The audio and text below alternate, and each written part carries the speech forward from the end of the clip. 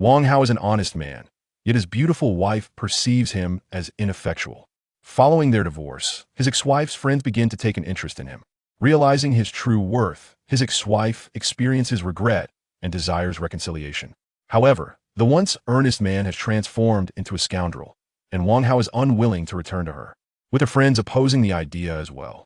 A tale of regret and multiple female protagonists within a system narrative. Chapter 1. The divorce commences. At the registration office, anyone under 18 is promptly dismissed. In a parallel world, Tianyuan City, within a harmonious community. Huang Yaqi, clad in loose-fitting loungewear that fails to conceal her alluring figure, reclines on a plush sofa. She casually records a video of Wang Hao doing household chores and shares it in her friend's group chat, typing, "Behold my useless husband, only good for chores." Lu Manman, a newly established pop star. Your husband looks quite dashing while doing chores. Su Mengyao, a four-language teacher. Indeed, indeed. Yaqi is engaging in some humble bragging again. Dai, a young gaming streamer. His smooth execution of these household tasks is impressive. It's evident that Yaqi has trained him well. Huang Yaqi, what use is that? Only incapable men do chores. Huang Yaqi. Every day he either works or comes home to cook and clean. It's so dull he never takes me out for fun.Su Mengyao. If you take care of the chores in advance, wouldn't he have time to take you out? Huang Yaqi. How can that be?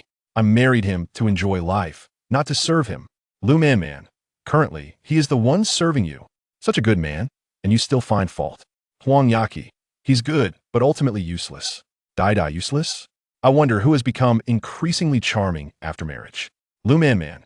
Indeed, your skin is so radiant it could quench thirst. Your husband takes excellent care of you. I envy you. Huang Yaqi. That I can't tolerate you single ladies. You're simply insatiable. It's hard enough to find a three-legged toad, let alone a two-legged man. Lu Manman. Yaqi, if you don't want him, can you let me have him? Su Mengyao. Yaqi, be careful, someone might try to steal your husband. Huang Yaqi. I don't care, whoever wants him can have him. Lu Manman. You truly wouldn't mind? Huang Yaqi. Yes, I am preparing to divorce him. Lu Manman. Really? You're serious? Huang Yaqi. Yes, I have thought it through. Dai. Divorce sounds good with Yaqi's qualities. She can surely find someone better. Huang Yaqi thinks to herself in agreement. Watching Wang Hao mop the floor, once the school star, now merely an ordinary man in society, she comforts herself. I am not materialistic. I simply feel hopeless with him. My life should not be this way. Taking a deep breath, Huang Yaqi declares, Wang Hao, let's get a divorce. Wang Hao, in the midst of mopping, feels a jolt in his heart, drops the mop, and looks up questioning. Why? Huang Yaqi sighs, her voice low. I'm so tired. Tired? Wang Hao gazes at her in disbelief. You neither work nor do chores. How can you be tired? Emotionally exhausted, Huang Yaqi furrows her brow and continues. I don't want to stay in this cramped room. Every day, I feel suffocated. Wang Hao pauses, looking at the woman he once adored, now increasingly incomprehensible. If you want to go out, just go a walk, or shopping is fine. I'm not holding you back. You may not be holding me back, but the balance in my bank account is. Huang Yaqi's voice is laced with resentment. My salary card is in your hands, isn't it?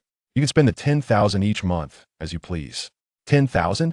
Huang Yaqi's tone grows more displeased, complaining. 10,000 is hardly enough to buy a bag. Wang Hao, appearing somewhat helpless, suggests, how about I help you find a job? We can earn more together. You want me to work? I married you to avoid working. Huang Yaqi raises her voice suddenly, her once beautiful face twisting in frustration. Wang Hao falls silent momentarily, bending over to resume mopping. Huang Yaqi has been indoctrinated by capitalism, in her view. Women are responsible for beauty, while men are tasked with earning a living. Wang Hao toils daily, yet Huang Yaqi remains unsatisfied. Back when your father was pursued for debts, you begged me for help, promising to marry me if I gathered 2 million. I did everything I could to come up with that amount. And now, a year into our marriage, you want a divorce. A flicker of regret crosses Huang Yaqi's face as she states, I thought you were wealthy. Had I known, I would never have married you. Besides, I was the school beauty. Letting you be with me for a year should have sufficed to repay the 2 million. Huh. Wang Hao, enraged, chuckles bitterly. What's so special about being the school beauty? Is she worth 2 million for a year? I was the school heartthrob too. Wang Hao retorts, when I was with you, did you not enjoy yourself? If I spent a year with you for 2 million, shouldn't it be the same for you? Huang Yaqi is momentarily stunned. Can men also be enjoyed? Regaining her composure, Huang Yaqi stubbornly insists, I don't care, you enjoyed it anyway. Wang Hao questions again, and you didn't? Huang Yaqi's cheeks flush slightly. She turns away, unable to meet Wang Hao's gaze. I don't care, I just want a divorce. I refuse to live a life without money. Wang Hao is left speechless. He too does not wish to live a life devoid of financial means. All this time spent filling your void, yet you disdain me in return? Divorce is fine, but return the 2 million. Huang Yaqi, visibly distressed, replies, I have no money, can I? Write you an IOU? In truth, Wang Hao has had enough after this year. Huang Yaqi's family was once wealthy, her father involved in real estate, with a net worth in the hundreds of millions. A few years back, the company went bankrupt, leaving her unable to repay even a few $100,000 in debts. She has been pampered since childhood, knowing only indulgence for Wang Hao. Spending 2 million was akin to marrying a demanding ancestor. Now that he can return her, he must agree. I can accept an IOU until the debt is repaid. You must bear the interest each month. Ah, how much interest is that per month? Wang Hao gazes at her mature and voluptuous figure and hoists her up, carrying her toward the bedroom. Amid Huang Yaqi's screams, he silences her lips. This is the interest. At 4 in the afternoon, the couple exits the Civil Affairs Bureau. In a parallel world, there is no cooling-off period for divorce. Huang Yaqi, holding the divorce certificate, beams with joy. Moi! She plants a sudden kiss on Wang Hao's cheek, exclaiming, Thank you, dear thank you, ex-husband. Once I find a wealthy man to marry, remember to come to the wedding feast. Wang Hao shakes off her arm, his expression one of disdain. Go away, you're just trying to con me out of wedding money. Once you attach yourself to a rich man, pay me back promptly otherwise. Even if you marry, I will still collect the interest. Parting ways, Huang Yaqi takes out her phone, snaps a photo of the divorce certificate, and shares it in the friends group chat. Ladies, I am free. With this photograph, the chat erupts. Die. Wow, to leave just like that Yaqi is so carefree. Lu Man, since you no longer want him, I might just pursue him. Su Mingyao, seeing you so happy, I suddenly feel a bit sorry for Wang Hao. Huang Yaqi, pity the man? He's doomed for a lifetime. The chat falls silent instantly. Huang Yaqi, ladies, to celebrate my newfound freedom, tonight, ill treat you all, let's not leave until we're thoroughly intoxicated. The chat remains quiet after a considerable pause. Responses begin to trickle in. Die. Yaqi, my friend, is celebrating a birthday tonight, so I won't be joining you. Have fun. Su Mingyao, I'm still abroad. Let's gather once I return. Lu Man remarked, as you all know, I will be a guest performer at Lord Luo's concert. Including Huang Yaqi, there were 5 individuals in the group, with He Inuo remaining silent. He Inuo, the daughter of a wealthy family and the executive president of He Group, exuded a formidable presence, often refraining from engaging in conversations within the group. In the face of such a powerful woman, Huang Yaqi felt a twinge of trepidation. Despite He Inuo's kindness towards her, she hesitated to impose on her. At this moment, Lu Man posed another question. After obtaining the divorce certificate, where did Wang Hao go? Huang Yaqi replied, I have no idea. After leaving the Civil Affairs Bureau, Wang Hao walked north along Macho Road. Die interjected, why would a big star ask such a question? Are you longing for a man? Lu Man chuckled. Matters of adults are not for children to inquire about. Die retorted, how am I a child? My fans all call me Big Anchor. Lu Man playfully responded, all right, you are indeed big, the biggest in our group. In a luxurious villa, Lu Man was meticulously applying her makeup before the mirror. She delicately traced her lips with a vibrant red lipstick, gently pressing them together as the color blended flawlessly. Blowing a kiss to her reflection, she exuded an alluring charm. Little brother, wait for your sister to captivate you. Chapter 2. The woman driving the Ferrari. Wang Hao traversed Macho Road, heading north. While he appeared carefree on the surface, the anguish within him was a solitary burden. He genuinely cherished Huang Yaqi, having ardently pursued her for 4 years during their university days. When she required financial assistance, he toiled relentlessly to amass 2 million, ultimately winning her heart. Many longed for their unattainable white moonlight, yet he had succeeded where others faltered. At that time, he believed the 2 million was a worthy investment. However, marriage, as it turns out, can often serve as the grave of love. The once flawless white moonlight revealed a host of conflicts once they began cohabiting. Having lived the life of a pampered young lady, she now found herself thrust into the mundanity of everyday existence. The stark contrast proved insurmountable for her. She began to exhibit signs of irritability, engaging in quarrels with Wang Hao over trivial matters. Wang Hao, ever the accommodating one, sought to maintain harmony in their lives. Yet, he soon realized that his efforts were in vain. Huang Yaqi had no desire to continue this path. Faced with life's discontent, She never contemplated her own role in improving their situation, believing instead that it was solely the man's responsibility to provide, while the woman ought to relish the fruits of his labor. If he failed to deliver a satisfactory life, she would opt for divorce. In this disheartening marriage, love became a decayed remnant, a putrid odor enveloping Wang Hao. With a resigned smile, he resembled a beleaguered fish sporting a wan expression. A sudden honk jolted Wang Hao from his reverie. A gentle breeze wafted by, carrying with it a distinctive fragrance that effectively masked the stench of decay. "Hey, handsome, where are you headed?" A striking red Ferrari pulled up beside him. Man, adorned in a form-fitting red dress, gracefully accentuated her curvaceous figure. The neckline formed an elegant silhouette, artfully revealing her alluring décolletage. Her luxuriant hair cascaded casually over her shoulders, and perched atop her prominent nose were sleek black sunglasses. With lips as vibrant as crimson, she flashed a playful smile at Wang Hao. He recognized Man, a close friend of his ex-wife and a renowned celebrity. "Handsome, why the days? Care for a ride?" Wang Hao hesitated, choosing not to respond. Beautiful women remained elusive for him. If he struggled with his ex-wife, this one would undoubtedly be even more challenging to navigate. He remained silent, trudging forward. Man, piloting the Ferrari, leisurely trailed alongside him. "I owe you for the last advertising endorsement. I'd like to treat you to a meal. You always say you're married and don't date women alone. Now that you're single, why not chat with me?" Wang Hao worked as a planner at an advertising agency. Despite being a recent graduate, he had orchestrated several highly successful campaigns. In just over a year, he had gained considerable acclaim in the advertising world. His superiors often sought his insights, yielding remarkably positive results. To secure the $2 million, he had entered into a 10-year contract with the company, which enabled the general manager to lend him the funds. With his exceptional talent, he believed he could swiftly climb the corporate ladder and repay his debts. Unexpectedly, the leader, citing his youth, advised him to remain humble and temperate, encouraging him to gain experience at the grassroots level, while reassuring him that there was no rush to repay the debt. This facade of concern effectively shackled Wang Hao. With a monthly salary of merely $10,000, after accounting for his daily expenditures, how could he ever repay the $2 million? Thus, his feelings towards the company were profoundly intricate. Wang Hao turned to look at Man, the national beauty goddess who had persistently clung to him. Surely, she didn't intend to treat him as her toy boy? Rumor had it that the entertainment industry was rife with chaos, with men keeping mistresses and women maintaining young lovers. His once amiable disposition had long been eroded by a year of marriage, rendering him incapable of being the charming companion she might desire. The last time they interacted was purely professional. That lipstick campaign was perfectly suited for her as a spokesperson, and there was no need for thanks. Man's lips curled into a smile as she replied, "What is a trivial task for you is a tremendous assistance for me. Being the face of a top-tier brand can elevate my status. That endorsement was a pivotal moment in my career. Thanks to you, I was able to achieve rapid fame. Therefore, I must express my gratitude properly." Wang Hao shielded his eyes from the sun and continued to stride forward. He had yet to emerge from the shadows of his failed marriage and instinctively recoiled from beautiful women.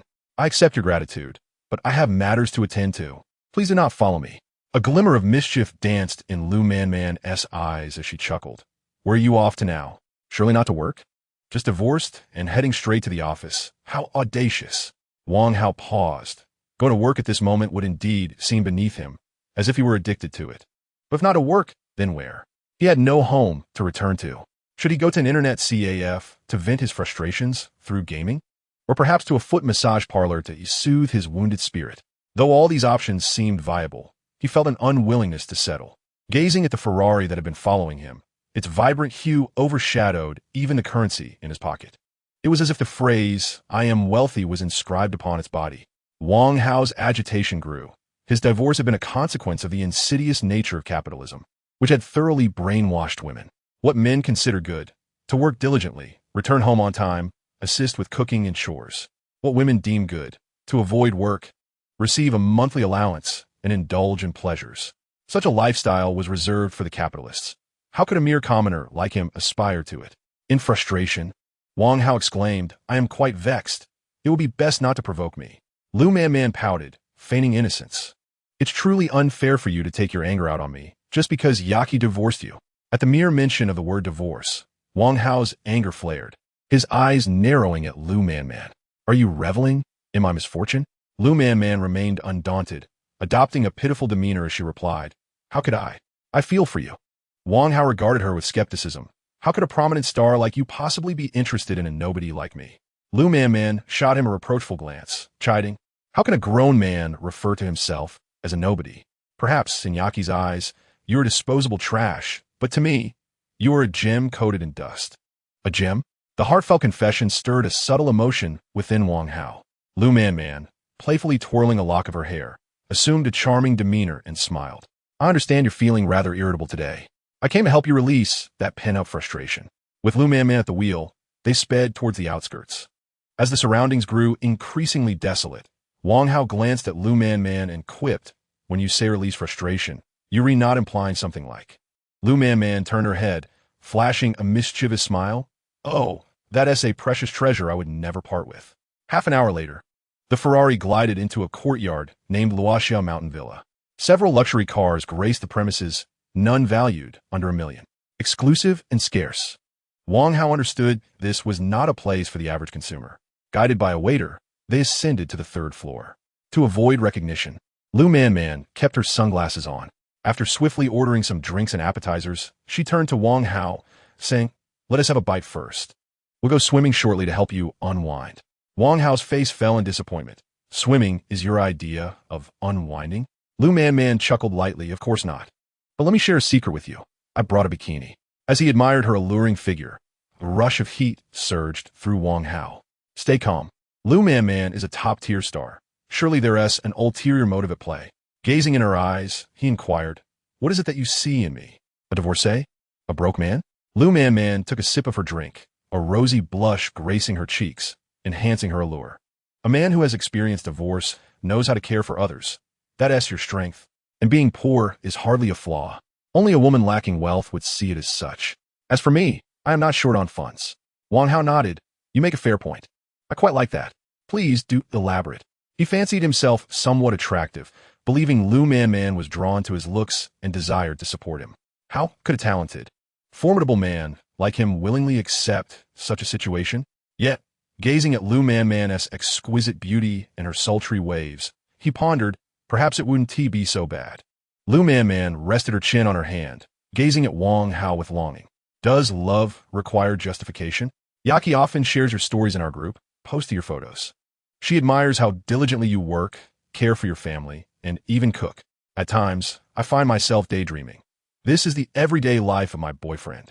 Initially, thinking Yaki was merely complaining to boast about her husband, he was taken aback to realize she genuinely disdained him. Haha, that foolish woman truly lacks discernment. Does Huang Yaki not see your worth?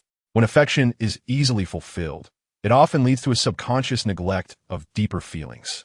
A persistent desire for wealth, when unmet, only intensifies. Should her yearning for money remain unquenched, all that is beautiful in her eyes will inevitably tarnish. Lu Man raised her glass, clinking it gently with Wang Hao's, joyfully proclaiming, Congratulations on regaining your freedom. Downing her drink in one go, Lu Man slowly rose. Donning her sunglasses and swaying her enticing figure, she made her way to the stage amidst the gaze of onlookers. Wang Hao, this song is for you. Chapter 3. System Initiation, The Scoundrel Package. Lu Man held the microphone, her languid voice laced with a hint of playfulness. Happy breakup, wishing you joy. You can find someone better. Wang Hao offered a resigned smile. Years of dedication dissolved with a divorce certificate, leaving him questioning how he could ever be truly happy. As for finding someone better, he gazed at Lu Man on stage, reveling in her captivating allure. As a normal man, he felt a stir of desire. It remained merely that, a fleeting impulse. Lu Man cast a heartfelt glance at Wang Hao, continuing her song. Happy breakup, please be happy. Only by letting go of the wrong can one encounter the right. Was Huang Yaki the wrong choice? Having severed their marriage, she was undoubtedly mistaken. Suddenly, Wang Hao comprehended that Huang Yaki's nonchalant departure stemmed from her position as the one who enjoyed their relationship. She had nothing to lose. This placed her in an unassailable position, while he, as the giver, faced total loss upon separation. It resonated with Eason Chan's lyrics. What cannot be obtained is forever restless, while those favored remain unafraid. As the song concluded, Lu Man quietly approached Wang Hao, whispering softly in his ear, Shall we go swimming? feeling the warmth of her breath. Wang Hao unexpectedly stated, "I will not marry easily again." Lu Man blinked in surprise, then quickly regained her composure, chuckling, "I never intended to marry either." Wang Hao sighed internally. Indeed, she viewed him as a mere trophy. Such matters required time for contemplation. Lu Man gazed at him quizzically, saying, "What are you contemplating?" "I genuinely like you. The reluctance to marry is due to my status. My manager can tolerate a secret romance, but marriage would drive her mad." "Ah, I see," Wang Hao thought, feeling a sense of relief, as long as he was not being kept. Yet, an unexpected twinge of regret surfaced. Gathering his thoughts, the earnest Wang Hao proclaimed, "In future romances, I shall no longer be a sycophant. I will embrace the role of a scoundrel." "Think carefully." Lu Man burst into laughter, her exuberance causing her to sway. "Little Hao, your serious demeanor is utterly adorable." She playfully blew warm air into his ear, her voice sultry. "The path of a scoundrel is long. Why not start by being a little scoundrel with me?" Ding. System loading. Response 1. Load the sycophant system. The sycophant system will assist you in becoming the ultimate sycophant, winning back your ex-wife Huang Yaqi, devoted to her for life, and becoming the king among sycophants. Response 2. Load the scoundrel system. The scoundrel system will empower you to become the ultimate scoundrel. Divorce is merely the beginning, and soon you will be surrounded by flowers. Reigning supreme among scoundrels. Without a moment's hesitation, Wang Hao decisively chose response 2. This might be the only opportunity in his lifetime. He had to seize it. Why remain a sycophant with a system? He was not ill. Congratulations, host, scoundrel system, successfully bound. A scoundrel is not merely a beast indulging in desires, nor a deceiver of emotions. To make a woman utterly captivated, filled with both love and hate, is the hallmark of a true rogue. One day, when a group of goddesses scold you as a scoundrel, while simultaneously declaring their unwillingness to marry anyone but you will have ascended to the pinnacle of rogues. The rogue system encompasses the following functionalities. First, the emotional value, 110, generated by a host's actions towards women, whether positive or negative, will accumulate. Second, one may spend 100 emotional points to scan the information of the woman before them. Third, emotional points can be converted into cash, with a conversion rate of negative emotional points valued at 1,000 yuan and positive emotional points at 2,000 yuan. The system implies that the worth of positive emotional points is double that of negative ones. From a financial perspective, indeed, this system aspires for the host to be adored by all, rather than despised, thereby establishing a correct value system. Rest assured, I shall certainly embody the role of a splendid rogue. After all, I do not wish to be struck by a vehicle while out and about.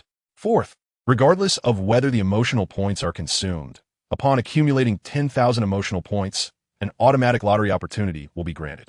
Now, please receive the essential gift pack for rogues: a golden kidney, a red-tasseled spear, an impeccable physique, masterful computer skills, exemplary electrical skills, 100 million in savings, and a charm value of 99.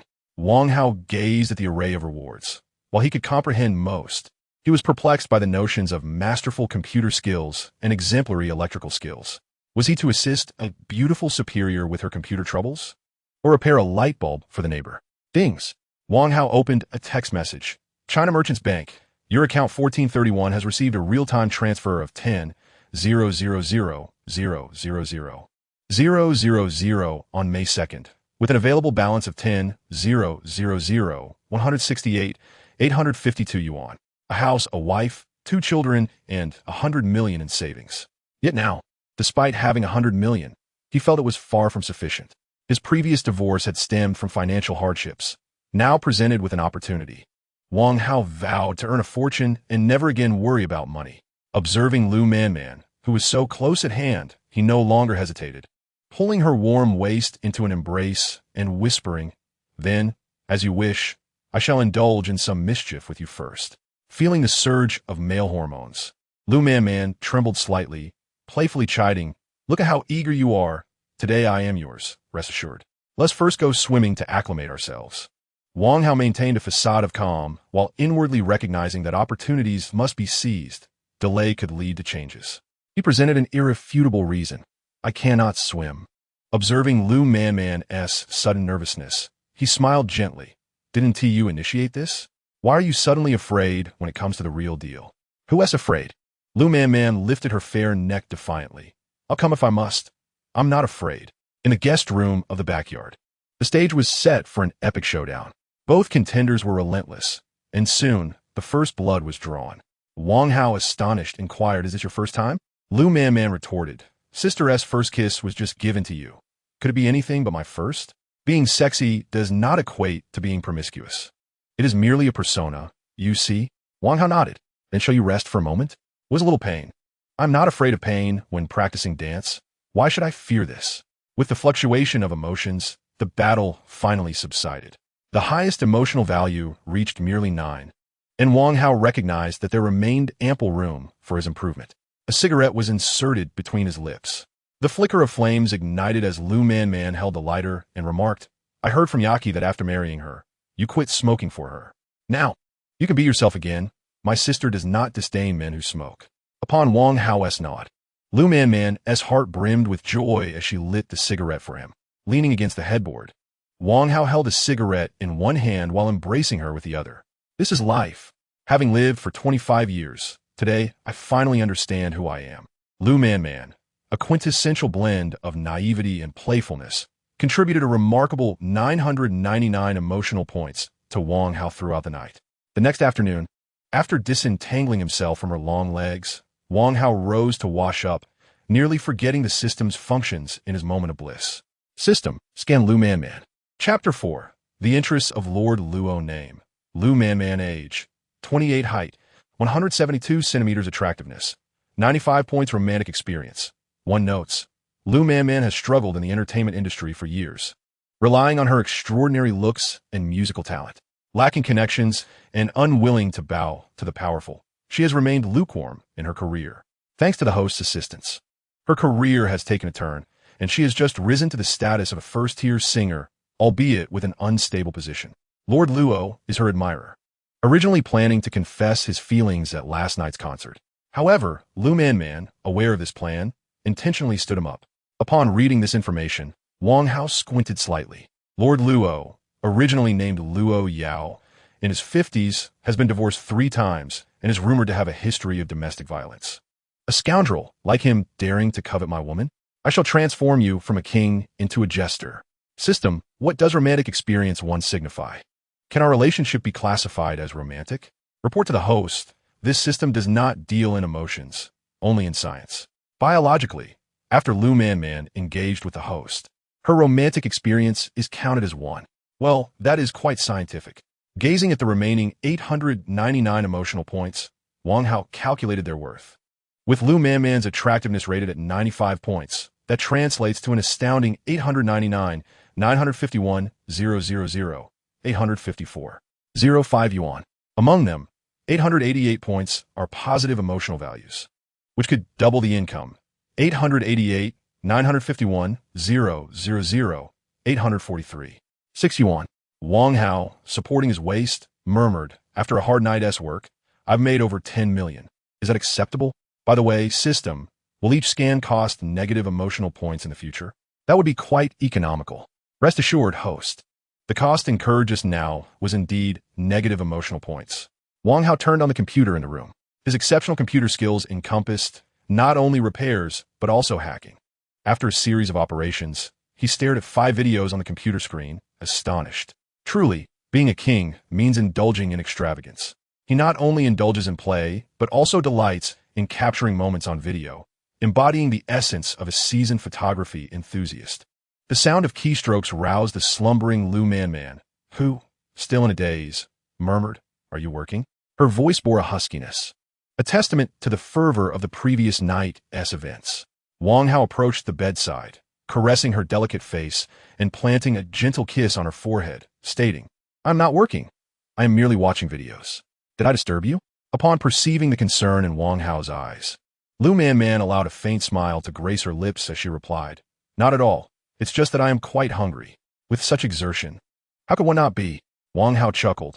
"Then let us rise and find something to eat." Half an hour later, Lu Man, linking arms with Wang Hao, descended to the lobby on the first floor.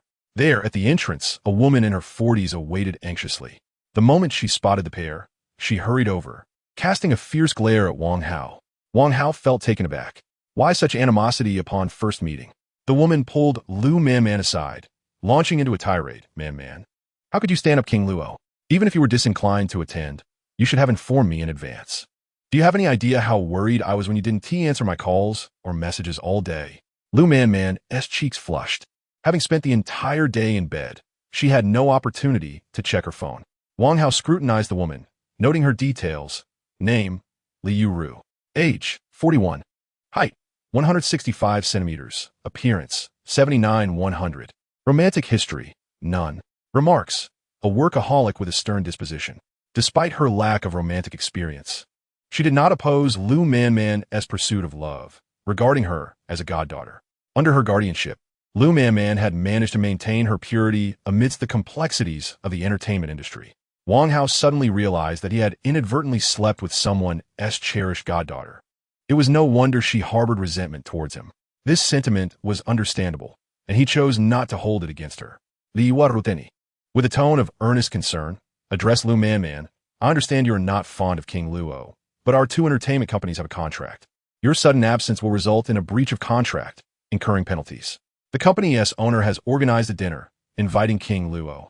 You must attend to apologize, and then this matter will be resolved. Apologize? Lu Man retorted indignantly. I have long expressed my stance to the company, yet they insisted on proceeding with the collaboration. How can they blame me for standing them up? Do they even consider my feelings? Faced with Lu Man's discontent, Liu Ru shifted her focus from the company's affairs to her well-being, asking, what happened to your voice? Lu Man's face turned crimson as she awkwardly confessed. I practiced singing for too long yesterday. Liu Ru, filled with concern, chastised gently, I've told you not to overexert yourself. In this industry, sheer effort is not sufficient. I have lozenges in my car. You should take some later. As a singer, you must protect your voice.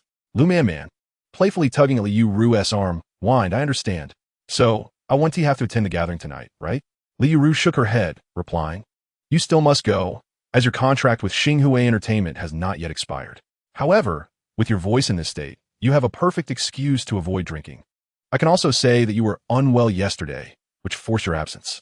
Noticing Lu Man's displeasure, Wang Hao stepped forward, stating, I will accompany you to the banquet.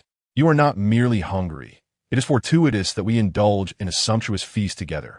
As for apologies, fret not. I shall have Luo Yao personally extend his regrets to you. Upon hearing Wang Hao's brash remarks, Liu Ru inwardly furrowed her brow, as the youth seemed blissfully unaware of the vastness of the world. Meanwhile, Lu Man, witnessing Wang Hao stepping forward, felt a surge of joy. Such a man is indeed worthy of her affection. Liu Ru scrutinized Wang Hao, noting his slightly handsome features and commendable physique, wondering how he could captivate Man's attention. Yet, as a mere pretty boy, what audacity did he possess? Sir, this is a private gathering. Your presence may be inappropriate, she stated. Wang Hao smiled gently, taking Lu Man's hand, and calmly replied, given the nature of my relationship with Man, our attendance is wholly fitting. Lu Man concurred, believing that Wang Hao's willingness to appear would effectively thwart Luo Tianwang's intentions. Observing Lu Man entwined with Wang Hao in a display of intimacy, Liu Ru sighed in resignation. Our Xinghua Entertainment is currently grappling with significant financial difficulties and requires the support of the illustrious Huiguang Entertainment behind Luo Tianwang. Please be mindful and do not place the company in a precarious position. Meanwhile, within a Starbucks, Huang sat across from a gentleman. This man, clad in an Armani suit and adorned with a Rolex Submariner, epitomized the image of a successful individual. He gazed at Huang with a warm smile, his eyes brimming with affection. Yiqi, when I went abroad for my studies, I regrettably missed my chance with you. I wept for 3 days upon hearing of your marriage. Upon learning of your divorce, I immediately returned, hoping for another opportunity. Chapter 5. All blame Wang Hao. Huang Yiqi lifted her coffee cup, attempting to mask her discomfort. During her university years, she had many admirers, with the most distinguished among them being the academic prodigy Wang Hao and the gentleman before her, Qian Cheng. A wealthy heir and son of the head of Xinghua Entertainment, was a notable figure. Qian Cheng. I have just emerged from a divorce and am still reeling from the aftermath of my failed marriage. Can we refrain from discussing relationships for now? Oh yes. How inconsiderate of me. Qian Cheng quickly apologized. Actually, I came today with a request. I hope you can assist me. Qiancheng immediately thumped his chest and declared, Yachi, feel free to share any difficulties. I will do everything in my power to help, even facing fire and sword. Could you possibly lend me 2 million? A moment of silence ensued as Qiancheng was taken aback. Why the request for 2 million again? It was precisely because of her previous demand for 2 million that he had sought an excuse to go abroad. How could it be that, after more than a year, she would again seek financial assistance? The once pure campus beauty, whom he had been reluctant to part with 2 million for, was now in a position where Wang Hao, the fool, would comply. Now that she was no longer pristine, how could he possibly give her money? That would be even more foolish than Wang Hao. Yachi, while my family is indeed wealthy, my father exercises strict control over my finances, providing me with only 100,000 as pocket money each month. My expenses are considerable, leaving me with little left over. How about I lend you 20,000 for urgent matters? Huang Yachi tightened her grip on her coffee cup. 20,000? You might as well be offering it to a beggar. Qiancheng, your attire alone must cost over 100,000, yet you only wish to lend me 20,000? Do you look down upon me? Qiancheng hastily clarified. No, Yachi, you have misunderstood. Let us proceed this way. I shall borrow from friend. My phone is out of battery, so I will check into a suite at the nearby 5-star hotel to recharge. You can accompany me, and I will call to request the funds in your presence. I will surely gather the amount. Huang Yaqi laughed joyfully. Having been involved with Wang Hao for over a year, she was well aware of a man's intentions. The honest and straightforward Wang Hao was quite naive regarding such matters. Such a wealthy heir would undoubtedly exhibit baser instincts. Qiancheng, you have just disembarked from your flight and must be fatigued. You should rest at the hotel. I will not intrude any further. With that, she stood and departed. Qiancheng realized he had acted too hastily and quickly rose to follow her.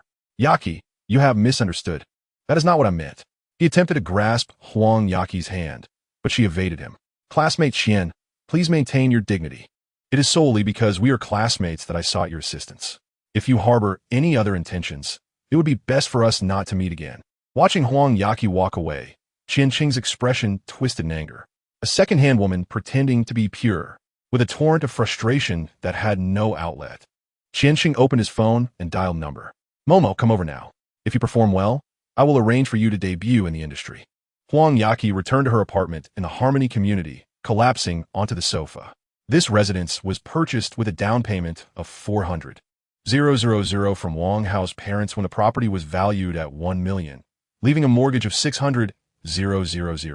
Now, the property value had plummeted to just over 600,000, nearly equivalent to the mortgage amount. Huang Yaqi required a place to reside, and upon their divorce, it was agreed that the house and the mortgage would belong to her. With a monthly mortgage payment of 3,000, alongside the need for food, clothing, and cosmetics, her funds would barely last a month. Could it be that I must seek employment? Huang Yaqi scratched her head in frustration. I did not marry to work, and I certainly did not divorce to work. All of this is Wang Hao's fault. He took my salary card when we divorced. How heartless.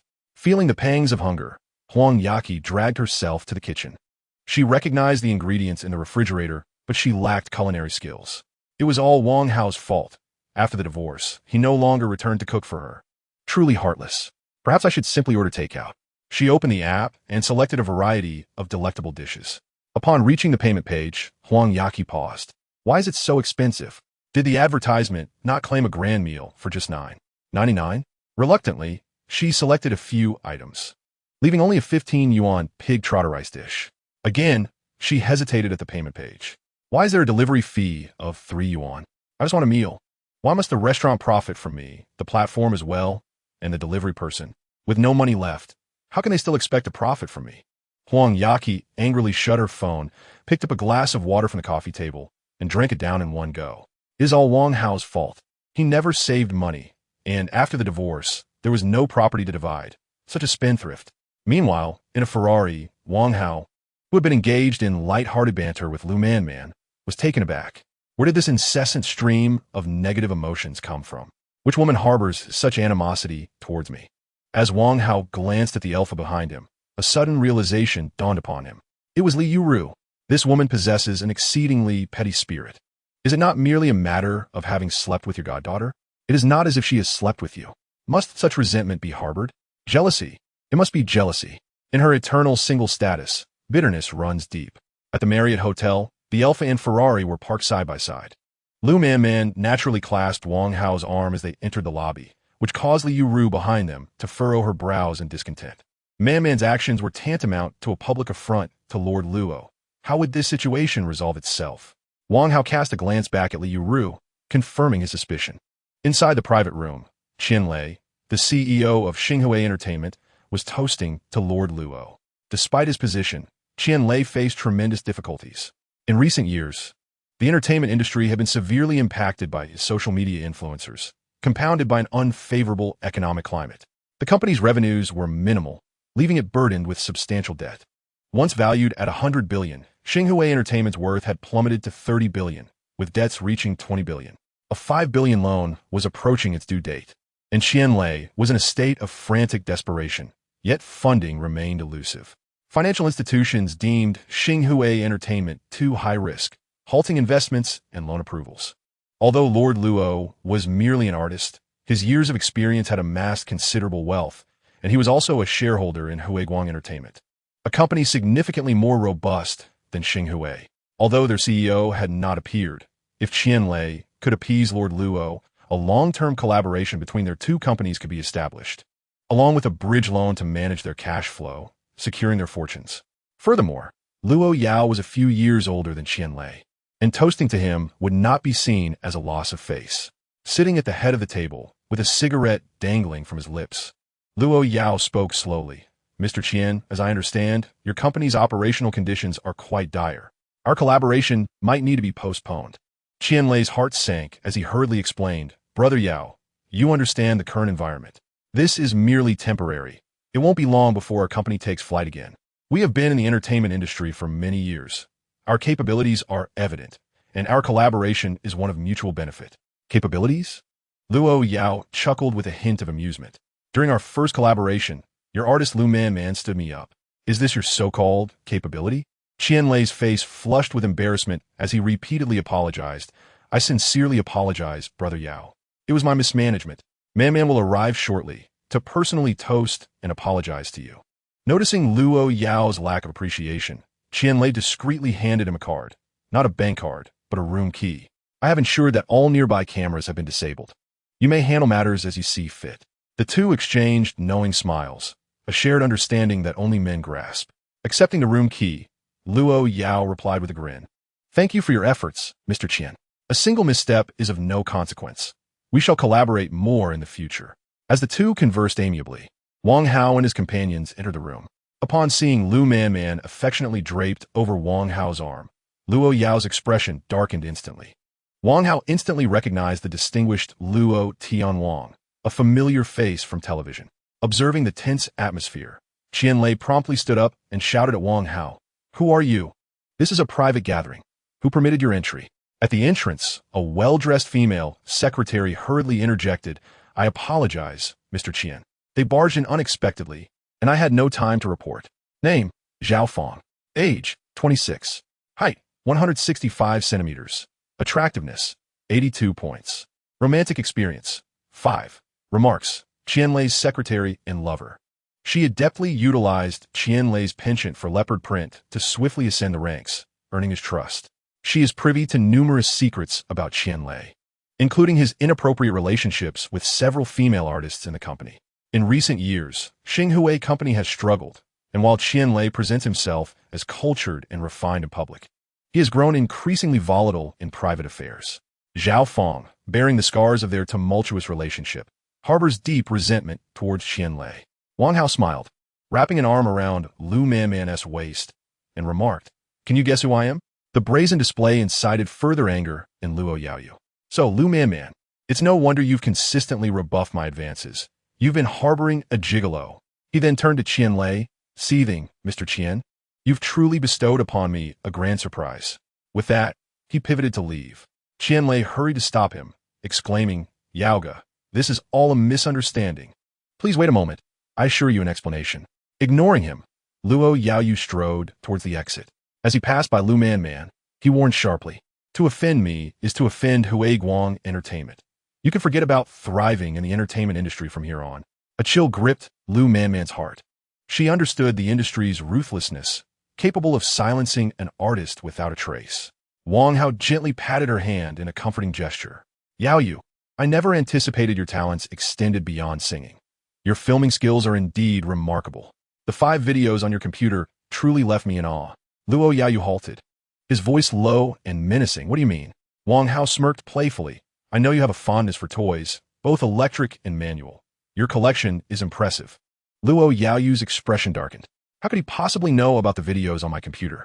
I had set a startup password and concealed the folder. How did he discover them? Looking up at Wang Hao, who towered over him, he asked quietly, what exactly do you want? Wang Hao chuckled. I've heard you've been harassing Man. Don't you think an apology is in order? Luo Yao Yu's head hung low, his expression shifting between anxiety and anger. Among the videos, there were a few featuring underage girls. If exposed, his reputation would be irreparably tarnished, and he would spend a lifetime behind bars. He needed to placate Wang Hao before devising a way to recover the videos. Suddenly, Luo Yao Yu lifted his head, a radiant smile gracing his face. This young man and Man truly make a beautiful couple, a match made in heaven. We should celebrate this. He smoothly made his way to the entrance and called out to a nearby waiter, bring us 2 bottles of your finest red wine. After that, he swiftly returned to his seat, executing the maneuver with such finesse that it left Xian lay momentarily stunned. Wang Hao pulled Lu Man to a seat and said, you must be hungry. Please have some food. After speaking, he placed a piece of beef into her bowl. Lu Man beamed with delight. There's a certain charm in being cared for by a man.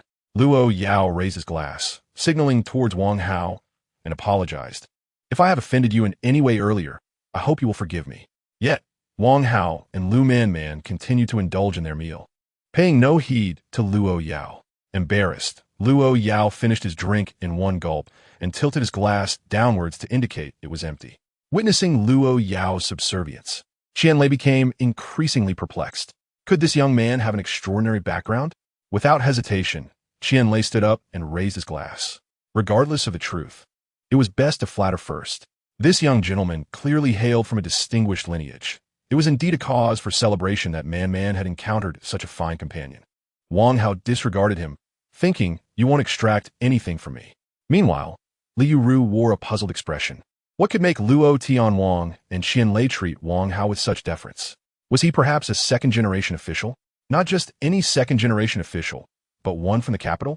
Lu Man, who was closest, overheard their conversation and realized the crux lay in a video. What video? She did not know.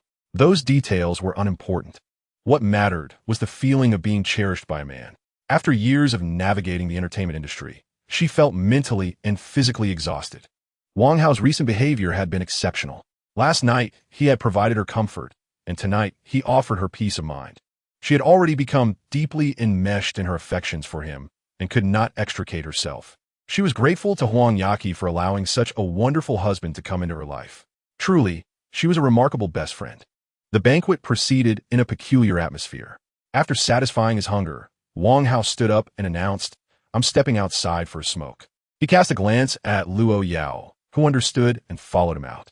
Luo Yao checked both the men's and women's restrooms, ensuring they were empty before turning on the faucet. The sound of rushing water concealed their conversation. Speak, what is it you desire? Money. Quite direct. Name your sum. 500 million. What? Are you insane? Absolutely impossible. The kind of things you've done carry at least a 10-year sentence. Is your 10 years not worth 500 million? Extortion. This is blatant extortion. What did you just say? I said you were extorting me. No. What was your first statement? Speak. What is it you desire? I have an investment opportunity. I wonder if Luo Tianwang might be interested? I am. Very well. 500 million invested, and the project is yours. Luo Yao's chest heaved violently as he took a deep breath, struggling to suppress the urge to strike. 500 million was far too much. He did not possess such funds. If you lack money, then what is there to discuss? Wang Hao turned to leave. Hey, don't go.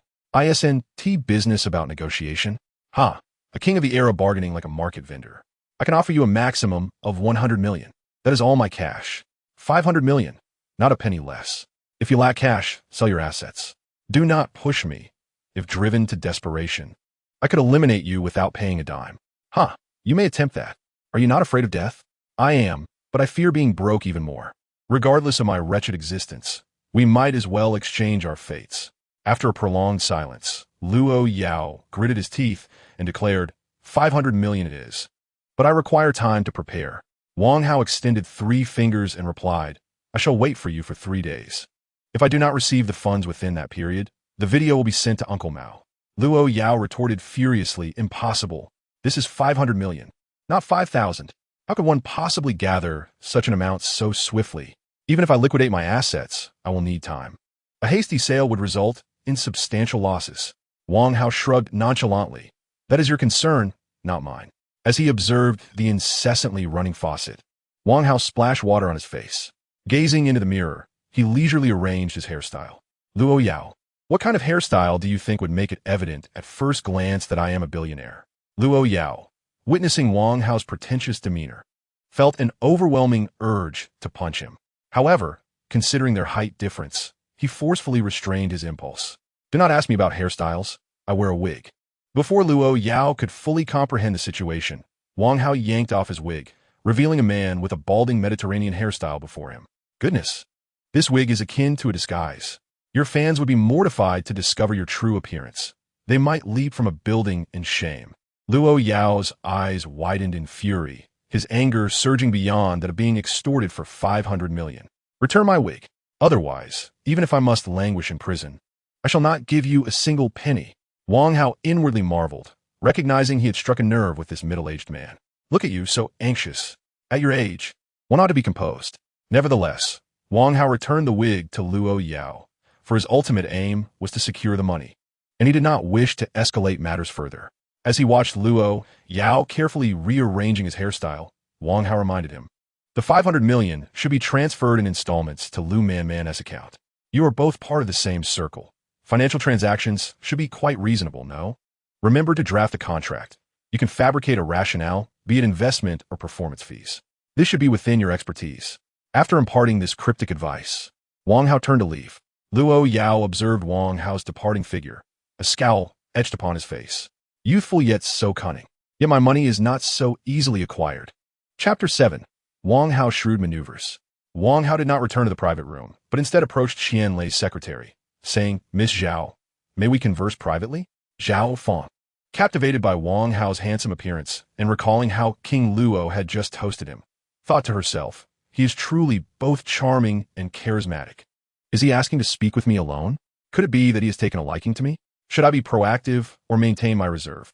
Lost in her musings, she began to unconsciously rub her legs together. Miss Zhao, are you listening? Oh, I am. I am always available. Wang Hao ignored the ambiguity in her words and led her to a secluded corner. Observing the silk scarf entwined around her neck, he pondered aloud. Qian Lei must be quite tempestuous in bed. Am I correct? Wang Hao's direct approach left the young secretary momentarily stunned. I know you harbor grievances. I am here to liberate you from your suffering. As long as you comply with my instructions, once the task is accomplished, I shall reward you handsomely. In a daze, Zhao Fang and the other party reached an agreement. After Luo Yao emerged from the restroom, he did not return to the private room, but instead took his agent and lover to a secluded suite. He allowed the bodyguard to enter first to ensure the absence of surveillance before they both stepped inside.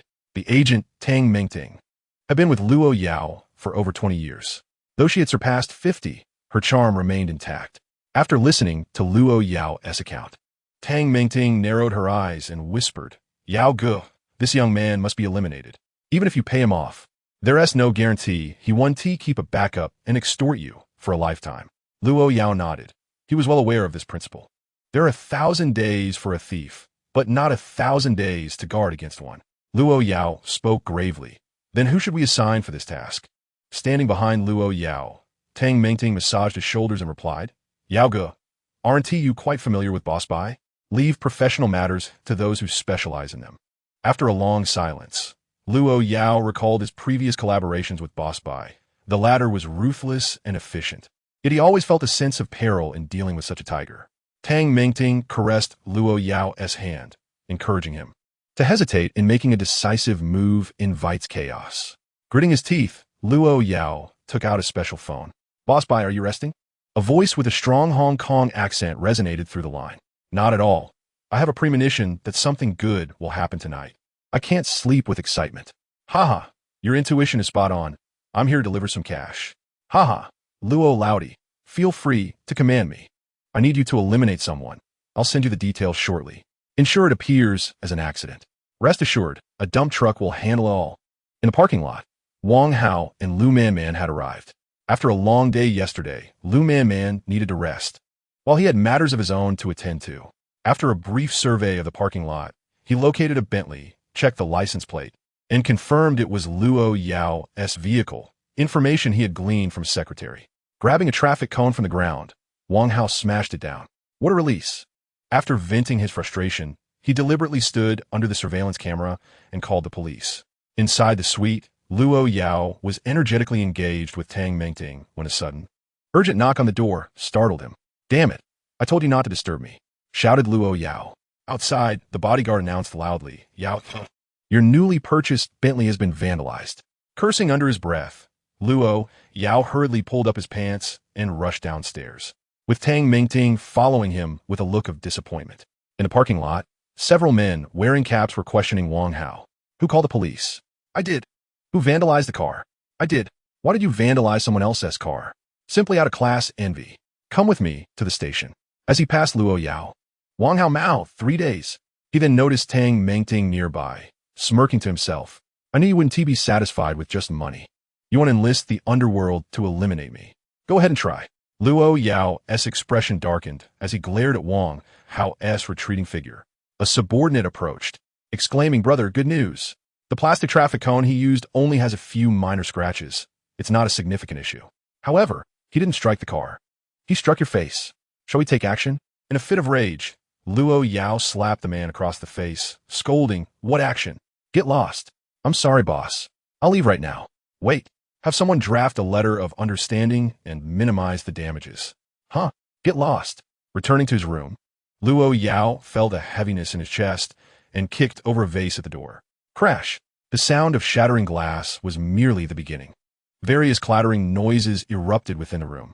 After about a venting, Luo Yao, panting, took out his phone. "Boss, that guy deliberately went into the police station. Is there a way to deal with him?" The voice on the other end suddenly grew louder. "What nonsense is this? Are you trying to drive me to suicide?" Realizing the gravity of the situation, Luo Yao could only grit his teeth. "Then we'll deal with it once he comes out. By the way, boss, I heard you've been acquiring premium assets. I have some shares. Would you be interested?" "Of course I'm interested. Let us have tea together." Just as the call ended, another ring echoed. Seeing the caller ID as Qian Sanshi, Luo Yao's expression darkened. "This is your fault. If it weren't for your dinner gathering, would I have crossed paths with Wang Hao? He clearly came prepared today, just to avenge Lu Man. Damn it, my 500 million. This debt is on you."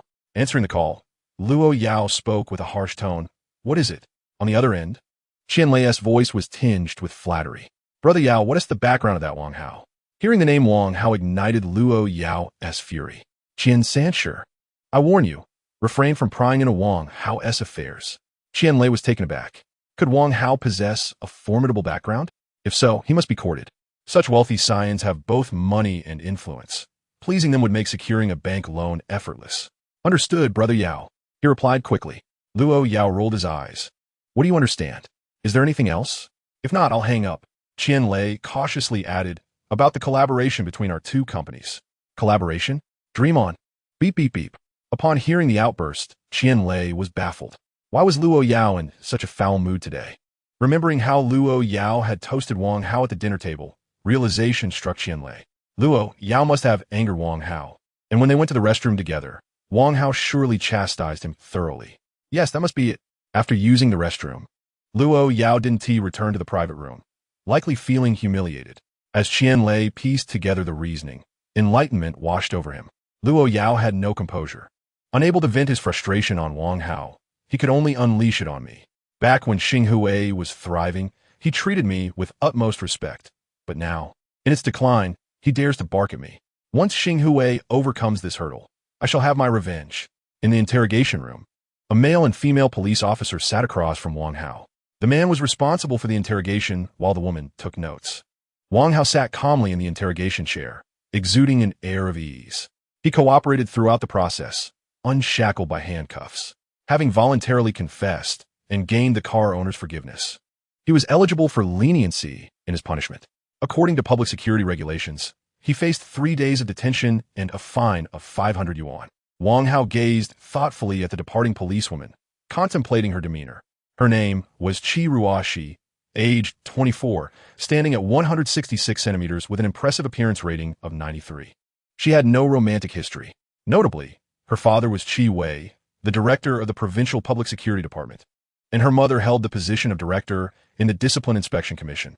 Influenced by her father from a young age, she aspired to be a People's police officer, dedicated to safeguarding the public.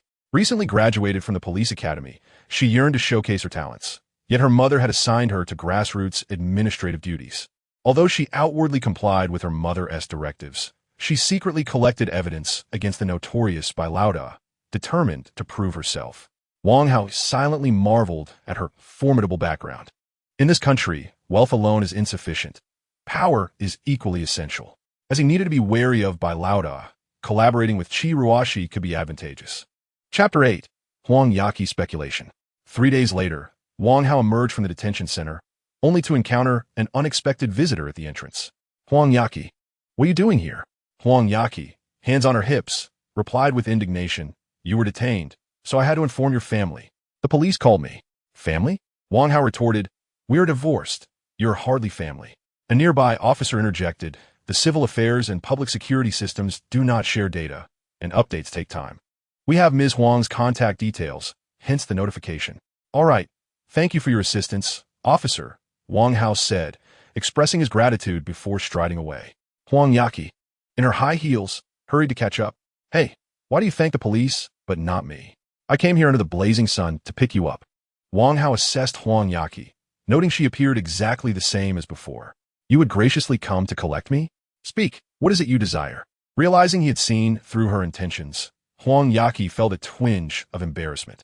Yet, she quickly reasoned that he was her ex-husband, and there was no need for shame. Could you lend me some money? Wang Hao shot her a disapproving glance. You owe me 2 million and have the audacity to ask for more? Huang Yaqi's cheeks flushed as she clutched his arm, swaying it playfully, attempting to charm him. During their previous relationship, this tactic had always worked for her, and Wang Hao would find a way to indulge her, even if it meant using his credit card. However, this time, he shook off her grasp. Ms. Huang, please conduct yourself with dignity. There should be no inappropriate familiarity between us. Frustrated by her ineffective attempts to win him over, Huang Yaqi stomped her foot in anger. How cold-hearted you are, Wang Hao. After our divorce, you refuse even to lend me a bit of money. Wang Hao, uninterested in her emotional outburst, began hailing a taxi. Huang Yaqi seized the edge of his coat, insisting, then you should reimburse my taxi fare. The police notified me to pick you up. You owe me for this expense. How much? He inquired. 500. Wang Hao cast a fleeting glance at her before opening out a map and turning away. Huang Yaqi, filled with joy, opened WeChat, only to see the amount and instantly felt deflated. Wang Hao, are you even a man? Just transfer me 25 yuan. Wang Hao opened the taxi door and stated, I checked. It only cost 25 yuan to get here. Don't try to take advantage of me. What about my fare back? Wang Hao gestured toward the back seat and replied, I'll cover your fare home. Huang Yaqi was momentarily taken aback. Are you also going home? No, wait. Are you going to my house? Wang Hao replied calmly, I'm going back to pack my things. Don't overthink it. Are you getting in the car or not? If not, take a taxi yourself. Huang Yaqi quickly hopped into the back seat. She had no money and wanted to save as much as possible. Sitting in the front passenger seat, Wang Hao received a call from Lu Man. All right, as long as the full amount is in, it's fine. Did you transfer it to him? No need. Just keep the money for now. Ha, of course, I trust you. We're like family. Spend as you wish. All right, see you this afternoon. In the back seat, Huang Yaqi listened to Wang Hao's affectionate tone and felt a pang of jealousy. Who are you talking to? Is she prettier than me? After carefully comparing in his mind, Wang Hao replied earnestly, you are both beautiful, each with your own charm. But hers are longer. Huang Yaqi scoffed, expressing her disbelief. Send me a photo. As a senior, I'll help you screen her. Wang Hao chuckled, what photo? You know her. I know her. Huang Yaqi's voice rose with curiosity. Who is it? Lu Jia, the one with 3 kids from a divorce. Wang Hao looked at her speechless. You really don't want me to be happy, do you? It's your friend. Lu Man. Huang Yaqi paused for a moment and then burst into laughter. Haha, you really could spin a tale. Man is a superstar. Why would you be interested in a divorced loser like you? Wang Hao leaned back with a sigh. Believe it or not, it's true. Prejudice is a heavy burden. Huang Yaqi's eyes darted around as she began to analyze seriously. "From what I heard during your call, it sounds like she wants to spend your money. That indicates she is quite desperate for cash. If she would settle for your meager salary, it proves she hasn't seen much of the world. Combine the two, and there is only one truth. Lu Jie, the one with 3 kids from a divorce." Wang Hao shut his eyes, unable to bear listening any longer. This foolish woman would surely grow into a domineering village matron in her old age. Not only was she delusional, but she was also self-righteous. Noticing Wang Hao's silence, Huang Yaqi grew even more amused. "Don't be shy. I might not want to have your children, but Lu Jie would. Suddenly, you'd have 3 kids without the hassle. You'd hit the jackpot." Wang Hao could no longer tolerate it. He opened his eyes and said earnestly to Huang Yaqi, "It truly is Lu Man." Huang Yaqi, with a face full of disbelief, replied, "I understand a man as pride.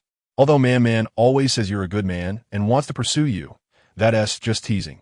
Don't take it seriously. After all, you two are world apart. She is just playing around." Wang Hao secretly chuckled. Indeed, she is playing around, but in a rather intimate manner. At that moment, the car was unexpectedly filled with the melodious voice of Lu Man. The song was lively and infectious, causing the driver to sway along to its rhythm. He turned to Wang Hao and remarked, "This song is sung by Lu Man. What a coincidence that your girlfriend shares the same name." Wang Hao chuckled. "My Lu Man is also quite the singer." "Oh, really?" the driver inquired with curiosity. "Is she at least 3/10 as beautiful as Lu Man?" Wang Hao nodded in affirmation.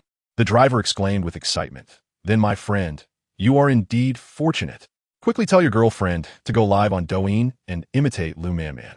If she resembles her even slightly and can sing, I assure you, fortune will favor you." Wang Hao looked at the driver in astonishment.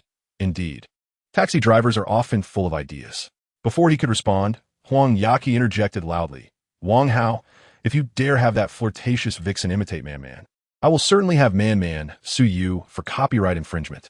Wang Hao laughed. "Did you not just refer to her as Lu Jie?" Lu Jie and Lu Man couldn't be more different. Huang Yaqi retorted angrily, "I was just teasing you. How could you abandon the delicate grains for coarse ones?" Wang Hao, feeling pleased, replied, "You have a point. I am quite particular about my food." Huang Yaqi puffed out her chest proudly. "That is because I have spoiled you. Alas, we are divorced now, so you shall have to settle for some wild, dried, salty vegetables." The driver, unable to endure their banter any longer, interjected, "Ladies, your conversation is speeding ahead even faster than my driving. There is a sign in front that reads, 'Travel with civility, embrace green transportation.'" Wang Hao and Huang Yaqi exchanged glances, and Huang Yaqi's face flushed, prompting her to drop the trivial subject. "I won't relent. If you have someone imitate Man, I will make sure Man sues you." Wang Hao countered, Man wouldn't be so petty. She wouldn't sue someone imitating her." The driver, feeling overwhelmed by their constant mention of Man, asked, "Miss, is your friend truly the star Lu Man?" Huang Yaqi proudly lifted her chin. "Of course. I'm the leader of our friend group." The driver, delighted, responded, "Could you possibly get me an autograph? My entire family adores her. If you agree, I won't charge you for this ride, and for the next month. You can call me anytime for a taxi." Huang Yaqi hesitated. "That might be difficult. When I established the group, I set a rule to prevent misunderstandings among friends. We cannot borrow money from each other, nor can we exploit one another's identities for profit. Unless someone offers to treat, we must split the bill." "Oh," the driver said, somewhat disappointed. He quickly added, "But I must commend you, miss. Your principles are commendable and quite rare." Wang Hao muttered, "That rule was likely established when you were still a young lady, fearing others would take advantage." Seeing Wang Hao's dismissive attitude, Huang Yaqi snapped, "What are you murmuring about?" "Nothing," Wang Hao replied. "I just wanted to add a point. When you treat your female counterparts, your values seem commendable. However, when it comes to your male counterparts, those values leave much to be desired."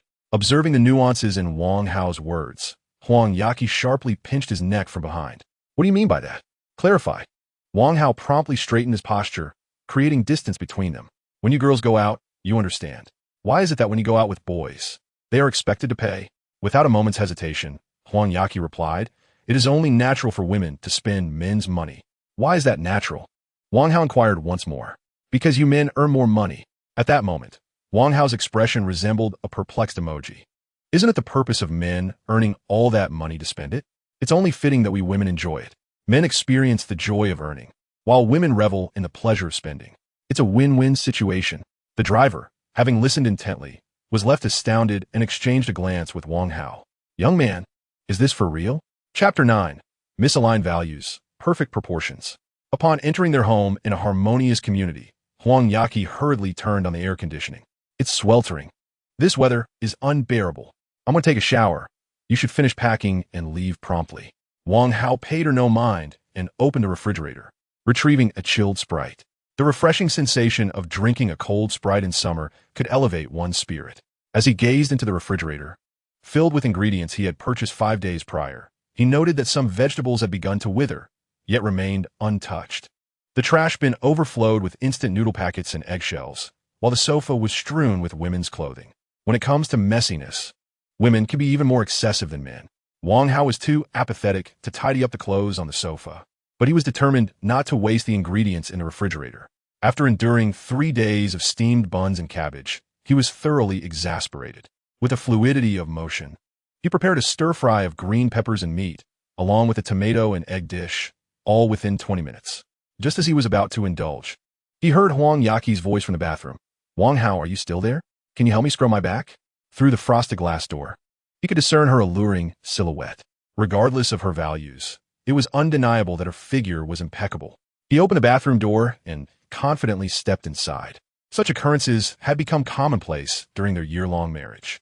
After accumulating 299 emotional points, they emerged from the bathroom together. Huang Yaqi's cheeks were flushed. It was a natural consequence of an extended hot shower. Wang Hao, we are already divorced. This is against a woman's will. Wang Hao finished the remaining half bottle of Sprite in one gulp before leisurely responding. You called me in. Can I not interpret that as an invitation? Absolutely not. Huang Yaqi retorted in embarrassment. I just got used to it. Oh, Wang Hao replied calmly. I have grown accustomed to it too. As for such matters, Huang Yaqi, who usually remained composed, felt an unusual thrill today. Nevertheless, she had to assert her stance. Wang Hao, we are divorced. This is the last time. After this, do not touch me again. Wang Hao lit a cigarette and said, we'll see. The scent of smoke wafted toward Huang Yaqi, causing her to instinctively wrinkle her brow. Did I not tell you to refrain from smoking? Why are you doing it again? Huang Yaqi exclaimed, her anger palpable. Wang Hao, unperturbed, continued to indulge himself. You see, we are divorced now, so why should you concern yourself with my actions? Huang Yaqi, irate, declared, this is my home now, and my word is law. Rising from the sofa, Wang Hao made his way to the bedroom to gather his belongings. Fine, it's your house. I'll leave as soon as I finish packing. Observing Wang Hao's retreating figure, Huang Yaqi felt an inexplicable sense of loss. She abruptly shook her head, resolutely thinking to herself, no, Huang Yaqi, you must not linger in nostalgia. Is he not merely handsome and skilled? Yet he lacks wealth. You must seek a man of means. Even if you cannot find one, you can thrive independently. As she watched Wang Hao drag his suitcase towards the door, she could no longer contain herself. Hey, wait a moment. Wang Hao turned, puzzled. Did she truly wish for him to stay? Could you lend me some money? I can't pay the mortgage, she hesitantly asked. Wang Hao, irritated, replied, did you not claim it was yours? The house is yours, thus the mortgage is yours as well. With her head bowed, she murmured, but I truly have no funds. And I don't have a job. Besides, you just had. You can't be so heartless. After a moment's contemplation, Wang Hao conceded, considering the emotional investment you've made. I'll give you 50. Upon witnessing the 50 yuan transfer on WeChat, Huang Yaqi erupted. Wang Hao, you scoundrel. Am I, a striking beauty, worth only 50? As he dragged the suitcase over the threshold, Wang Hao retorted, is 50 too little? I demand 50 from my online friends, and they call me honorable father. Huang Yaqi clutched Wang Hao's shirt, insisting, I don't care. If you don't give me money, you shan't leave. Just then, the property manager appeared with a man in a hat, who had just emerged from the elevator. The man in the hat scrutinized them both, noting Huang Yaqi's loose sleepwear, damp hair, and flushed cheeks as she clung to Wang Hao, declaring that he wouldn't be allowed to leave without payment. This peculiar scene aroused his suspicion. You too. Show me your identification. After some explanations and the property manager's verification, the man in the hat acknowledged their relationship. Be cautious. There have been several thefts in the neighborhood. All right. Thank you, officer, Huang Yaqi replied. Once the man in the hat and the property manager departed, she tugged at Wang Hao's sleeve, softly saying, perhaps you should not leave. They mentioned thieves, and I feel frightened. Wang Hao gazed in her eyes and responded, We are divorced. What would my presence here signify? Do you wish to remarry? Huang Yaqi hastily waved her hands, exclaiming, how could we ever remarry? Impossible, absolutely impossible. Wang Hao sighed in relief. Then that's settled. I have no desire to remarry either. What do you mean by that? Huang Yaqi retorted with arrogance. You, a man who has been divorced. What grounds do you have to say such things? Wang Hao smirked. Post-divorce, I discovered I have the potential to become the world's richest man. Therefore, I must not allow you to hinder my ambition. Huh? The richest? You don't even qualify to be the richest loser. Huang Yaqi regarded Wang Hao's boastfulness with disdain. In the future, you will be without a place to stay, won't you? Why not reside here for the time being? We can split the mortgage, half each. Wang Hao intended to purchase a villa, and until the deal was finalized, he could stay here for a few days, also earning some interest. Seated at the dining table, Huang Yaqi retrieved paper and pen. Given that we are now divorced, we need to establish some ground rules for cohabitation. I shall announce the terms, and you may voice any objections. First, the mortgage is 3,200 yuan, with each of us responsible for 1,600 yuan. Second, I will handle the grocery shopping, while you will take care of the cooking. Wait, Wang Hao interjected, I will be quite busy in the future and won't have time to prepare 3 meals a day. Huang Yaqi, displeased, retorted, how can you say that? Previously, you cooked 3 meals a day without me needing to buy groceries. Now that I am purchasing the ingredients, you refuse to cook. Wang Hao replied calmly, we are divorced now. I have my own rhythm of life. Huang Yaqi forcefully struck through the second clause with her pen and revised it. You shall cook as per your circumstances, as long as you prepare meals. The cost of groceries will be mine. It was not that Huang Yaqi was generous. She understood that buying groceries was far more economical than dining out. Seeing Wang Hao silent, Huang Yaqi continued. Third, I will occupy the master bedroom, and you will take the guest room. Without each other's permission. Entry into the respective rooms is strictly forbidden. Fourth, while assisting each other with bathing, there shall be no inappropriate thoughts.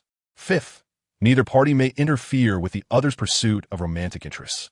Sixth, neither party may propose a reconciliation. These 6 stipulations shall be jointly upheld by Huang Yaqi and Wang Hao. If there are no objections, please sign. Wang Hao promptly affixed his signature. He regarded these regulations with indifference. To him, they held no real binding power. Perhaps it was she who was entangling herself. As Huang Yaqi joyfully collected the paper and pen, Wang Hao expended 100 emotional points to activate the scanning feature. Chapter 10. Wang Hao's Fury. Name, Huang Yaqi. Age, 25. Height, 168 centimeters. Attractiveness, 95 points. Romantic history, 1. Remarks, none. System, why are there no remarks? Host, you know her intimately. There is nothing to note. Well, that makes sense. But wait, did I just waste those 100 emotional points? As they sat at the dining table, it felt as though they had returned to their post-marital life. Huang Yaqi remained the conductor, but Wang Hao was no longer the obedient follower. Wang Hao, please pass me the white sugar. Get yourself. Negative emotion 1. Wang Hao, remember to wash the dishes after dinner. I'll wash the dishes for the meal I prepared. Negative emotion 1. Wang Hao, could you wash my clothes? Remember to hand wash the white items. I can't even be bothered to wash my own clothes, let alone yours.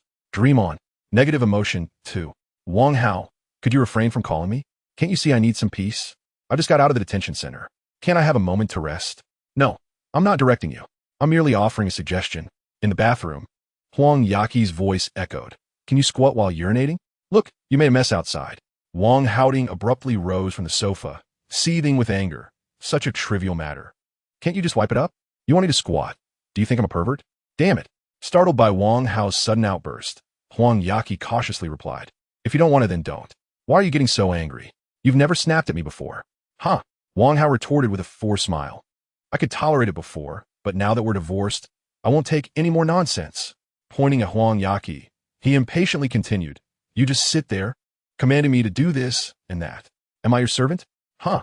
His voice rose again. Should I fetch you a couple of maids to attend to you, miss? Huang Yaqi, feeling insulted by Wang Hao's sarcasm, allowed her temper to flare. Me giving you orders is an opportunity. I don't command others. Do you know how many suitors I had back then? They could line up from Beijing to Hainan, and I only gave you a chance. And now you're yelling at me. All right. Wang Hao laughed bitterly in anger. I don't need that opportunity anymore. You can offer it to your other admirers.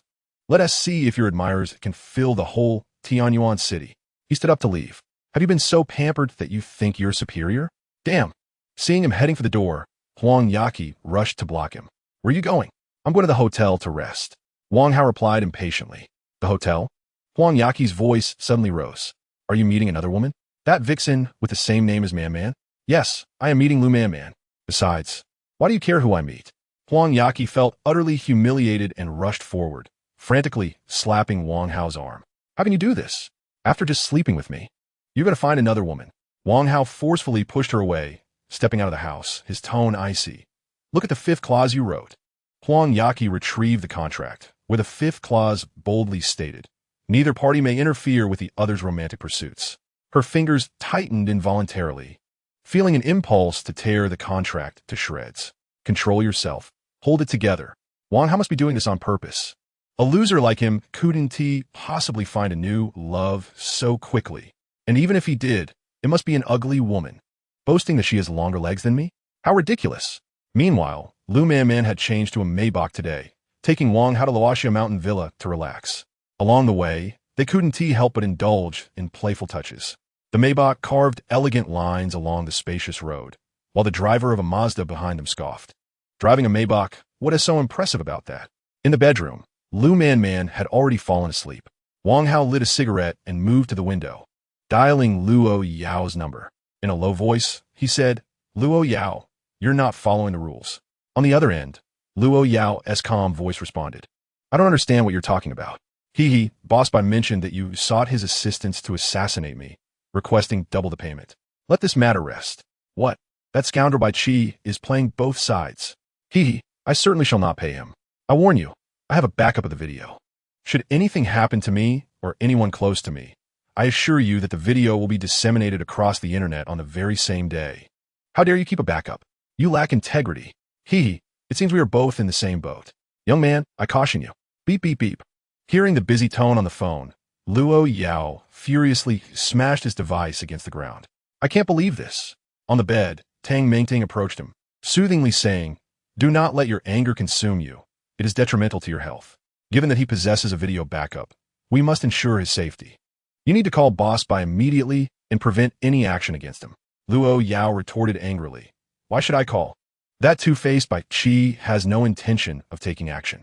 Tang Mengting prepared a cup of tea for Luo Yao, remarking, you are letting that young man cloud your judgment.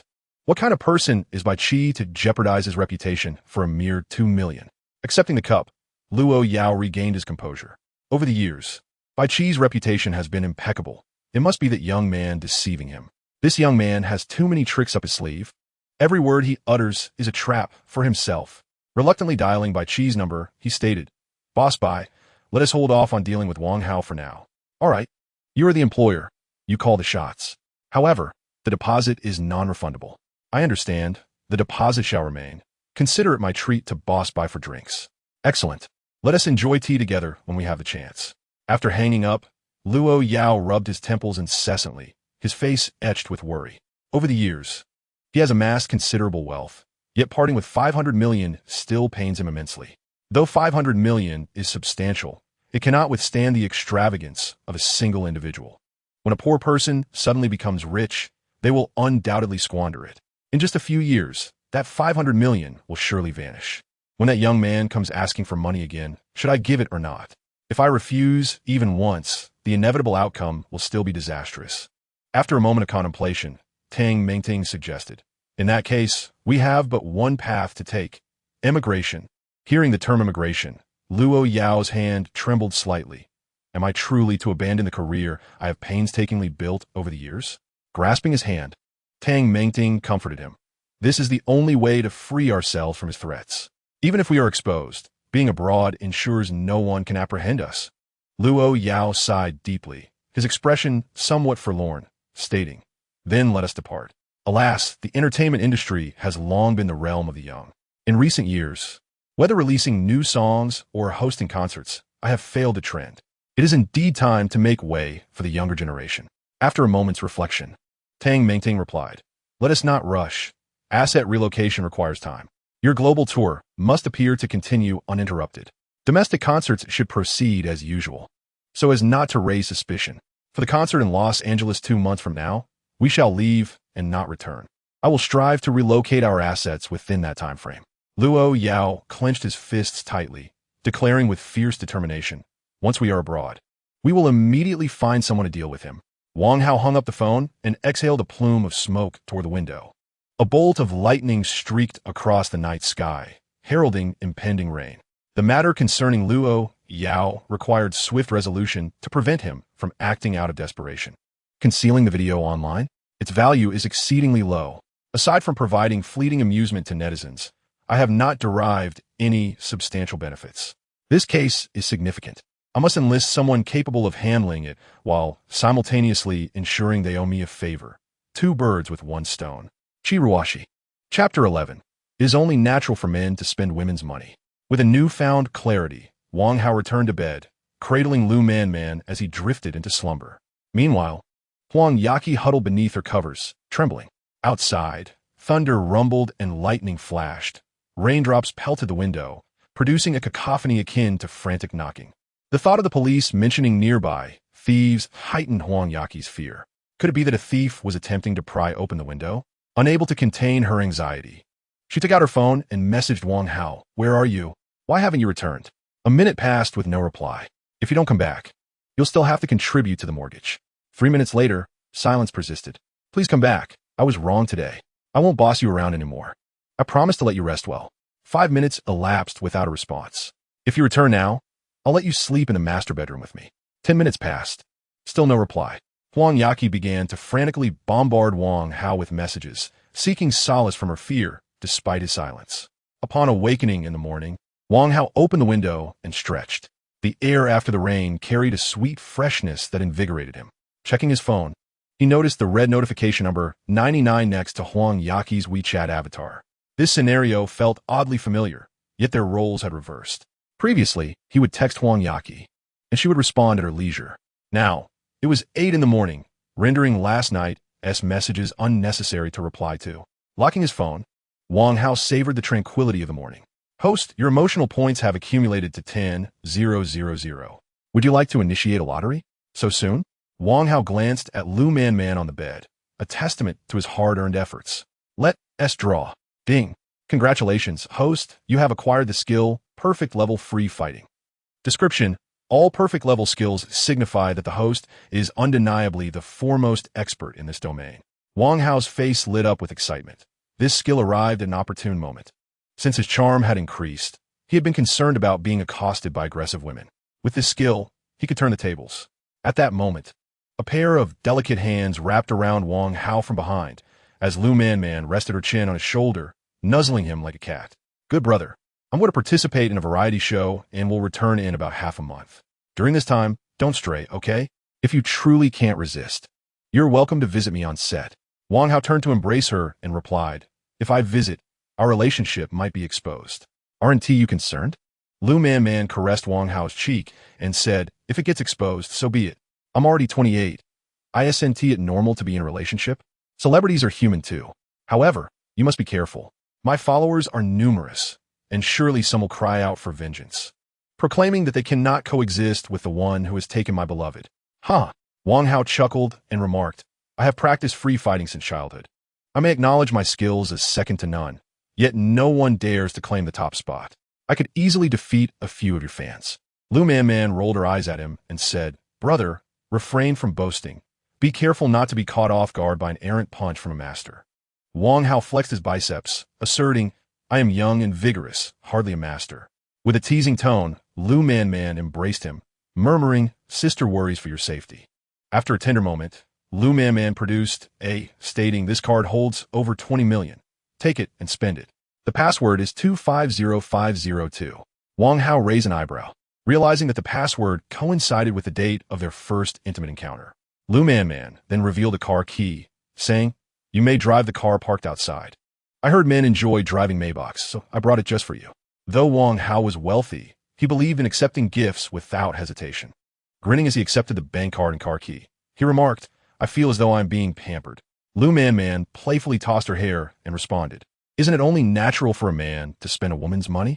Wang Hao found her words oddly familiar and, after some reflection, realized they echoed a line from the last chapter of the 8th section spoken by Huang Yaqi, albeit in reverse. The advantageous situation Lu Man provided left Wang Hao uncertain of how to proceed. You seem quite exhausted lately.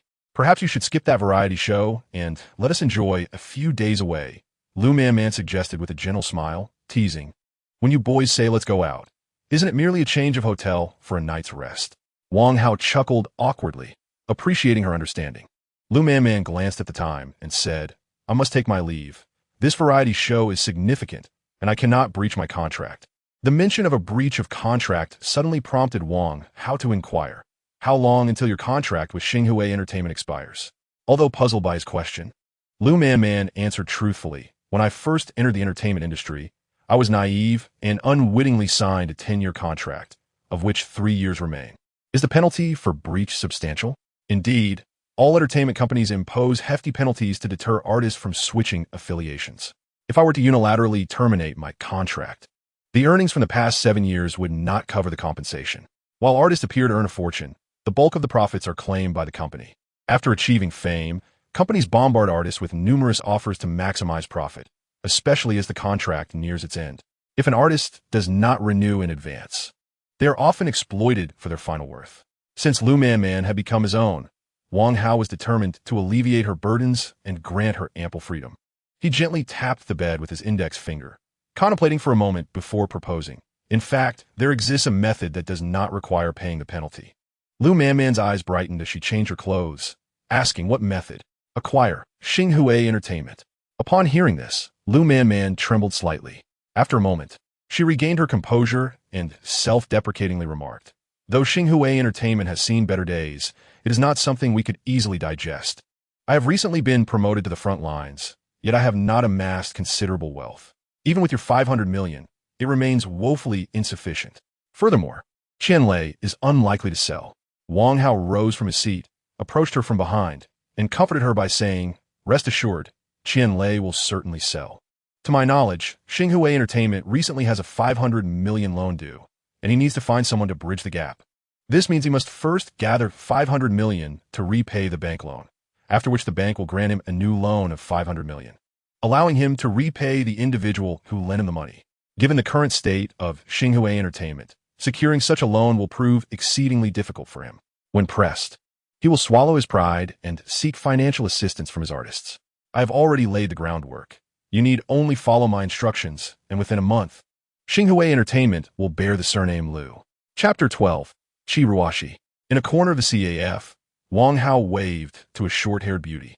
Chiruashi, clad in a simple white shirt paired with loose black sweatpants and white sneakers, approached with a vibrant energy akin to a gust of wind. Wang Hao, is it? She inquired. Indeed, Officer Chi, he replied, extending his hand for a brief handshake before quickly withdrawing. Chiruashi cut to the chase, asking, is there something that cannot be discussed at the precinct, necessitating this meeting? Wang Hao lowered his voice, stating, the matter is rather serious, and I fear retaliation. Hence my desire to report to you privately. Chiruashi raised an eyebrow, replying, but I am merely an intern. Do you truly place such trust in me? Wang Hao chuckled and said, to be candid, I possess a talent for reading faces. Upon our first meeting, I discerned that you are a righteous and principled officer, fiercely opposed to evil. You can read faces? Chiruashi expressed interest. Then tell me, how much longer can I remain an intern? Wang Hao, upon receiving the cue, scrutinized Chiruashi's features. Her facial contours were distinct, her skin a warm hue, starkly contrasting with the contemporary ideal of pale and slender. Within a month, you will undoubtedly be promoted, he declared. Chiruashi pursed her lips, disappointment evident as she replied, it seems your expertise is lacking. Intern officers must serve a full year before being promoted. Even outstanding performance does not alter this timeline, unless there is a significant contribution. Having been an intern for less than 6 months, promotion within a month was impossible. A slight smile graced Wang Hao's lips as he remarked, reading faces requires more than mere observation. One must also consider the individual's opportunities. While you would typically need a year to be promoted, encountering me today presents a fortuitous opportunity. Chiruashi found his words amusing. Given her background, it was indeed plausible to earn recognition and expedite her promotion, but her mother would disapprove, deeming it detrimental. Are you suggesting there is a significant case that requires reporting? Minor cases will not assist my promotion, she stated. Wang Hao produced a disc and placed it on the table. This involves numerous underage girls, a tax evasion case worth billions, and even murder for hire. I wonder if this case is substantial enough. He emphasized the phrase murder for hire deliberately. If Luo Yao could contact by Lauda to orchestrate his own murder, it indicated prior involvement in similar deeds. The video featuring Luo Yao serves merely as an introduction. As Qi Ruoxi delves deeper, she is bound to uncover additional cases, potentially leading her to the elusive Big Boss Spy. Wang Hao's objective extends beyond merely bringing Luo Yao down. He aims to expose the figure lurking in the shadows. Big Boss Spy. Qi Ruoxi, with a firm grip on the situation and a piercing gaze, inquired, "Is what you said true?" "Indeed, I would never file a false report," Wang Hao assured her. Without hesitation, Qi Ruoxi rose to return to the bureau for further investigation. Wang Hao promptly interjected, stating, "This case is exceedingly complex and involves a prominent individual, which could have significant repercussions. The personnel at your station may struggle to manage it. I suggest you escalate it to the provincial department." Qi Ruoxi nodded thoughtfully, declaring, "If this case proves valid, I shall remember your contribution." Wang Hao waved his hand dismissively, responding, "That is unnecessary. Merely having you remember me for a favor will suffice. I will require your continued assistance in the future." Upon returning home, Qi Ruoxi swiftly inserted the disc into her computer. After rapidly reviewing the video, she slammed her fist on the table, exclaiming, "Scoundrel!" She then drove to the provincial public security office. In the midst of reviewing documents, Director Qi, upon seeing his daughter rush in with urgency, scolded her with a smile. "You are now a police officer. Must you still be so impetuous, without a shred of decorum?" "Dad," Qi Ruoxi approached her father, grasping his arm. "I have a significant case to report." Director Qi, somewhat irritated, replied, "You ought to report such matters to your station chief first. Coming directly to me, bypassing the chain of command, is quite inappropriate." Qi Ruoxi gestured widely, indicating the gravity of the matter. "This is a major case with enormous implications. It involves a superstar, and it will undoubtedly create a nationwide sensation."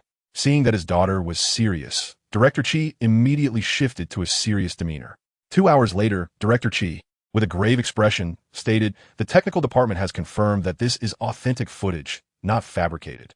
As for the underage victims, several female colleagues have privately contacted them, and the situation is indeed as reported. Based on the evidence we currently possess, Luo Yao has committed a criminal offense. However, regarding your friend's allegations of tax evasion and contract killing, further investigation is warranted."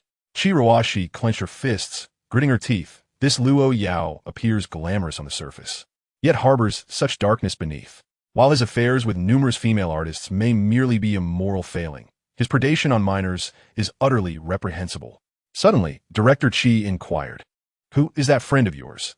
And how did he come into possession of the video featuring Luo Yao?" Qi Ruoxi replied, "I am unsure.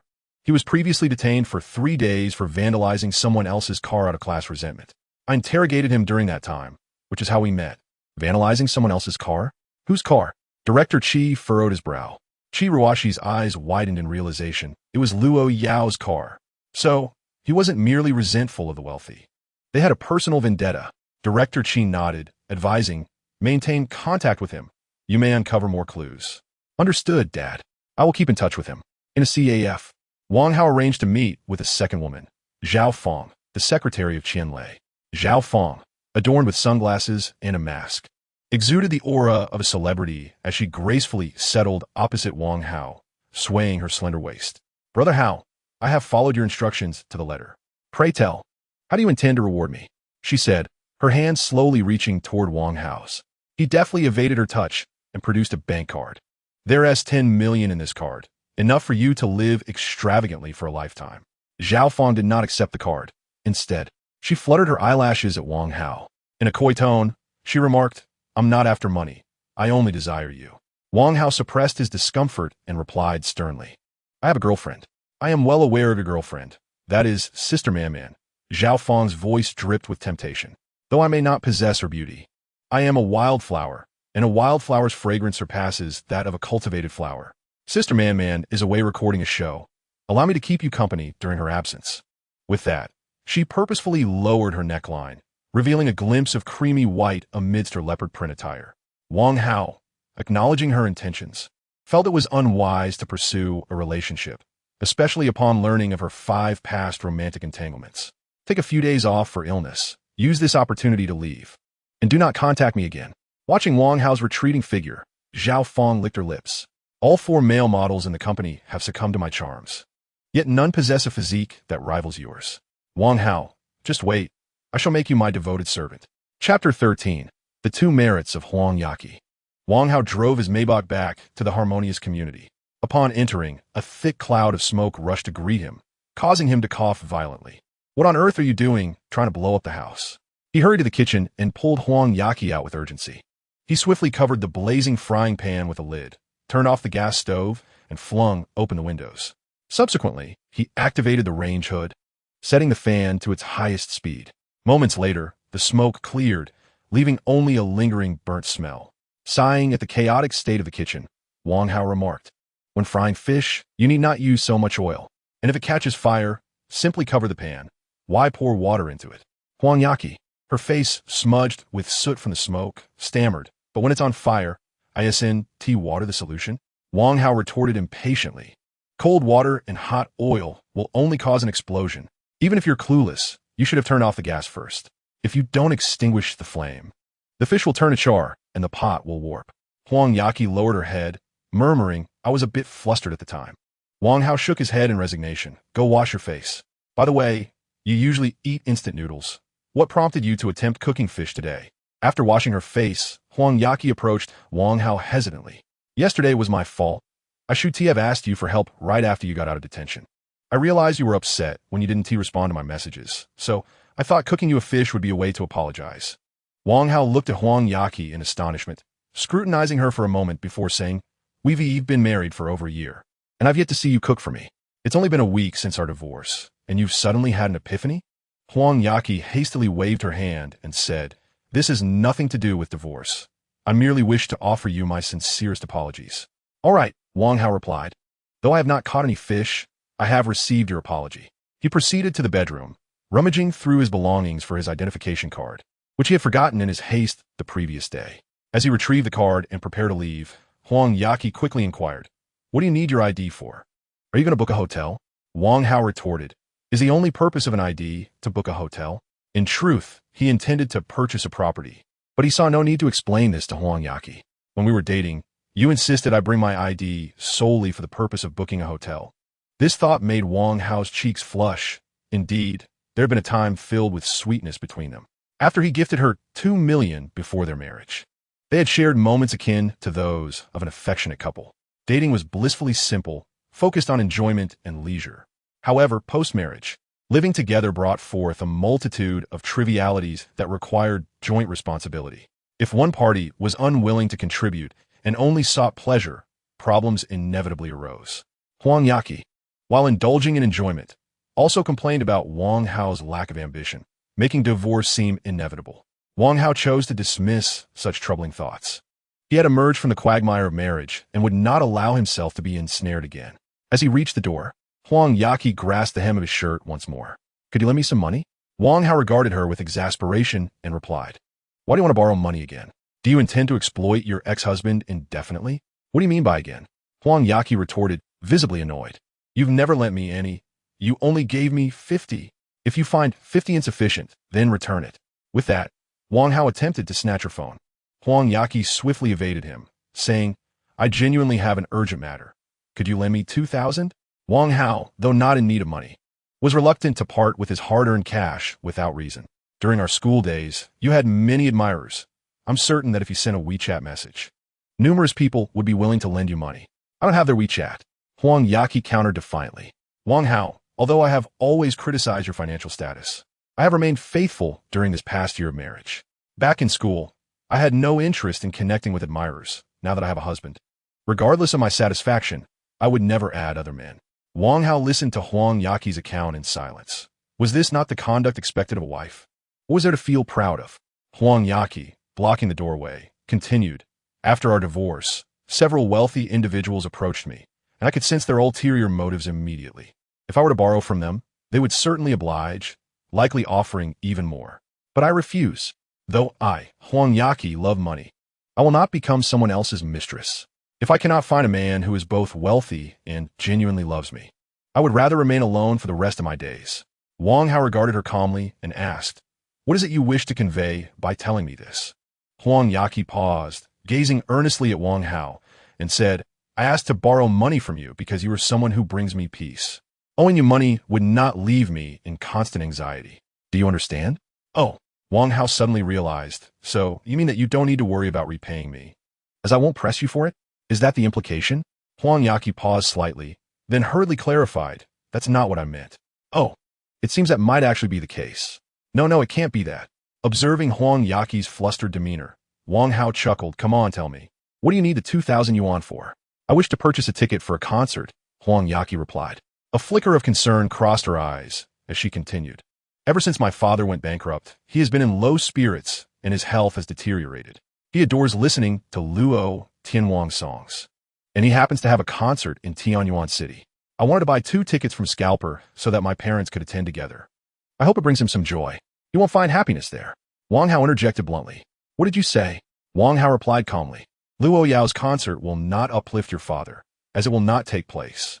Huang Yaqi furrowed her brows in confusion. "What are you talking about? The tickets have sold out. How could it be canceled?" Wang Hao asserted confidently, "That's not your concern. The concert will certainly be canceled, saving you some money in the process." "What nonsense," Huang Yaqi remarked, her expression one of displeasure. "If you don't want to lend me money, just say so." Wang Hao walked towards the kitchen, retrieving a bottle of mineral water from the fridge, and said, "Actually, you possess 2 admirable qualities. First, beauty." Feeling flattered by Wang Hao's compliment, Huang Yaqi held her head high and proudly replied, "Of course." "Second, filial piety." Huang Yaqi responded, "My parents worked hard to raise me. I must be dutiful.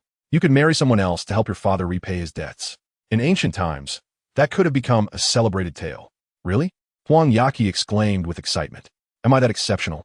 Wang Hao shook his head and said, "However, you are divorced, so that tale has vanished. And it might even serve as a cautionary example." Huang Yaqi mumbled, "I know you bear resentment due to the divorce. Well, in my next life, I shall toil endlessly to repay you." Wang Hao chuckled. Wang Hao, never regret my actions. I have no regrets about marriage, nor about divorce. Enough of this. I must take my leave." Huang Yaqi once again grasped the hem of his clothing, insisting, "No, you cannot leave. Just because you say the concert won't happen, you refuse to lend me money? What if it does take place?" Wang Hao pried her fingers away and proposed, "Let's make a wager. If the concert proceeds as planned, I will ensure your parents get to attend, and they will have front row seats. If it is canceled, you must agree to one condition." Huang Yaqi quickly placed a hand over her heart, cautioning, "What condition?" Seeing her reaction, Wang Hao found it amusing. "What is there to guard? I am well aware of every detail about you." Huang Yaqi's ears flushed with embarrassment as she retorted, "You are truly uncouth." Chapter 14. Shocking news. The following day, the organizers of Luo Yao's concert unexpectedly released an announcement online. Due to unforeseen circumstances, Luo Yao's concert has been canceled. For those who have purchased tickets, we will provide a full refund. The refund process is as follows. Upon the release of this announcement, it ignited fervent discussions among the fans. Why was it canceled? I had already booked my flight to attend. Who will bear the cost of the non-refundable ticket? The announcement from the organizers seems rather perfunctory, lacking any explanation. Let us refrain from complaints, for such situations typically arise due to weather conditions or the artist's own circumstances, leaving the organizers powerless. I checked the weather, and it has been fair and sunny recently. Thus, it must indeed be due to the artist's personal reasons. Is Lord Luo unwell? Perhaps he has overexerted himself during rehearsals and strained his voice. It must be so, as Lord Luo is known for his dedication to his fans, always striving to present his best self. I have heard that he often burns the midnight oil practicing. Late nights can be detrimental to one's health. Lord Luo, please take care of your well-being. We eagerly await your triumphant return. Through wind and rain, we shall wait for you." At this moment, Man is recording a lifestyle variety show. The atmosphere is relaxed and lively, and the host has initiated a topic. As idol stars, who are your idols? Everyone is encouraged to speak freely without reservations. Our show thrives on authenticity. Lu Tianwang, Jay Cho, Lord Luo. Upon hearing the name of Luo Yao, the host turned to Man and asked, Man, how do you evaluate Lord Luo? I've heard he holds you in high regard." Man looked into the camera and stated, word by word, The songs are decent, but his character is lacking. Wow. The other stars present gasped, utterly astonished. As a junior, she is the first to critique a senior in such a manner. The host was thrilled. This would surely enhance the show's appeal. Whether Lu Man faces repercussions for her remarks is her concern. As long as the show garners viewership, that suffices. Man, at the last concert of Lord Luo, you were scheduled as a guest performer but suddenly did not attend. He explained that you were unable to perform due to a hoarse voice. Is that true? Lu Man smiled slightly and replied, "Of course, that is false." Then what is the real reason? I simply did not wish to go. Wow, Sister Man is so bold. I suddenly feel that she is my idol. Sister Man is so impressive.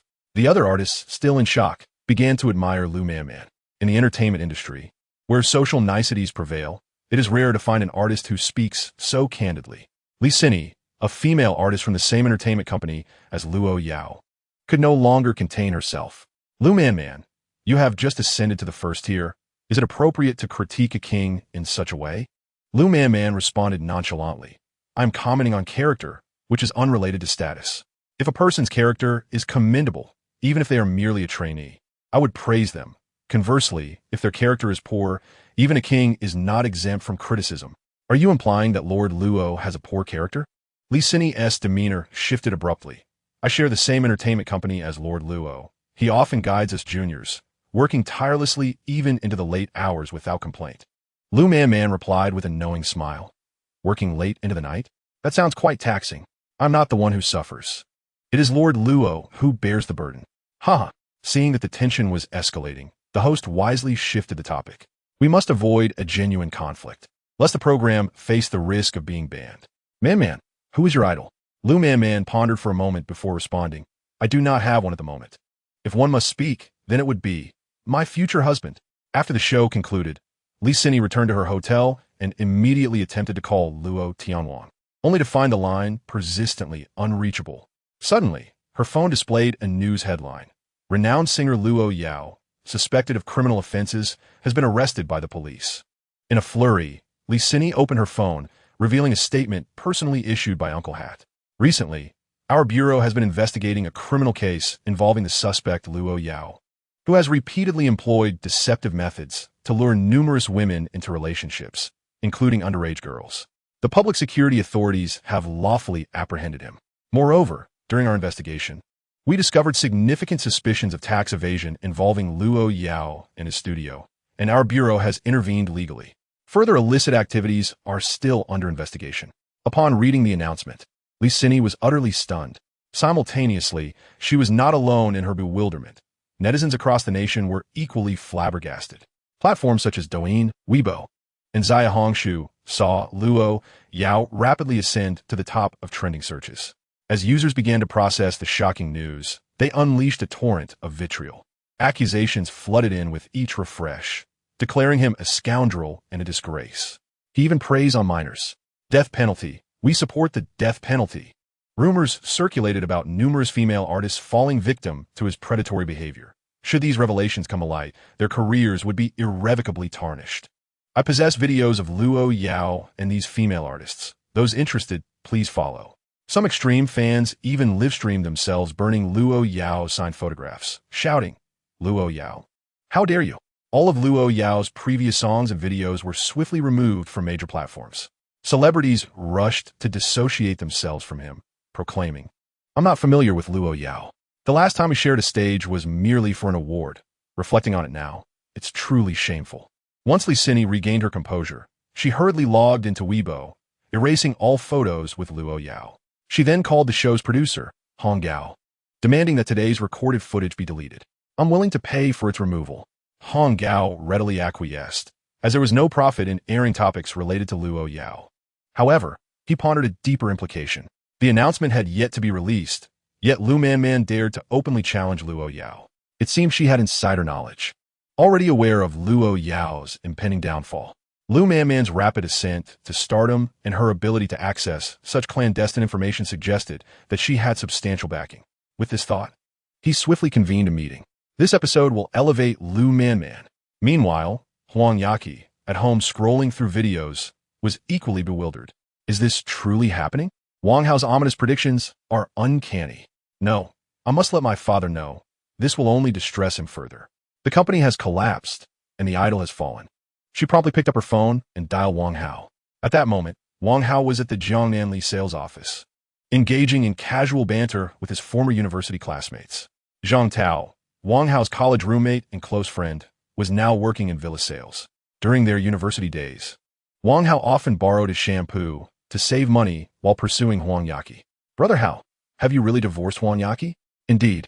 Why? You pursued her for 4 years and endured countless instant noodles for her. Simply put, she found me lacking in wealth. Oh, heed my advice, my brother. If you lack money, do not indulge in extravagance. Understood. By the way, what brings you here today? Are you seeking employment? I intend to purchase a villa. Chapter 15. As long as I favor abundance, I fear not separation. Zhang Tao crouched on the ground, clutching Wang Hao's leg, his expression one of anguish. His voice tinged with a sob. Oh, I feel so miserable. Everyone else is managing just fine. How could you suddenly afford a villa? Brother, I can scarcely afford to buy toilet paper. You cannot buy a villa. Please reconsider. Your actions make me feel insignificant. Oh, I am utterly distraught. Wang Hao observed Zhang Tao's theatrical display with amusement. In their dormitory of 6, Zhang Tao had always been the one to indulge in the abstract. Very well. I shall not buy it. Your commission is now forfeited. Wang Hao turned to leave. Wait. Zhang Tao immediately stood, straightened his clothes, and revealed a beaming smile, displaying his perfect 8 teeth. Greetings. Gold medal salesman Zhang Tao, at your service. Wang Hao glanced at the chilling figure of over 200 million in his account, all earned through his relentless toil, and resolved to spend prudently. Disregarding the townhouses, he opted for a standalone villa instead. This one, Taozi, let us sign the contract. Zhang Tao's heart raced. Brother, will you not reconsider? This one costs over 60 million. Wang Hao replied nonchalantly. Rest assured, I have the funds. You mean to pay in full? Zhang Tao's jaw dropped, as if it could accommodate a fist. Wang Hao casually placed a hand in his pocket, striking a pose of nonchalance. Humph. Do I need installments for such a trivial sum? Zhang Tao embraced Wang Hao excitedly. Brother, after your divorce, are you still lacking in companionship? Consider me. I could go to Thailand. Wang Hao hastily pushed him away with a look of disdain. Get away. I shall tread the righteous path. After Wang Hao finalized the contract, Zhang Tao leaned closer and whispered, when I receive my salary next month, I'll share half of the commission with you. Wang Hao replied brusquely, no need. I am not in want of such trifles. Zhang Tao quickly countered. Do you know how substantial the commission is? Originally 10%, but due to the sluggish housing market, the company has raised it to 20%. For this villa, my commission will amount to approximately 1,300,000. Wang Hao lit a cigarette, took a puff, and said, I sought you out precisely to ensure you receive your commission. Understand? Zhang Tao gleefully hugged Wang Hao. Oh, dear brother, you shall forever be my true brother. Wang Hao pushed him away once more, exasperated. We are both grown men. Can you not maintain some boundaries? Zhang Tao, now standing a meter away, wisely refrained from encroaching further. By the way, brother Hao, in just over a month, we will celebrate our 2nd anniversary since graduation. The class monitor has suggested a gathering. Will you attend? Wang Hao inquired. Or shall we convene? I am uncertain, but it appears that our ostentatious Mr. Dong is treating us. It is likely it's some 5-star hotel. Dong Qianhao? Indeed, who else could it be?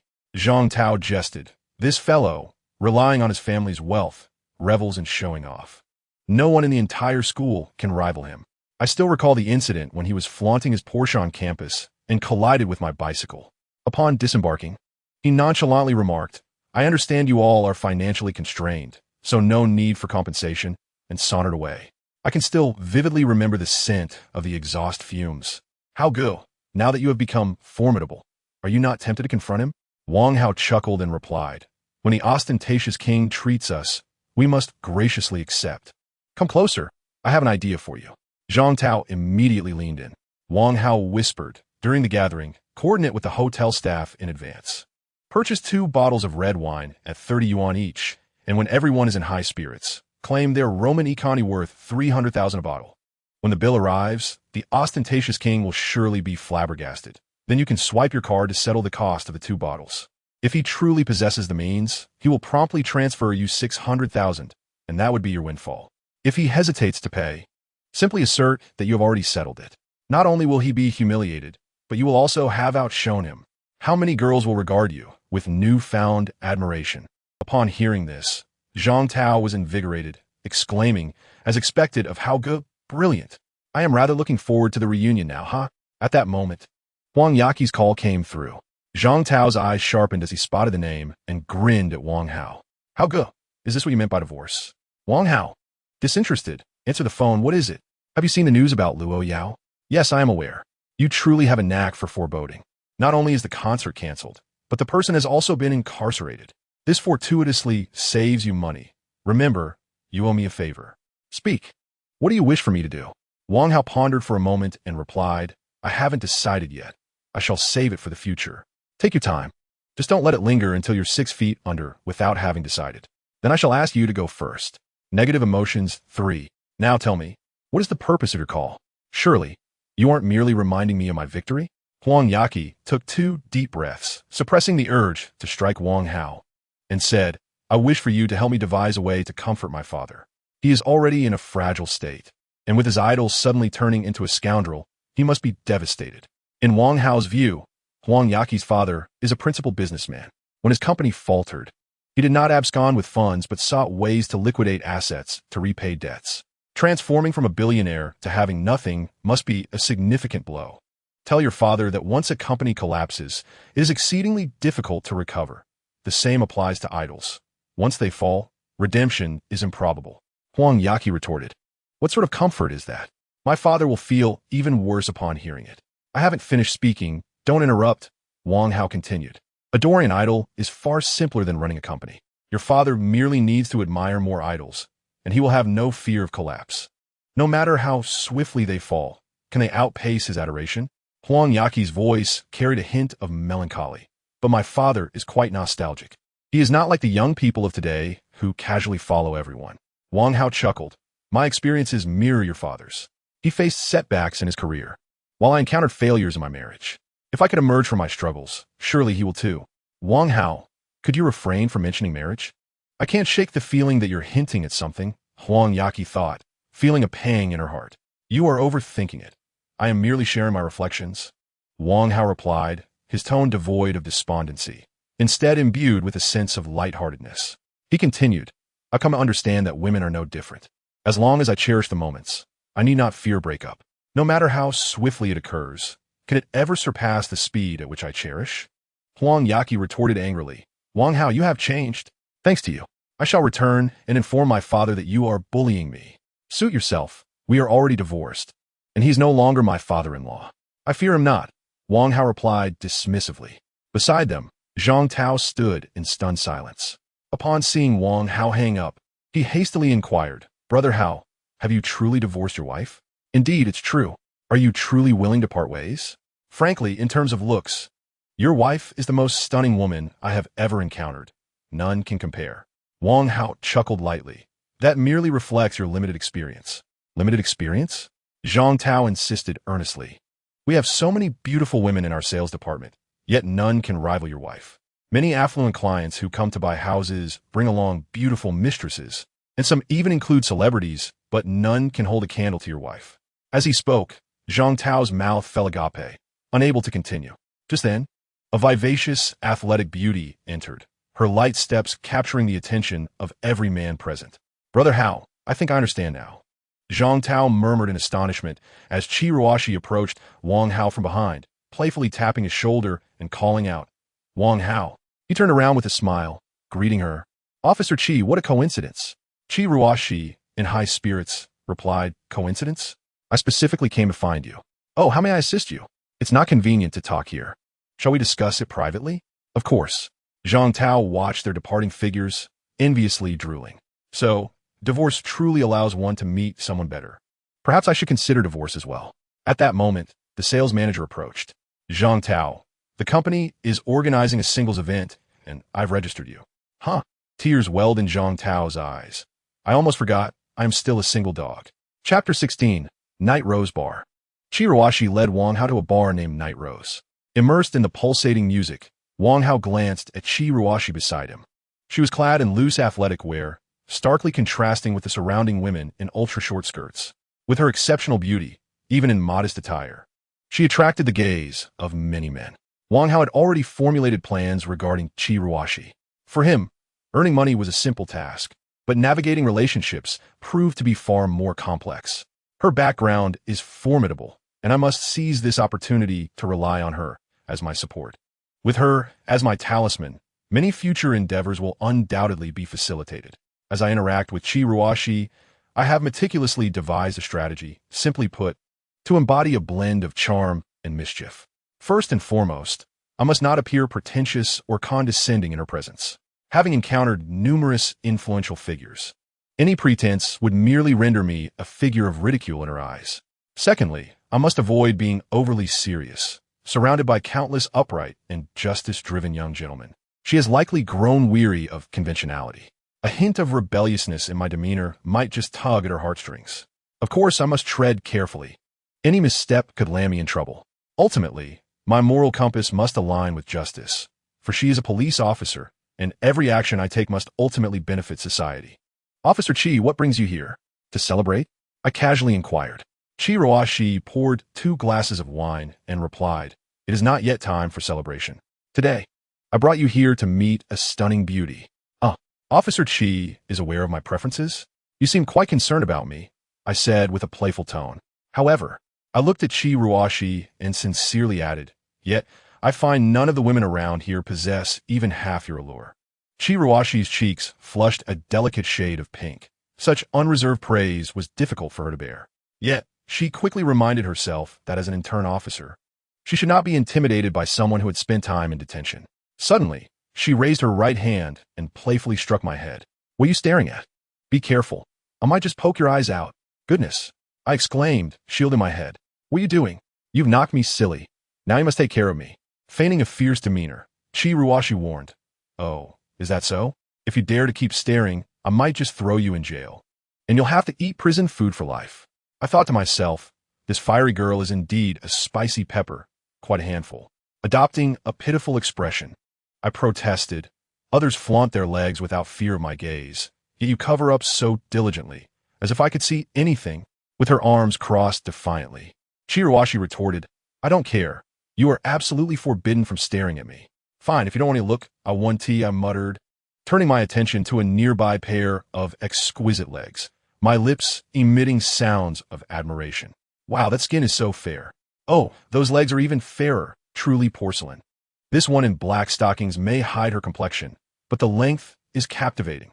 Seeing me critique other women in front of her, Chi shook with indignation, delivering another playful smack to my head.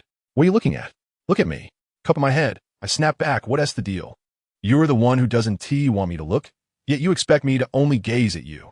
I'm done catering to this." With that, I stood to leave, only to be yanked back by Chi. "I have serious matters to discuss with you today. You cannot leave. If you wish to look, you may gaze into my eyes, but nothing below." I returned to my seat, resting my chin on my hand, and calmly gazed into her eyes. 1 minute, 2 minutes, 3 minutes. Chi's eyes grew increasingly frantic as she attempted to strike Wang Hao again, only to be firmly restrained by him. Struggling vigorously, yet unable to break free, she was taken aback by his immense strength. "You scoundrel, release me at once, or I shall call the police." Wang Hao chuckled softly. "As an intern officer, you still wish to call the police? Aren't you afraid of your colleagues mocking you? None of your business." Chi retorted defiantly. "If you persist in this manner, I shall accuse you of assaulting a police officer." Wang Hao replied with displeasure. "Hey, don't speak so recklessly. You initiated the violence without cause. I merely defended myself." Rubbing her reddened wrist, Chi observed his robust physique and realized that he was indeed a formidable opponent, one she could not contend with. A martial artist? How reassuring. She thought. Wang Hao, puzzled, inquired, "What safety concerns are you referring to? What is your purpose in seeking me out today?" Chi retrieved a photograph from her pocket and handed it to him, her expression turning serious. "Her name is Su Wanyue, known as the Night Rose. She is the proprietor behind this bar and the woman of Boss Bai." Wang Hao scrutinized the woman in the photograph. She appeared to be in her 30s, adorned in a black lace dress, exuding the allure of a mature woman.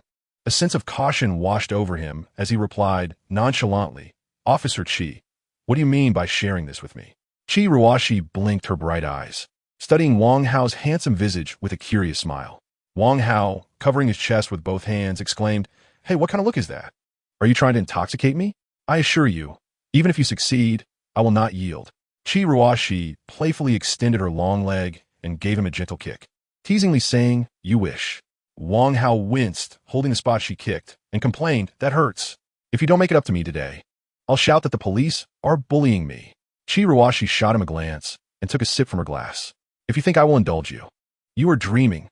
However, I did come to offer you a lucrative opportunity." Upon hearing the mention of a job, Wang Hao turned to leave without a moment's hesitation. He had no intention of assisting the police. Such tasks were fraught with danger. She set down her glass, swiftly caught up to him, and pulled him back, whispering a threat, "Cooperate with me, or I will expose your extortion of 500 million from Luo Yao. You will have to return every last cent." Wang Hao was taken aback. Indeed, dealing with the police was fraught with peril, as they could uncover everything. Maintaining a facade of confusion, he replied, "What 500 million? I do not comprehend what Officer Chi is implying. Do not call me officer outside. Let us keep it low-key. You may call me Chi Ruoshi, or simply Ruoshi." She smiled. "Luo Yao is in the interrogation room, cursing you incessantly, claiming you extorted 500 million from him and that you're untrustworthy. By now, I imagine he has insulted your ancestors countless times." Upon hearing this, Wang Hao grumbled, "That scoundrel. His misfortune shall not befall my family or ancestors." Such basic decency eludes him. Chi raised an eyebrow, remarking, "I believe his ire towards you is quite justified. It is only human nature." Wang Hao earnestly declared, "Ruoshi, you must uphold justice for me. My report against him is solely for the sake of righteousness. I can endure his insults toward my ancestors. I trust they will understand. After all, I send them billions each year. However, to accuse me of extortion, that is a blatant slander. He is simply cornered and attempting to frame me." Chi rested her chin on her hand, observing Wang Hao's performance, and remarked, "Whether it is slander or not is inconsequential. What truly matters is whether you receive that 5 billion. Wang Hao shook his head emphatically, asserting, "No, absolutely not. There has been not a single cent exchange between us." "Huh. The 5 billion was transferred to Lu Man. Chi suddenly interjected. Wang Hao's demeanor faltered momentarily, but he regained his composure and replied, "I cannot speak to that. Perhaps they are merely business partners. Such arrangements are commonplace in the entertainment industry." Chi chuckled lightly. "I called Lu Man, and she firmly insisted that it was a standard investment transaction." "Exactly. His business dealings with Lu Man have nothing to do with me." Wang Hao.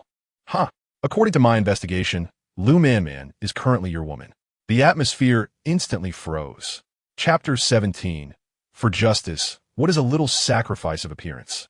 Chi fixed her gaze upon Wang Hao's eyes, motionless, seeking to discern the fluctuations of his psyche.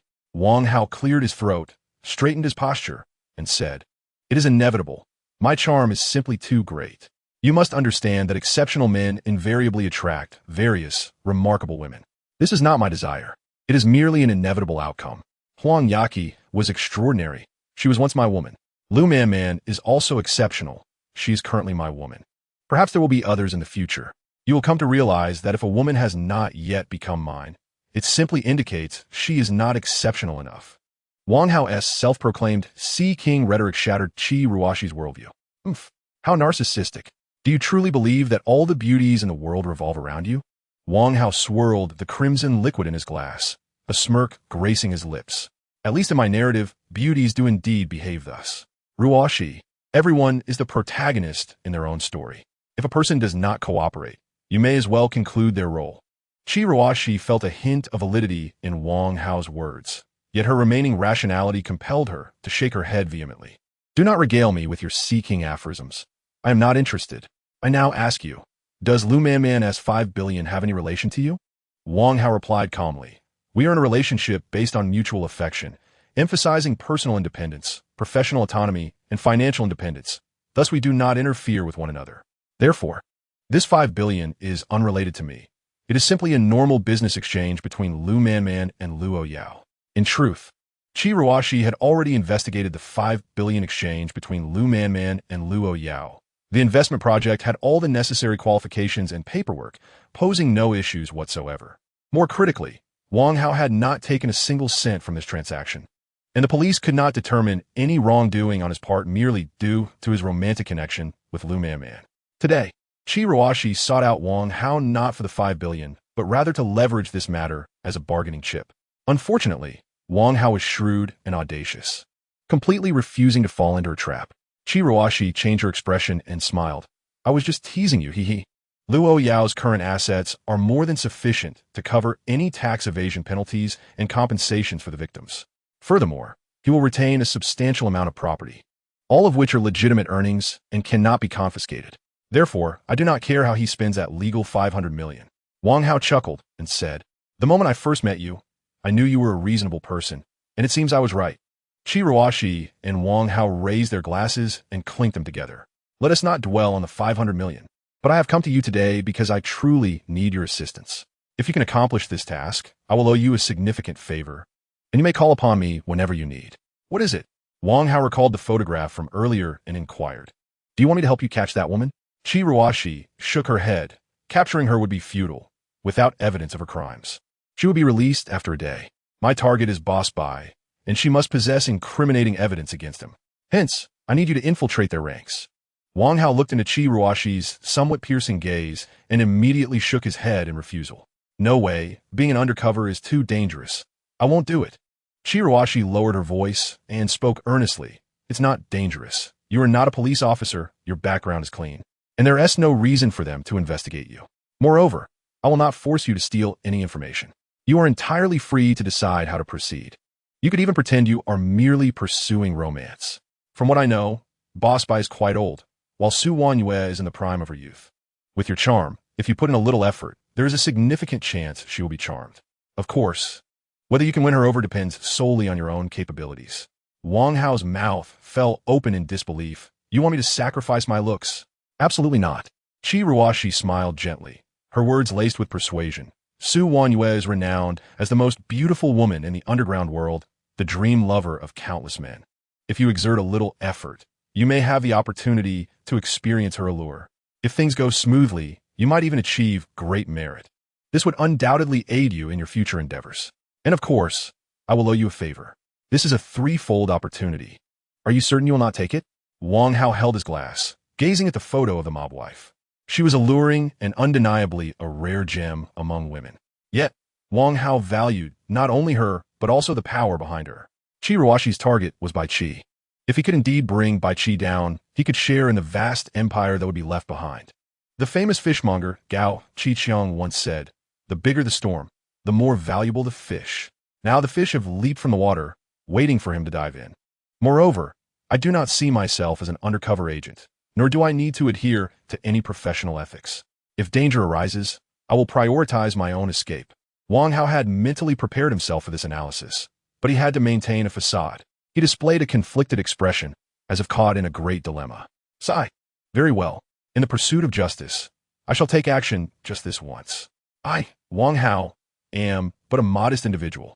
If sacrificing my own interests can save the greater good, then what is the loss of a little charm? I shall proceed. Ruoshi clapped her hands gently, expressing her delight. I knew you were a wise person. Rest assured, your contributions will not go unnoticed by the organization. Wang Hao waved his hand dismissively, declaring with righteous fervor, I am not particularly wise. I am merely a passionate youth. Ruoshi shot him a glance, noting his audacity had indeed increased his chances of success. Now let me outline the plan. First, for the next 2 weeks, you will frequent this bar every evening. Su Wanyue will occasionally appear there, providing you with an opportunity for an encounter. Find ways to capture her attention, but do not be overly obvious. Safety must remain paramount. This is merely the first step. As long as you leave a favorable impression, that will suffice. I shall guide you through the second step afterward. Ruoshi patted Wang Hao on the shoulder in encouragement. Do you understand? This task is of utmost importance, so feel free to voice any concerns now. Wang Hao pondered for a moment. Given his current looks and charm, simply sitting in the bar would make him the center of attention. Capturing a woman's interest should be rather effortless. Moreover, this woman was in her 30s, at a prime age of desire. His only worry was not whether he could attract her, but rather if he would be drained by her allure. Feeling a surge of confidence from a powerful sensation at his waist, Wang Hao spoke up. Ruoshi, I do have a question. What is it? I need to visit the bar daily to attract Su Wanyue, which is a work requirement. Can the cost of these drinks be reimbursed? Initially, Shi thought Wang Hao was concerned about safety. She was surprised to realize he was merely worried about expenses. With an incredulous tone, she replied, "You are already wealthy. Do you truly need to fret over this amount for drinks?" "Ah, your logic is flawed." Wang Hao countered, "My wealth is my own. When I choose to spend, I would never seek reimbursement from you. However, my visits to the bar are not voluntary. I am compelled to incur these expenses, so I should not bear the cost myself." "Very well. You may be reimbursed," Shi said through gritted teeth. "You're such a miserly man." "Ah, that assertion is unfounded." Wang Hao retorted, "I call it being frugal. One must spend wisely and save where possible. Earning money is not an easy endeavor." Fine, be thrifty. Frugality is indeed a commendable virtue. You are a good man." Shi said with exasperation, "You already possess billions. Why bother saving?" "To marry a wife," Wang Hao replied decisively. "Marrying a spouse does not require such vast sums. What if I take multiple wives?" Shi felt she could no longer endure this conversation. She realized that she could neither overpower him nor outwit him. He was a dangerous man, and she needed to distance herself from him. "I must be off. Remember to bring the receipt if you wish to claim reimbursement." "Very well, no problem," Wang Hao responded cheerfully. Then I can order whatever I desire." Shi turned back and added, "Reimbursement is capped at 200 daily. Anything beyond that you must cover yourself." Before Wang Hao could respond, Shi hastily lamented, "Do not be dissatisfied. Our department's budget is quite tight. Even our patrol cars are 8 years old." Wang Hao no longer lingered on trivialities. His request for reimbursement of the alcohol expenses was not merely an attempt to save a paltry sum. It bore a deeper significance, the necessity of leaving a trace of his work. After all, he was undercover, and in the event of an encounter with the police during a raid, he needed to consider his own safety. One must always have a contingency plan. Chapter 18. Su Wanyu. For 3 consecutive nights, Wang Hao frequented the Night Rose Bar, yet Su Wanyu failed to make an appearance. However, his efforts were not entirely fruitless. Gazing at the over 9,000 emotional points accumulated within the system, he felt a profound sense of satisfaction. "Send 2 glasses to those 2 ladies and charge it to my tab," he instructed, raising his glass in salute to the 2 newly seated women. With Wang Hao's handsome visage and his proactive gesture of offering drinks, it was effortless for the women to develop an affinity for him. Positive emotional points could be exchanged for wealth at a rate of 2,000 yuan per point of positive emotional value. Wang Hao learned from the system that women who had not been scanned did not contribute to the calculation of wealth based on their attractiveness. Thus, a stranger's single point of positive emotional value could yield 2,000 yuan without being multiplied by their appearance score. By gifting a 50 yuan cocktail, he could reap several thousand in return, a most profitable venture. Naturally, he was in no hurry to exchange the emotional points accumulated from strangers.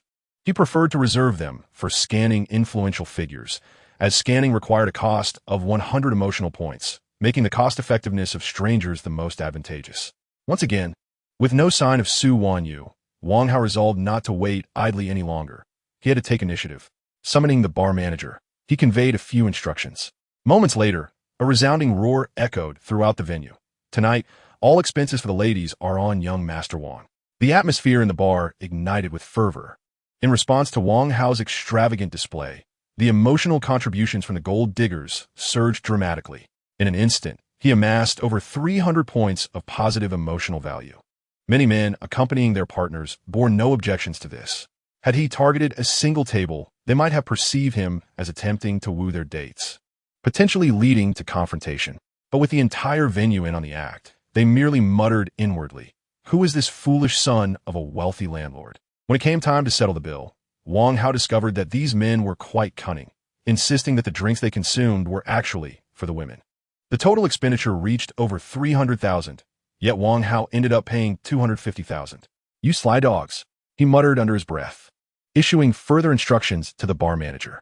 Moments later, another uproar resonated throughout the establishment. "Tonight, all expenses for the gentlemen are on young Master Wang." "Wait, is he gay? What a pity. Handsome and wealthy, yet he is a homosexual," they lamented.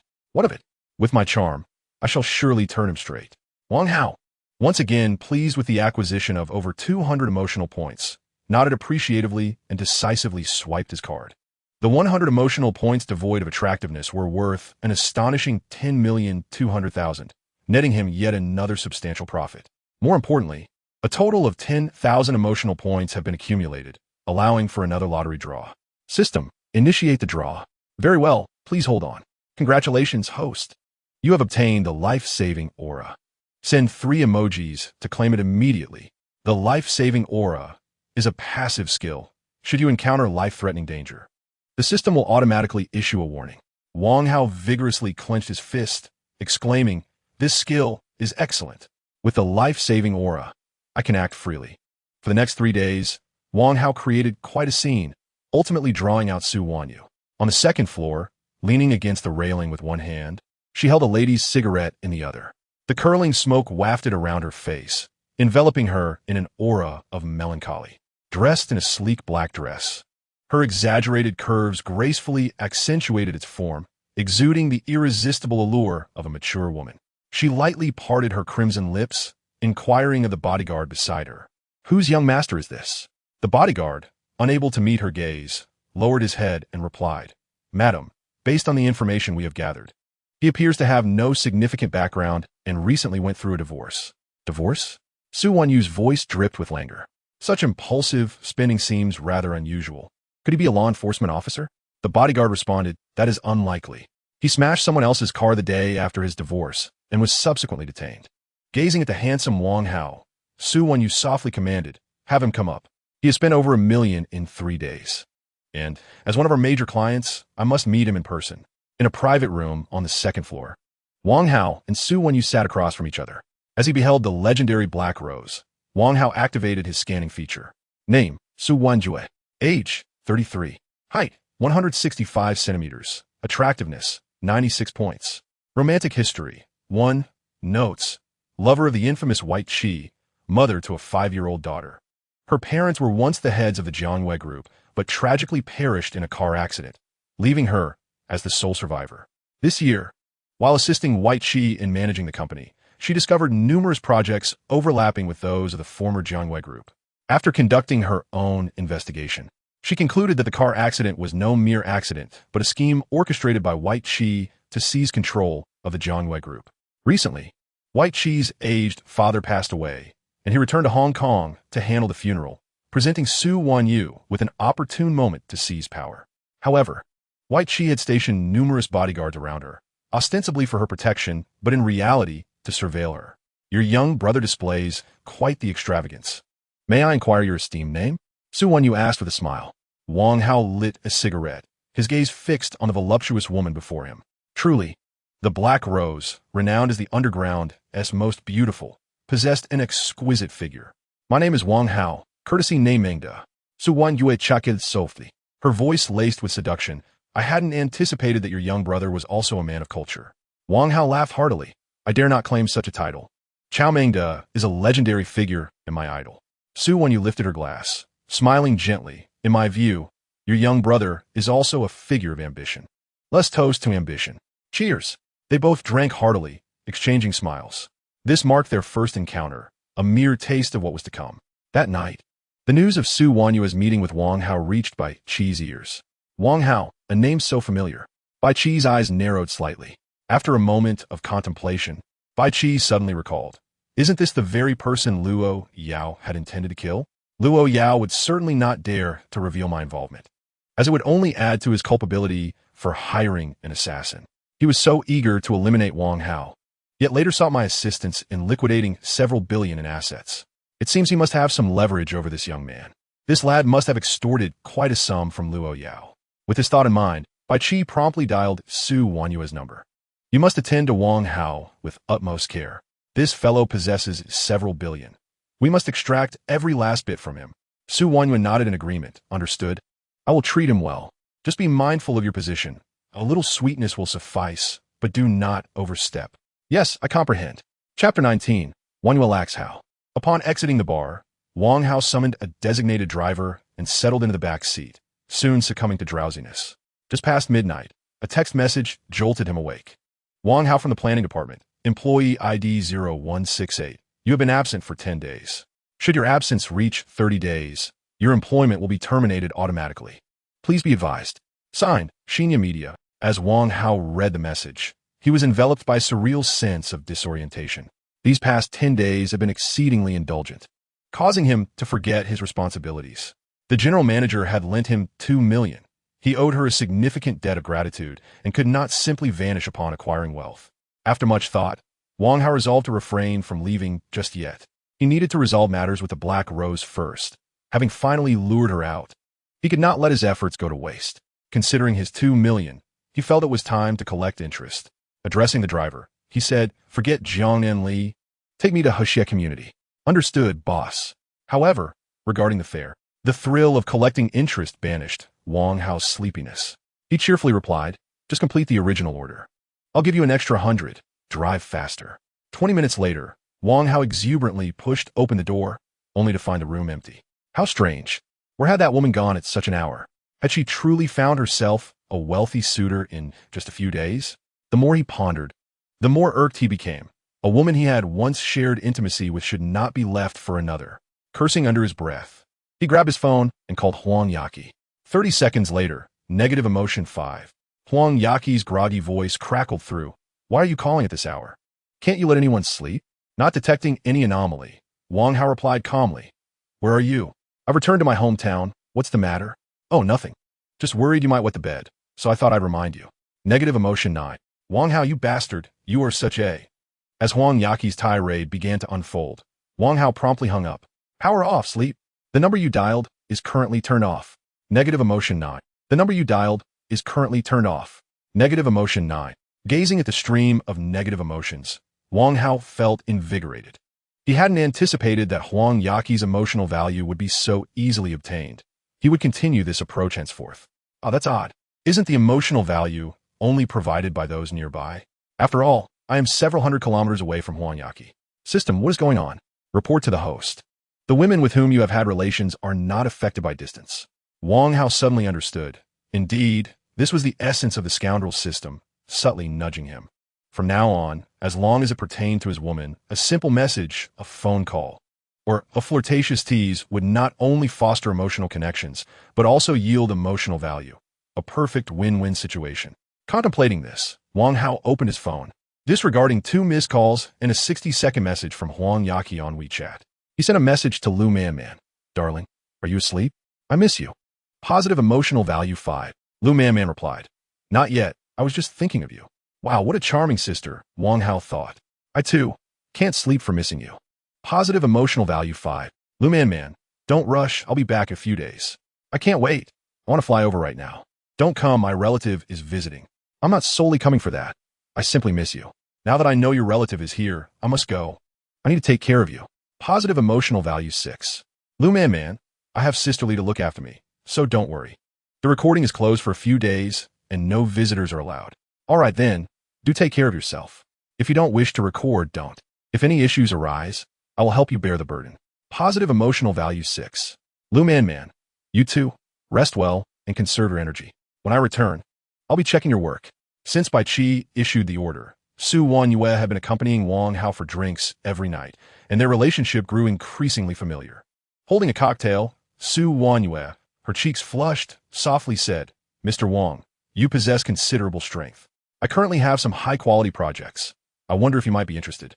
Wang Hao laughed heartily, playfully adopting a lecherous demeanor towards Su Wanyue. "Of course I'm interested. As long as it involves doing business with Sister Wanyue, I would invest in any project." Su Wanyue smiled gently, raising her glass toward Wang Hao. "Then let us visit the site together tomorrow. I believe Mr. Wang will surely reap great profits." The next day, Su Wanyue and her team brought Wang Hao to a desolate area, dressed in a chic white suit. She appeared both professional and elegant. "This location is remote, with fresh air. We plan to construct a resort here, with an anticipated investment of 1 billion, to be completed within 5 years. I wonder if Mr. Wang is interested." Wang Hao inwardly scoffed. "A mere wasteland dares to claim an investment of 1 billion? Does it truly believe I am?" Outwardly, Wang Hao nodded repeatedly. "Good, very good. Sister Wanyue has a keen eye. I observe the feng shui here. It is undoubtedly a place of wealth," he added. "Mr. Wang understands feng shui?" Su Wanyue's eyes sparkled with intrigue. Wang Hao gazed intently at her, declaring, "Not only do I understand feng shui, but I also possess the ability to predict fortunes." Faced with Wang Hao's assertive gaze, Su Wanyue felt a mix of disdain and shyness. Mr. Wang, could you perhaps read my fortune? Wang Hao stood with his hands clasped behind his back, exuding an air of wisdom as he spoke. Wan Yue, your fate is governed by water, which signifies wealth. Currently, your water element is lacking, appearing splendid on the surface while being ensnared within, unable to break free from its shackles. The character Hao embodies vast waters. Only with the assistance of Hao can you acquire the formidable force necessary to shatter your bonds and alter your destiny. Initially, Su Wanyu dismissed Wang Hao's words as mere boasting, believing it sufficient for her to play the supportive role. However, upon hearing the term shackles, a tremor coursed through her heart. Was she not also trapped in her own constraints? Was this mere coincidence or fate? Reining in her emotions, Su Wanyu extended her right hand and said, Mr. Wang, you are truly talented. Let us look forward to a fruitful collaboration. Wang Hao grasped her delicate hand, lingering on it for a moment, observing her bashful demeanor. He felt at ease, thinking to himself, I am not genuinely lecherous. It is merely a facade I must maintain. Yet, her hand is indeed exquisitely refined. A woman in her 30s, well-maintained, can rival even an 18-year-old in complexion. With a flush on her cheeks, Su Wanyu withdrew her hand and proposed, Mr. Wang, let us jointly develop this resort, each investing 500 million. How does that sound? After a moment's contemplation, Wang Hao replied, I currently have only 100 million in my domestic accounts, though I possess substantial funds abroad. Let me transfer the money before we finalize the contract. Su Wanyu smiled and said, 100 million will suffice for the initial stages. We can pursue further investments as we develop. Wang Hao inwardly cursed. This woman is not even aligned with BaiQi and yet is striving so hard. She intends to swindle me out of 100 million. No way. He chuckled to himself. When I invest, I go all in. Gradual investments are for those who lack funds. Once my money arrives, I will transfer 500 million in one go. That very evening, news of their resort partnership reached BaiQi's ears. Wang Hao is a man of indulgence and impulsiveness. Such individuals are easily deceived. Encourage Su Wanyu to hasten his funds transfer. Gradually, whether day or night, Wang Hao and Su Wanyu found themselves together, save for the hours of slumber. The bodyguards tasked with monitoring Su Wanyu had no objections, nor did BaiQi, who was far away in Hong Kong, until one night, a few unruly youths, intoxicated, caused a ruckus at a bar. Before the bodyguards could intervene, Wang Hao effortlessly dealt with them. Su Wanyu's eyes sparkled with excitement. Such skill was precisely the talent she lacked. Could his earlier words hold truth? He has been persistently pursuing me, clearly tempted by my allure. If that is the case, I shall grant him a taste of sweetness to bring him under my influence. With BaiQi's return uncertain, she felt the urgency to seize power swiftly. Chapter 20. Uncle is a dynamic Superman. The following afternoon, Wang Hao acted as the chauffeur, driving a Bentley while escorting Su Wanyu to the Kongxiao bilingual kindergarten, accompanied by a Volkswagen Magotan carrying 4 bodyguards. Su Wanyu cherished her daughter, Wan, immensely. No matter how busy she was, she made it a point to personally pick her up from school each day. Today, she wore a cream-colored dress, adorned at the neckline with a delicate pearl brooch. Adorned in a pair of 5-centimeter high heels, she effortlessly exudes elegance while maintaining ease of movement. One hand gracefully wields a sunshade, while the other carries a limited edition Hermes handbag, rendering her appearance both refined and poised. Each time she arrives to fetch Wan, she adorns herself in a similar fashion, making it difficult for anyone to conceive of her as a mafia wife. At the entrance of the kindergarten, she invariably becomes the center of attention, captivating the gazes of fathers present. In such moments, mothers discreetly clutch their husbands' waists, ensuring their eyes remain averted. Today, however, the mothers occasionally steal glances in her direction. Standing an impressive height of 185 meters, Wang Hao stands out amidst the crowd, clad in a crisp white shirt. His well-defined chest muscles create a striking silhouette. Under the sweltering heat, he casually loosens the first button of his collar. This seemingly innocuous gesture captures the attention of numerous mothers, silencing the previously raucous environment, only to be punctuated by the sounds of swallowed breaths. Fathers promptly escort their wives aside, insisting on fairness. No one is permitted to steal a glance. Noticing Wang Hao's action, Su Wanyu remarks, if it's too warm, come share my umbrella. Wang Hao, unreserved, immediately steps under the shelter with her. Due to his stature, he naturally assumes the responsibility of holding the umbrella.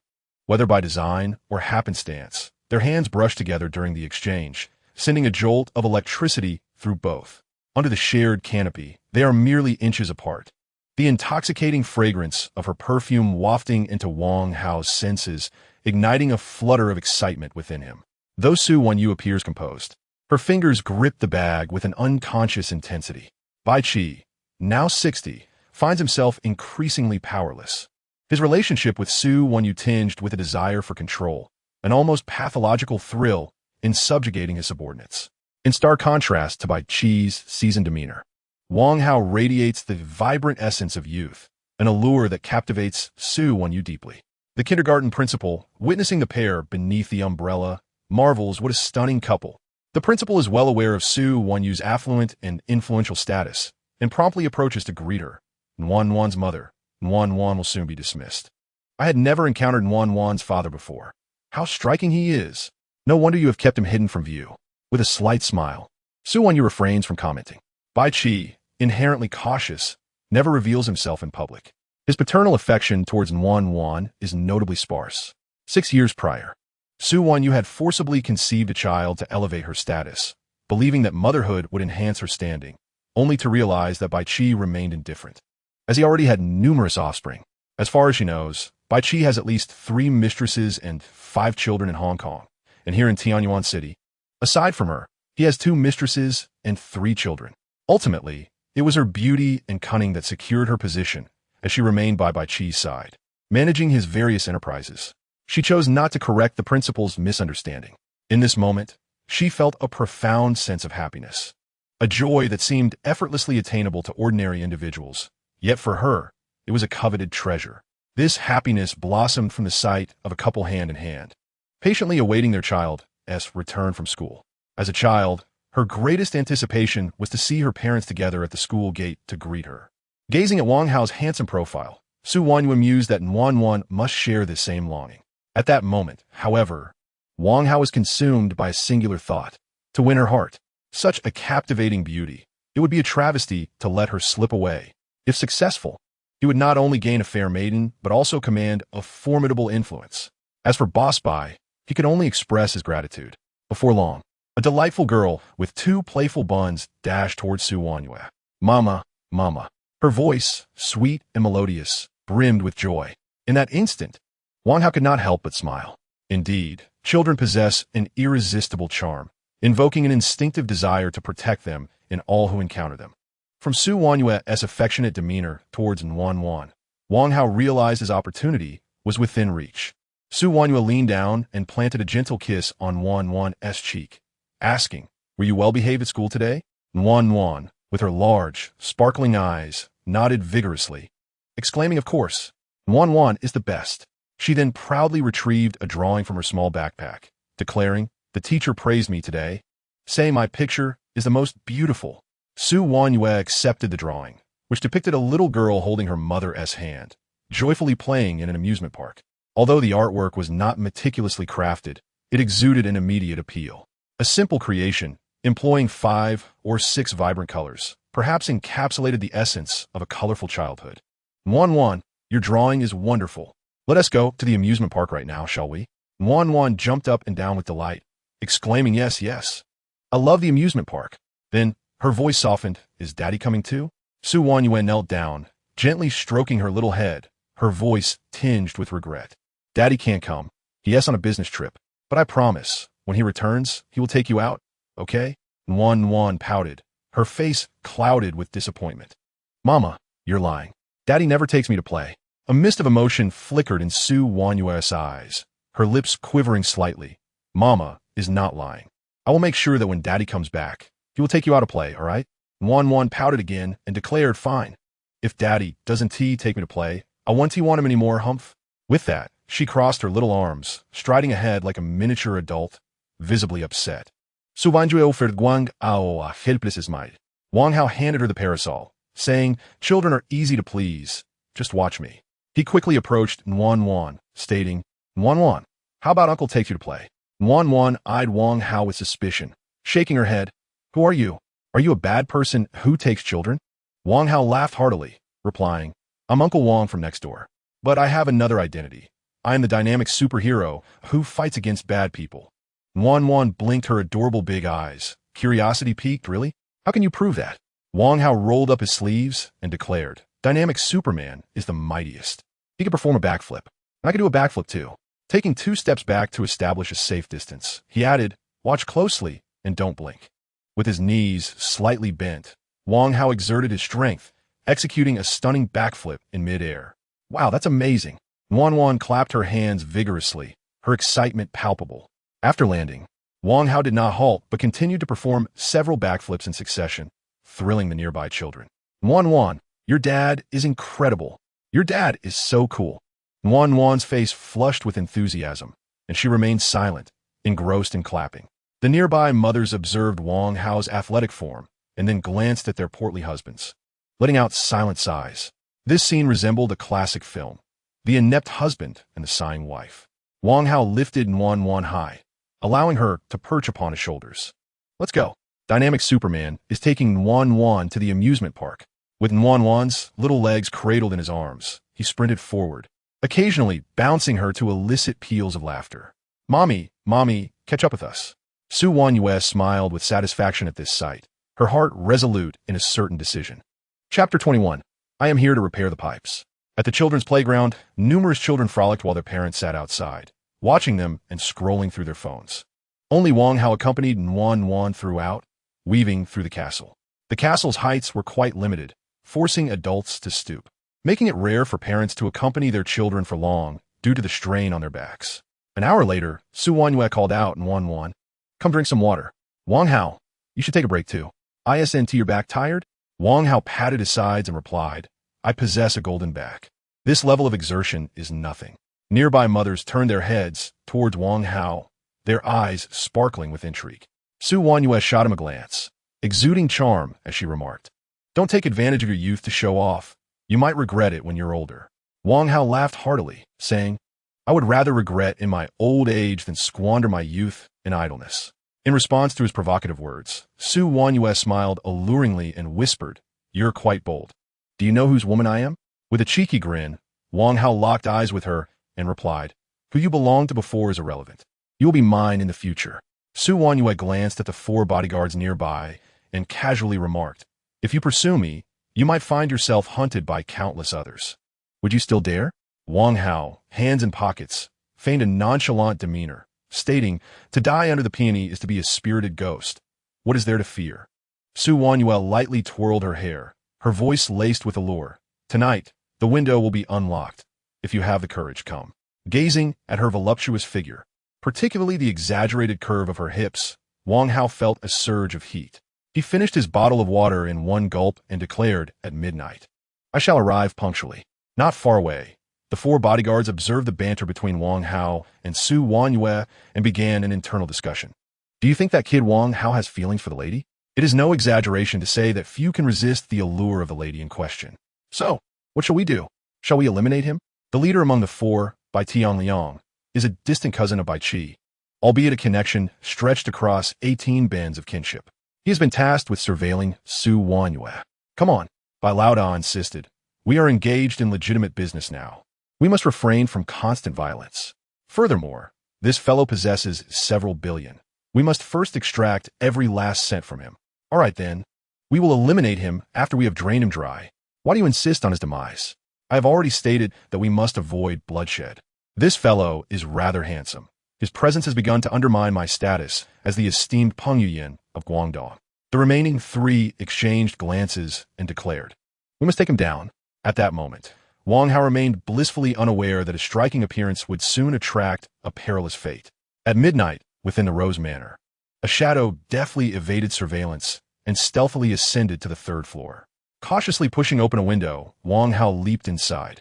Before he could contemplate his next move, a sharp blade pressed against his waist. Su Wanyue's voice echoed softly, you possess quite the audacity to actually show up. Wang Hao, unfazed, noted that the absence of any premonition from his protective aura indicated he was not in imminent danger. With a devilish smile, he replied, when the lady summons, how could I dare to decline? Aren't you afraid of death? I would gladly meet my demise for the lady. With a clang, the knife clattered to the ground as Su Wanyue discarded it. In the enveloping darkness, the two embraced fiercely, their breaths mingling and the sound of tearing fabric intertwining, igniting the night with fervor. As dawn approached at 4 o'clock, though they were reluctant to part, Wang Hao had to don his tattered clothing and make a hasty exit. Gazing at the pale light emerging in the east, he muttered, "O son, rising at 4 is quite the burden. 8 would suffice." Just as he descended through the pipe to the ground, a beam of light illuminated his face. "Damn it, system, what good is this protective aura?" "Do not fret, host. You're not in danger." Shielding his eyes from the light, Wang Hao strained to discern the identity of the newcomer. A somewhat familiar voice rang out, "Wang Hao." Upon closer inspection, he exclaimed in surprise, "De Zhuang." De Zhuang was Wang Hao's college roommate, expelled in his sophomore year for fighting. By a twist of fate, he had joined the BaiSha Industrial Group, the very company owned by Lao Da. De Zhuang switched off his flashlight and joyfully approached, asking, "Wang Hao, what a coincidence. What brings you here?" Wang Hao, at a loss for words, replied, "You caught me red-handed. What do you think I'm doing?" Touching the nearby white pipe, he added, "I'm here to fix the pipes, would you believe it?" De Zhuang chuckled innocently, saying, "Of course. Why wouldn't I?" He gestured at Wang Hao's torn attire and then at the pipe behind him, remarking, "Look at your clothes. It must be tough work repairing pipes." Wang Hao forced a smile. "Indeed, it's all manual labor. I haven't found a decent job since graduation, so I'm left with the more arduous tasks." De Zhuang waved it off, nonchalantly stating, "What of hard labor? It's the pride of the working class. Labor is the noblest pursuit." As the light shone upon Wang Hao's back, De Zhuang let out a soft gasp. "Why is there blood on your back? Who scratched you?" "I encountered a small wild cat. In a fit of excitement, it inadvertently scratched me a few times." "Oh," De Zhuang said, pulling Wang Hao's arm, "you really are unfortunate. Come, let's go to the security office. There is some alcohol to disinfect your wounds." Wang Hao quickly declined. "It's nothing, just a minor injury. No need to trouble yourself. I have urgent matters to attend to, so I'll be on my way." Observing Wang Hao's hurried demeanor, De Zhuang felt a twinge of suspicion and suddenly exclaimed, "Stop." Wang Hao's heart raced. He feared his secret would be discovered. De Zhuang approached and slapped Wang Hao on the shoulder. "Look at you in such a rush. Did you forget your tool bag upstairs? What kind of repairman doesn't carry a tool bag?" Wang Hao nodded repeatedly. Yes. However, the pipes are not yet fixed. I still need to return. I'll leave the tools upstairs for now." "Which floor?" "The 3rd floor." "The 3rd floor?" "Da Zhuang Kiriet. That is where the lady and the young miss reside.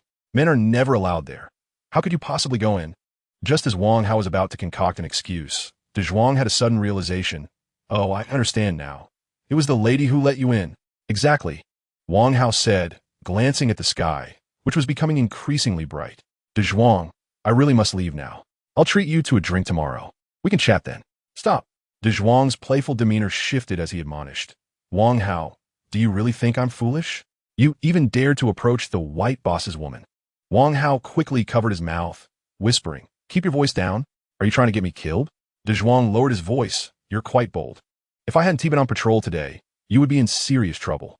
Wang Hao then put his arm around De Zhuang's shoulder and said, "Since you understand, I won't hide anything from you. We're all brothers. Don't be a traitor, all right? How could I ever betray? I despise treachery." De Zhuang declared earnestly, "I am loyal to the white boss. It's this loyalty that has secured my position in patrol."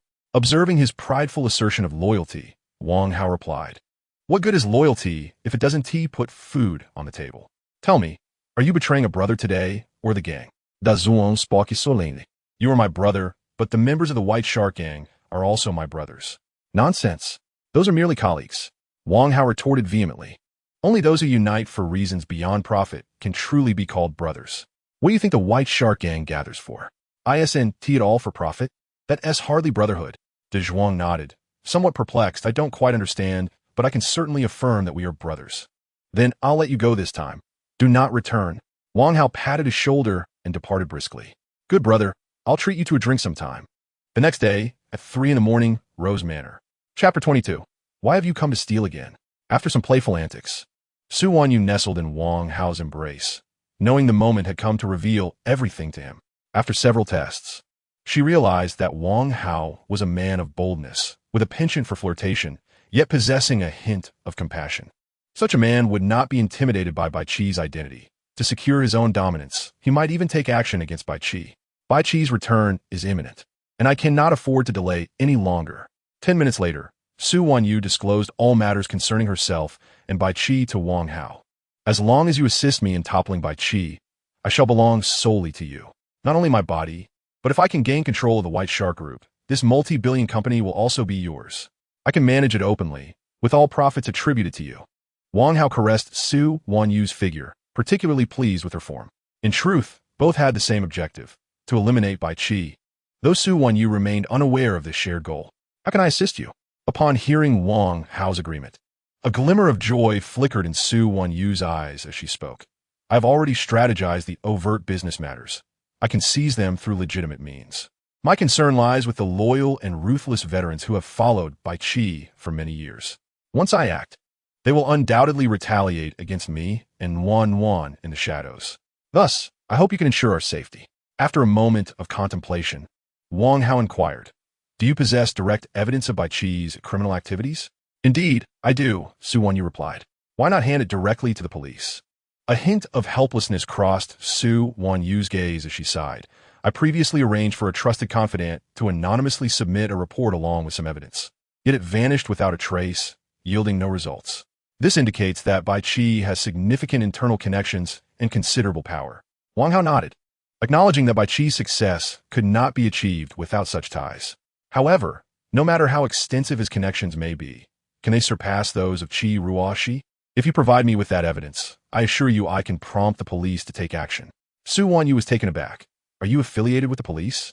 Wang Hao gently patted her head, reassuring her. No, but I know a friend who possesses the capability to help us resolve this issue.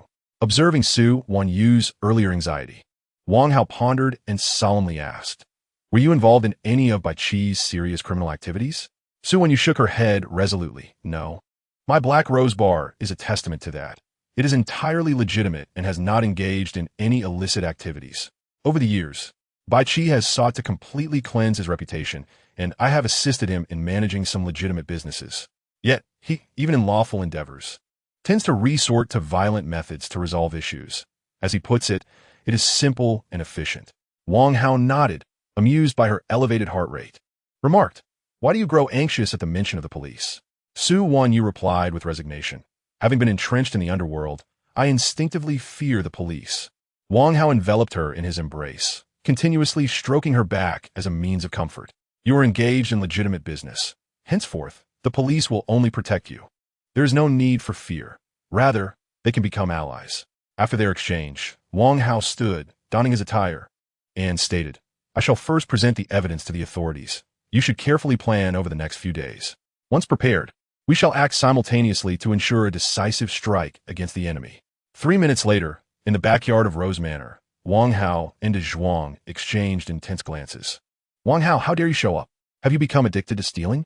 Wang Hao threw an arm around De Zhuang's shoulders and said, my good brother, let me off this time. You owe me 50 yuan from school. Consider it forgiven. De Zhuang, confused, replied, when did I ever owe you 50? It was during a basketball game. You wanted a drink, but had no money, so I lent you 50. Basketball? I don't even play basketball. Then it must have been during football. I don't play football either. It must have been during tennis. Our school doesn't have a tennis court. Running. You surely run, right? It was during a run that I lent you the money. De Zhuang shook his head and stated earnestly, impossible. I always bring my own water bottle when I run. How could I borrow money for water? Wang Hao gritted his teeth, insisting it must be. Oh, I remember now. Without allowing Wang Hao to finish, De Zhuang smacked his forehead in realization. It was when I was shot putting. I borrowed 50 from you. Yes. Wang Hao embraced De Zhuang's neck. Pleased. I never imagined that after being struck on the head by the shot put, your memory would remain so sharp. Meanwhile, I forget everything by sunrise. De Zhuang touched the back of his head, feeling embarrassed. That was just me slipping up. But I really appreciate you calling the ambulance for me right away. No need for thanks. That's what brothers are for. I'm off. Take care. And don't come back. All right. On Renmin Road, Qi Ruoxi climbed into a Maybach. What did you summon me for? Have you completed the first phase of the plan? Yes. Qi Ruoxi could not help but pat Wang Hao on the shoulder, saying, you're quite charming. You've caught Su Wanyue's attention so quickly. Then we shall prepare for the second phase. It will be more arduous. We need to put on a tragic act while you join the White Shark Gang and get closer to Su Wanyue. Before Qi Ruoxi could finish, Wang Hao produced a thick envelope and handed it to her. This contains evidence of criminal activities involving Bai-Chi and key members of the White Shark Gang. Keep it safe. Hold on to it. Why are you dazed? Chi numbly accepted the envelope and opened it. As the evidence lay before her, she was completely taken aback. How did you manage this? A flicker of sorrow crossed Wang Hao's eyes as he replied solemnly, Don't ask. Just remember, I have shed blood for the people. Seeing the melancholic expression on Wang Hao's face, Chi felt a pang of sympathy. Now that you have the evidence, don't go back. Go home and rest well. Wang Hao shook his head emphatically, declaring, No, the task is not yet complete. I will not rest until Bai-Chi is apprehended. Gazing into Wang Hao's resolute eyes, Chi felt a stir in her heart. If you encounter any difficulties that require assistance from the organization, speak up quickly. Wang Hao sighed, saying, I have no personal difficulties. My concern lies with the White Shark Group. The group is vast, spanning mining, real estate, entertainment, and catering, among other industries. It employs hundreds of thousands, impacting countless families. If Bai-Chi is arrested, I fear chaos will ensue within the White Shark Group. The crimes are committed by a select few and have nothing to do with these ordinary people. I propose that after Bai-Chi's downfall, we should elect a new leader. Chi gazed thoughtfully at Wang Hao and inquired, Who do you recommend? Suvanjua. Wang Hao replied, analyzing earnestly. She has been by Bai-Chi's side for many years, yet has managed to retain her integrity, which is paramount. Moreover, she possesses a profound understanding of the White Shark Group's operations. If she were to take charge, she could ensure the group's steady development. After all, the White Shark Group is a cornerstone enterprise of our city and must not falter. Chi nodded in agreement, stating, I have no objections.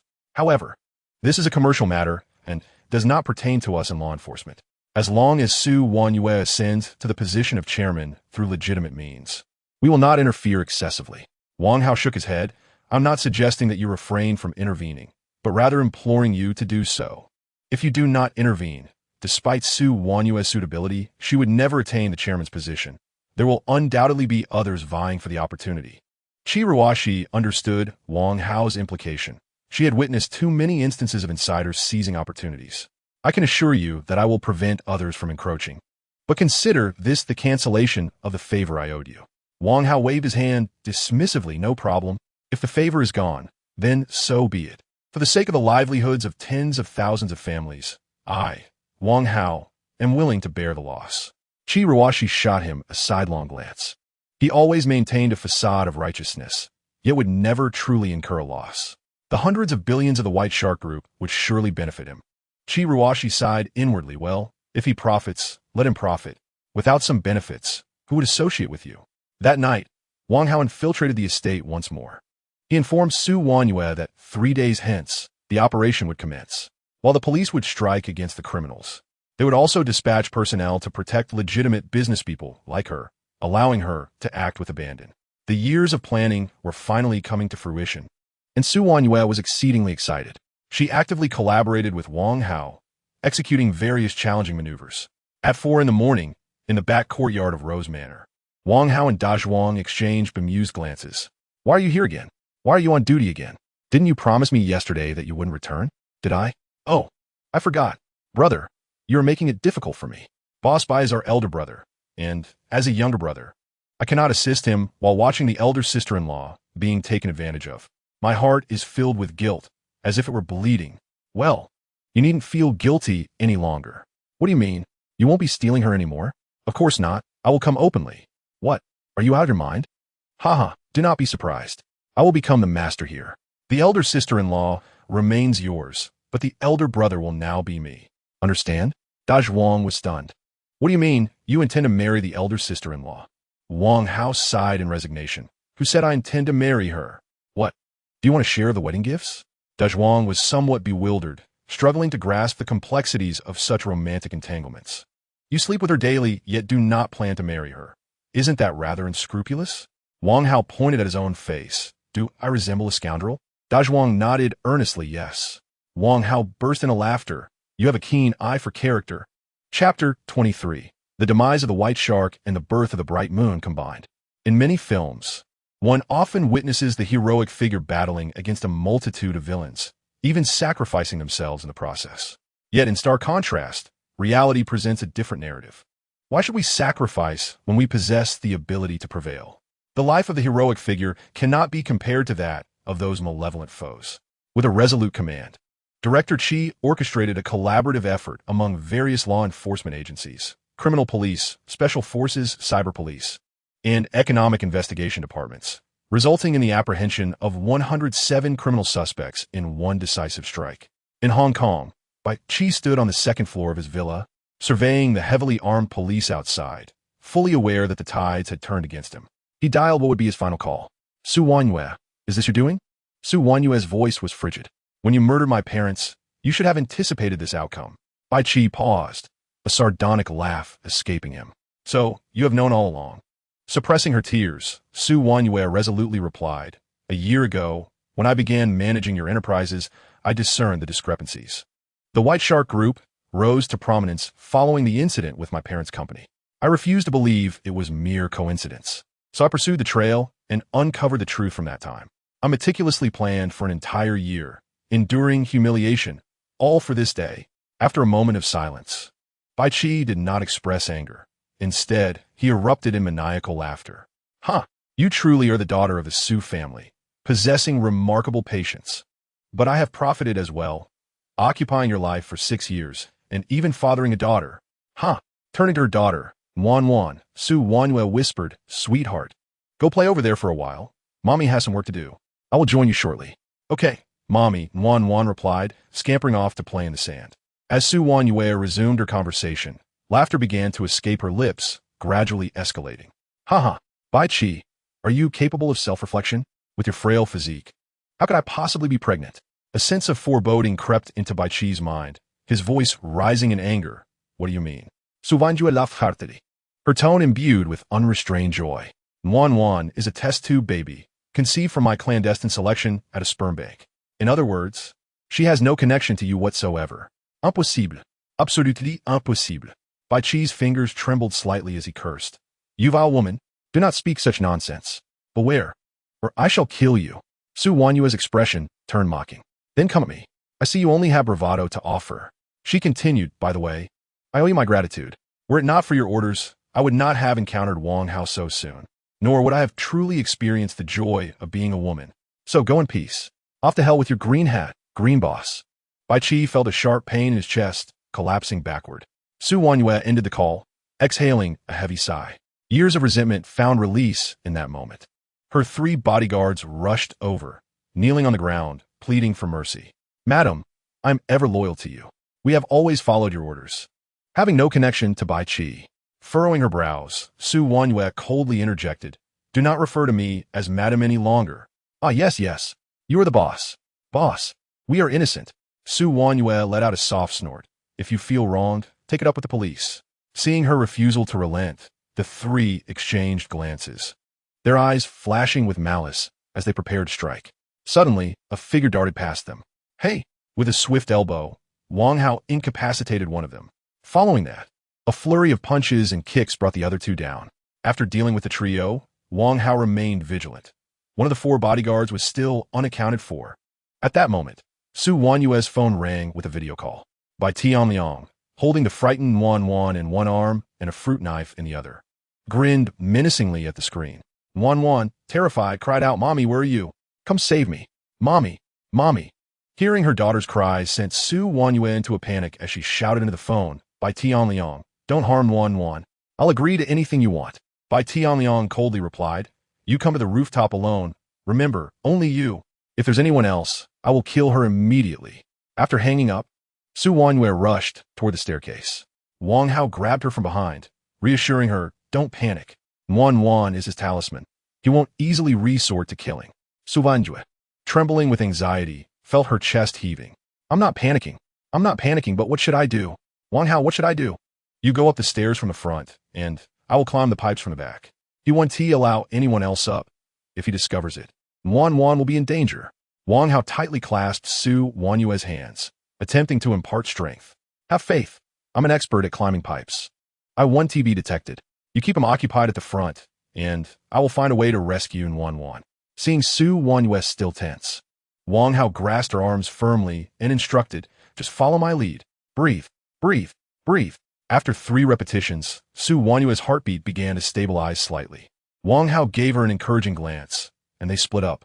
On the rooftop, Bai Tianliang noticed only Su Wanyue had arrived and slightly relaxed. Madam, grant me a way out.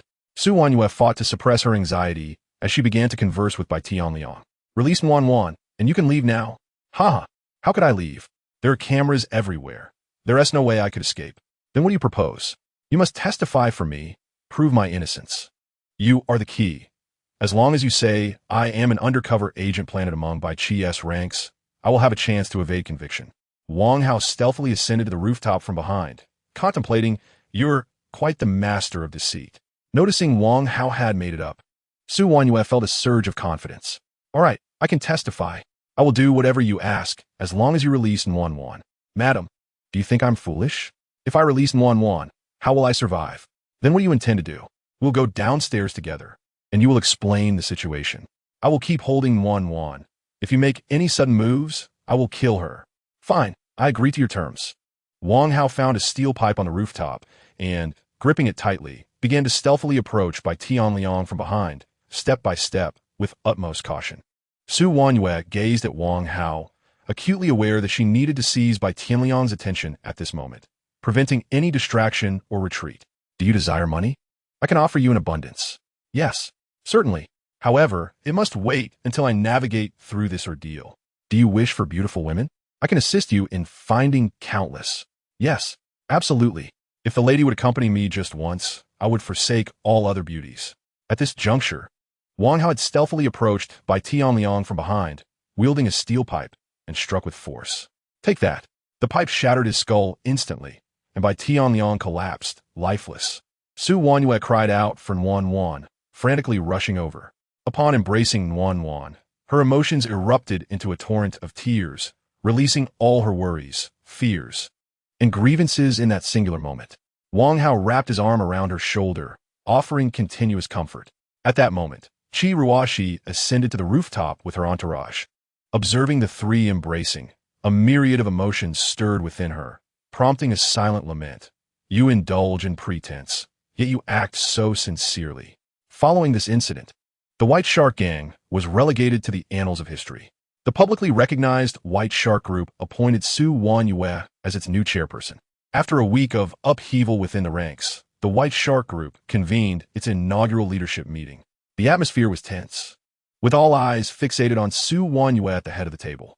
Her expression was stern, her gaze as piercing as cold stars, causing even the typically haughty leaders to instinctively lower their heads.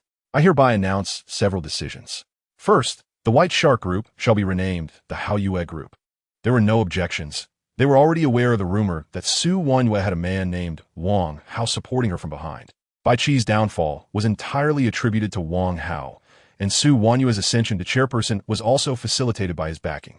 Second, the group will invest a total of 10 billion over the next 3 years to establish orphanages, nursing homes, and improve elementary schools in mountainous areas. Third, the company will institute new internal regulations, mandating that all business operations be compliant and lawful. Any non-compliant ventures will be eliminated. Now, if anyone has objections, they may voice them. The attendees exchanged glances, none daring to rebut. Having just undergone a significant turnover in leadership, this was a time for the new authority to establish its dominance. No one wished to invoke its wrath. Since there are no objections, detailed guidelines will be distributed to each department shortly.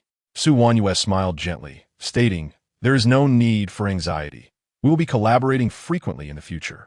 If anyone encounters issues in their work, they may raise them now. After a brief silence, a middle-aged man cautiously raised his right hand. M.A.S. Su, I have a question I would like to ask. Su Wanyue nodded, signaling him to proceed. The man cleared his throat and said, recently, villagers from nearby have been causing disturbances at our mining site, demanding money. We have previously signed contracts and compensated them for the land we utilized. Yet, a few greedy individuals continue to cause unrest, hindering our project's progress. Su Wanyue inquired, were the contracts signed compliant and lawful, and was the compensation provided at market value?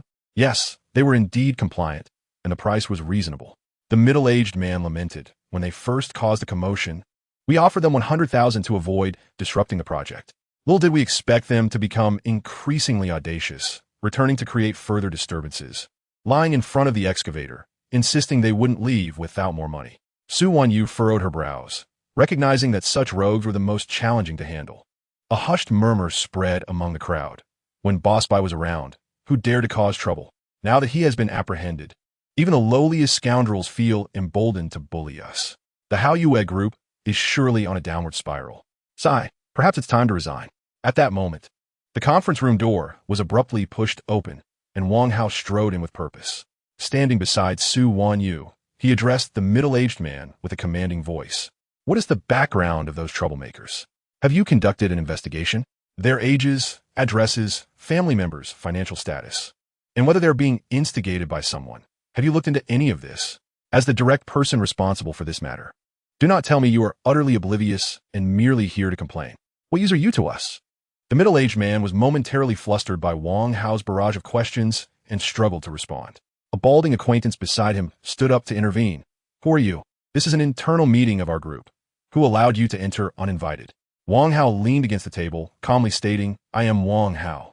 Oh, my apologies, Mr. Wang, I failed to recognize you. I was blind to your presence. The balding man stammered an apology. Wang Hao dismissed him with a glance, refocusing on the middle-aged man. The middle-aged man stiffened and replied, all I know is that those individuals enjoy gambling. There is a casino nearby owned by Doggy. They must have lost their money there and returned to extort us. Wang Hao interjected, who is Doggy? He used to be a lackey for Bai-Chi. Came the response. With a sudden force, Wang Hao slammed his hand on the table, pointing an accusatory finger at the middle-aged man. The group needs to transform, not cower. How could a petty loser dare to bully you? What are you doing about it?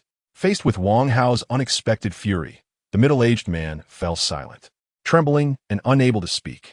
Go tell that dog Yi that if anyone else comes to the mine to extort money, regardless of whether he is behind it, I will hold him accountable. His casino will no longer operate.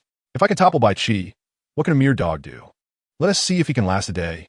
Wiping the sweat from his brow, the middle-aged man quickly replied, yes, I will call him right away. Wait, Wang Hao continued, since we have a project there, let us recruit some workers from the nearby village. If similar incidents occur in the future, let them handle it. If the project halts, their wages will be affected. I believe they will be eager to assist us in resolving the issue. Wang Hao surveyed the room, his voice resonating clearly. We shall not follow the path of the former Baisha group, but neither shall we allow you to act like cowards. The former Baisha group did not need, and even feared, the law. The future Hao Yue group must learn to embrace legality. When faced with ruffians, you can directly report to the police. We are the victims. What is there to fear? We contribute billions in taxes annually. This is the right we deserve to enjoy. The bald man immediately concurred, stating, indeed, Mr. Wang is absolutely correct. As legitimate businessmen, we must learn to wield the law as a means to safeguard our rightful interests. We have all greatly benefited from Mr. Wang's insights. Mr. Wang, we hope you will offer us your guidance more often. Wang Hao regarded him with a faint smile, devoid of any contempt, rather filled with admiration. The company requires individuals who are adept at flattery. Such individuals possess a thick skin and are willing to collaborate with leadership, thus playing a pivotal role. No sooner had he finished speaking than many echoed in agreement. Mr. Wang is right. We must conduct our business in compliance with the law and embrace legal frameworks. We do not bully others, nor shall we allow ourselves to be bullied. I have a premonition that our Hao Yue group is destined for greatness. Wang Hao raised his hands to signal for silence. This transformation marks the downfall of the White Shark Group and the rebirth of Hao Yue Group. Compliance does not bind us. Rather, it allows us to thrive in a relatively equitable environment. Only then can we aspire to greater heights. In the future, the Hao Yue Group shall instill fear in the corrupt and garner protection from the virtuous. We shall undoubtedly enable each of you to realize your grand ambitions. In the interrogation room, Bai-Chi sat calmly in the chair, handcuffed, his expression tranquil. Having been rescued, his thoughts had returned to a state of composure. As a formidable figure of his time, he was indifferent to women. Reflecting on the past, he found no value in a single woman. Compared to women, to being cuckolded, or to the realization that his daughter was not his own, he was far more concerned about his vast empire. With his imprisonment, all that he had built would be relinquished. A shadow fell across Bai-Chi's face as he muttered two words. Wang Hao.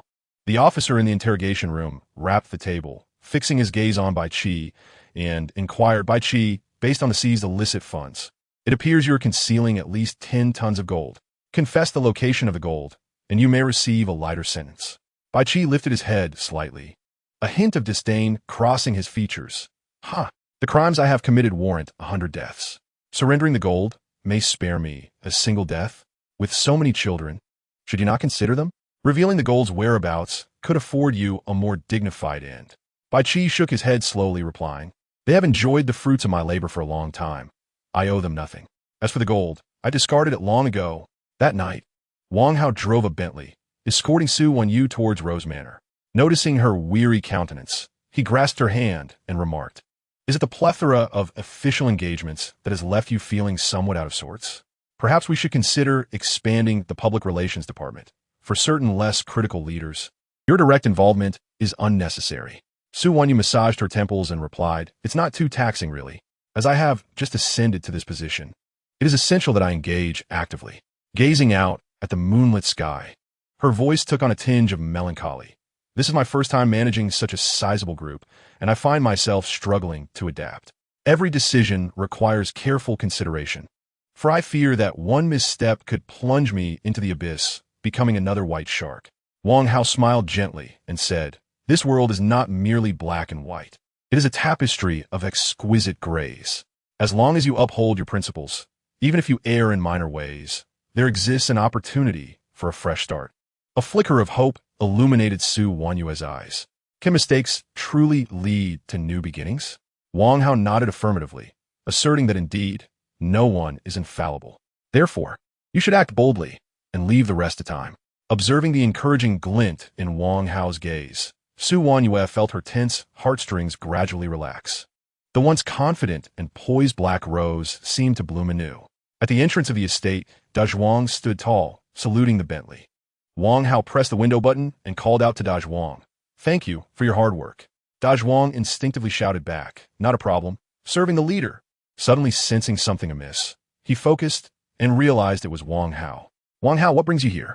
Dazhuang's expression turned slightly panicked as he glanced around before swiftly approaching and whispering, bro, you've been getting bolder with your escapades. It's only 9 o'clock. You need to leave. Come back at midnight when I'll be the only one on duty. Wang Hao produced a pack of cigarettes and handed it to him, saying, the night shift can be quite taxing. This should help you stay alert. Dazhuang accepted the cigarettes and quickly stashed them in his pocket, retorting, you've got a heart. I'll grant you that. For the sake of these smokes, I'll let you off the hook 20 more times. Wang Hao laughed heartily. Thank you, my friend. By the way, are you unaware of the recent developments in the group? Dazhuang, puzzled, responded, what developments? Is the group distributing rice again? I haven't received any notification. Noticing Dazhuang's ignorance, Wang Hao inquired, how did you come to be the gatekeeper here? Dazhuang scratched his head and recounted, by a stroke of luck. I saved Boss Bai's life at a car accident scene. His vehicle was not only mangled, but also leaking fuel, and bystanders kept their distance, fearing an explosion. Without a second thought, I rushed in and pulled him out. Later, he called me foolish yet loyal, deeming me particularly suitable for this position. He promised that if I worked for 5 years, I'd be able to buy a car and a house, and after 10 years, I'd achieve financial freedom. Now that 4 years have passed, there has been no sign of that promise coming to fruition. Wang Hao then asked, what is your current salary? 3608, Dazhuang replied. Wang Hao chuckled. You remember that with such precision. Dazhuang nodded. Yes, it was Boss Bai who set that amount. He said regardless of how many days I worked or whether I took leave, my salary would always be a fixed 3608. Lowering his voice, Dazhuang said to Wang Hao, hey, since you and your wife are fast asleep, tell her I no longer want a car or a house. Just a raise would suffice. Wang Hao glanced at Su Wanyu beside him, smiled, and replied, I won't say anything. You ought to tell her yourself. You ungrateful fellow. I thought of you as a brother, yet you refused to assist with such a small favor. Before Wang Hao could respond, Su Wanyue's voice emerged from the passenger seat. Your salary will increase by 10,000 each month, and you are free to choose any apartment in our Group S developments. The company also has several official vehicles. You may select one tomorrow as your exclusive ride. The unexpected voice startled Dazhuang, having just discreetly suggested a salary increase. He was taken aback to find the leader right there. In that moment, Dazhuang felt an overwhelming urge to disappear beneath the car. Seeing the swang in silence, Su Wanyu inquired, are you dissatisfied? No, im absolutely delicta. De Zhuang swallowed hard and immediately straightened his posture, bowing respectfully. Thank you, leader. Watching Wang Hao drive the Bentley into the estate alongside Su Wanyue, De Zhuang remarked enviously, so this secret affair has become the real deal? Late at night, after a friendly exchange, they lay in bed resting. Is that fellow De Zhuang your friend? Should I promote him to management? No need. De Zhuang has suffered a head injury. His mental capacity fluctuates between 0 and 100. He is not fit for leadership and should only undertake simple tasks. You may consider raising his salary annually. All right, I shall heed your advice. Su Wanyue nestled in Wang Hao's embrace, adjusting to a comfortable position. By the way, a police captain visited me today, claiming Bai-Chi has hidden 10 tons of gold. He asked me to inform them if I recall any leads. Wang Hao's hand trembled as he exclaimed, How much? 10 tons. Wow, I've never heard of gold being measured in tons. That's astonishingly wealthy. Do you know where it's hidden? No, Bai-Chi never mentioned it. Well, let us not dwell on it. Perhaps one day a fool will stumble upon it. Huh. As they were chatting, Wang Hao's WeChat suddenly rang with a video call. Upon opening it, he saw Lu Man initiating the call. Just as he hesitated to answer, Su Wanyue shifted away, saying, I'm going to take a shower.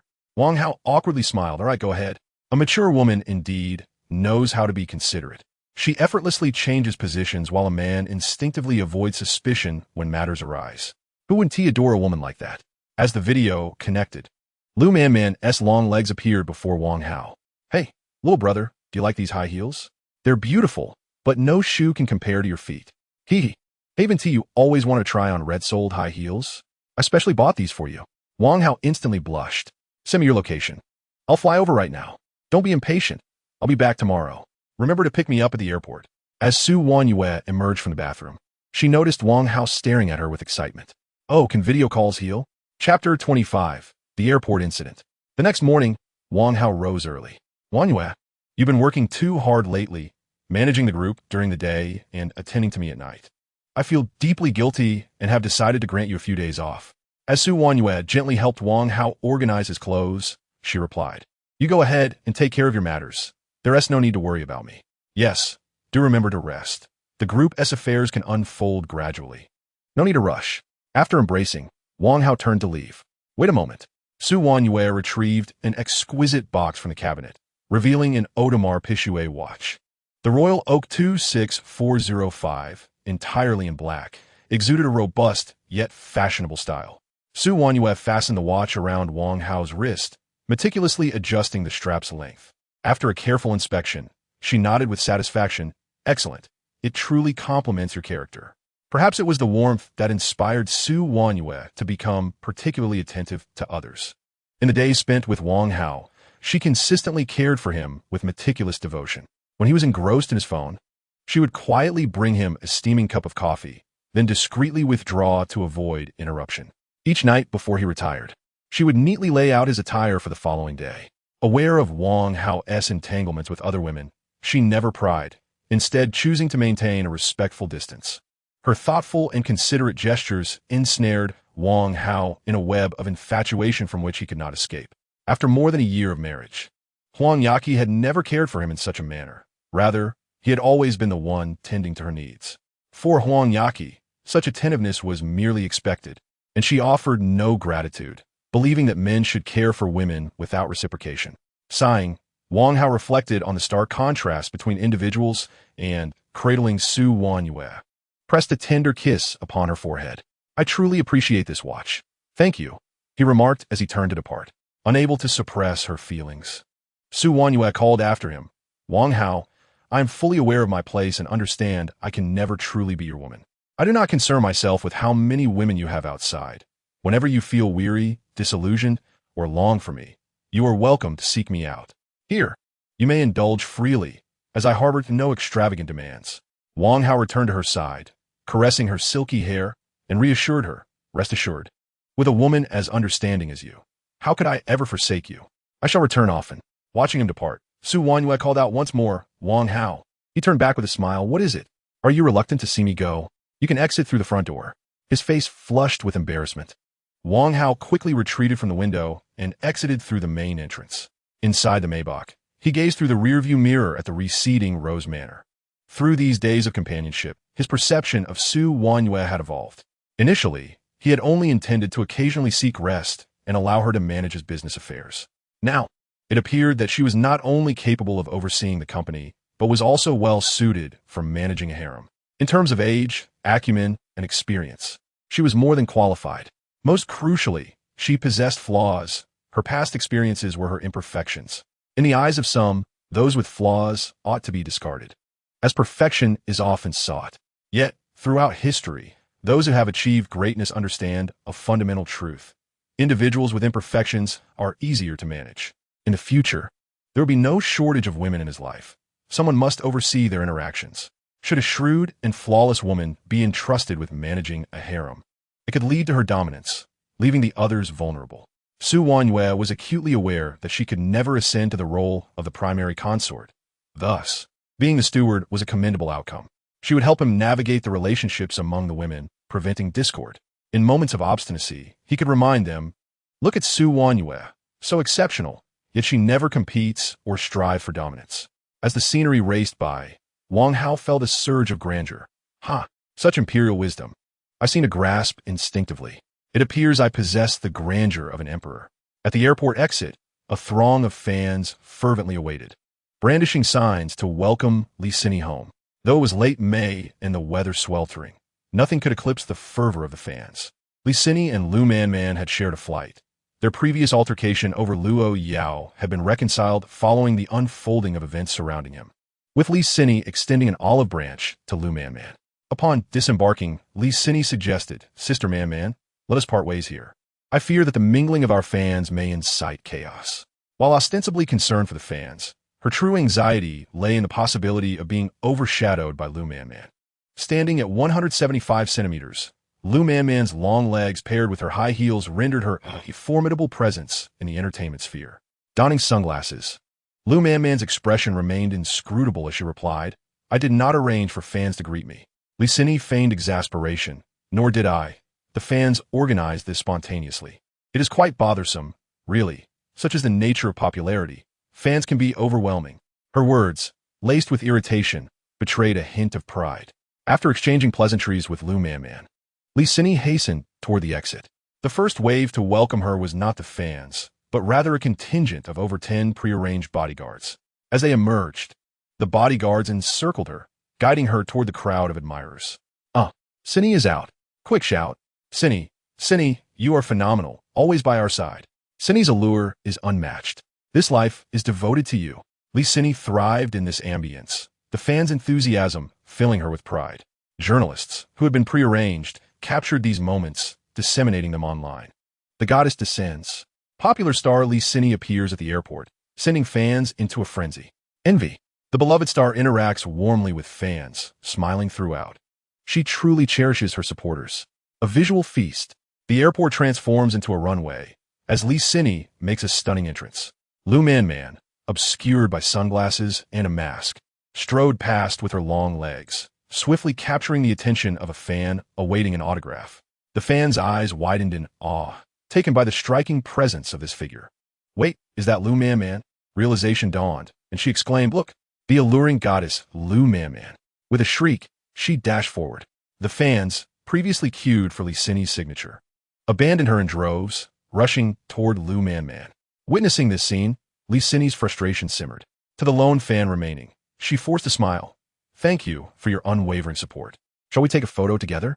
The fan cautiously replied, "No, that's all right. Could you please return my book swiftly? I'm eager to seek Lu Man's autograph." Lu Man, unaccompanied by bodyguards, found herself instantly enveloped by fervent admirers, her solitary manager unable to stem the tide, signing autographs, posing for photos, and even allowing female fans to wrap their arms around her waist for pictures. Lu Man graciously obliged all requests. Amidst the crowd, a man in gray observed the scene, a glimmer of excitement igniting in his eyes. Relying on his towering stature, he swiftly navigated through the crowd, arriving beside Lu Man. He extended his right hand, intent on wrapping it around her waist. Just as his hand reached midway, it was firmly grasped by another large hand. Wearing sunglasses, Wang Hao chuckled mischievously, hoping to embrace the young lady's waist. "Why not wrap your arms around mine instead? Mine is more robust." A flicker of panic crossed the eyes of the man in gray as he struggled to withdraw his hand, only to discover that his opponent's strength was overwhelming. Who are you? Release my hand at once. Very well. Wang Hao casually let go, causing the man in gray to unexpectedly topple to the ground. After falling, the man remained sprawled on the floor, beginning to wail, "He struck me. Lu Manman's bodyguard has assaulted me." His cries attracted an increasing number of onlookers. The growing crowd signified greater peril, prompting Wang Hao to grasp Lu Manman's hand and attempt to depart, only to be seized by the man's grip around his calf. "You shall not leave. You think you can hit someone and just walk away? Not a chance." Wang Hao, growing impatient, retorted by clinging to my leg. "I can interpret that as you attacking me, and I possess the right to retaliate." The man in gray shouted in defiance. "What do you mean? You wish to hit me again? Go on, I dare you." Wang Hao, of course, would not indulge him. He forcefully pulled his leg free, delivering a swift kick to the man's chest, sending him sliding across the smooth floor for several meters before coming to a halt. Wang Hao employait a clivée technique. It appeared forceful, yet lacked any true malice. The commotion quickly drew the attention of airport security personnel. "Comrades, please accompany us for a moment." Chapter 26, Bodyguard or Assassin. In the police station, Officer Hat instructed, "You two, present your identification." Wang Hao, Ma Datian. "Now, please explain what transpired." The man in gray, Ma Datian, began to wail. "Officer, you must help me. This person is too arrogant, assaulting me without cause. I can't bear it. My chest hurts terribly." Officer Hat turned to Wang Hao. "And you, why did you strike him?" Wang Hao shrugged nonchalantly.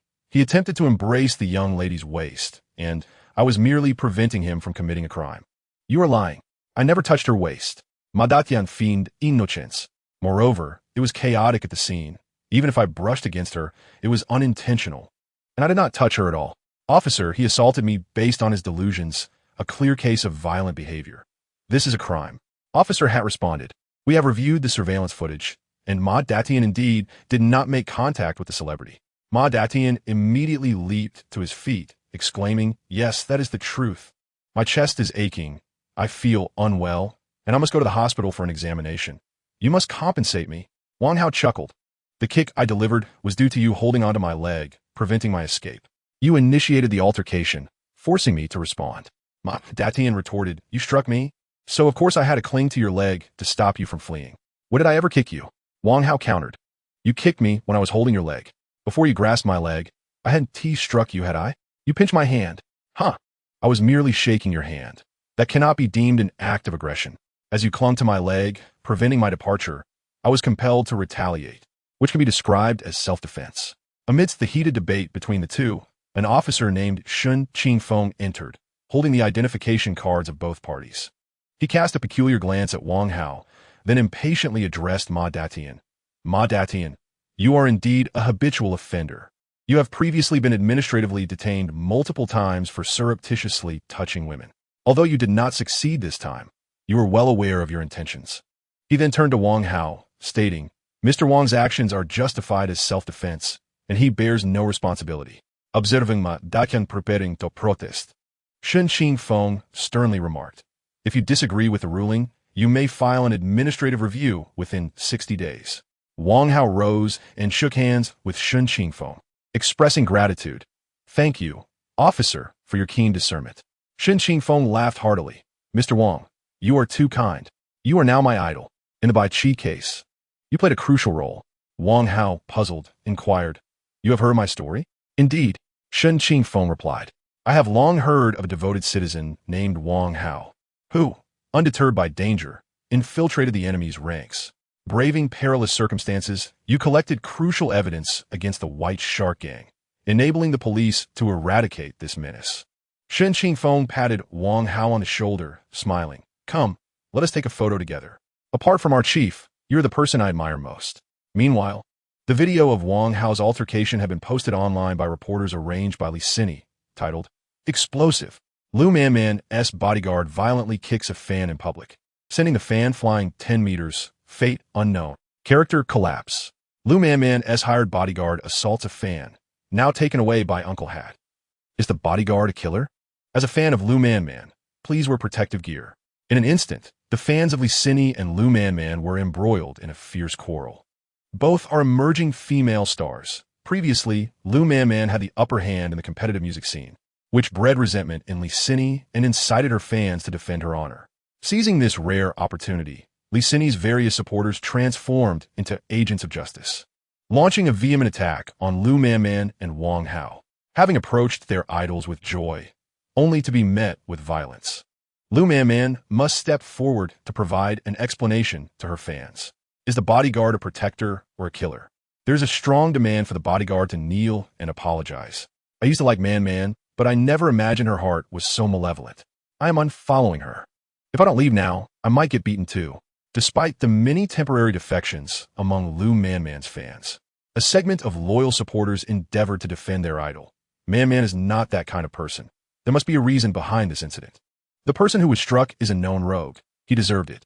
Rationality prevails. This bodyguard's actions are personal and have nothing to do with our man. These justifications, however, appeared feeble against the compelling evidence of the video circulating online, which depicted Wang Hao delivering a kick that sent a person flying 10 meters. Besides the two factions of fans, many bystanders were also indulging in the spectacle. That bodyguard possesses remarkable strength. Even on a smooth surface, sliding 10 meters is extraordinary. Based on my years of martial arts experience, this bodyguard is undoubtedly a skilled practitioner. Have you not noticed how handsome this bodyguard is? Indeed, I have observed it as well. Beauty is justice. How could such a charming young man possibly be a villain? While netizens fervently confronted Lu Man on social media, she updated her status. I will support all his actions, and I will bear all consequences alongside him. Upon this declaration, the comment section erupted with fervent messages. You are complicit in his wrongdoing, condoning the bodyguard's violence. Get out of the entertainment industry. Well done, man. If you cherish your staff so dearly, how could you not cherish your fans? There must be a reason. As a star, Lu Man, you ought to be cautious with your words and actions, setting a proper example for your fans. Otherwise, beware of being blacklisted. Qianlei, the head of Xinhua Entertainment, has recently faced a series of misfortunes. A loan of 500 million is due, and the bank is pressing him for repayment. He had originally hoped that Luo Yao would assist him, but unexpectedly, Luo Yao was suddenly arrested. With no other options, he reluctantly turned to the artists under his management for financial aid, only to be met with excuses that they had invested their funds elsewhere and could not assist him at this time. Even his Leopard Prince secretary, who usually provided him with an outlet for his frustrations, had taken sick leave recently. In the midst of his agitation, the rising star Lu Man was again under fire from the online community. He picked up his phone, suppressing his anger, and said, Lu Man, you must delete that post immediately. The company will issue a statement clarifying that it was solely the actions of your bodyguard and has nothing to do with you. Lu Man, waiting anxiously in the police station's lounge for Wang Hao, received Qianlei's call and replied bluntly, I will not delete the post. Qianlei could no longer contain his fury. You need to understand that you have 3 years left on your contract with the company. If you engage in any actions detrimental to the company's interests, you will pay a heavy price. Is it worth it for a bodyguard? Lu Man replied coldly. He is not just a bodyguard. He is Wang Hao. Wang Hao? Qianlei was taken aback. Lu Man and Wang Hao were close. It appeared that Lu Man was deeply favored by Wang Hao. Wang Hao was a formidable figure who should not be provoked. It was rumored that Luo Yao had been taken down by him. Recently, whispers circulated that the powerful underground organization, the White Shark Gang, had been dismantled, with his shadow lurking behind it. This young man was quite enigmatic. He had a way of bringing even the most powerful individuals to their knees. I must keep my distance from him. If it is indeed Wang Hao, then you must handle the situation as you see fit. Chapter 27, Dynamic Images. Just as netizens were buzzing about the incident involving Wang Hao, an official account with a blue avatar suddenly released an announcement.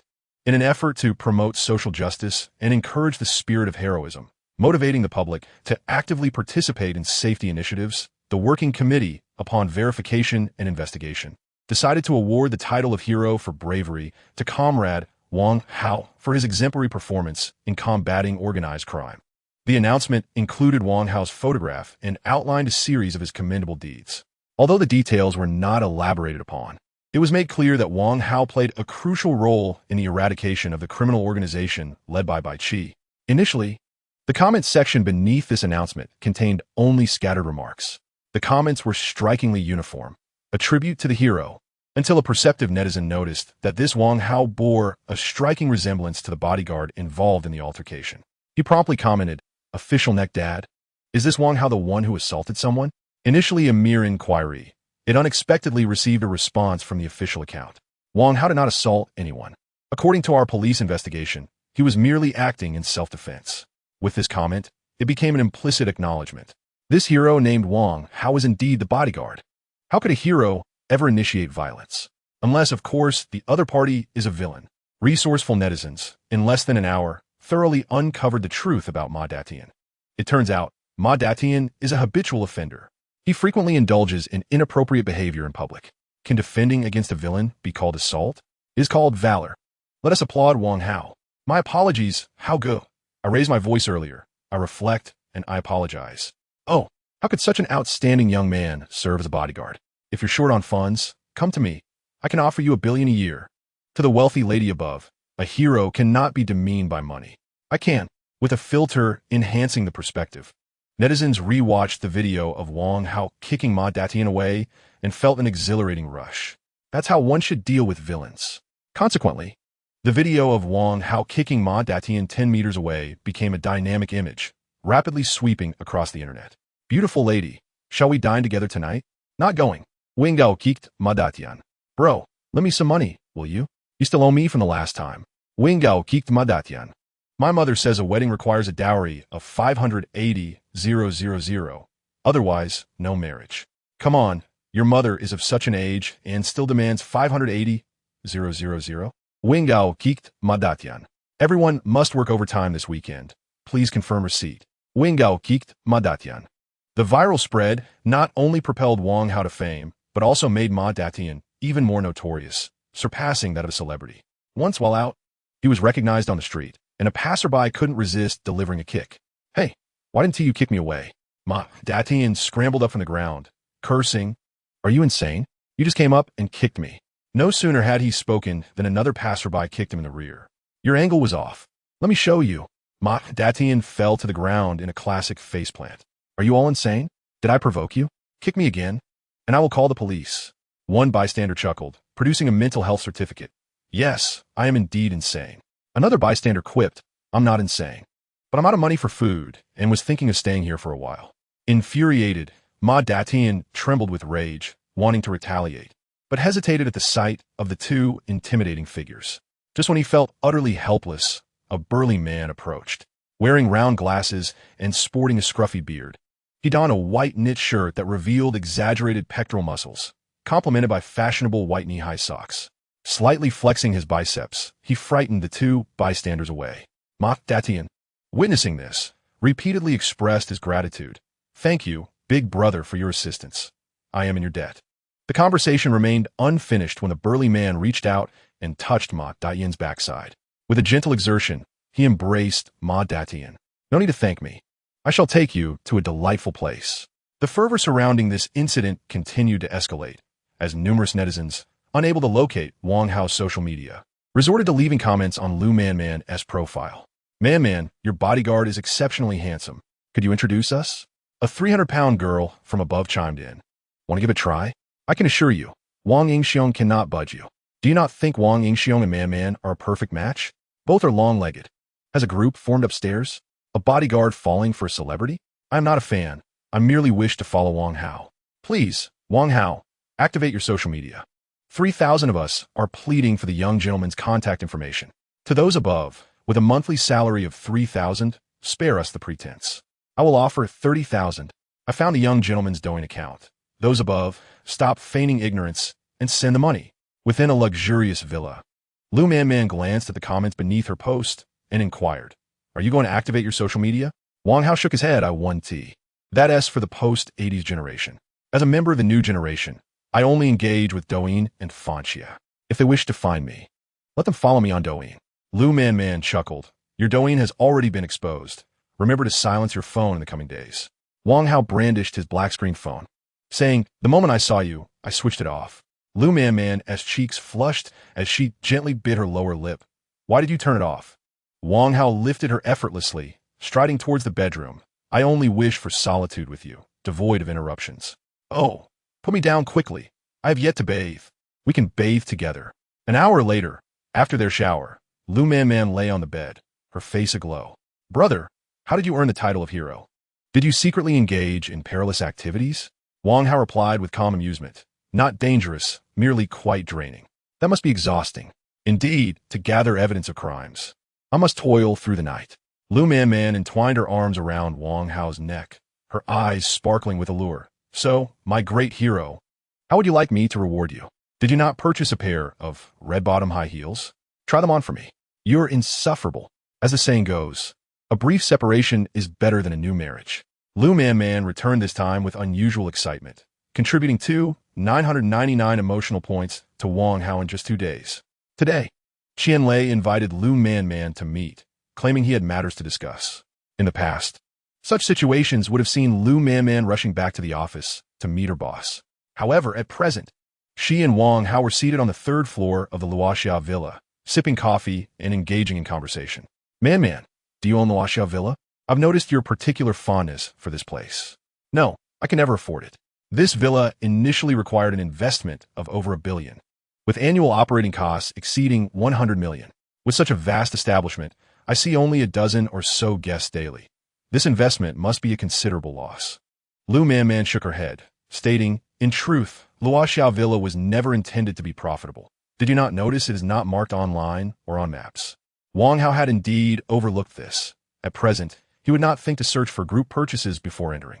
Lu Man stirred her coffee and let out a yawn. She had been caught up in a whirlwind of activity lately, and her sleep had suffered as a result. If she were to incur a loss, so be it. After all, Inua could easily cover this modest sum. In Chapter 28, Qianlei seeks a loan. You mean Inua from your circle of friends, right? Indeed, she is the only one with such extravagant means. The Luoxia Mountain Villa was exclusive to members, comprised solely of Inua's friends or clients, ensuring that the daily footfall remained modest. By the way, you are a member here now as well. I informed her of your presence, and she recognized you right away, agreeing without hesitation. Lu Man retrieved a golden membership card from her bag and handed it to Wang Hao. This card, crafted entirely from gold, weighed precisely 10 grams, symbolizing perfection. Wang Hao toyed with the card, appreciating its satisfying heft.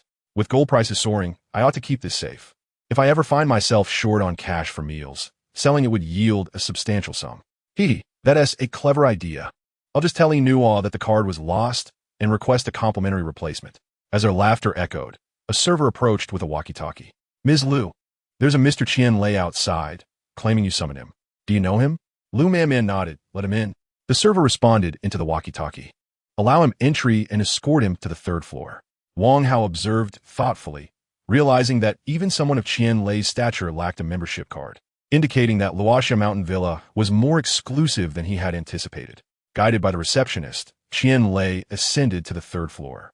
Upon seeing Lu Man, he greeted her with a broad smile. I never imagined there was such a delightful place in Tianyuan City. Man, you truly know how to indulge.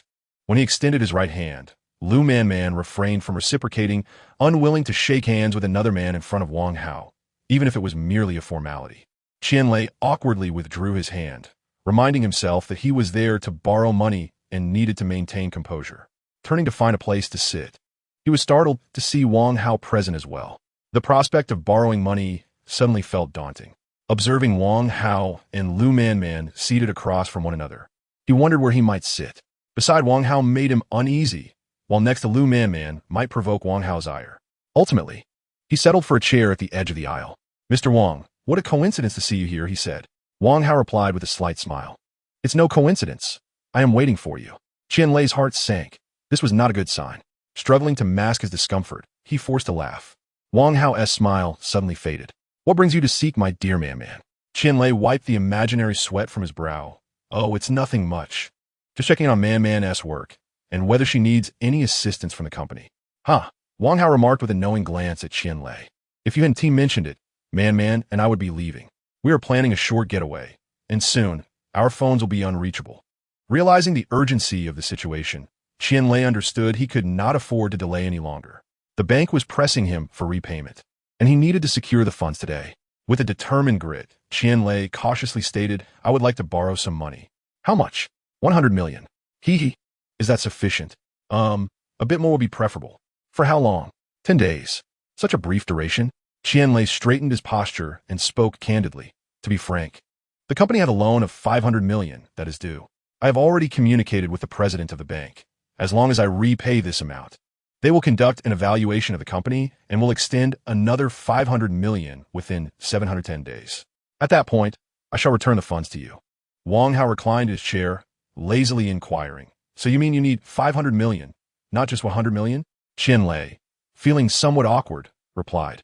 Man has only recently become a first-tier player, and I'm concerned that she may not have sufficient funds on hand.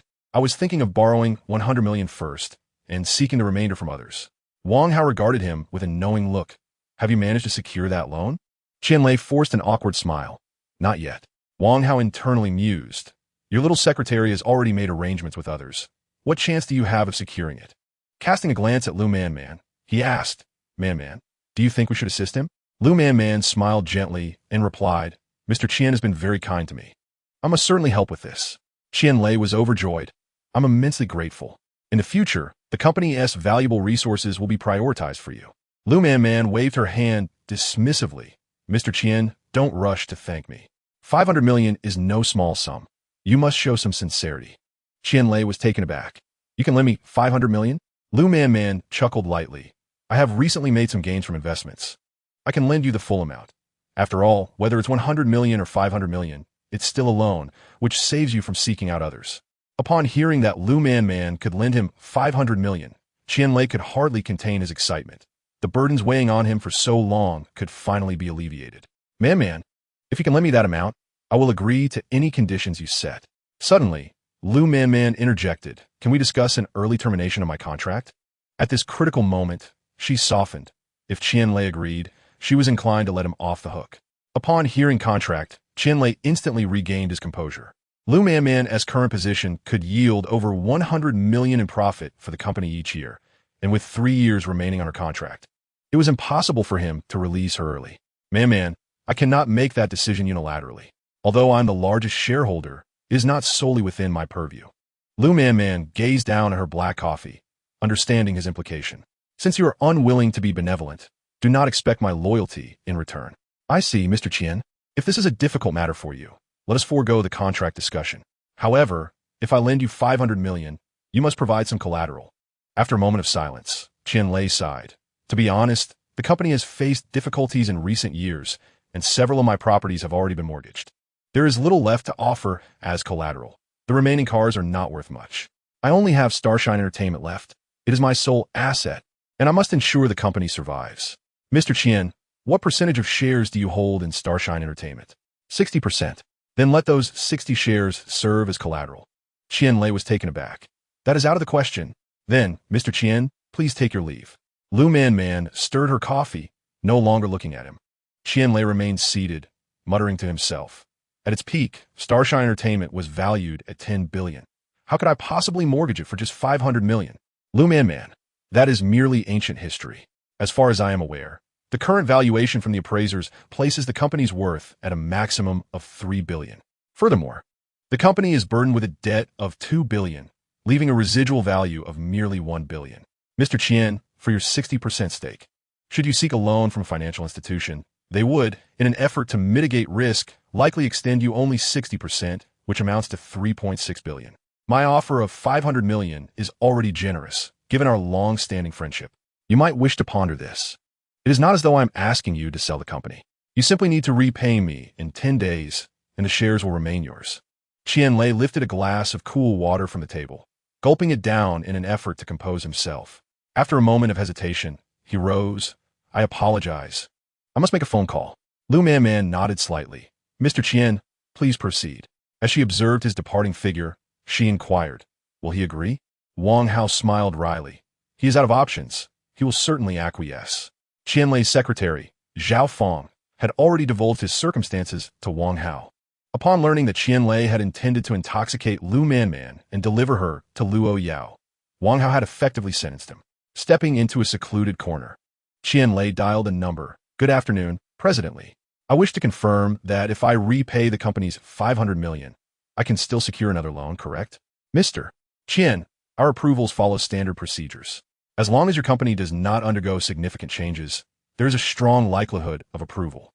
Qianlei understood that the bank representatives rarely express certainty, A strong likelihood implies a favorable outcome. After smoking 3 cigarettes in succession, he returned to the booth. I can use my shares as collateral, but the funds must be in place today. Of course, that is not an issue. Meanwhile, Qian Lei's son, Qian Cheng, remained blissfully unaware of the sacrifices his father was making for financial stability. He was aboard a yacht with the company's idle trainee, Mo, clad in a simple bikini, clung to Qian Cheng's arm, playfully pouting. Brother Cheng, you promised to help me debut. When are we returning to the company? Qian Cheng, sipping his drink, laughed heartily. You need to accompany me for a month before I can assist you with your debut. It has only been 20 days, so there's no need to rush. Please don't deceive me. My first time is reserved for you. Rest assured, the company is my father's. A mere word from me will secure you resources immediately. Chapter 29. The star's ownership changes hands. After repaying the loan, Qian Lei felt an immense weight lifted from his shoulders. At last, he could enjoy a peaceful night's sleep, awaiting the bank's disbursement of funds, allowing him to relax for a while. Qian Lei could not help but hum a soft tune. His wife, Shen Hong, noticing her husband's rare moment of joy, approached him with a playful sway. Lei, it has been ages since we were intimate. I am in my safe period today. Qian Lei glanced at the mass of flesh beside him, finding it difficult to swallow. Zhao Fong, that little vixen, had been absent for half a month, and he had not indulged in pleasures for some time. Nevertheless, she was his wife. He steeled himself to persevere. 3 minutes later, an exhausted Qian Lei drifted into slumber, leaving behind a forlorn-looking wife. In his dreams, the bank disbursed the 500 million loan the following day. In 2025, Xinhui Entertainment experienced a remarkable resurgence, reclaiming its market value of over 10 billion, reminiscent of its former glory. However, its leader, Qian Lei, took advantage of his position to engage in affairs with numerous celebrities. These stars subsequently rose to fame, filling his coffers abundantly, just as Qian Lei was lost in dreams of wealth. His social media account began to reveal shocking confessions in the dead of night. What are the advantages of controlling an entertainment company? There's never enough sleep. What are the disadvantages? The dilemma of deciding whom to sleep with next. 2 simple tricks to ensure artists obey. First, bind them with slave contracts while they are still newcomers. Second, retain compromising photos after the fact. The articles, accompanied by pixelated images, left night owls astounded. Netizens scrutinized the confessor, confirming it was indeed Qian Lei, the head of Xinhui Entertainment. Goodness, has President Qian overindulged? How scandalous. I envy him every single day. Although the images were obscured, I recognized several stars, astonished that those who maintained a facade of purity were so audacious in private. The entertainment industry has been rife with gossip lately, an overwhelming feast of information. While Qian Lei was in a deep slumber, he was abruptly awakened by a stinging slap. What the hell? Qian Lei, you scoundrel. With my beauty, how could you be unsatisfied? Shen Hong wielded her hand like a fan, relentlessly striking Qian Lei. Just as he regained consciousness, he was struck again, caught in a relentless cycle. According to reports, Qian Lei was hospitalized due to a sudden illness. Did Qian Lei choose to expose himself out of a mental breakdown or a moment of self-awareness? Stay tuned for continuous coverage from our reporters. 2 days later, Qian Lei emerged, transferred to a regular ward. Upon learning of the situation, he immediately logged onto his social media account and deleted all previous posts. Unfortunately, the content had already spread far and wide. With eyes bloodshot and filled with rage, he demanded, "Who is behind this? Who is conspiring against me? It must be that wretched Zhao Fong. As my assistant, she is the only one who frequently accesses my social media backend." Frantically, he dialed Zhao Fong's number. After weeks of silence, she answered immediately. "You vile woman, what do you intend to do?" Qian Lei shouted. Zhao Fong's voice was tinged with a hint of satisfaction. "The moment you struck me with that whip, you should have anticipated this day." Through gritted teeth, Qian Lei retorted. "That was all for a purpose. I wasn't truly hurting you." Zhao Fong let out a self-deprecating laugh. "You've ruined my body, and yet you ask why? Why don't you inflict pain upon yourself?" Qian Lei's chest heaved with agitation. "If you were unwilling, why didn't you speak up then?" Zhao Fong screamed. "Didn't I shout? I cried and begged while you continued, even intensifying your blows." Qian Lei replied, his voice low. "Even if I was in the wrong, have I treated you poorly over these 3 years? Why would you wish to harm me?" Zhao Fong scoffed. "This was all at the cost of my own body. Each time it lasted only 3 minutes, Yet I had to endure 30 minutes of your theatrics. I've had enough. Qian Lei shouted hysterically. Shut up. You shut your mouth. You wretched person. It is illegal for you to log into my Weibo and post messages without my consent. I will sue you. I will see you imprisoned. Zhao Fong, displaying an air of indifference, retorted, Go ahead and sue me. If you dare to take action, I will counter with charges of intentional assault against you. I possess ample evidence. The information you are now exposed for is merely a matter of morality, not criminal law. If I were to sue you, it would be for intentional injury, and you would face prison time. Wretched person. You wretched person. Qian Lei forcefully hurled his phone to the ground, shattering it into pieces. Suddenly, the door to the hospital room was flung open. The management team from Xinghua Entertainment, with stern expressions, entered. Mr. Qian, your actions have severely tarnished the company's image. It is time for you to step down. Qian Lei, with a cold glare, looked at the assembled individuals and gritted his teeth. You think I will step down just because you say so? Do not forget, I hold 60 of the company's shares. I am the principal shareholder. The thought of his shares sent a jolt of panic through Qian Lei. Phone! Quickly, hand me a phone. He leaped from the bed, snatched a phone, and immediately dialed President Li's number. President Li, this is Qian Lei. Has our company's loan of 500 million been approved? What? Denied? President Li. I have been wronged. That was not my message. Hello. Hello. Beep, beep, beep. Qian Lei collapsed onto the floor, his face ashen. 10 days later, Lu Man filed a lawsuit against Qian Lei, demanding repayment of the 500 million loan. When Qian Lei was unable to repay, the court consented to auction off the pledged 60 of shares, with the proceeds allocated to settle the debt, should the amount be insufficient.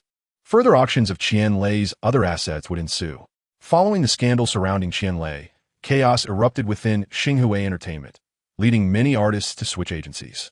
The remaining artists faced ridicule from peers and scrutiny from fans, who speculated whether they had also been involved with Qian Lei. Many concluded that Xinghua Entertainment was finished. When the 60 shares of Xinghua Entertainment went to auction, the initial bid of 500 million attracted no buyers, resulting in a failed auction. 400 million failed, 300 million failed, 200 million failed, 100 million purchased by Wang Hao. This drew mockery from numerous industry insiders. Which fool bought this? Xinghua Entertainment still owes 15 billion in loans. You think you purchased shares, but in reality, you bought a debt. Wang Hao was well aware of the situation. That 15 billion loan was due in 3 years. A company with cash flow issues faces debilitating debt. However, if cash flow remains steady, debt is merely a number. As long as annual profits can cover the interest, the company can continue to operate. Wang Hao was not short on funds. He had over 100 million in cash. Additionally, if the emotional value of over 20,000 were converted into wealth, it would amount to over 300 million. Moreover, he was the true power behind Haoyue Group. If necessary, mobilizing tens of billions would be no challenge. After acquiring the 60 shares, Wang Hao felt unsatisfied. He reached out to the remaining minor shareholders, aiming to reclaim all the shares. These seasoned shareholders were reluctant to sell at such a low price, hoping to gamble on the future. Ultimately, after much negotiation, a 40 stake was secured for a staggering 200 million. Furthermore, this sum was not personally contributed by Wang Hao. It was acquired in the name of Haoyue Group. Wang Hao's intentions were not solely to avoid personal financial burden. More significantly, he sought the prestige associated with the Haoyue Group. Following a fortnight of restructuring, the company's operations showed marked improvement. The group engaged in philanthropic endeavors, frequently gracing headlines, thus enjoying an illustrious reputation. With the Haoyue Group as a formidable backdrop, Xinghua Entertainment's future prospects appeared decidedly brighter. Chapter 30. MO, how could I possibly live without you? Upon becoming the de facto controller of Xinghua Entertainment, Wang Hao convened the inaugural leadership meeting within the office. Without a trace of hesitation, he issued a series of directives: the termination of Lu Man's previous contract and her appointment as the company's general manager. Concurrently, Xinghua Entertainment was rebranded as Haomon Entertainment. Existing artists were promptly categorized for resource allocation. For instance, prominent figures like Kuan, Kai, and Mei Jia, known for their high visibility, were to receive substantial investment through music, film, and advertising ventures. Artists who had once enjoyed fame but were currently in decline were directed to participate in variety shows or television dramas in an effort to regain popularity. Any spare time was to be devoted to creating content for Douyin, It was unacceptable for them to cling to their pride when financial gain was at stake. Those lacking renown were to be cast in short dramas, providing them with an opportunity to hone their skills and earn some income, thereby alleviating the company's financial burden of supporting them. Additionally, regarding artists who had unilaterally resigned during the tumultuous period, Wang Hao instructed the legal department to initiate lawsuits, compelling them to compensate according to the contractual terms. Lacking the funds to pay, then they were to return and continue working. Once they had earned enough to cover their debts, they could leave without delay. For those female artists exposed for leveraging financial connections to ascend in rank, legal action was also pursued, citing actions that tarnished the company's reputation during their contractual period. Such individuals would either pay restitution or engage in a year of charitable endeavors to restore goodwill for Haomon Entertainment. In the general manager's office, Lu Man listened intently as Wang Hao outlined his plans, her eyes sparkling with excitement. Once the others departed, she leaned casually against the desk, one leg delicately raised, gazing at Wang Hao with a flirtatious expression. "Brother, I believe you are truly suited for the role of general manager. Allow me to be your secretary." Wang Hao laughed heartily. A superstar as my secretary? This is a scenario I have yet to encounter even in novels. Cool me. Give my shoulders a massage and let us see your technique. In her high heels, Lu Man approached Wang Hao from behind, her delicate fingers resting on his shoulders with a gentle pressure. "Boss, does that feel good?" Wang Hao squinted his eyes in satisfaction, replying, "Not bad. Not bad at all. You have a natural talent." Delighted, Lu Man exclaimed, "Then you should definitely take the position of general manager." Wang Hao shook his head, for he had no intention of remaining in one company for long. It was through exploration and adventure that he could amass greater emotional value and wealth. "I have too many matters to attend to. You should take the role instead." Lu Man playfully protested, "Oh dear brother, I truly do not wish to be the general manager. I still find joy in singing and dancing. Although the general manager exudes authority, the workload is overwhelming." Wang Hao pondered for a moment and remarked, "Very well, you may retain the title of general manager. I shall appoint someone competent as the vice president to handle the day-to-day operations, consulting you only on significant decisions." Lu Man, entwining her arms around Wang Hao's neck, lifted her gaze to plant a kiss on his cheek, and said, "Thank you, my dear brother. By the way, I have terminated my previous contract with the company and now need to sign a new one. What type of contract should I sign?" Wang Hao casually embraced her slender waist and replied, "As the general manager, the company's seal is in your possession. It is entirely your decision what to sign. Hee. Both parties to the contract are me. What a delightful feeling this is. The forthcoming moments shall be even more exhilarating." In a shopping mall, at the counter, Qian Cheng shouted at the cashier, "How can it be that my card won't go through? I possess so many cards. How is it possible that none can be used?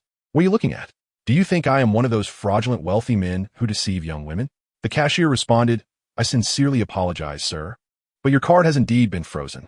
Would you prefer to pay using another method?" Meanwhile, Mo's expression shifted, suppressing her unease, and she playfully implored, "Brother Cheng, I have been with you for a month. You wouldn't deny me even a handbag, would you?"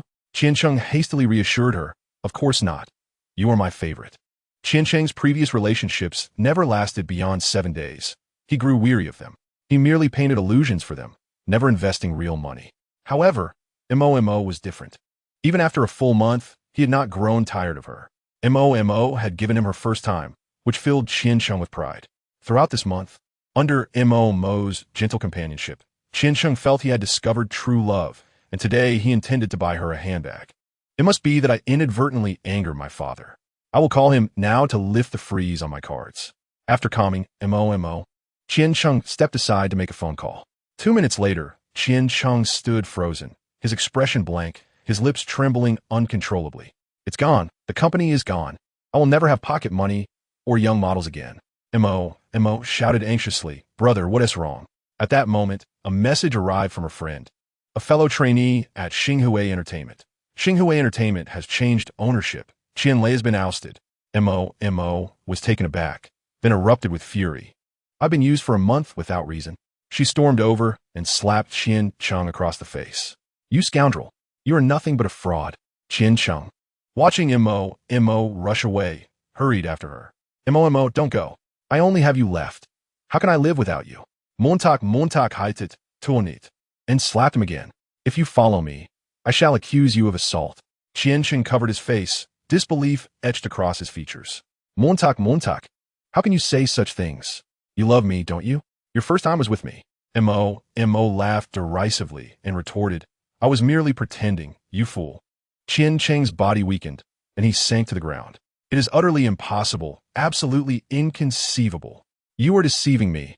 All of you are deceiving me. I am still the young master of Xinghui Entertainment, and I demand the return of my company.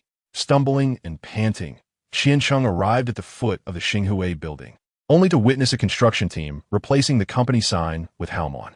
He rushed forward, exclaiming, What are you doing? This is my family's company. How dare you change the sign? The two security guards at the entrance recognized the former playboy. Although he was not short of money, he was notoriously stingy, never offering even a single cigarette to those who assisted him. Hey, this is a restricted area. Outsiders are not permitted. Leave at once. As the guard attempted to escort him away, Qianqing shouted angrily, You two mutts, you don't even recognize me. I am a young master here. The guards, wielding electric batons, approached him from either side, smirking, How dare you insult us? You are the one resembling a wretched hound, a lost dog. Enraged, Qianqing retorted, You two gatekeepers dare to insult me? Watch as I teach you a lesson today. With that, he charged forward, fists raised. Zzz. Two bursts of electricity surged through him, and Qianqing collapsed, lying motionless on the ground, seemingly catching a glimpse of his ancestors. The younger security guard, seeing him unconscious, panicked and said, Uncle, what's wrong with him? Is he going to be all right? The older guard remained composed. Do not worry. He will be fine. His constitution is weak. He will regain consciousness in a minute or two. He kicked Qianqing lightly and added, If he becomes arrogant again, feel free to zap him. You are young. You need more practice. Chapter 31. The nourishing feast for my ex-mother-in-law. Huang Yaqi had returned to her hometown for a full month. In the initial 3 days, her mother, Gao Xiaoyan, treated her daughter's return with great reverence, providing her with delicious meals and drinks daily. After 3 days, however, she ceased to cook exclusively for her. If Yaqi slept in, she had to make do with leftovers. When her clothes became dirty, she was expected to wash them herself, and occasionally, her mother would ask her to assist with washing vegetables. Gradually, as the month progressed, Gao Xiaoyan could no longer tolerate the sight of Huang Yaqi lounging on the sofa. Engrossed in her phone, Chi, you are married now. How can you stay at your parents' house every day? What is that supposed to mean? I have raised you for over 20 years. Must I still serve you in my old age? Hurry back to your husband and let him take care of you. Huang Yaqi turned over, her back facing her mother. Mom, I will leave in a few days. I am your daughter. How can you chase me away? With a broom in hand, Gao Xiaoyan approached the sofa. This old house only has 2 bedrooms. You are currently occupying your sister's room. She is about to graduate from college. If she returns home, where will she sleep? Huang Yaqi mumbled, It's fine. I can share a bed with my sister. We did that when we were younger. Gao Xiaoyan set the broom down and sat on the sofa, saying, Chi, are you and Wang Hao having a disagreement? Which is why you are reluctant to return. No, don't worry about it, Huang Yaqi replied, unwilling to divulge her divorce to her parents, given their aversion to indebtedness. If they discovered her divorce, they would surely find a way to gather money to repay the 2 million. But how could they repay it? Even selling the old house would not suffice.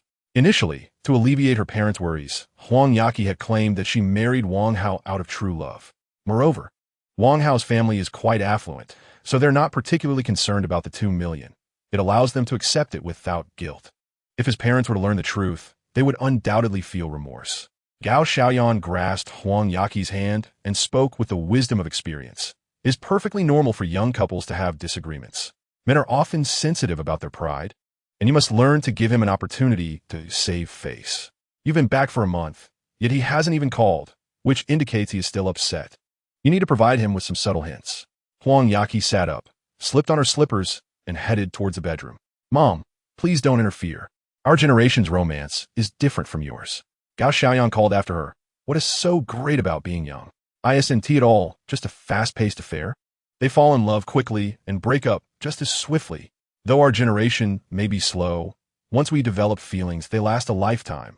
I particularly like that boy Wang Hao. You should return home soon and settle down together. Huang Yaqi did not respond but slammed the door shut and locked it. That insufferable Wang Hao. Even when I return home, I cannot find peace. Man was in the recording studio laying down tracks, while Wang Hao remained in the office engrossed in a game. Damn, I just got a pentakill. That useless Timo. He contributes nothing in team fights, but is quicker than anyone to steal kills. He took 4 of mine. Ding. Who is transmitting negative energy to me? It must be that little vixen, Huang Yaki. It's been a month since I collected your interest. It seems you've become restless. On the computer screen, Yasuo's stats had reached an astonishing 185, perfectly matching Wang Hao's height. Purchasing an infinity edge, Wang Hao eagerly rushed to the top lane to duel Garen. At that moment, the phone rang. Wang Hao answered on speakerphone. Hello, who is this? The cheerful voice of Gao Xiaoyan came through the receiver. Hello, Xiao Hao? This is Chi-Chi's mother. While Wang Hao was skillfully maneuvering Yasuo, he suddenly heard the familiar voice of his ex-mother-in-law, causing him to instinctively fumble and crash into the tower. Crap. Xiao Hao, what did you say? No worries, Auntie. I said, I'm here. Don't call me Auntie. Call me Mom. Oh, Mom, what do you need? Chi-Chi said she misses you, but is too shy to say it herself. So I'm calling on her behalf. Please come over to pick her up. As Wang Hao expertly navigated Yasuo out of the tower, he was struck by Garen's ultimate attack and met a swift demise. What the hell? Xiao Ao. What did you say? I said, I'll go pick her up? Yes, hurry over. All right, I'll make time to come. Don't just make time. Come over tonight. I'll prepare your favorite braised pork. Seeing the glaring red word defeat on the computer screen, Wang Hao slumped in his chair. Okay, Mom, I'm on my way. After sending a message to Man, he hurried downstairs. Huang Yaki, your mother caused me to lose the game. I'll hold you accountable for this. Just wait and see how I deal with you tonight. Covering over 400 kilometers in less than 3 hours, Wang Hao arrived at Huang Yaki's building, stopping along the way to purchase a set of cosmetics and 2 bottles of Mao Dai. The former mother-in-law treated him well, and naturally, he could not arrive empty-handed. With a cheerful demeanor, Gao Xiaoyan ushered Wang Hao inside. Upon noticing the gift in his hands, she feigned dissatisfaction, saying, Why bring a gift when visiting your own home? This set of La Perla must cost at least 20,000, right? Having once been a woman of refinement, she could easily discern the price of cosmetics. I heard this caviar essence set can tighten skin and combat aging, especially suitable for you. I specifically purchased the set. Please do not think it too extravagant. While Gao Xiaoyan outwardly complained about Wang Hao's spending, she privately admired him. I'm already past my prime. What do I need cosmetics for? You've truly been too generous. Xiao Hao, please sit. I will go call Chi-Chi. Wang Hao, unbothered, made himself comfortable on the sofa and poured himself a glass of water. Huang Yaki emerged from her room, her hair in disarray and clad in pajamas. Approaching Wang Hao, she swiftly snatched the cup from his hand and gulped it down. Hey, that was my water. Wang Hao protested. This is my family's water. Huang Yaki retorted defiantly. Fine. I traveled over 400 kilometers to see you, and I can't even have a sip of water? Who asked you to come to my house? We don't welcome you. Weren't you the one who said you missed me? That's why I'm here. Who misses you? Who do you think you are? At that moment, Gao Xiaoyan intervened to mediate. Why do you two argue every time you meet? Wash your hands. Dinner is ready. Humph. They both scoffed, each leaving behind a sound of disdain. One turned to wash up while the other hurried to assist her former mother-in-law with the dishes.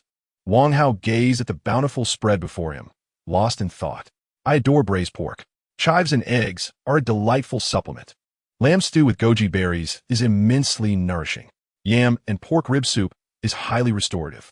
Black bean and red date kidney soup is invigorating. Could it be that my former mother-in-law knows of my recent laborious nights and has prepared these for my replenishment? Gao Xiaoyan ladled a bowl of kidney soup for Wang Hao, smiling as she said, Knowing you were coming, I prepared these special dishes. You must try them. Wang Hao finished the soup in one go and gave a thumbs up. Your culinary skills are extraordinary. If you enjoy it, come often. I'll cook especially for you. Observing the jovial exchange between them, Huang Yaki picked up her chopsticks and began to incessantly poke at her rice, producing a rhythmic clatter. Mom, I am your biological daughter. I've been back for so long, yet you've never prepared such a lavish meal for me. Chapter 32. Did you win the lottery? Gao Xiaoyan cast a glance at her daughter and remarked, You spend your days either lounging in bed or sprawled on the sofa like a sloth. You're as lazy as can be. What need is there for nourishment? Such a waste of food. Huang Yaki retorted, Mom. How can you speak of your own daughter like that? What do you expect? When I was your age, I was proficient in laundry and cooking. What skills do you possess? You and Xiao Hao have been married for over a year. He does all the cooking, doesn't he? After speaking, Gao Xiaoyan turned to Wang Hao, nodding in approval. Huang Yaqi muttered, "Having one person who can cook is sufficient to prevent arguments over who should prepare the meal. Spare me your nonsense." Gao Xiaoyan adopted a maternal tone, initiating her educational discourse with Huang Yaqi. "After a month of staying at home, I can easily envision your state within your own abode. If you choose to do nothing but go to work, then, if you cannot be the dutiful partner, go out and earn some money. How can you behave in such a manner?" Huang Yaqi shook her shoulders in dissatisfaction. "What kind of enchantment has Wang Hao cast upon you, that you speak in his favor so consistently?" Gao Xiaoyan replied earnestly, "I am not favoring Wang Hao. I am speaking based on facts. Lily is about to graduate, and when she seeks your advice on workplace matters, how can you, as her sister, remain utterly uninformed? Do you not feel embarrassed? Working is just working. What is so remarkable about it?" Huang Yaqi's sister is named Huang Yali. Wang Hao had met her a few times, but did not know her well. She appeared to be a quiet girl. Wang Hao inquired, "What is Lily's major?" Gao Xiaoyan pondered for a moment and answered, "Marketing." Wang Hao nodded and remarked, "That major is quite broad. If she struggles to find a good internship, I can assist in arranging one for her." Upon hearing that Wang Hao was willing to help, Gao Xiaoyan beamed with delight. "I truly appreciate your kindness. Both of my daughters are a concern for you. You are too polite. It is no trouble at all." After dinner, Gao Xiaoyan personally went to the bedroom to make the bed anew. "Xiao Hao, the house is rather simple. I hope you can bear with it." Wang Hao quickly responded, "It is not simple. It is very cozy, and I quite like it here." This was the truth from Wang Hao. The villa he purchased had only been occupied for one night, and he had not returned since. Living alone in such a large villa felt too desolate for him. He preferred staying at others' homes, especially those of beautiful women. Gao Xiaoyan closed the door and said meaningfully, "Then you two should rest early." In the bedroom, the two stared at each other, neither willing to yield. As Wang Hao's gaze grew increasingly mischievous, Huang Yaqi hurriedly dodged. "I will sleep in the bed. You can take the floor.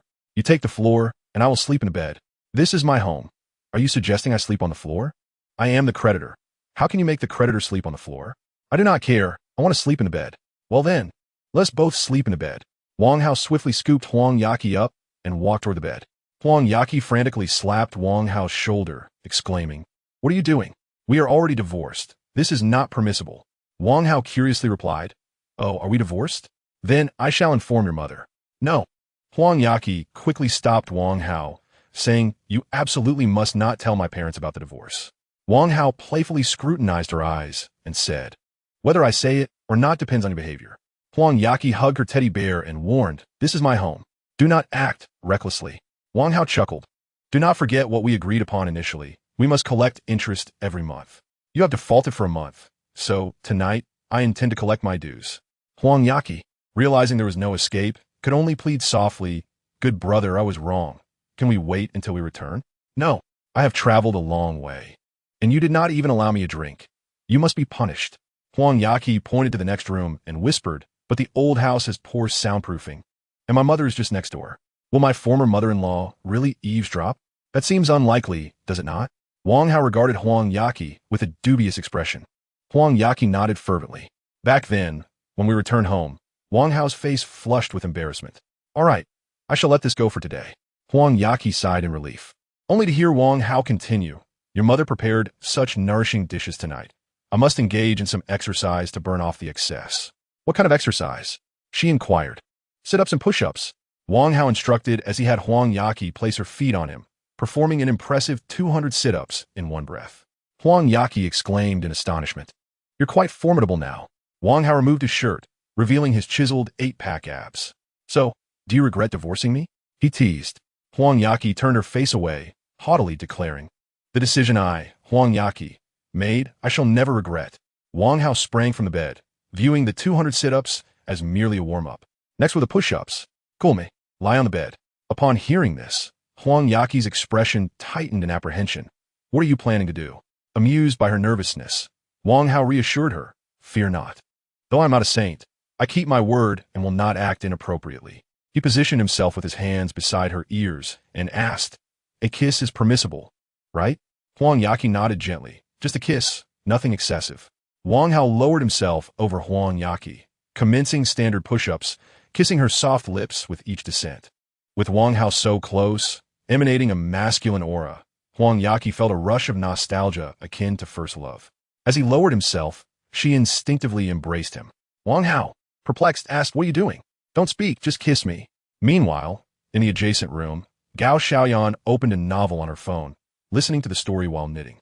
Reflecting on her past quarrels with Lao Huang, she mused that no sleepless night ever resolved anything. Today, she had prepared an array of special dishes and thought, "Chi-Chi, you must contribute." Gazing at the family portrait on the wall, Gao Xiaoyan sighed. "Lao Huang, you said you were going out with friends to discuss projects, yet you haven't returned for ages." The following day, Gao Xiaoyan packed a large bag, filling the trunk of her Maybach to the brim. Huang Yaqi remarked quietly, "Not bad. You even thought to rent a car in advance. Well done." Wang Hao shrugged nonchalantly. The car was a gift from Man, and he had yet to replace it. Once she finished organizing, Gao Xiaoyan turned to the couple and said, "I fried some beef balls. If you two are too busy to cook, you could just boil those." Huang Yaqi linked her arm with her mother's, playfully saying, "All right, Mom, we understand. You should head back now." Holding Huang Yaqi's hand, Gao Xiaoyan cautioned, "Live well with Xiao Hao. Don't be so headstrong. Don't be so lazy. Find a job, even if it's a relaxed one. It will keep you energized." Huang Yaqi embraced her mother, assuring her, "Mom, I'm not that bad. You can rest easy." Under Gao Xiaoyan's watchful gaze, Wang Hao started the Maybach, slowly driving away with Huang Yaqi. In the passenger seat, Huang Yaqi observed Wang Hao's profile. A man driving an exquisite car possesses an inexplicable charm. Feeling her gaze upon him, Wang Hao flashed a grin. "Why do you keep staring at me? Are you so captivated by my handsome visage that you cannot extricate yourself?" Scoffed Huang Yaqi with disdain. Internally acknowledging Wang Hao's good looks, she resolutely refused to concede it aloud. Her gaze drifted to Wang Hao's left wrist, and with curiosity, she inquired, "That watch of yours must be quite expensive, no? Is it rented or a purchase?" Wang Hao raised an eyebrow, his tone laced with mock incredulity. "Do you truly hold me in such low regard?" Huang Yaqi replied languidly, "It's not that I underestimate you. After merely a month, how could you possibly afford luxury cars or high-end watches? Unless, of course, you've won the lottery." "Huh, indeed, I have won the lottery," Wang Hao retorted casually. Though aware of the improbability, Huang Yaqi felt a flicker of hope. "How much did you win? If it's 5 million, I shall agree to remarry you." Wang Hao shot her a sidelong glance, his tone flippant. 1 billion. "Alas, I decline your proposal for remarriage." "Huh, such grandiose claims. Do you truly think winning 1 billion is that simple?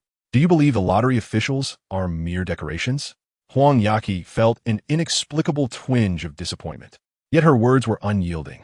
"Believe it or not, it matters not. It's not your chance." Wang Hao switched on the car's audio system, casually selecting a song.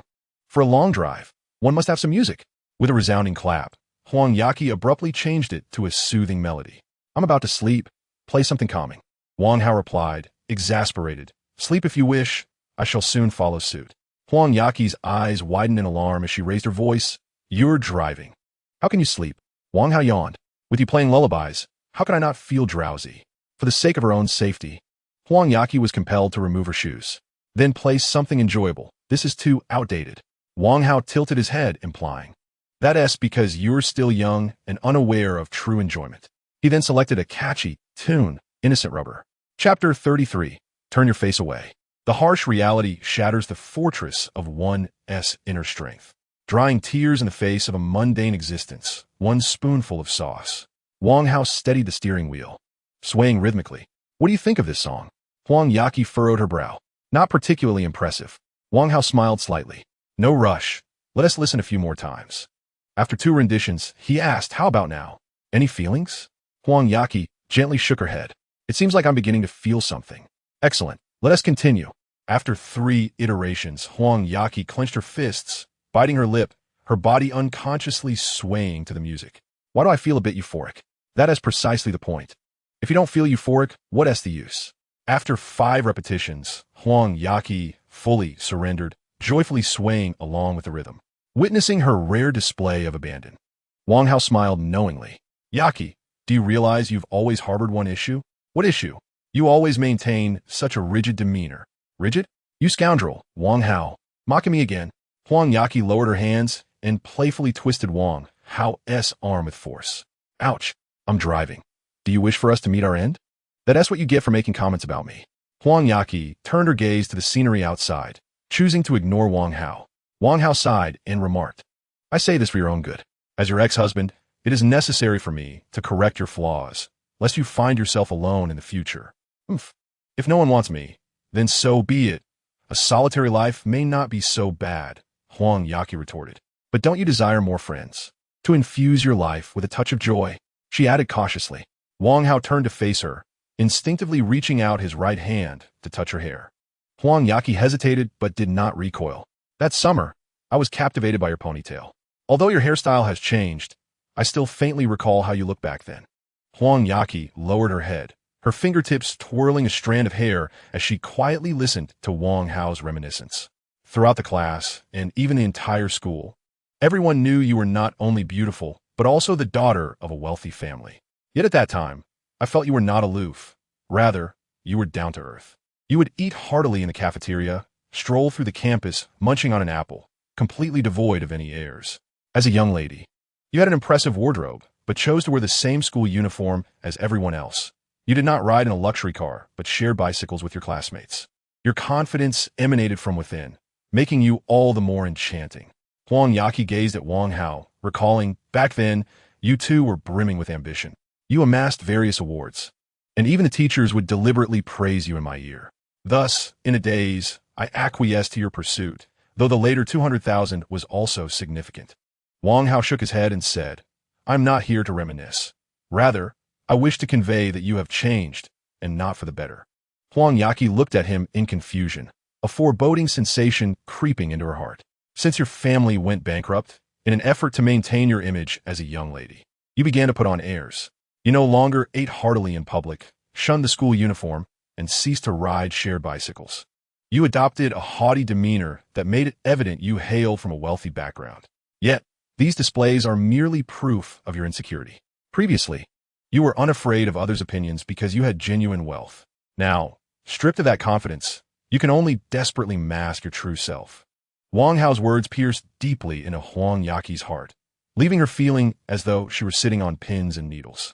Are you exposing my wounds? She asked. Wang Hao quickly clarified, no. What I mean is that you must shed the burdens of your upbringing and embrace a more grounded perspective. The best way to achieve this is by listening. When you sway to the music, you cannot maintain that facade. In the realm of music, all beings are equal. Once you relinquish the pretense, you will discover that life becomes remarkably easy. You can pursue whatever you desire without the weight of expectation. Huang Yaqi's complexion gradually paled. Her head bowed, fists clenched tightly. Wang Hao, you're absolutely right. I wish to do something right now. Oh, what is it? He inquired. Turn your face towards me, she commanded. Having exited the expressway, the vehicle was no longer moving at a high speed. Wang Hao turned to look at Huang Yaqi and asked, what is the matter? Huang Yaqi gritted her teeth and declared, I want to punch you. Suddenly, she threw a punch, striking Wang Hao squarely on the brow. Ouch! He yelped in pain, hastily slamming on the brakes.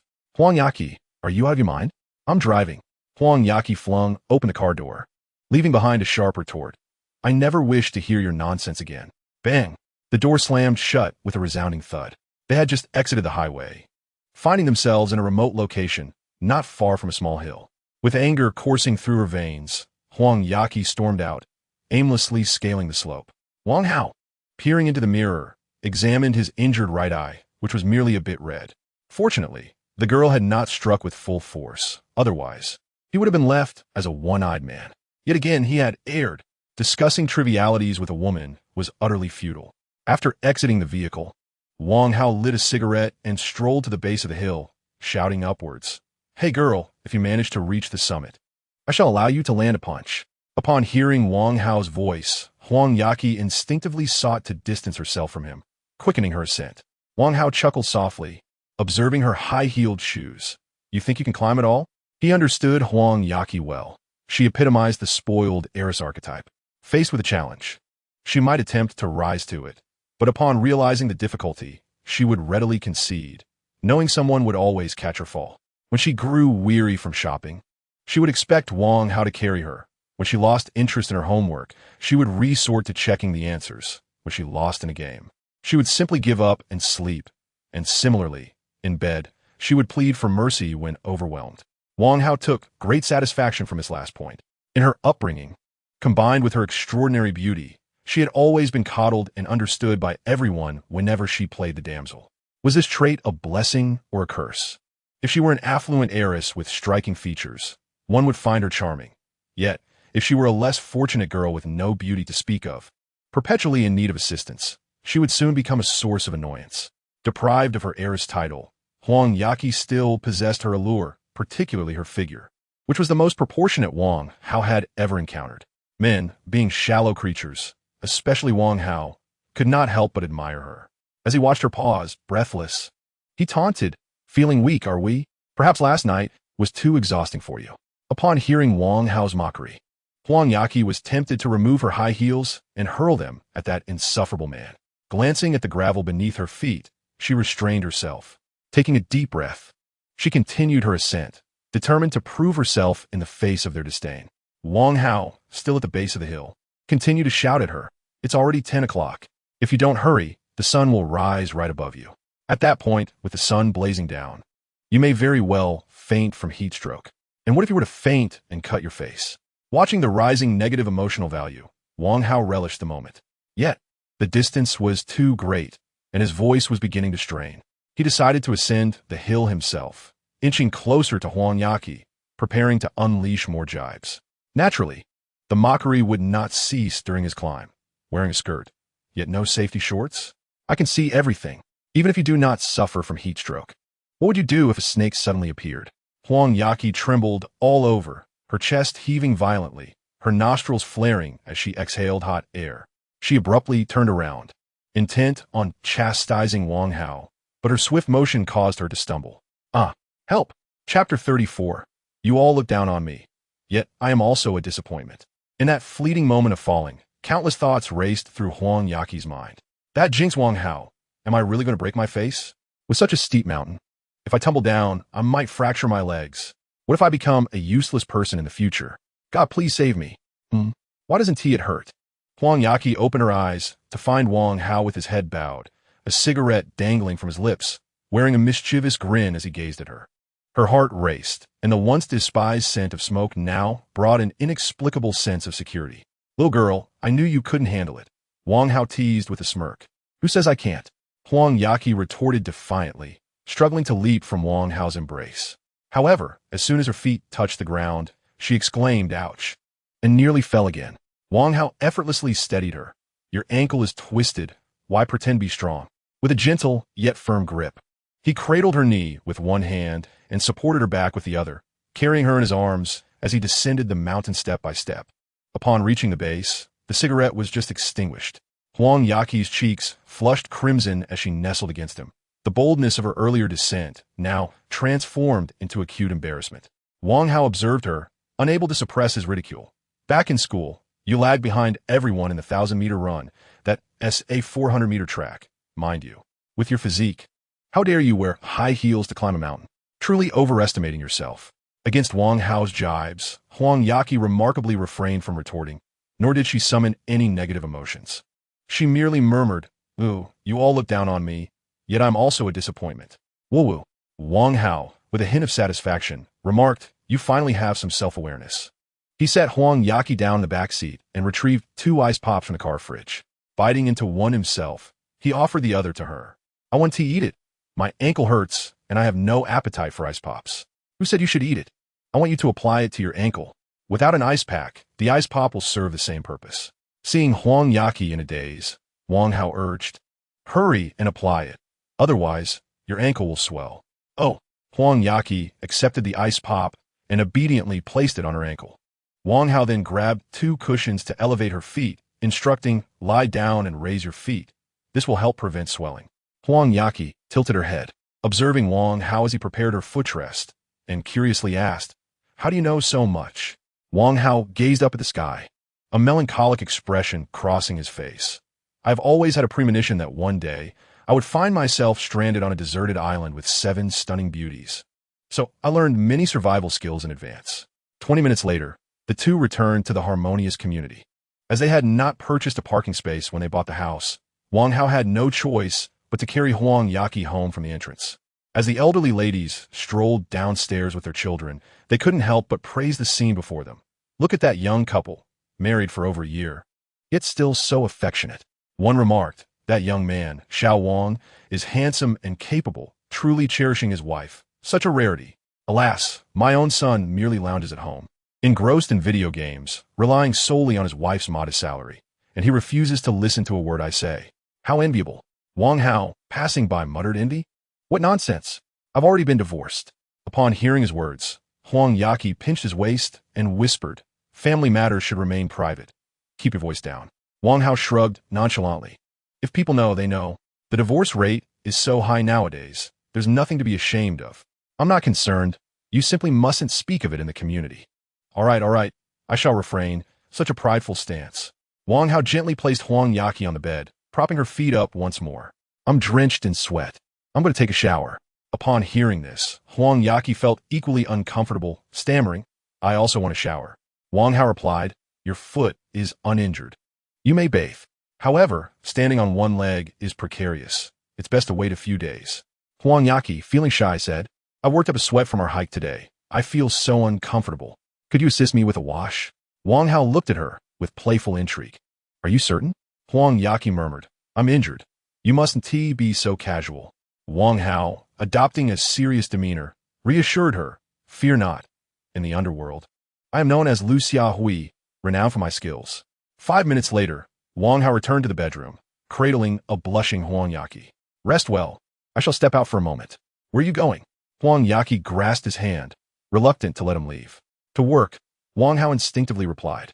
Experienced men often respond this way when confronted by a woman's inquiries. "Will you be home early tonight?" Wang Hao chuckled. "Is that a reminder from a wife? But I am your ex-husband. I need not heed your words. My foot is injured, making movement cumbersome. Can't you be a bit more attentive?" Wang Hao casually remarked, "Your other foot is perfectly fine. You can simply hop on one leg. It's that simple. Are you not afraid I might fall, given your clumsy demeanor?" "That certainly seems plausible." Huang Yaqi pouted, playfully whining. "Wang Hao, after a day of marriage, 100 days of grace. We've been married for over a year, and you cannot just abandon me." With a sigh, Wang Hao turned, 365 multiplied by 100. "Considering the countless days we've shared, I shall return home earlier tonight." Grabbing his car keys, Wang Hao exited the house, indeed heading to work. As he drove his Maybach, he gazed out the window, suddenly engulfed by a surreal sensation. This past month had transformed his life dramatically. Once reliant on public transport, he now commanded a Maybach. Indeed, a Maybach felt worlds apart from a Mazda, especially in traffic. Whenever he encountered a jam, he rolled down the window and whistled at the beautiful women on the side of the road. If one were driving a Mazda, the ladies would scold him for being a rogue. Yet, in a Maybach, they would commend his charming skills. "Hey, beautiful, where are you headed?" Wang Hao called out to a stunning woman clad in blue. The lady in the blue attire, upon catching sight of Wang Hao's handsome visage and his luxurious Maybach, instantly felt her fondness for him surge. "Hey, handsome, I'm heading to Guamao. Could you give me a ride?" she inquired. "Oh, that is not on my way. Goodbye," he replied, leaving her disappointed. Her companion promptly chimed in. "Hey, handsome, where are you headed? I'm free today and would be happy to accompany you." With that, she cast a flirtatious glance at Wang Hao. Wang Hao turned to look, taken aback by her sharply defined chin, which seemed capable of tilling the earth. "I apologize, but these are genuine leather seats. I do not entertain counterfeit goods," he retorted. As he gathered emotional currency along the way, Wang Hao leisurely made his way to the company building. Having been absent from work for a month, he felt no urgency.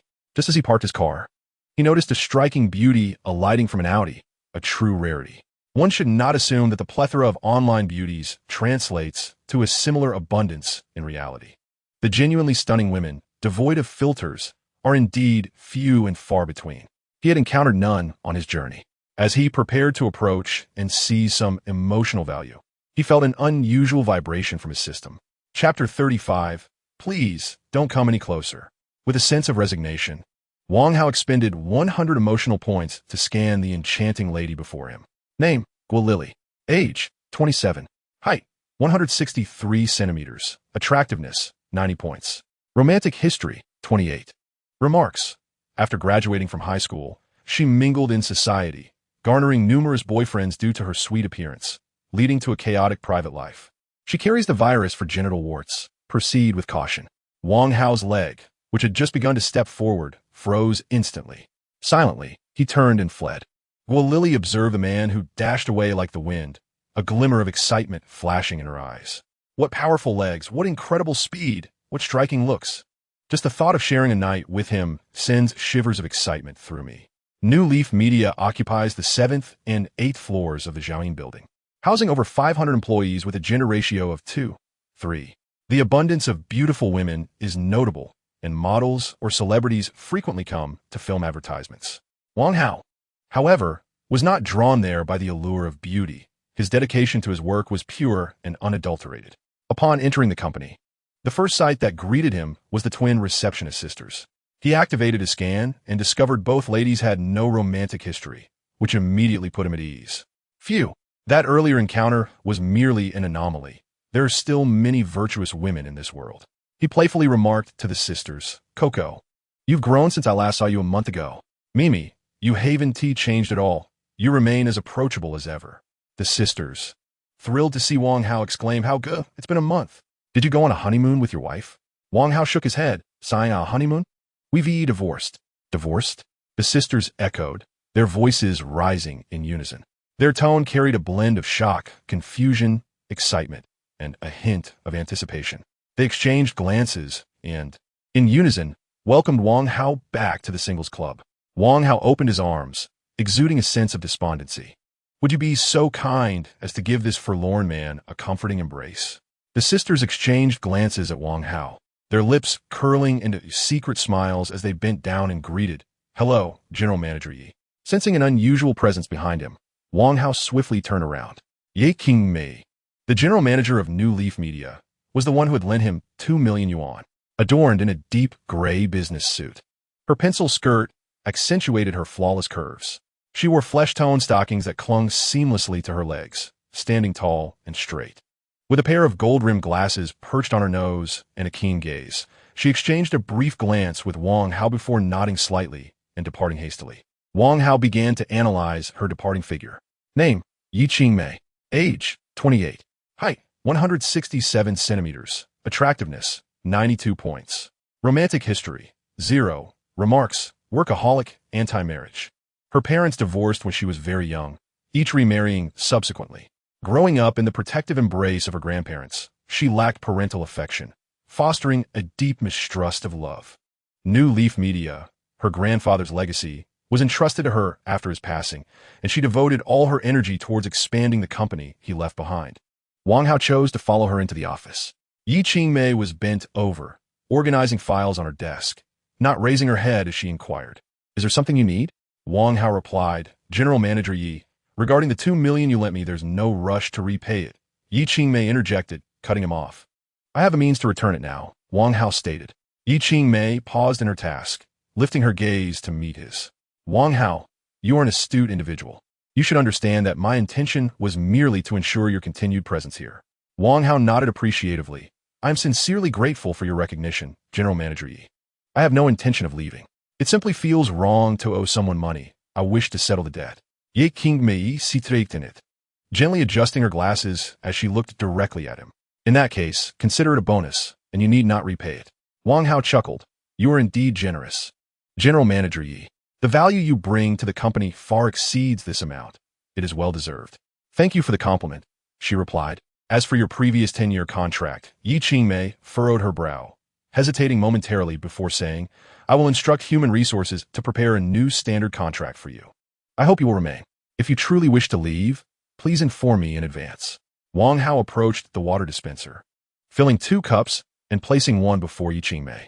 Holding the cup, he remarked, I remember the assistance you provided in my time of need, General Manager Yi. I will not take my departure lightly, at least not for now. He drained his cup in one go and added, I hope for your continued guidance in the future.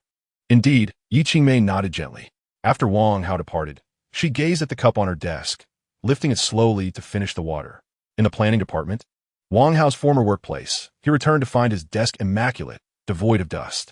His sudden reappearance after a month sent his 4 colleagues into a frenzy of excitement, immediately surrounding him. Xiao Hao, where have you been for the past month? After a month, how have you become even more handsome, Brother Hao? How am I supposed to live with this? Wang Hao, while you were away, Xiao Mei diligently cleaned your desk every day. This is what I ought to do. Observing the familiar faces of his 4 colleagues, Wang Hao felt a wave of warmth. In the planning department, there were 5 employees, including Wang Hao and 1 supervisor. Everyone was amiable, devoid of any treachery. Aside from Hongjia, who was older, the remaining 4 were youthful and easy to converse with. Yahweh discreetly approached Wang Hao and remarked, "Bro, you've been absent for a month, and Supervisor Liu is on leave too. Last month, our department only had 4 people working. Our performance plummeted from first to last, and we didn't earn a single penny in bonuses." Wang Hao calmly opened his computer and replied, "There is no need for concern. With just a slight effort on my part, our department will reclaim the top position." Yahweh whispered, "It's not about the quality of the proposal, but rather that there are more wolves than prey. Significant projects are not allocated to our department. What we receive are merely small orders, and even if we excel, the performance is negligible." "Oh, then we should secure some business," Wang Hao responded nonchalantly. "The competition among companies is fierce. Even dedicated business departments struggle to secure many orders, let alone us in planning. No worries, I will take action myself."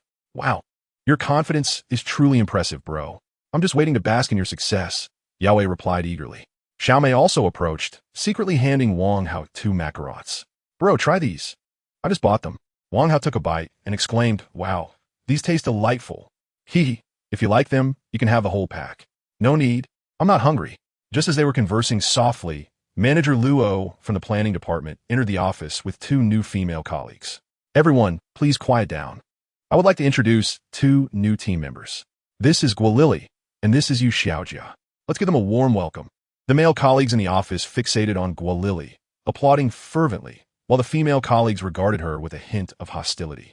Upon seeing her, Wang Hao's heart raced, and he nearly spat out the macaron in his mouth. "What on earth? Why is a bioengineered person here?" Manager Luo continued. "The 2 newcomers will be assigned to the best performing team and the lowest performing team, respectively. The supervisors will come up to select their candidates, starting with the first team." As Supervisor Liu was absent, the oldest, Hongjia, stepped forward. Yahweh whispered a prayer nearby. "Please select Guo Lily. Please select Guo Lily." Wang Hao immediately kicked him, urging him to be quiet. He then implored Hongjia, "Please do not select Guo Lily." Hongjia cast him a puzzled glance and walked to the center of the room. The first team's supervisor, without hesitation, chose Guo Lily. Wang Hao let out a sigh of relief. However, unexpectedly, Guo Lily spoke up in the center. "Manager, may I choose my own department?" Manager Luo, clearly fond of the talented beauty, replied, "Of course." Guo Lily gazed at Wang Hao with a smile and declared, "I wish to challenge myself. I will not join the best performing team. I want to go to the 3rd team." Chapter 36, Acquiring a Young Apprentice. Everyone followed Guo Lily's gaze towards Wang Hao. "What the heck? The most handsome man in the new cohort is back. Just returned and already lured away the new beauty. How infuriating. I must duel him. That fellow is already married. Why does he not adhere to the principles of fidelity?" The beauty surrounds him, leaving us single souls in despair. Wang Hao pays no heed to the lamenting singles nor glances at the stunning Guo Lily. Instead, his gaze falls upon a girl with black-rimmed glasses, a fringe hairstyle, and blemished skin. "Yu Xiaojia, we are old acquaintances. Why do you hesitate? Come over here." With that, he winks at Yu Xiaojia. Yu Xiaojia, gazing at the handsome man from afar, is puzzled by his claim of familiarity. Nevertheless, with such striking looks, he must be a good person. Lowering her head, she hastily approaches Wang Hao, her hands nervously clutching the hem of her clothes, akin to a bashful maid. Wang Hao addresses Manager Luo, stating, "Manager Luo, I am familiar with Yu Xiaojia. Please allow her to join our department." Manager Luo, recognizing this rising star in the industry and knowing that General Yi holds him in high regard, is more than willing to oblige Wang Hao. "Very well. Let's arrange it this way. Wang Hao, the newcomer is now your responsibility. Please take good care of her." "Rest assured, Manager Luo." Guo Lily casts a glance at Wang Hao before striding directly towards Planning Department 1. Capturing prey is far more enjoyable when done slowly. Wang Hao dismisses Yue and assigns Yu Xiaojia's seat to his right, with Xiao Mei on his left and Xiao Jia on his right. He is encircled by beauty and fragrance. The work environment is crucial. A conducive atmosphere can ignite a worker's desire to perform. With a serious expression, Wang Hao opens his phone, as he has an important objective for the day. "Welcome to the realm of kings. Ascend to gold." Wang Hao has longed to experience the joys of a wealthy individual's corporate life, and today, he finally gets his chance. There is no fear of reprimand from superiors, no anxiety of dismissal, and certainly no concern over finances. The once oppressive work atmosphere has transformed into an unexpectedly relaxed one. The gaming experience has improved significantly. Observing Wang Hao engrossed in his game, Yu Xiaojia dares not interrupt and instead sits quietly, lost in thought. After being eliminated, Wang Hao mutters, "The company's internet connection is atrociously slow." During the respawn period, he glances at the pensive Yu Xiaojia. He then puts down his phone and tosses her a copy of the company regulations. On your first day, it's important to familiarize yourself with the rules. If you have any questions, feel free to ask me. Thank you, Senior, Yu Xiaojia replies softly. Oh, does this also include emotional feedback? Wang Hao retrieves a colorful macaron from Xiao Mei's desk and offers it to her. Yu Xiaojia looks at the vibrant macaron and shakes her head, saying, "Thank you, Senior, but I'm not hungry." Wow, this girl is quite sensitive to emotions, Wang Hao observes with concern. How old are you this year? Is your residence far from the company? Is commuting convenient for you? Yu Xiaojia cautiously replies, "Senior, I am 22 years old, about to graduate. I came out early for an internship. My place is not far. It takes 30 minutes by bus. Taking a bus, huh? I will assist you in submitting an application shortly. You can receive a monthly commuting subsidy of 500 yuan. Yu Xiaojia's cheeks flush with excitement as she exclaims, "Thank you, Senior. Thank you, Senior." Observing the shy and bashful Yu Xiaojia, Wang Hao feels a sense of perplexity. It is now the year 2025, and there still exists such an innocent university student? System, initiate scan. Name, Yu Xiaojia. Age, 22. Height, 160 centimeters. Attractiveness, 96 points. Romantic experiences, 0. Remarks, a girl hailing from Dalianxian. Her parents have always worked away from home, raised by her grandmother. She has long been in a state of inferiority, possessing a timid and sensitive disposition. Her dream is to earn enough money to buy her grandmother a set of dentures. Wang Hao is astounded. A score of 96? The current most attractive individual, Su Wanyue, only scores 96. How could she possibly have a score of 96? Su Wanyue is a fully bloomed black rose, while Yu Xiaojia appears merely as an unripe green tangerine. How could she possibly be rated 96? Could there be a mistake? Perhaps it should be 69? Host, Yu Xiaojia's beauty has been sealed. You may explore further. Wang Hao gazed at Yu Xiaojia's straight bangs, black frame glasses, and acne, pondering if removing these 3 elements would break the seal. After a moment, he reflected on her notes and mused, "What a wonderful girl. She must have endured considerable hardship. Fortunately, today, she has encountered a benefactor. I shall take care of you from now on." With a grand gesture, Wang Hao declared, "Xiaojia, from now on, do not call me Senior. You must address me as Master." "Oh, Master?" Yu Xiaojia was somewhat taken aback. Wang Hao proclaimed, "Indeed, with a master to shield you. No one will dare to bully you." Positive emotion 8. Master, greetings. Wang Hao nodded in satisfaction, a teachable child indeed. Turning to the left, he asked Xiao Mei, "Do you happen to have an extra pillow for me to use?" Xiao Mei retrieved a Squidward pillow from the cabinet, cheerfully saying, "Here, Hao Ge. This is for you." Wang Hao promptly placed it on Yu Xiaojia's lower back, stating, "Lean against this. It will be good for your waist." Positive emotion 5. Yu Xiaojia blushed and quietly expressed her gratitude. "Thank you, Master." Negative emotion 1. Xiao Mei, frustrated, stomped her foot and quietly complained, "Hao Ge, she gave this to you. How can you turn around and give it to another woman?" Wang Hao looked at Xiao Mei, reassuring her, "Xiaojia is new here, as her senior colleagues. We should take care of newcomers. As compensation, how about I treat you to some milk tea?" "Very well," Xiao Mei relented. "I want a bawang chaji." "No problem. I'll arrange it immediately." Wang Hao opened the red dog icon and placed an order with Dongge for delivery. Since Dongge loves milk tea so much, if I order 6 cups, will he deliver them personally? Seeing Wang Hao in good spirits, Xiao Mei seized the opportunity to suggest, "Hao Ge, let us go out for dinner after work. I've discovered a treasure of a restaurant."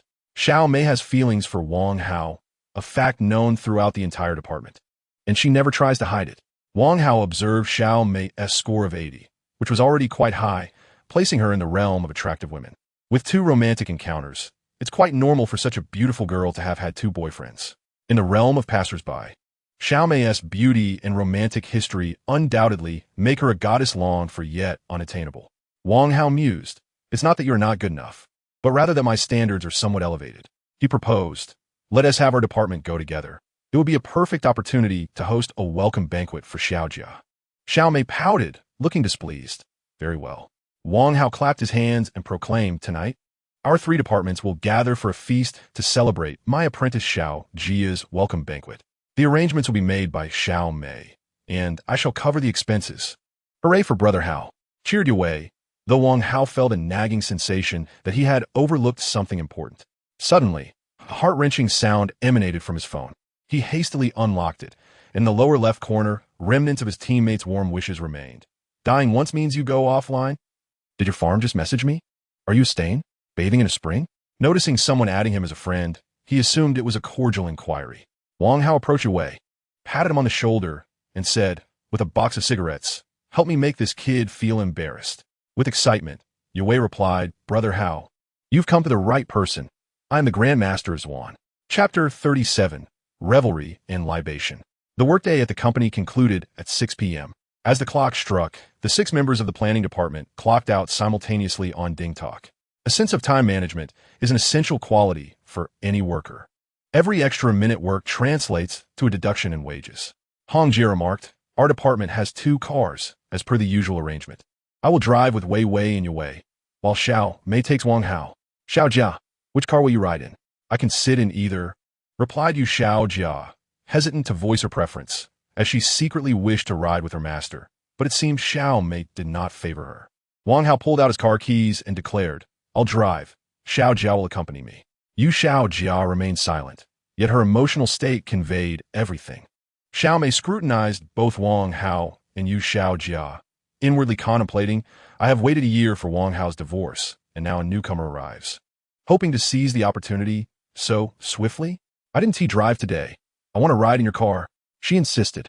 Very well, then let us go together. In a parking lot, Yue spotted a familiar dolphin-shaped vehicle and exclaimed, Xiao Mei, ISNT that your car? With a swift kick to Yue's backside. Xiao Mei retorted fiercely, you're mistaken. The license plate is different. Just as Yue was about to protest, he was pulled away by the quick-witted Hong Jie, who remarked, Yue, there's a reason you can't find a girlfriend. Inside the Maybach, the atmosphere was tranquil. Wang Hao drove while Xiao Jia perused her study materials, and Xiao Mei continually scrutinized Xiao Jia. Could it be that Wang Hao prefers this type? She pondered. Rumor had it that Wang Hao's ex-wife was his college classmate, and Xiao Jia had just recently graduated. Surely, Wang Hao must favor the demure campus-style girls. Xiao Mei opened a social media app, beginning to study campus fashion trends. At the entrance of a quaint tavern, Yue was taken aback as he saw Wang Hao and the 2 ladies emerge from the Maybach, and he approached the car emblem in astonishment. Brother Hao, you're quite wealthy. Wang Hao shrugged. The truth is revealed. I am indeed a billionaire. Yue flattered, Big brother, do you still need a charm for your leg? Wang Hao replied, Indeed, I lack a little brother who can cover my tab. The tavern's decor was simple, adorned with an array of small trinkets. The lighting was dim, and a live singer entertained on stage. This style was particularly favored by urban sophisticates. The 6 of them settled into a cozy booth, with Wang Hao seated, Xiao Mei on his left, and Xiao Jia on his right. Yue enjoyed the same arrangement, with Hong Jie on his left and Wei Wei on his right. Regrettably, Hong Jie is already married, and Wei Wei holds no interest in him. Noticing that Yu Xiao Jia appeared somewhat reserved, Wang Hao reassured her, saying, We are all friends here, so there's no need to feel anxious. Once the waiter presented the menu, Wang Hao placed it in front of Yu Xiao Jia. Today, you are the star. Please, make the first selection. Yu Xiao Jia softly replied, I'm fine with anything. Wang Hao encouraged her, just choose something at random. If you do not order, the others will find it difficult to decide. Then I will order the cucumber salad, she said. Wang Hao burst into laughter, exclaiming, you truly are my wonderful disciple, knowing how to save money for your teacher. He then handed the menu to Xiao Mei. Xiao Mei, you are familiar with this place. Please order, and make sure to include some of the signature dishes. Xiao Mei glanced at Xiao Jia, pondering, and said, I will have the edamame. Wang Hao responded, that's it. Mimicking Xiao Jia's timid demeanor, Xiao Mei quietly added, I'm on a diet. What? He urged her to speak louder. I'm on a diet, she repeated. Wang Hao quickly shifted away, his eyes wide with mock terror. Who are you? Bring back our lively and spirited girl who loves snacks. Xiao Mei's cheeks flushed slightly as she declared, I'm Xiao Mei, no doubt about it. Wang Hao leaned back, playfully distancing himself from Xiao Mei while inching closer to Yu Xiao Jia. Xiaomei's greatest passion is food, and her most admirable trait is her carefree nature. In contrast, during gatherings, you focus on dieting and speak so softly. You are not Xiaomei. You are a clown, perhaps? How rude. Xiaomei stood up, tugging Wang Hao's arm to bring him back to her side. Yu Xiaojia behind them let out a quiet sigh of relief, as Wang Hao's earlier proximity had made her quite anxious. Now, I shall ask you a few questions to prove your identity as Xiaomei. Go ahead, how go, she replied. What is Xiaomei's favorite snack? I thought. Who is her favorite idol? What is her favorite color? Pink. What color are you wearing today? Pink. Oh, I see. How go, you are truly mischievous. Positive emotion 3. When a girl is interested in you, she will feign annoyance when you tease her, but inwardly, she is elated. If she is not interested, you would already be facing consequences. Ultimately, it was Yahweh who took action, decisively ordering an array of signature dishes along with a case of beer. Currently, there are 4 girls and 2 boys, yet the girls can drink as well as the boys. Especially Hongjia, who previously worked in sales, claimed she could down 1.5 pounds of liquor and chug beer at will. Today marks Yu Xiaojia's first experience with alcohol. Entering the workforce, drinking becomes unavoidable. However, Wang Hao ensured she did not overindulge, allowing her just a single drink for the sake of socializing. Meanwhile, Wang Hao was joyfully drinking, while on the other side, Huang Yaqi's stomach growled with hunger. That troublesome Wang Hao. He promised to return early, and now it's already 8 o'clock. Ignoring my calls and messages is clearly meant to irritate me. Wang Hao had thoroughly forgotten about Huang Yaqi in his revelry. It was only when his negative emotion level began to rise that he remembered the unhappy person at home. He opened his phone and sent her a message. We had a company meeting. I will bring back 4 dishes and a soup. Upon seeing the word meeting, Huang Yaqi felt quite displeased.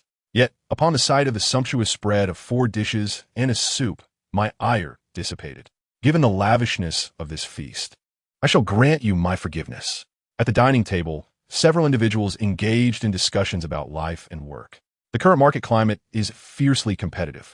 I have heard that our company has lost another long-standing client. It is Xinghue Entertainment. Their artists previously sought our services for advertisements and magazines. The recently popular Lu Man Man is one of their talents. They have now rebranded as Haomon Entertainment, likely due to a change in ownership. No, our collaboration had ceased a month prior, well before the ownership change. Entertainment companies are among our major clients, and losing their business, which amounts to tens of millions annually, poses a significant challenge. That is a concern for the business department, not ours in the planning division. Business is the lifeblood of the company. When it falters, all departments face adverse consequences. Benefits may diminish, and layoffs could ensue. Surely not. I am the bottom of our department. If layoffs occur, I would undoubtedly be among the first to go. At this moment, Wang Hao raised his glass, proclaiming, "Let us eat and drink without worry. Rest assured, New Leaf shall not falter. Come, let us toast together." Among everyone, Yahweh appeared particularly anxious, as his performance evaluations had consistently ranked low. Wang Hao, unfazed, remarked, "The lost business can be reclaimed." Yahweh, looking disheartened, replied, "We merely handle planning. How can we reclaim business? Even a seasoned sales expert struggle with it." Wang Hao chuckled and said, "How can we know unless we try? Would you consider visiting Haomon Entertainment?" Yahweh shook his head vigorously. "I will not go. I fear being turned away." "Are you certain?" "Should you succeed, with the company's 10% commission rate, it could amount to several $100,000. I will not go. I have social anxiety and dread approaching strangers. If you won't, then Xiaojia, you should go." Huh? Chapter 38. Pursuing a girl is akin to taking on a disciple. Yu Xiaojia pointed at herself skeptically, saying, "Master, you truly want me to go? I am unfamiliar with our company's business." Wang Hao reassured her, "Take the next few days to familiarize yourself with our operations, and I shall arrange for you to go." Patting her shoulder, he encouraged, "Regardless of the outcome, this is a test of your courage. Are you willing to face it?" Yu Xiaojia swallowed hard, her heart filled with trepidation. As a newcomer, how could she negotiate a deal worth millions? Gazing into Wang Hao's encouraging eyes, she did not wish to disappoint her master. Gritting her teeth, she resolutely declared, "If master insists, I shall go." "Haha, splendid, commendable bravery." Wang Hao rose to his feet. "Come, let us drink to this," wishing Xiaojia swift success. "May she secure Haomon." It was softly echoed. "If this deal is clinched by a newcomer in our planning department, the business team will have no face left." Xiaomei raised her glass and exclaimed, "That fellow Jia from the business department is quite repugnant. Last time, He dismissed my planning proposal and drove away a client he worked hard to attract. Clearly, that client was subpar. I provided him with 20 plans, yet he remained dissatisfied. Come, let's not dwell on unpleasantness. I eagerly await Xiaojia's triumph over them. Hee, your words imply Xiaojia has already secured the victory. Haha, perhaps she will. After a hearty meal and drinks, Wang Hao instructed the waiter to pack up the leftovers. Hong Jie praised him, saying, among the younger generation, few are as frugal as you. The group then parted ways, and Wang Hao hailed a taxi for Yu Xiaojia. Remember to ask for the receipt. I'll assist you with the reimbursement. As Yu Xiaojia entered the car, she whispered, thank you, master. Yue approached and inquired, Brother Hao, does the finance department reimburse for taxi fares? Wang Hao lit a cigarette, watching the departing taxi, and replied, I'll cover it myself. Yue expressed his envy, stating, you are truly kind to your disciples. Wang Hao glanced at the distant Hong Jie and Wei Wei, teasing, are you interested in Wei Wei? Yue's face flushed slightly, admitting just a little bit. Wang Hao scoffed, what is there to be shy about? If you like her, just say so. No need for hesitation. Yue awkwardly confessed, I do have feelings for her, but I don't know how to pursue her. Brother Hao, could you teach me? Wang Hao extinguished his cigarette, and remarked, pursuing a girl is akin to mentoring a disciple. It's all about winning her heart. How do I do that? Wang Hao asked, what was the first thing you said when you approached her? After a moment's thought, Yue replied, does the finance department not reimburse taxi fares? Wang Hao patted his shoulder, saying, in a month, let Xiao Jia find out about this. Oh, why? Wei questioned. Think about it, Wang Hao encouraged. After pondering for a while, Yue suddenly understood. Next month she'll receive her salary, and if she knows about this, she'll likely return the money to me. Wang Hao sighed, saying, perhaps you should reconsider pursuing Wei Wei and just buy a doll instead. It saves money and spares you the trouble. That 1T work. Brother Hao, I'm allergic to silicone. Wang Hao replied, that's not ideal. I would want Wei Wei sighing at her bed every night. Yue nervously looked around to ensure no one was listening, then whispered, it's fine. I've applied medication, and it will heal in a few days. That's good to hear, but be mindful in the future. Yue chuckled, saying, when I find a girlfriend, I don't want one with large breasts. I'm wary of silicone. Wang Hao shot him a glance and offered a piece of advice. Do not mention that in front of Wei Wei. Why not? Wei Wei's figure isn't made of silicone. Wang Hao retorted, the issue isn't the silicone. It's that you hinted at size. Fool. Oh, I see now. Brother Hao is quite thoughtful. Yue continued, by the way, Yu Haven T explained why Xiao Jia should know about the taxi fare in a month. Wang Hao raised 2 fingers, and Yue promptly handed him a cigarette. Such is the nature of a straightforward man. He may not understand women, but he certainly comprehends men.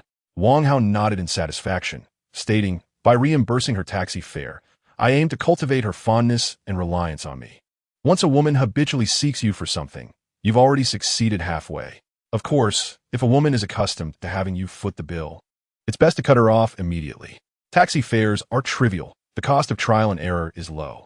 Moreover, since others 1T reimburse her, only you can, which will elevate her admiration for you. Ultimately, it subtly conveys that the money comes from my own pocket, allowing me to provide for her without damaging her pride. Knowing the truth will evoke feelings of gratitude and guilt in her. The bond between our master and disciple has grown even more robust. Applause erupted as Yahweh exclaimed, how good! Your little strategy is simply brilliant. Not only can you take on disciples, but you could also win a wife. Wang Hao quickly waved his hands, urging him not to speak so recklessly, insisting that their relationship was purely that of a master and disciple. At 10 p.m., Wang Hao returned to the Harmony community, laden with a plethora of vegetables. Upon hearing the door open, Huang Yaqi, puffed up with indignation, exclaimed, oh, so you finally remember to come home. I'm nearly starving. Wang Hao replied, there are snacks at home. Why didn't you have some first? Huang Yaqi pouted, no way. I am waiting for your 4 dishes and a soup. You are in for a treat. Today it's not just 4 dishes, but in abundance. Wang Hao placed the bags on the table and headed to the kitchen for plates. Huang Yaqi, filled with delight, opened the bag only to be met with disbelief as she realized the contents were not what she expected. Upon confirming that it was leftover food, her face paled in shock. You brought me leftovers. Indeed, we had a departmental dinner today, and I was too engrossed in drinking to eat much. So, I packed some for you, Wang Hao explained. Huang Yaqi slammed her hand on the table, fuming, I refuse to eat. I would rather starve than consume leftovers. Wang Hao chuckled. Wasn't I always eating your leftovers? Whether dining out or ordering takeout, you always order in abundance, and I ended up finishing what you couldn't eat. That's different. Huang Yaqi turned her face away, her eyes glistening with unshed tears. I can eat your leftovers, but how could I possibly eat someone else's? The more she pondered, the more aggrieved she felt, and tears began to cascade down her cheeks. I eagerly awaited your 4 dishes and a soup at home. And you brought me leftovers? Wang Hao, you clearly do not value me anymore. Seeing her distressed expression, Wang Hao reflected and realized he might have indeed gone too far. After their divorce, he had unconsciously overlooked Huang Yaqi's presence. While this was not inherently wrong, considering they were no longer together, he found himself still yearning for her companionship. Sleeping with her while simultaneously harboring disdain felt quite contradictory. Deciding to rectify his mistake, he took out the trash can and disposed of the leftovers. The food from outside is unhygienic. Chef Wang will personally prepare you 4 dishes and a soup. 40 minutes later, Wang Hao efficiently prepared the meal. Huang Yaqi sat at the dining table, her stomach grumbling with hunger, yet she turned her face aside, adopting a stance of utter defiance against eating. Wang Hao, holding chopsticks, remarked, "You refuse to eat? Perfect. I'm also hungry now. You can have my leftovers later, since you don't mind." Huang Yaqi crossed her arms, shielding all the dishes, declaring, "You are not allowed to eat. These are all mine." Sitting opposite her, Wang Hao observed her protective demeanor and couldn't help but chuckle. "If you can finish everything, I will prepare you 4 dishes and a soup again tomorrow. If not, it will be 3 dishes and a soup, then 2 dishes and a soup, and so on until just soup." Huang Yaqi, already ravenous, couldn't wait for him to finish his sentence and stuffed her mouth with food, resembling a greedy little hamster. Wang Hao, sitting across from her, took out his phone to send a message to his disciple, concerned for her disciple's safe return home. Huang Yaqi set aside her chopsticks 20 minutes later, cradling her round belly as she gasped, "I can't take it anymore. I simply cannot eat another bite." Wang Hao retorted with a smirk, "You can't be serious. There's still half left." Huang Yaqi clapped her hands, exclaiming, No, I can't. My stomach hurts from overindulgence. I need to lie down quickly to ease the discomfort. Darling, please assist me. I've eaten too much and can't get up." Wang Hao, maintaining a calm demeanor, replied, "I'm not your husband. Ex-husband, would you please help me?" Huang Yaqi cooed playfully. Wang Hao supported her as they returned to the bedroom. Once lying on the bed, Huang Yaqi sighed, much better." Turning to Wang Hao beside her, she remarked, "If only you could strive a bit harder and earn more money, perhaps we wouldn't have divorced." Wang Hao chuckled lightly, hinting, "Was I not diligent enough before?" After a moment of contemplation, Huang Yaqi responded, "In terms of effort, yes, you were quite industrious. However, when considering the results, it was insufficient." "Huh." To dismiss the process based on the outcome, Wang Hao replied, non-committal, "How many individuals toil daily yet barely earn a meager salary? Do you blame them for not being diligent enough?" Huang Yaqi countered, "Effort encompasses not only physical labor, but also intellect. If they earn so little, why not seek alternative employment?" "Oh, how easy it is to speak from a position of comfort, critiquing those who work," Wang Hao retorted, a hint of irony in his tone. "I'm not speaking about others. I'm referring to you," Huang Yaqi corrected him. Wang Hao pursed his lips, resignedly stating, "You are right. I shall never see a salary increase in my lifetime." His words rang true. Upon returning to Shinya Media, he had no intention of immersing himself in work again. In terms of salary, there would indeed be no further increase. Huang Yaqi remarked, "What distinguishes a person who does not strive from a mere salted fish?" Wang Hao gazed at her, comfortably reclining on the bed. "So what is your dream?" Huang Yaqi blinked her big eyes and replied, "To be a salted fish. A wealthy salted fish. Very well. Let me toil while you lounge like a salted fish." "Truly, a declaration of the modern woman," Wang Hao said as he turned to leave. This was precisely why he had agreed so readily when Huang Yaqi proposed divorce. In any relationship, if only one party invests while the other simply enjoys, the bond cannot endure, especially when the one who revels concurrently complains that the giver is insufficient. When the giver is akin to a devoted admirer, oblivious to the imbalance, they will continue to labor silently. Yet, when the giver awakens to the reality, they will overturn the table. Recently, Wang Hao had pondered deeply. A woman who desires to receive without offering in return possesses an innate temperament for romance. If one regards her merely as a lover, the situation becomes manageable. "I seek your body, You seek my material wealth. After mutual satisfaction, we shall not disturb one another. However, the relationship between Wang Hao and Huang Yaqi was far too intricate.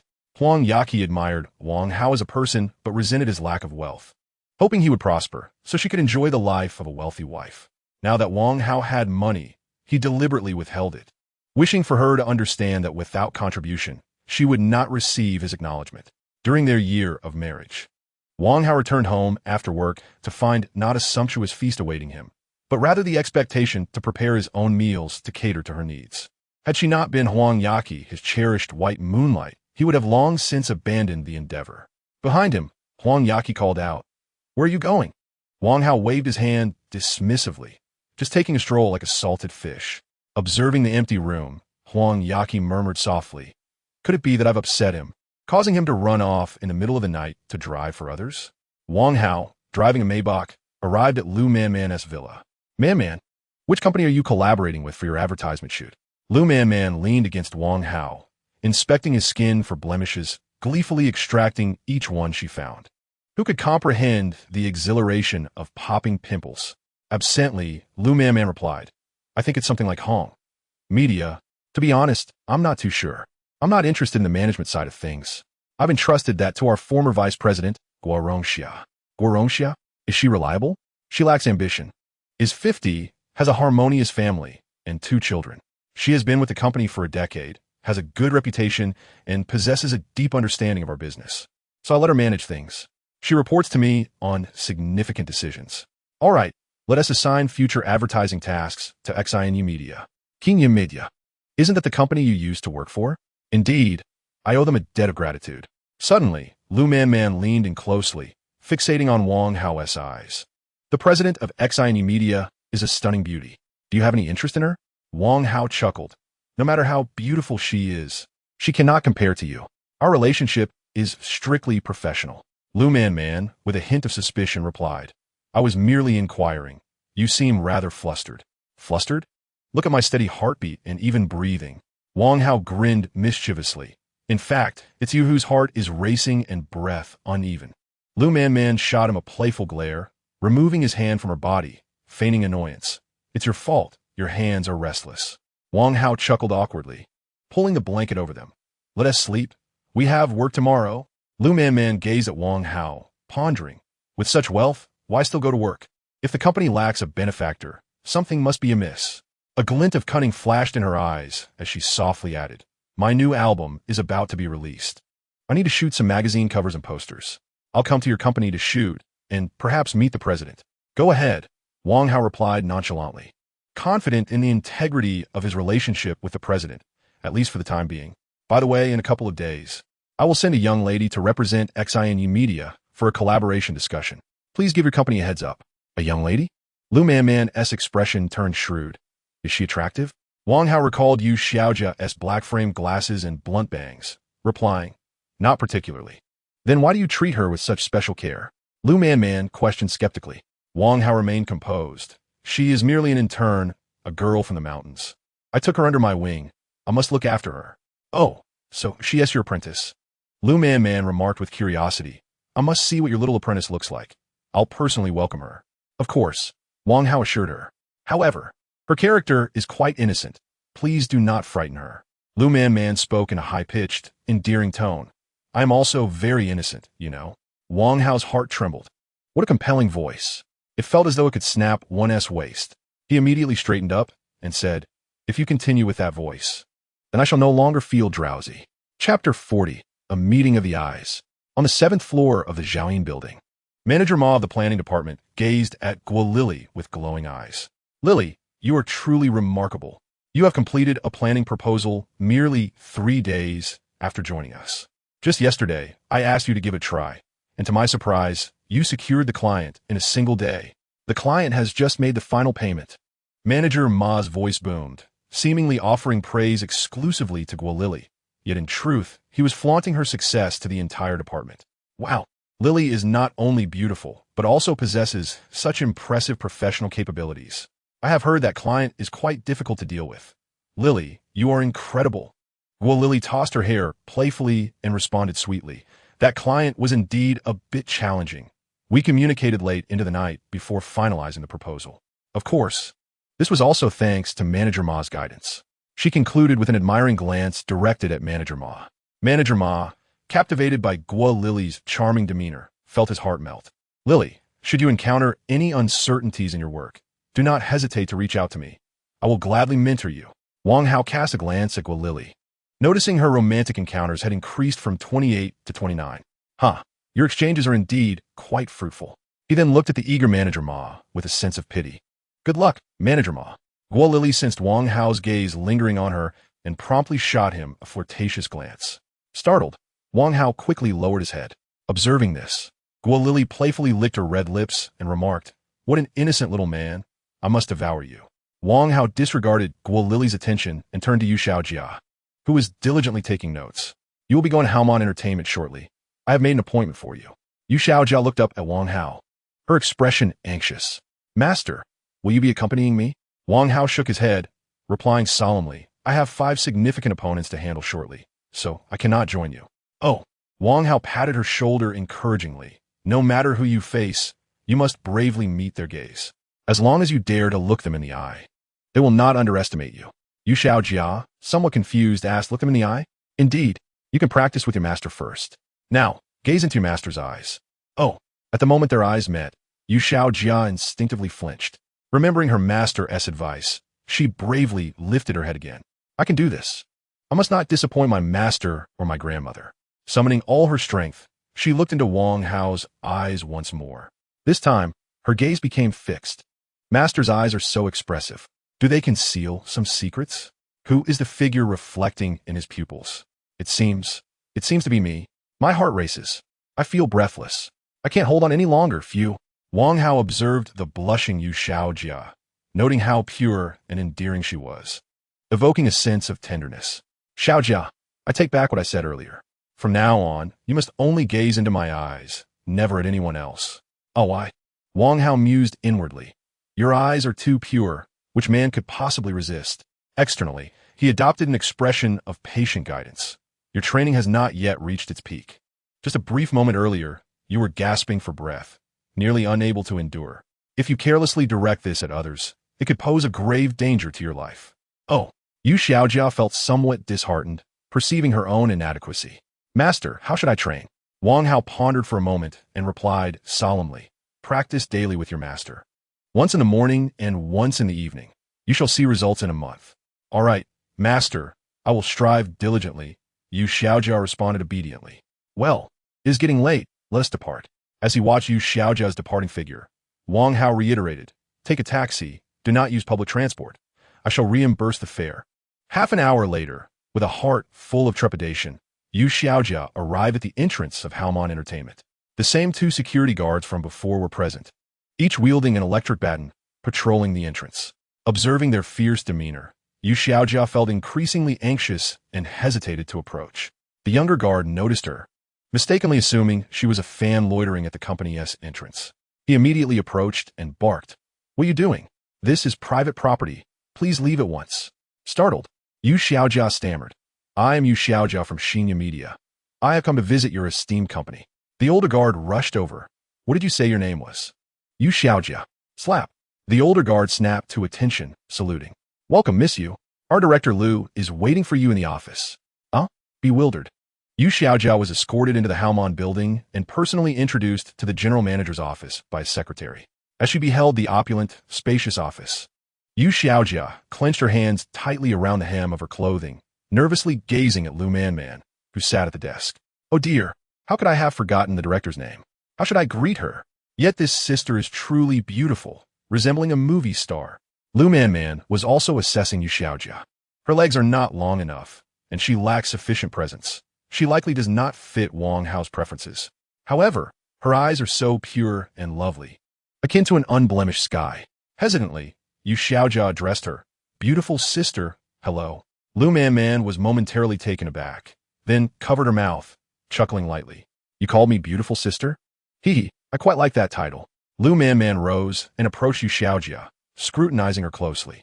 Standing at 175 centimeters and wearing high heels, Lu Man was elegantly attired, her flowing waves swaying with her movements, exuding an air of poise and confidence. In contrast, Yu Xiaojia, who had suffered from malnutrition since childhood, stood at only 160 centimeters.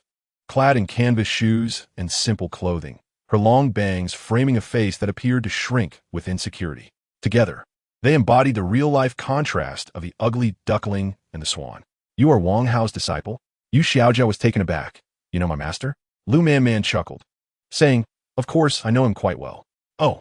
Yu Xiaojia found herself at a loss for words, suddenly recalling that the purpose of her visit was to discuss a collaboration. She hastily produced the company materials. "Beautiful sister, allow me to elucidate the advantages of our company." Lu Man shook her head, extended a hand, and gently guided Yu Xiaojia to the sofa, pouring her a glass of water. "Sister, let us not rush into business matters." "Ah, then what shall we discuss?" Faced with the unknown, Yu Xiaojia's demeanor grew increasingly anxious. In the presence of Lu Man, all her prior preparations seemed futile.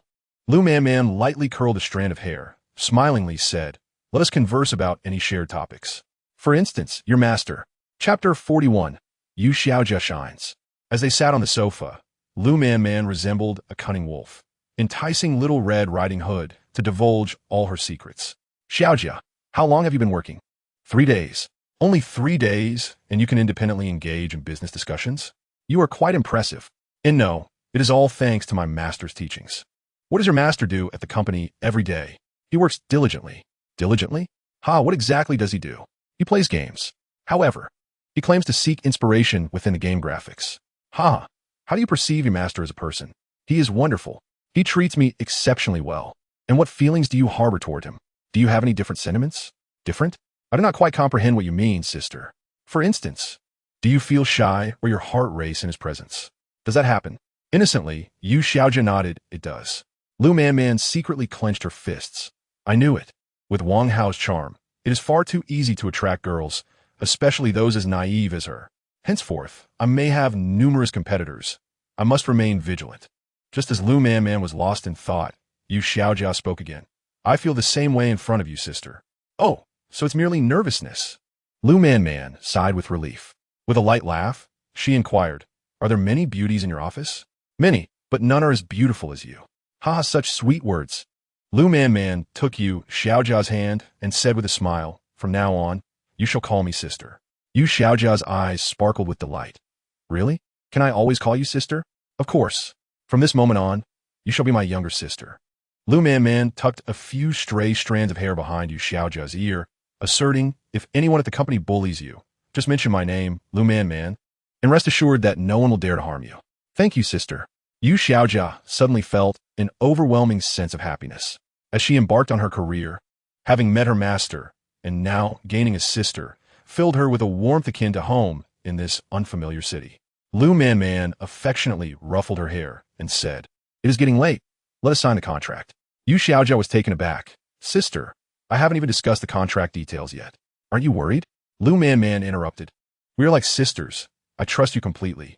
In a daze, Yu Xiaojia watched as Lu Man swiftly signed a contract, affixed her seal, and stamped it. True salesmanship lies in winning hearts. Lu Man's heart had long been conquered by Wang Hao. Yu Xiaojia was merely present for formality's sake. The unexpected delight of having Yu Xiaojia become his younger sister-in-law was already a bonus. Filled with excitement, Yu Xiaojia returned to the office, her mind still in a daze. Unable to believe how effortlessly she had signed the contract. So much so that when Guo Lily greeted her in passing, she remained oblivious. Upon seeing his apprentice return, Wang Hao smiled and inquired, "You signed the contract, didn't you?" Yu Xiaojia nodded vigorously. "Yes, I did." "Let us go." Such a significant contract requires President Yi's personal review. "I'll take you there." After they departed, Yao was left in a state of confusion. What had they just said? The contract was signed? Xiaomei looked at him with a hint of sympathy and remarked, "Indeed, it seems you've missed out on $1 million in commissions." Trembling, Yao shouted to the heavens, "No, no." Xiaomei cooperatively took out her phone and played a cut of nothing. Observing Yao's expression, she sighed and shook her head inwardly, silently noting it down. Before long, Yi Qingmei strode in wearing high heels, exuding an air of decisiveness, with Yu Xiaojia following closely behind. The entire department's attention was instantly captivated by this formidable woman. In New Yi, Yi Qingmei reigned as the queen, the object of admiration and respect among all employees, except for one individual. Yi Qingmei's voice rang clear. Dear colleagues, let's congratulate Yu Xiaojia from the planning department. She has secured a contract with Haomon Entertainment for us. We anticipate 30 million in advertising projects within the year. Let us applaud Yu Xiaojia. After a brief silence of 2 seconds, a thunderous cheer erupted. Incredible, 30 million, signed by a mere young woman? This new batch of recruits was exceptional, one outshining the other. In the morning, it was Guo Lili, and in the afternoon, it was Yu Xiaojia. Yu Xiaojia's achievement was evidently on a different scale altogether. Did Yu Xiaojia have a boyfriend? With commissions in the millions at stake. Courting her could lead to great fortune. Guo Lili shot a hostile glare at Yu Xiaojia. What a pure white lotus. What lengths did you go to for such a substantial contract? Did you sell your body? President Yi turned to the newcomer, encouragingly saying, Xiaojia, put in your best effort. I have high hopes for you. Subsequently, Yi Qingmei proceeded to another office within the business department. The entire business department felt overshadowed by a newcomer from the planning department, provoking a sense of humiliation and anger among the staff. The business director was particularly berated, while the continued cooperation on this business still required their department's liaison. The 2% commission was forfeited and would be awarded to Yu Xiaojia instead. You have no objections, do you? The business director fell silent. I will comply with President Yi's arrangements. Before departing, President Yi left a stern warning. If your performance does not improve within 2 months, you, as the director, will no longer be needed. Once President Yi left, the business director immediately convened a meeting with all the department heads, unleashing a tirade. If your performance remains this poor within a month, none of you supervisors will retain your positions. The supervisors, heads hung low, returned to their workstations, promptly delivering a stern lecture to their team members. From now on, telemarketing, cold calls, and follow-ups with old clients. All workloads must double within half a month. Those who fail to secure deals will be dismissed. Upon returning to her seat, Yu Xiaojia was immediately surrounded by the employees of Department 3. Particularly, Yue leaned in closer, lamenting, Xiaojia, how did you manage to secure the deal with Haomon? Please share, so my heart can finally succumb to despair. Wang Hao, swiftly pushing Yue's chair back, retorted, You, keep your distance from my apprentice. Do you understand the concept of personal space? Henceforth, all male employees must maintain a 1-meter distance from her. He then advised Yu Xiaojia, You've garnered quite the attention this time. Undoubtedly, many will come and gawk. Remember, if any male employee encroaches within that meter, it's clear he intends to take advantage.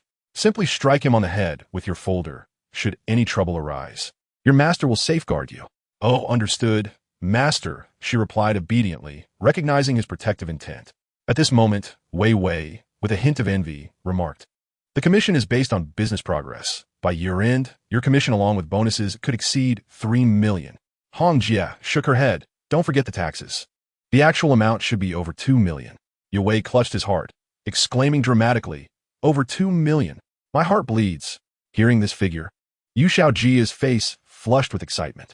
Previously, the largest sum she had encountered was merely 10,000, covering her tuition and living expenses. 2 million was an unimaginable amount for her. This meant she could not only afford her grandmother a new set of dentures, but also renovate her grandmother's old house. Dressed in a pleated skirt with a schoolgirl charm, Xiaomei momentarily set aside her attempts to catch Wang Hao's attention, shaking Yu Xiaojia's arm, urging, Xiaojia, do tell us how you secured that contract. Yu Xiaojia, somewhat dazed, replied, I'm not quite sure. I just chatted with my sister for a bit. And the contract was signed. Sister? Xiaomei inquired curiously. Who is your sister? Her name is Lu Manman, the general manager of Haomon Entertainment. Lu Manman. Xiaomei gasped. The sultry goddess Lu Manman? She is your sister? Wei Wei, astonished, scrutinized Yu Xiaojia, exclaiming, So you're a hidden powerhouse. Yu Xiaojia hurriedly waved her hands, blushing as she clarified, not a biological sister, just a newly acknowledged god-sister. Ah, I see. Xiaomei felt a tinge of jealousy. While others come to negotiate, you go to claim a sister. No wonder the contract was signed so swiftly. At that moment, Wang Hao felt a pang of concern. Man acknowledged Xiaojia as her sister. The intentions behind this were far from innocent. Chapter 42. Misunderstandings beneath the desk. The following day, Wang Hao continued his virtual battles in the Summoner's Canyon, striving for glory. The sound of high heels echoed from the entrance. Manager Lu, I apologize for the disorder in the office. Please excuse the mess. It's quite all right. I've long desired to visit, and today my wish has been fulfilled. The ambience here is pleasant. Such a relaxed atmosphere is conducive to sparking creativity among employees. Yi Qingmei led Lu Manman and her entourage to Department 3. Observing Wang Hao engrossed in gaming, Yi Qingmei frowned slightly. Clearing her throat, she attempted to gain his attention. Cough, cough. Wang Hao, without lifting his gaze, barked. Who is coughing? Keep your distance from me. I don't want to catch your cold. Upon hearing Wang Hao refer to himself in such a manner, Yi Qingmei felt a surge of indignation rising within her. However, Lu Manman intercepted him with a smile. Stealthily, she approached Wang Hao from behind, glancing at his screen for a moment before cheerfully exclaiming, Your son Wukong is doing poorly. He is about to be defeated by the blue character. Startled, Wang Hao's hand trembled, causing him to miss the opportunity to unleash his skill, resulting in son Wukong being struck down by a mere sliver of health. Damn, he exclaimed, staring at the gray screen in exasperation as he stood up and shot a fierce glare at the unexpectedly arriving Lu Manman. His eyes conveyed a threat. You'd better be prepared tonight. Lu Manman, with a flirtatious glint in her eyes, responded, All right, just don't keep your sister waiting too long. Yi Qingmei, observing the intense exchange, swiftly interjected to prevent any potential conflict. Wang Hao, today, President Liu is at the company to shoot posters and has specifically requested you to discuss the plan with her. This is a testament to her trust in you. So be sure to express your gratitude. Wang Hao gritted his teeth and replied, Thank you, President Liu. Lu Manman, with a playful glimmer in her eye, smiled and said, No need for formality. As long as you put in the effort, rewards will follow. Certainly, President Liu. I've been conserving my energy all day, eagerly awaiting the chance to work hard. Yi Qingmei, unaware of the underlying implications in their conversation, turned to Lu Manman and said, President Liu, let us head to the meeting room. She then urged the dazed Wang Hao, hurry up and follow us. Lu Manman noticed the bashful Yu Xiaojia standing off to the side, seemingly wanting to greet them but hesitating. Sister, come join us. Lu Manman called out. Okay. Yu Xiaojia replied, her face lighting up with excitement as she quickly joined them. Lu Manman's public acknowledgement of Yu Xiaojia as her sister was clearly intended to bolster her confidence. As Lu Manman held Yu Xiaojia's hand and led the way, Yi Qingmei deliberately slowed her pace with Wang Hao, whispering, Wang Hao, I have always had great confidence in you. However, since President Liu is personally overseeing the shoot today, you must be on high alert and ensure her satisfaction. Wang Hao responded calmly, Rest assured, President Yi, I will make sure she is well taken care of. Once Yi Qingmei and her entourage departed, the planning department buzzed with excitement. So, Yu Xiaojia is President Liu's sister. Now it makes sense how she secured such a significant contract. Can you believe I'm just an intern at a company with such a big shot? Lu Manman is stunning, even more so in person than on television.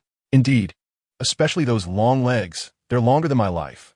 Seated at the head of the table, Yi Qingmei had Lu Manman and her manager, Li Yuru, to her right, while Wang Hao and Yu Xiaojia were to her left. Wang Hao, engrossed in reviewing the proposal in his hand, was suddenly kicked in the calf.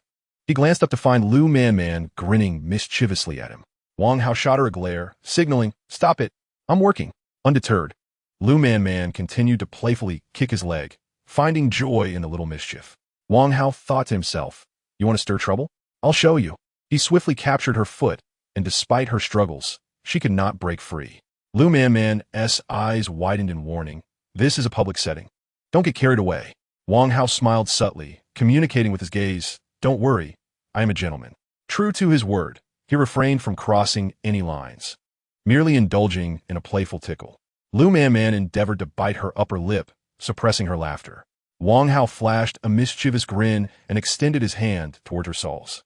Giggling, Lu Manman could no longer contain herself and burst into laughter.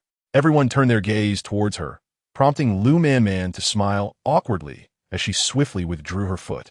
I was merely reminded of something joyful. Though the crowd harbored doubts, they refrained from probing further, aware of Lu Manman's esteemed status. After Wang Hao's antics, Lu Manman dared not extend her foot again. However, Wang Hao was not one to relent. The roles had now reversed. He began playfully kicking at her calves. Lu Manman, determined to retaliate, attempted to seize Wang Hao's foot. Yet, his agility thwarted her efforts time and again. She could only shift her legs repeatedly to the left, evading his advances. To her left sat Yi Qingmei, engrossed in her manuscript. Suddenly, she shivered, furrowing her brows as she shot a warning glare at Wang Hao. "What are you doing? Stop fooling around." Unbeknownst to Wang Hao, he had misdirected his playful antics, and he smiled at Yi Qingmei, nodding in acknowledgement. "Rest assured, Director Yi, I am diligently working." Lu Man blinked at Wang Hao, teasingly thinking, "Now you can't reach me," interpreting her gaze as a challenge. Wang Hao refused to back down and unleashed a flurry of kicks. Meanwhile, Yi Qingmei, gripping her manuscript, trembled, her nails whitening from the pressure. With a sudden snap, the paper crumpled beneath her fingers. Unable to contain her frustration any longer, she shot Wang Hao a fierce glare. "Wang Hao, come outside with me." Following Yi Qingmei to the restroom entrance, she frowned and instructed, "Wait for me here." Wang Hao, bewildered, pondered the absurdity. While it was common for girls to invite friends to accompany them to the restroom, as a male, was it fair to make him wait at the door? Inside, Yi Qingmei splashed cold water on her face, the heat gradually dissipating. "How do you know my calves are so sensitive?" Emerging from the restroom, Yi Qingmei declared solemnly, "Wang Hao, I am an advocate for remaining single. I will neither marry nor engage in romantic relationships." Surprised, Wang Hao stammered, "Why are you telling me this? I also oppose office romances as they disrupt work." A slight twitch appeared at the corner of Wang Hao's mouth. Within New Leaf Media, he harbored feelings for his apprentice but intended to nurture them gradually. Had this been discovered?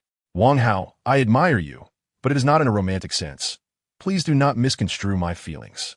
Upon hearing this, Wang Hao was utterly bewildered. "Though you are quite beautiful, isn't that a bit narcissistic? I never said I liked you." "Who is misunderstanding whom? Please be more reserved in the future and do not flirt with me in the office. Otherwise, I will have no choice but to ask you to resign."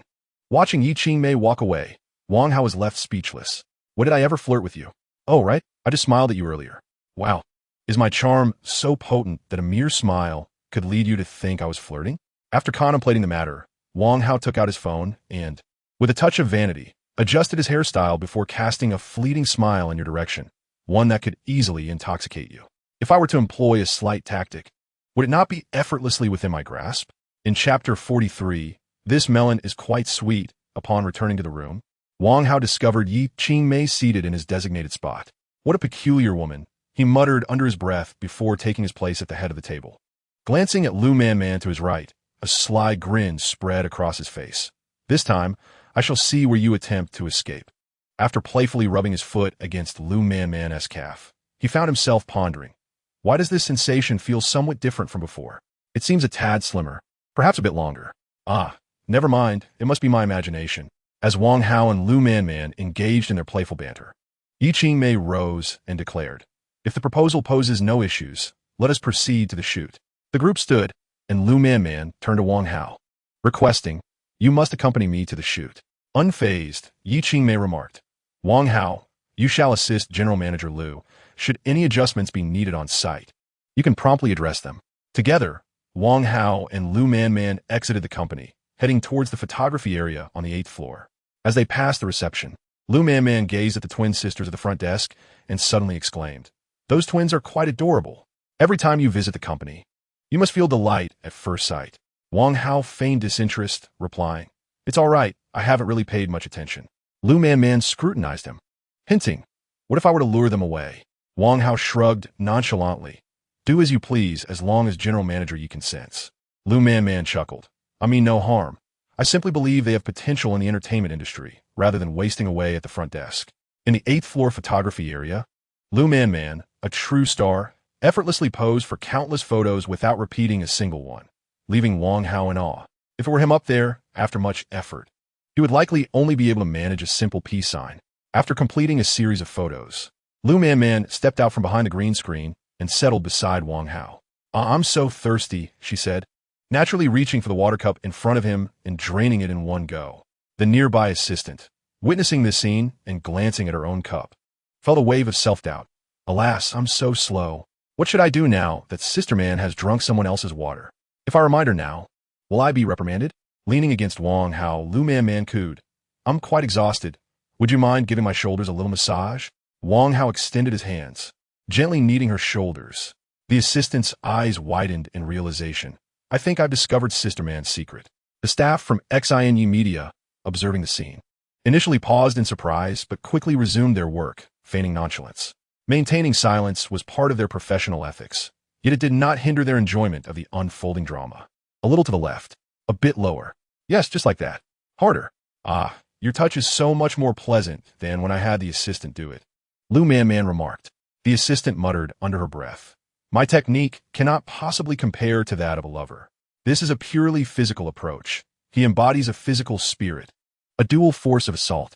Liu Ru observed the scene, her hand resting on her forehead, sighing, alas, I anticipated this. Let her be. Today, Lu Man arrived at New Leaf Media, discovering an abundance of beautiful women. The general manager, Yi Ching Mei, along with a pair of twin sisters. And there was also a stunning photographer. Not to mention, there was a girl named Xiao Mei, whose gaze toward Wang Hao was positively entrancing. This stirred a profound sense of crisis within Lu Man. While their romance could not yet be made public, she felt compelled to assert her claim. Lu Man's actions were a declaration of ownership within New Leaf Media. Wang Hao is mine, Lu Man's man, and none shall dare to steal him away. After a brief respite, Lu Man commenced the shooting of the next series of promotional posters for a love ballad. After capturing a few photographs, she suddenly instructed the photographer to pause. Wouldn't it be better to have a male companion join me? The photographer pondered for a moment and replied, we could give it a try. I shall fetch a male model. Lu Man shook her head, pointing at Wang Hao. Why look elsewhere? Here's one right before us. The photographer, upon seeing Wang Hao, brightened, exclaiming, Wang Hao's physique is even more exemplary than a model's. The results will surely be splendid. After some deliberation, Wang Hao was reluctantly conscripted as a prop. He stood stiffly in place, unable to pose. However, this did not deter Lu Man. She gracefully circled around him, striking various elegant poses. The contrast of softness and rigidity yielded remarkably effective results. The photographer called out, excellent. Let us capture one final set.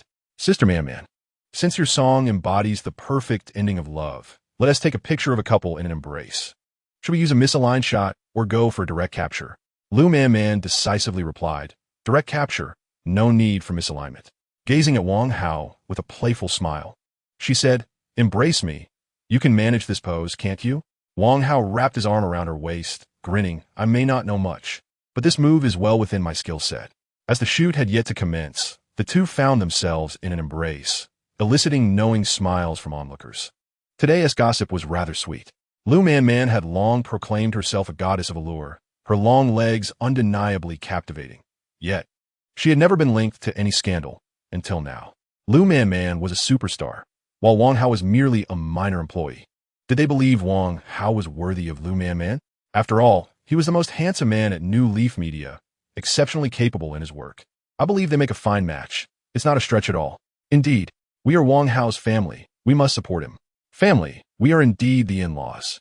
Have you noticed the viral kicking animation from a while back? The bodyguard in it bore a striking resemblance to Wang Hao. Oh, that bodyguard is also named Wang Hao. What a coincidence. I see now. That bodyguard is Wang Hao. No wonder he hasn't been at the company lately. He must have been on a date with Lu Man. Wow, those online fans shipping the bodyguard and Lu Man must have hit the nail on the head. The photographer, observing the couple in their embrace, whimsically suggested, shall you share a kiss? Wow. Upon hearing these words, the crowd erupted in excitement, calling out, kiss her. Kiss her. In such a moment, Wang Hao, being a gentleman, naturally would not put the lady in a difficult position. With one hand around her slender waist and the other gently tucking a strand of her hair behind her ear, he tilted his head slightly and unhesitatingly pressed his lips against her crimson ones. The photographer, having found the perfect angle, clicked the shutter, capturing an exquisite moment in time. While Wang Hao and Lu Man reveled in their shared joy, their beleaguered agent, Liu Ru, faced the crowd and earnestly implored them to keep the incident under wraps. Fortunately, those serving Lu Man were seasoned employees of the company, well-versed in the rules, which prevented the story from leaking to the public.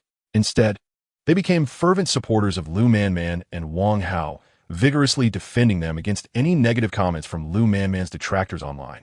After bidding farewell to Lu Man, Wang Hao gazed at the 30,000 emotional points within the system, realizing it was time for another lottery draw. Chapter 44. A Precaution for the Sisterhood. Congratulations, host. You have received a cashback voucher. Effect. Upon activation, any wealth spent within 24 hours will be returned multiplied. You may choose between two modes and one selected. It cannot be altered. 1. Unlimited spending.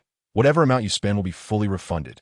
For instance, spending $100 million on a property would yield $100 million in cash back. 2. Limited spending. Whatever amount you spend will be refunded threefold. Restriction 1. Purchases of tangible assets or investments, such as vehicles, properties, stocks, etc., which can be liquidated, are excluded from the threefold cashback. Restriction 2. Transfers or donations do not qualify as spending and will not receive the threefold cashback. In both modes, you must use your own funds. Borrowing to increase the principal is not permitted.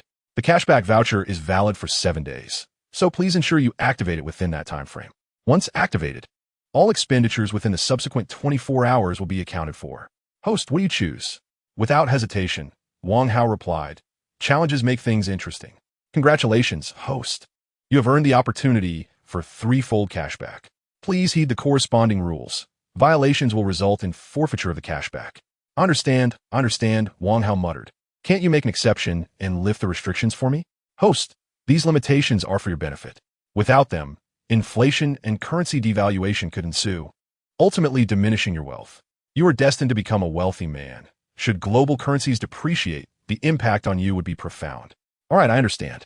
For the first time in his life, Wang Hao found himself troubled by the prospect of spending money. The simplest purchases, real estate, stocks, did not qualify for cashback.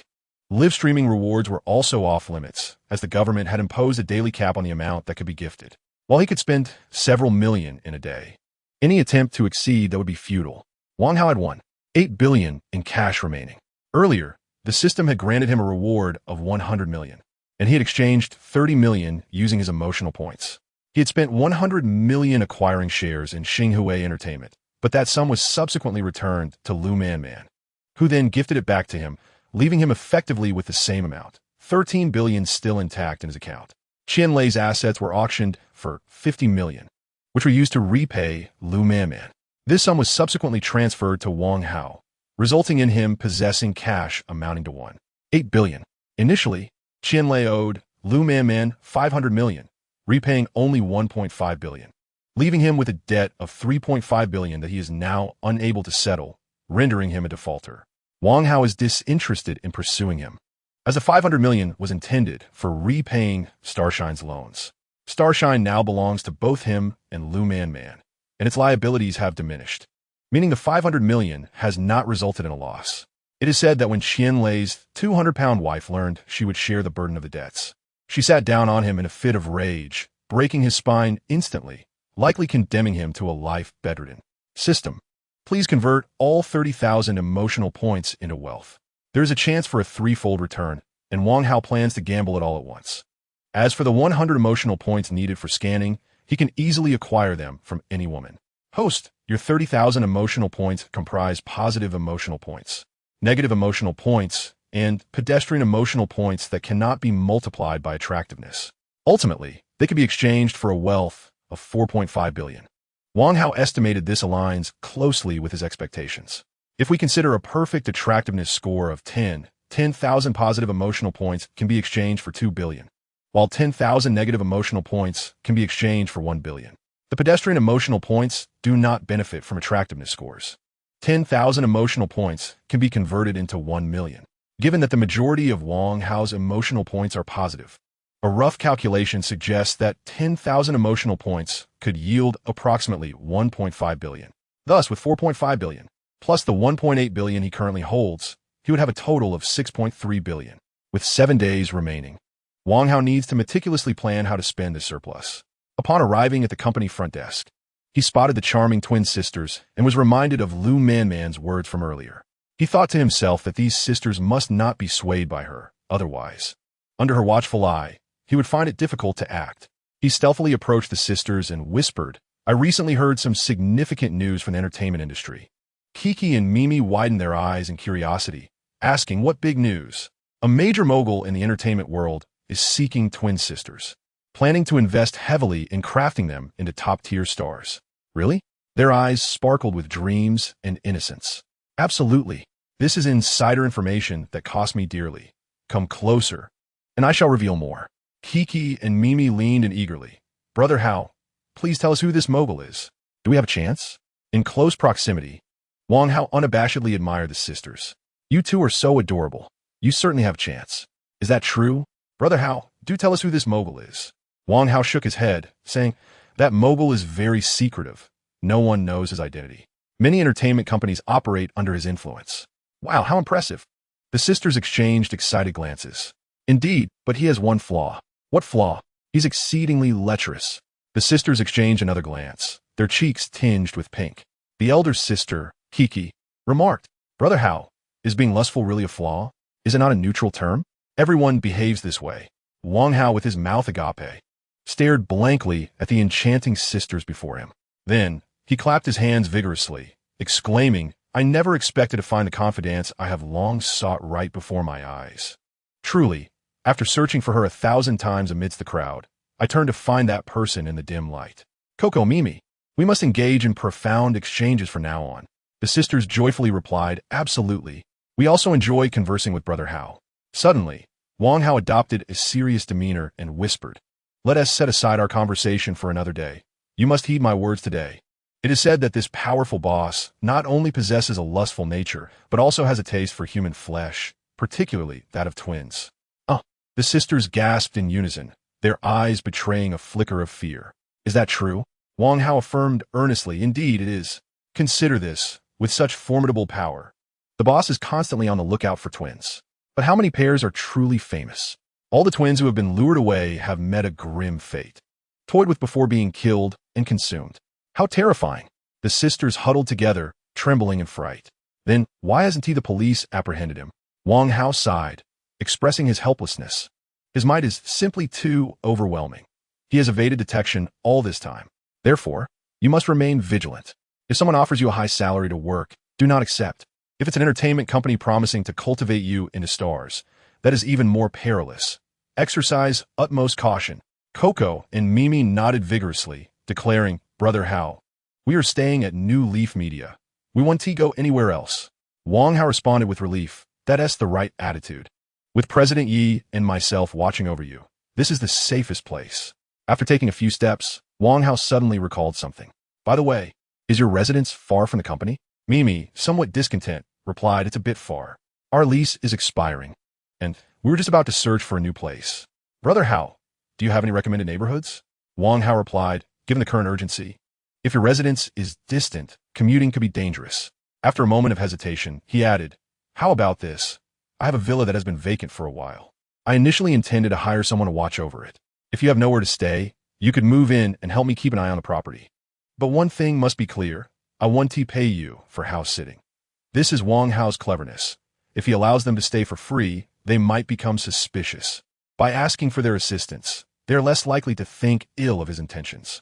A villa. The sisters exclaimed in unison. Brother Hao, you're really wealthy. Wang Hao extended his index fingers, placing one over each of their lips. Sure, let's keep a low profile. Chapter 45. How many girlfriends are you planning to have? Wang Hao surveyed his surroundings, adopting an air of vigilance. In truth, I'm a hidden heir of a wealthy family.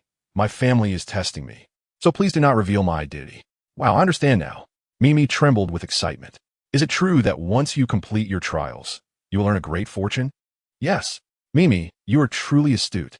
Wang Hao whispered, would you consider making a small investment?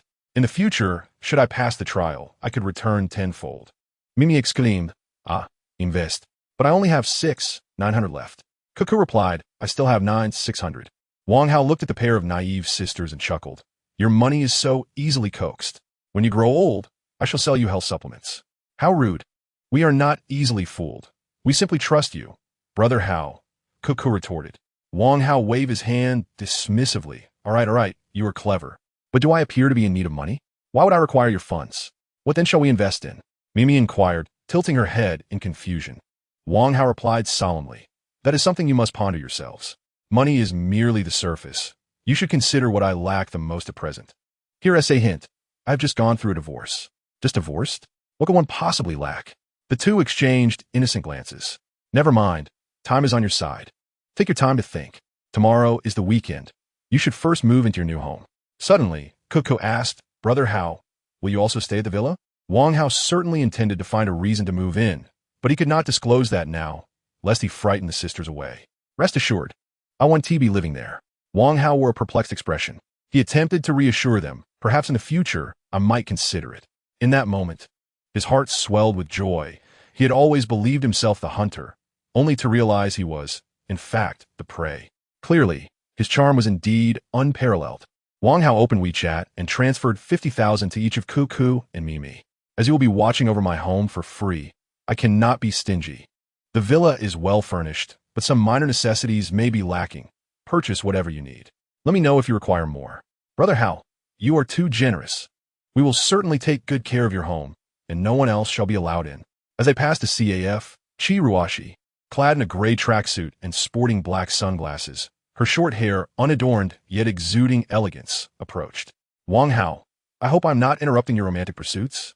Wang Hao removed his sunglasses and denied, Ruashi, I have been too engrossed in my career to engage in romance. Do not wrongfully accuse me. I have witnessed no fewer than 3. Huang Yaqi, Lu Man, and Su Wanyue. Is your career merely an elaborate guise for your romantic endeavors? Chi Ruashi pointedly remarked.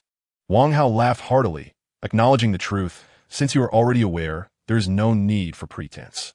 As an ancient poem wisely states, when flowers bloom, one must pluck them. Do not wait until there are none left to grasp. I am merely adhering to the teachings of our predecessors. Chi Ruashi rolled her eyes at Wang Hao, disdainfully remarking, being lecherous is one thing. Pretending to be cultured is quite another. How can you accuse me of lechery? Wang Hao asserted with righteous indignation. When flowers are in full bloom, should I not partake? Would that not display my lack of appreciation for beauty? Chi Ruashi frowned, her displeasure evident, while others appreciate. You merely pluck? Wang Hao gently blew on the slightly hot coffee before him and remarked with calm assurance, those lacking ability can only admire, while those who possess it will inevitably claim it for themselves. Chi Ruashi gazed at the man before her, sensing that his twisted reasoning held a semblance of truth. She had investigated Wang Hao's background. His life experience could be deemed commendable, yet exceedingly mundane. It was only after his divorce that his various abilities began to manifest. This left her somewhat perplexed, as he seemed to harbor numerous secrets. At that moment, Chi Ruashi was unaware that when a woman becomes curious about man, she has placed herself in a precarious position. Wang Hao, how many girlfriends do you intend to have? How many is enough? Wang Hao pondered for a moment and replied, wait a moment. Let me think this through and calculate. Extending both hands, he began to count on his fingers. Realizing that his 2 hands were insufficient, he unabashedly seized Chi Ruashi's hands to continue his count. Huang Yaqi's hands were delicate and frail, while Chi Ruashi's exuded a sense of strength, offering a unique sensation to his touch. Caught off guard by Wang Hao's sudden grasp, Chi Ruashi's cheeks flushed with embarrassment. Observing him counting on her fingers with no sense of boundaries, she exclaimed in indignation, have you finished counting yet? Upon witnessing her irritation, Wang Hao promptly released her hands and quipped, including you, I plan to have 2 tons. Puffed. Chi Ruashi nearly choked on her own saliva. You use tons as a unit.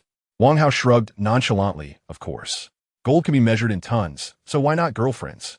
Chi Ruashi glared at him, her eyes seemingly ablaze with fury. All right, Wang Hao, you will eventually meet your demise at the hands of a woman. Really? A glimmer of delight flickered in Wang Hao's eyes. While others may pass away in their beds, I could die in the embrace of a woman. May your words bring me fortune.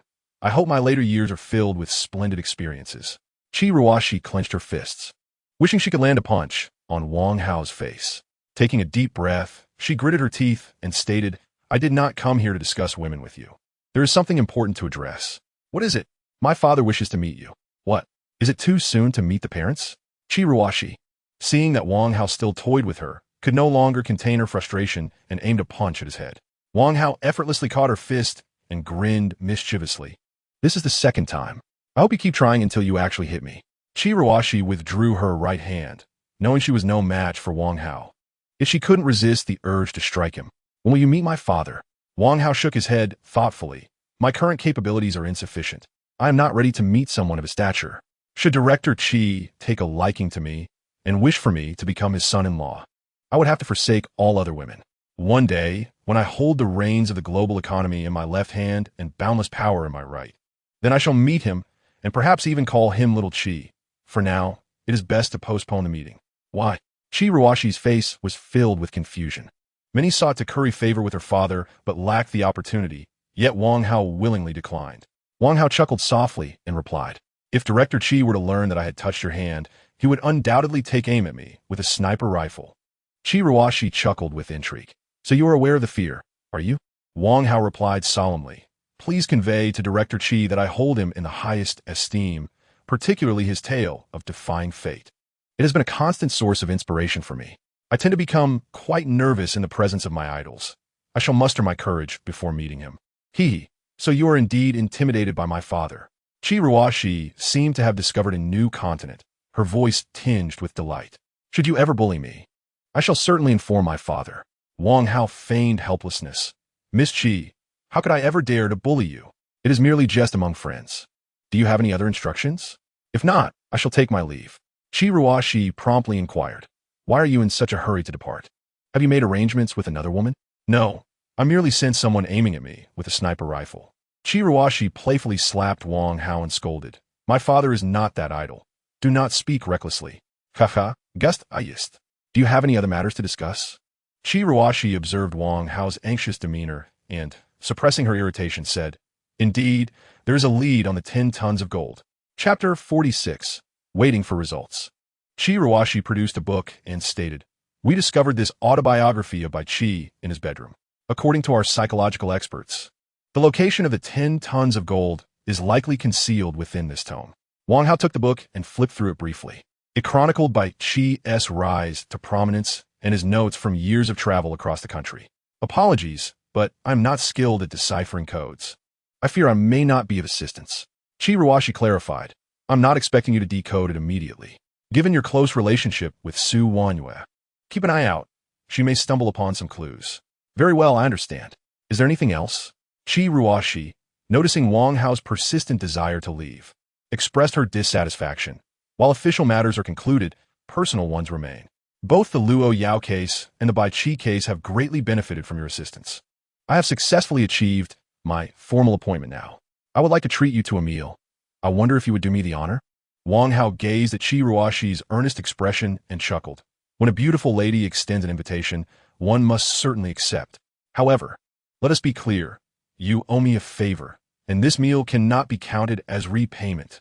Chi Ruashi huffed lightly and replied, "A meal certainly does not count. I, Chi Ruashi, am not so petty. Speak, what would you like me to assist you with?"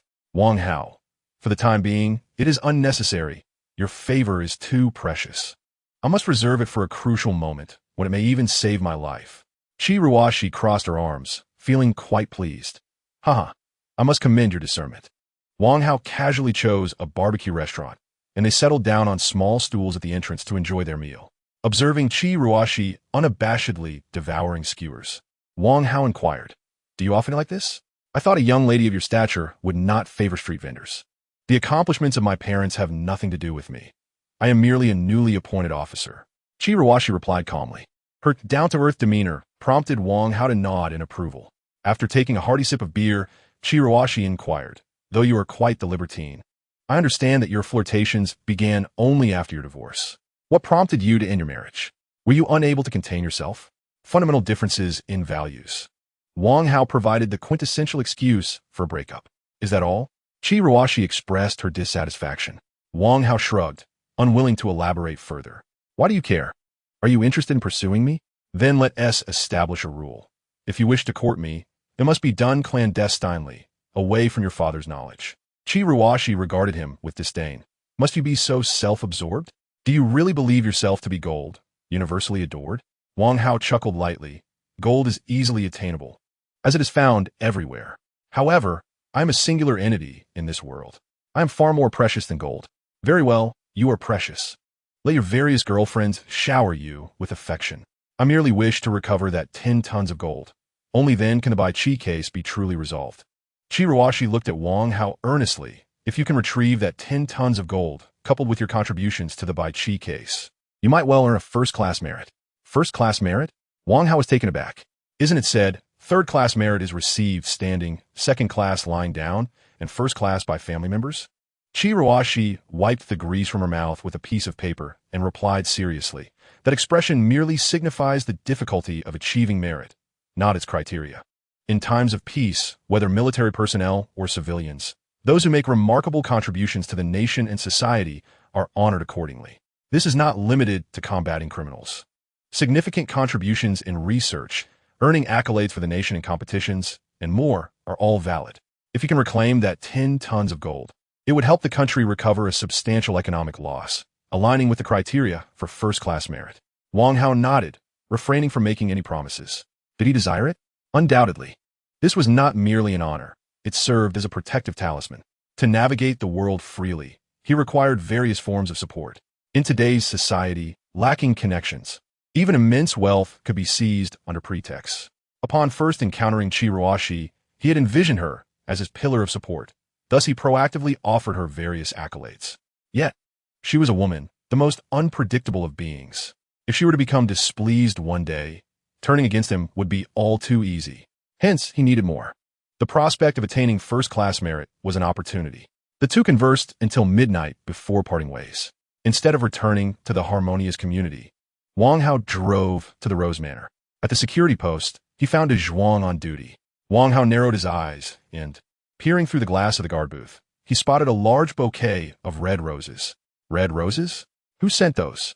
Could it be that some individuals, upon learning of Bai Qi's imprisonment, are attempting to woo Su Wanyue? Su Wanyue is now the chairperson of Hao Yue Group. Winning her over would equate to possessing the company. How dare they attempt to pilfer my home in my absence? Truly reckless. Wang Hao called out, "De Zhuang, who sent this bouquet of red roses?" De Zhuang jogged to the car window, scratching his head in embarrassment. "These are for me." Wang Hao's face was a canvas of confusion. Da Zhuang, somewhat shy, remarked, "This is a gift for my girlfriend." Girlfriend? Wang Hao felt a sense of relief wash over him, coupled with curiosity. "Are you in a relationship?" Da Zhuang hesitated, stammering, "She hasn't agreed yet, but I believe she will." It was rare to see the rough-and-tumble Da Zhuang in such an embarrassed state. Wang Hao alighted from the vehicle, and the two stepped aside to smoke. "How did you meet her?" Da Zhuang chuckled awkwardly and replied, "Last night, after work. I had a few drinks and happened upon two ruffians who cornered her on the street. Fueled by liquor, I scare them off." "Well done, Da Zhuang. The hero saving the damsel," Wang Hao exclaimed. "Later, I took her home and truly, you, a man of questionable intellect, never ceased to surprise me with your next move." "What was her reaction?" "She cried incessantly, claiming she would report me for assault." "Did she ultimately report you?" "I don't know. I was running late for work, so I left her and came here."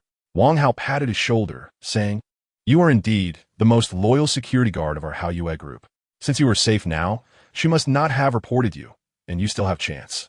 Da Zhuang grinned foolishly. "That's what I think too.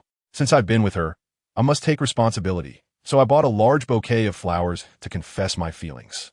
Wang Hao chuckled. "You should head back now. I'll help you take the day off." "Thanks, Brother Hao. I'll be on my way." Da Zhuang turned back and asked, "Brother Hao, what if she says no?"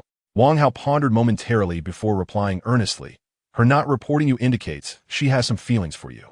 Since your affinity was born from your encounter, if she disagrees, simply continue your pursuits until she consents." "Brother Hao, your reasoning is impeccable." Wang Hao waved him off. "Go on. There is no need to rush back to work until she agrees. I'll cover for you." As Da Zhuang drove away in his Audi, Wang Hao chuckled to himself. Had you remained that loser, you would already be in trouble. But now, with a company car and housing, your conclusion can only be, the wealthy will ultimately find companionship. On the other side of the globe, dawn was breaking. Bang, bang, bang. The muffled sound of gunfire echoed within the confines of a shooting range. 3 shots fired in succession, each striking the same hole. A woman clad in black combat attire seamlessly holstered her handgun, drew a short blade from her calf, and lunged at a nearby dummy, swiftly slitting its throat. An aged voice called out from behind, "By way, your father has been captured." The woman paused momentarily, then continued with her training. "You are assigned 3 tasks. Upon completion, I will permit your return to the country." "Understood." Chapter 47. Mother is lulling Uncle Wang to sleep. Wang Hao climbed through the pipe to the 3rd floor. Su Wanyue, who was coaxing Nguyen to sleep in bed, noticed the silhouette at the window and remarked dryly, "Could you not use the front door?"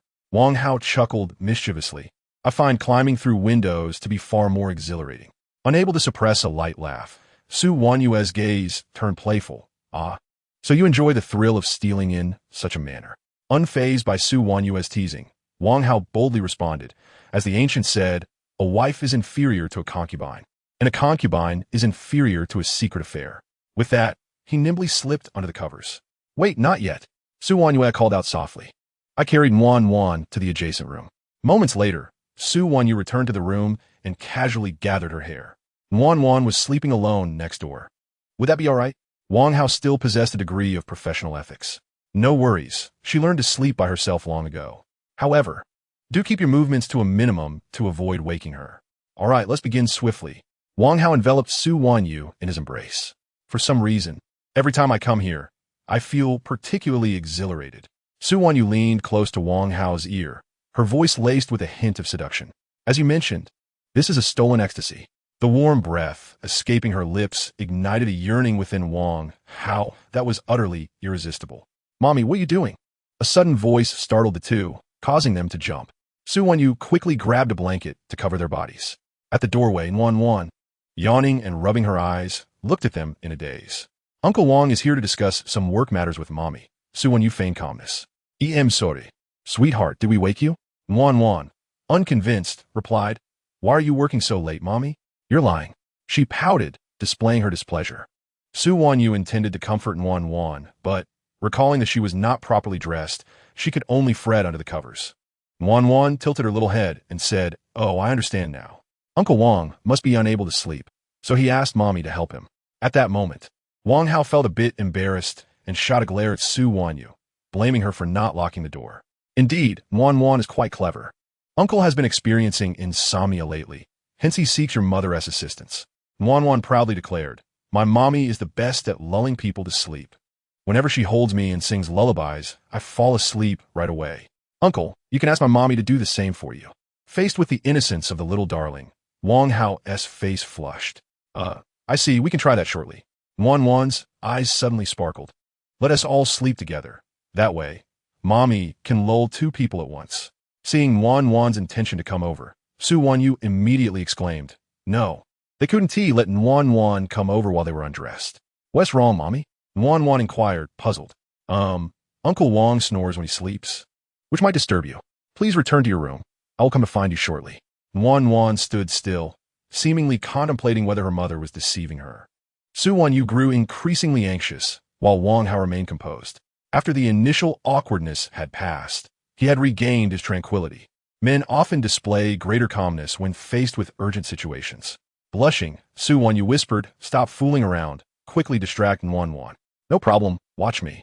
Wang Hao feigned a look of surprise and said to Wan, Hey, Wan, did you hear that? It sounds like a little kitten. Is there a kitten in your room? Hurry and go check. A kitten? Wan's eyes lit up as she turned and dashed outside. Once Wan left, Su Wanyu quickly got up to dress. Wait here for me. I'll go soothe Wan asleep. Half an hour later, just as Wang Hao was about to drift off, Su Wanyu returned to the bedroom and locked the door behind her. As Wang Hao was about to rise, Su Wanyu hurriedly stopped him. Don't move. You're too noisy. Allow me. In the early morning, the three of them sat together for breakfast. Wan quietly asked Wang Hao, Uncle Wang, did Mom put you to sleep last night? Meeting Su Wanyue's gaze, Wang Hao couldn't help but chuckle inwardly. Yes, she did. Wan continued. If you can't sleep in the future, you can come find Mom. I'm not stingy. I can share her with you. Wang Hao affectionately ruffled Wan's hair and said, Thank you, Wan. Today, Uncle will take you to the amusement park. How does that sound? Wan shook her head and replied, I don't want to go to the amusement park. I want to learn how to ride a bicycle. Can you teach me, Uncle? Of course. After breakfast, I'll teach you how to ride. Wan, who was 5 years old, had always ridden a bicycle with training wheels.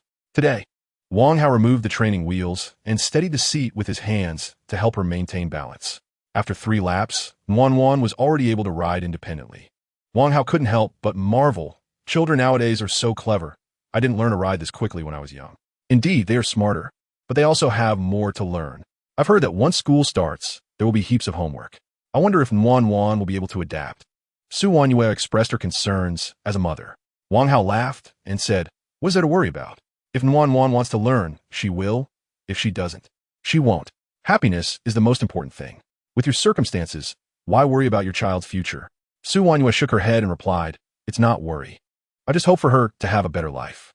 Wang Hao wrapped his arm around her shoulder and comforted her. What is better is for her to decide, not the parents. What you consider good may not be what she likes. You just need to be her strong support and let everything else unfold naturally. Leaning against Wang Hao, Su Wanyue softly murmured in agreement. The two quietly watched Wan play in the yard, a feeling that deeply enchanted Su Wanyue. Wang Hao initially intended to discuss the autobiography of Bai-Chi, but in that moment, he held back. Bai-Chi was Su Wanyue's father's enemy and a painful memory. Wang Hao decided not to reopen that wound. He thought to himself, with my intelligence, combined with the system, studying a mere autobiography should be a walk in the park. As they exited Rose Manor, Wang Hao drove past Yida Plaza. He noticed a massive poster of Lu Man hanging on the wall. As Tianyuan City served as the headquarters for Haomon Entertainment, the boss's new album required thorough promotion, both online and offline. Upon seeing the large poster, an idea suddenly struck Wang Hao. That 600 million could be spent. With a turn of the steering wheel, he headed to Haomon Entertainment. In the general manager's office, Lu Man sat on Wang Hao's lap, smiling as she said, "You carefree manager, what brings you to the company today?" Wang Hao embraced her waist and replied, "Knowing you have a new album coming out, I wanted to see if there was anything I could assist with." Lu Man wrapped her arms around Wang Hao's neck and planted a firm kiss on his cheek. "Just your concern for me makes me very happy. There's no need for you to help. The company has dedicated personnel for that." Wang Hao shook his head and said, "People often refer to you as a new first-tier star, but I find the term newcomer quite unappealing. Why not take advantage of the album release to solidify your status entirely?" Chapter 48. The 100 million promotional budget. What is the promotional budget for your album? Wang Hao inquired. Lu Man pondered for a moment and replied, "The company plans to allocate around 5 million. Wang Hao expressed his confusion. "Is that all? That is already quite substantial. Typically, a budget of 1 or 2 million suffices." Lu Man patiently explained. "Many of our regular collaborators, such as music platforms, Douyin, and music channels, offer free promotional support. Several friends within the industry also assist without charge. Of course, there are ways to spend money if desired, such as pushing the homepage or hiring individuals for promotion, but that seems unnecessary. The production cost of this album is considerably high, and I have utmost confidence in the songs within. There is no need to squander excessive funds on promotion. As the reputation grows, so will the streaming and sales figures." Wang Hao nodded in understanding. "I see, but I would like to approach this differently. Please summon the promotional director for me." Shun Xiao, the promotional director of Haomon Entertainment, had been particularly busy lately. As the company's frontline artist and immediate superior, with an album release on the horizon, he had to be entirely focused. He had to finalize various promotional strategies while simultaneously tapping into his network for increased exposure.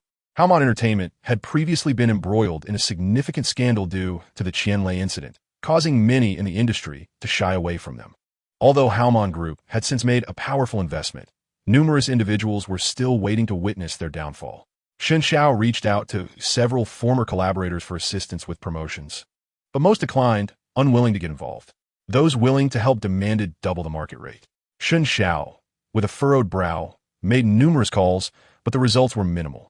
"These ingrates, I provided them with so much business that they profited significantly, and now they all avoid me." An assistant chimed in, "Director Shun, this is our first major initiative since the renaming of Haomon Entertainment, and we must achieve a resounding success. If necessary, we can request additional fund from General Manager Lu to discreetly incentivize those people." Shun Xiao sighed. The company has already undergone changes due to debt issues. The funds available are likely limited. The 5 million allocated this time is quite generous. We cannot ask for more. Just then, a knock echoed from the door, and Lu Man's assistant hurried over. "Director Shun, General Manager, Lu requests your presence upstairs." "All right, I will head up immediately." Shun Xiao sighed in resignation, gathered his materials, and ascended the stairs, anticipating that Lu would inquire about the album's promotion.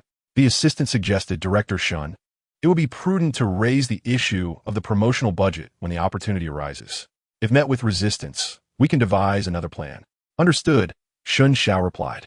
He knocked and entered the general manager's office, only to be momentarily taken aback. A young man sat in the general manager's chair, eyes closed, while Lu Man stood behind him, gently massaging his shoulders. Shun Xiao, seasoned in the industry, quickly realized this was the company's enigmatic owner, Wang Hao. "Good afternoon, Mr. Wang." "Ms. Lu, Wang Hao opened his eyes and scrutinized Shun Xiao, inquiring about the progress of the album promotion. Shun Xiao replied cautiously, indicating that it was proceeding in an orderly manner as he handed over the relevant documents. After a brief glance through the report, Wang Hao remarked, "Your research indicates that Li Xini from Huiguang Entertainment will release her album on the same day in 5 days. We must pay special attention to her movements." "Who is this Li Xini?" Lu Man interjected. "She is a competitor in our circle. Fans often compare the two of us, but I generally have the upper hand. Especially since my rise to first-tier status, I have left her far behind.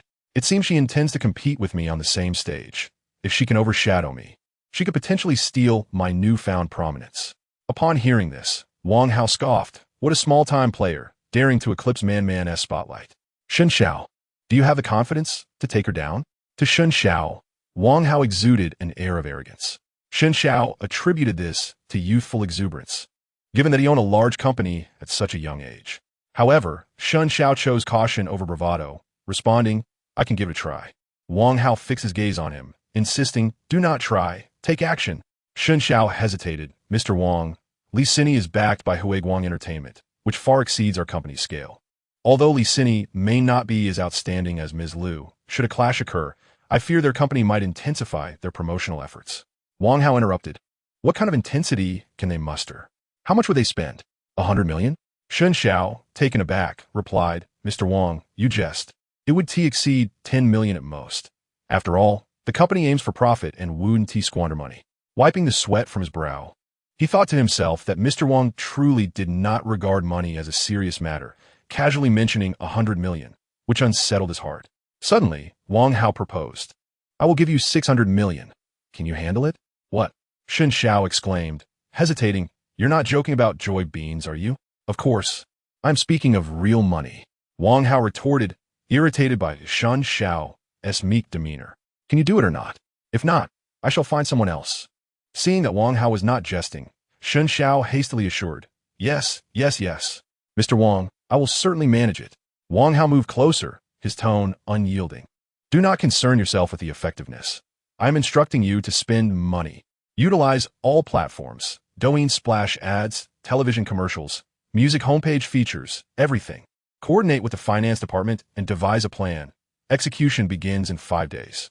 My demand is that you expend the 600 million within 24 hours. It can only be more, not less. Do not tell me that as a promotion director, you cannot even spend money." Shun Xiao nodded repeatedly. Yes. I will begin planning immediately." Stepping out of the office, Shun Xiao felt bewildered, taking several deep breaths and repeatedly slapping his face to regain composure. With an exhilarated heart, he returned to his office, opened his computer, and began crafting the plan. However, his excitement caused his hands to tremble, resulting in numerous typos on the screen. Noticing Shun Xiao's radiant demeanor, his assistant thought it must be good news and quietly remarked, "Mr. Shun, has Mr. Liu agreed to increase the promotional budget?" "Indeed. How much has it increased?" Shun Xiao remained silent, gesturing with one hand to indicate 600,000? The assistant felt somewhat disheartened. "Well, 600,000 is still a substantial amount. It can facilitate numerous arrangements." Shun Xiao shook his head, smiling without uttering a word. The assistant's eyes widened in surprise. "Could it be 6 million? Shun Xiao shook his head again. The assistant's pupils dilated.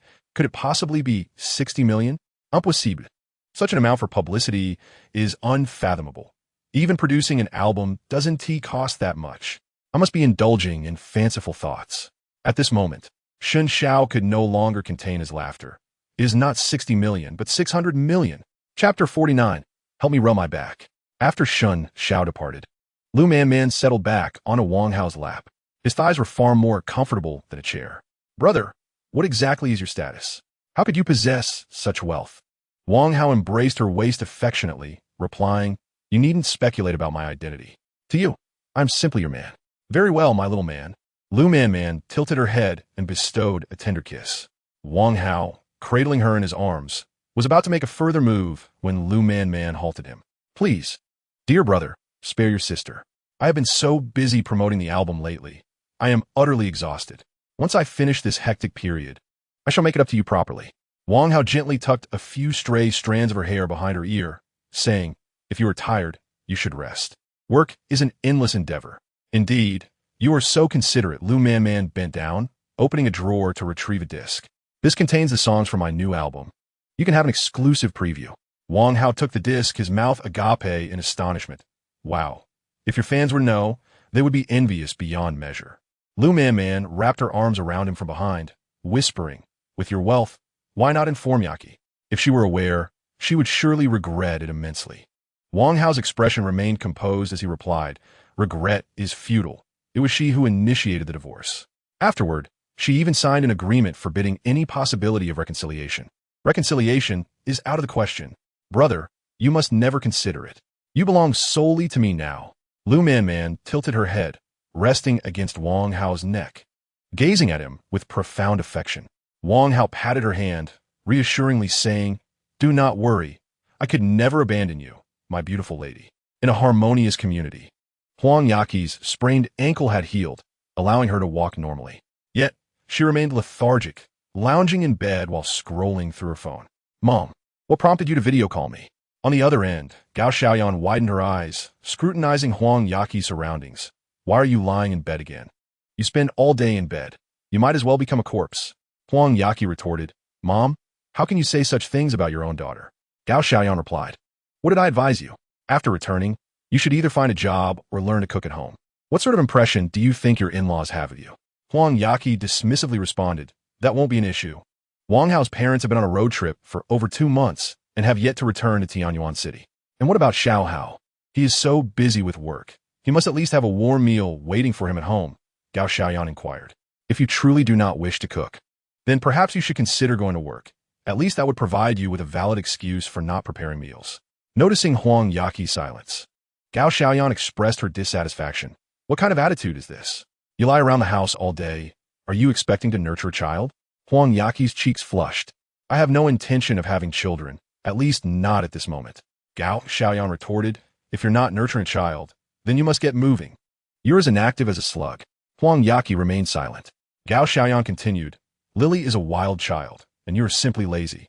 If only you two could balance each other out. Huang Yaqi inquired, what has Lily done? Gao Xiaoyan replied, she crashed her bike into a tree.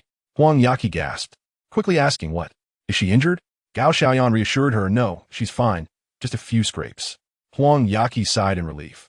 Didn't she sell her motorcycle? How is she riding again? Gao Xiaoyan lamented, she borrowed someone else's bike. Luckily, she's unscathed, but the bike is damaged, and we have to compensate the owner 300,000. Huang Yaqi exclaimed, do we have the means to pay that? Gao Xiaoyan replied, certainly not. We have no money, and we can't even borrow any. When we were prosperous, our relatives flocked to us, but now that we are bankrupt, they refuse to answer our calls. Sigh. Huang Yaqi asked, what shall we do? Gao Xiaoyan shrugged, nothing. Let her await the lawsuit. Huang Yaqi suggested, should I borrow some from Wang Hao? Gao Xiaoyan hesitated, honestly, it pains me to say this, but that is our only option. Our family owes too much to Xiao Hao, so I hope you can behave well. Moreover, as the lady of the house, it is improper for you not to contribute to the family. Huang Yaqi conceded, all right, I will speak to him when he gets off work. Internally, Huang Yaqi felt anxious. She worried Wang Hao might refuse her request and was even more concerned about his financial situation. She knew Wang Hao's capabilities. How could he possibly have 300,000? If he did, it would surely be borrowed money. Observing Huang Yaqi's distress, Gao Xiaoyan remarked, if you cannot bring yourself to ask, then I will have your father find a solution. The primary purpose of my call today was to encourage you to take action. You must choose between going to work or learning to cook. Huang Yaqi responded, okay, Mom, I understand. I will hang up now. After terminating the call, Huang Yaqi hesitated for a long time before finally dialing Wang Hao's number, but ultimately refrained.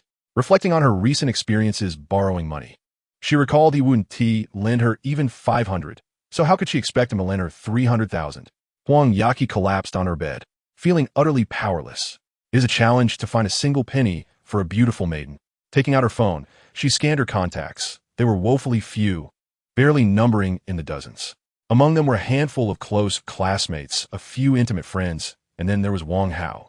Those classmates certainly did not possess such sums of money, and borrowing from friends felt somewhat embarrassing. Perhaps it would be best to approach Wang Hao. Even if she did not succeed in borrowing, it wouldn't be humiliating since she had already lost her dignity in his eyes. Opening WeChat, Huang Yaqi messaged ex-husband, what time will you be back? Wang Hao replied, Are you hoping I will cook for you again? Not a chance. Your foot is healed, and I will not return. Huang Yaqi felt a surge of anxiety. If he does not return, how can I directly ask him for a loan? Would it be too forward to simply request 300,000 yuan via WeChat? Huang Yaqi, I appreciate your support over these past few days, and to express my gratitude, I shall prepare a sumptuous meal for you today. Wang Hao, haha, I'm not sure I can trust your cooking. Furthermore, let me remind you, be cautious while cooking. We must still repay the mortgage, even if the house blows up. Huang Yaqi clenched her fists, frustration bubbling within her. How infuriating, he continues to mock me. It seems I must resort to my ultimate tactic. Huang Yaqi, I wish to take a shower. Could you assist me by scrubbing my back? Wang Hao, I'll be there in 20 minutes. 2 hours later, Huang Yaqi gasped. I can't take it anymore. I feel like I'm falling apart. Wang Hao, reclining nearby, casually patted her shoulder and asked, would you like some water? Breathing heavily, Huang Yaqi responded yes. Wang Hao replied, then go get yourself a glass. It will be a perfect opportunity for you to serve me. Huang Yaqi thought, never mind, I still need to borrow money from him later. I shall let him enjoy this moment of superiority. Chapter 50. It's all about doing housework. Wang Hao observed her retreating figure, intrigued by her rare obedience, and asked, what has brought about your sudden niceness today? Is the sun rising in the west? The blush on Huang Yaqi's cheeks had yet to fade.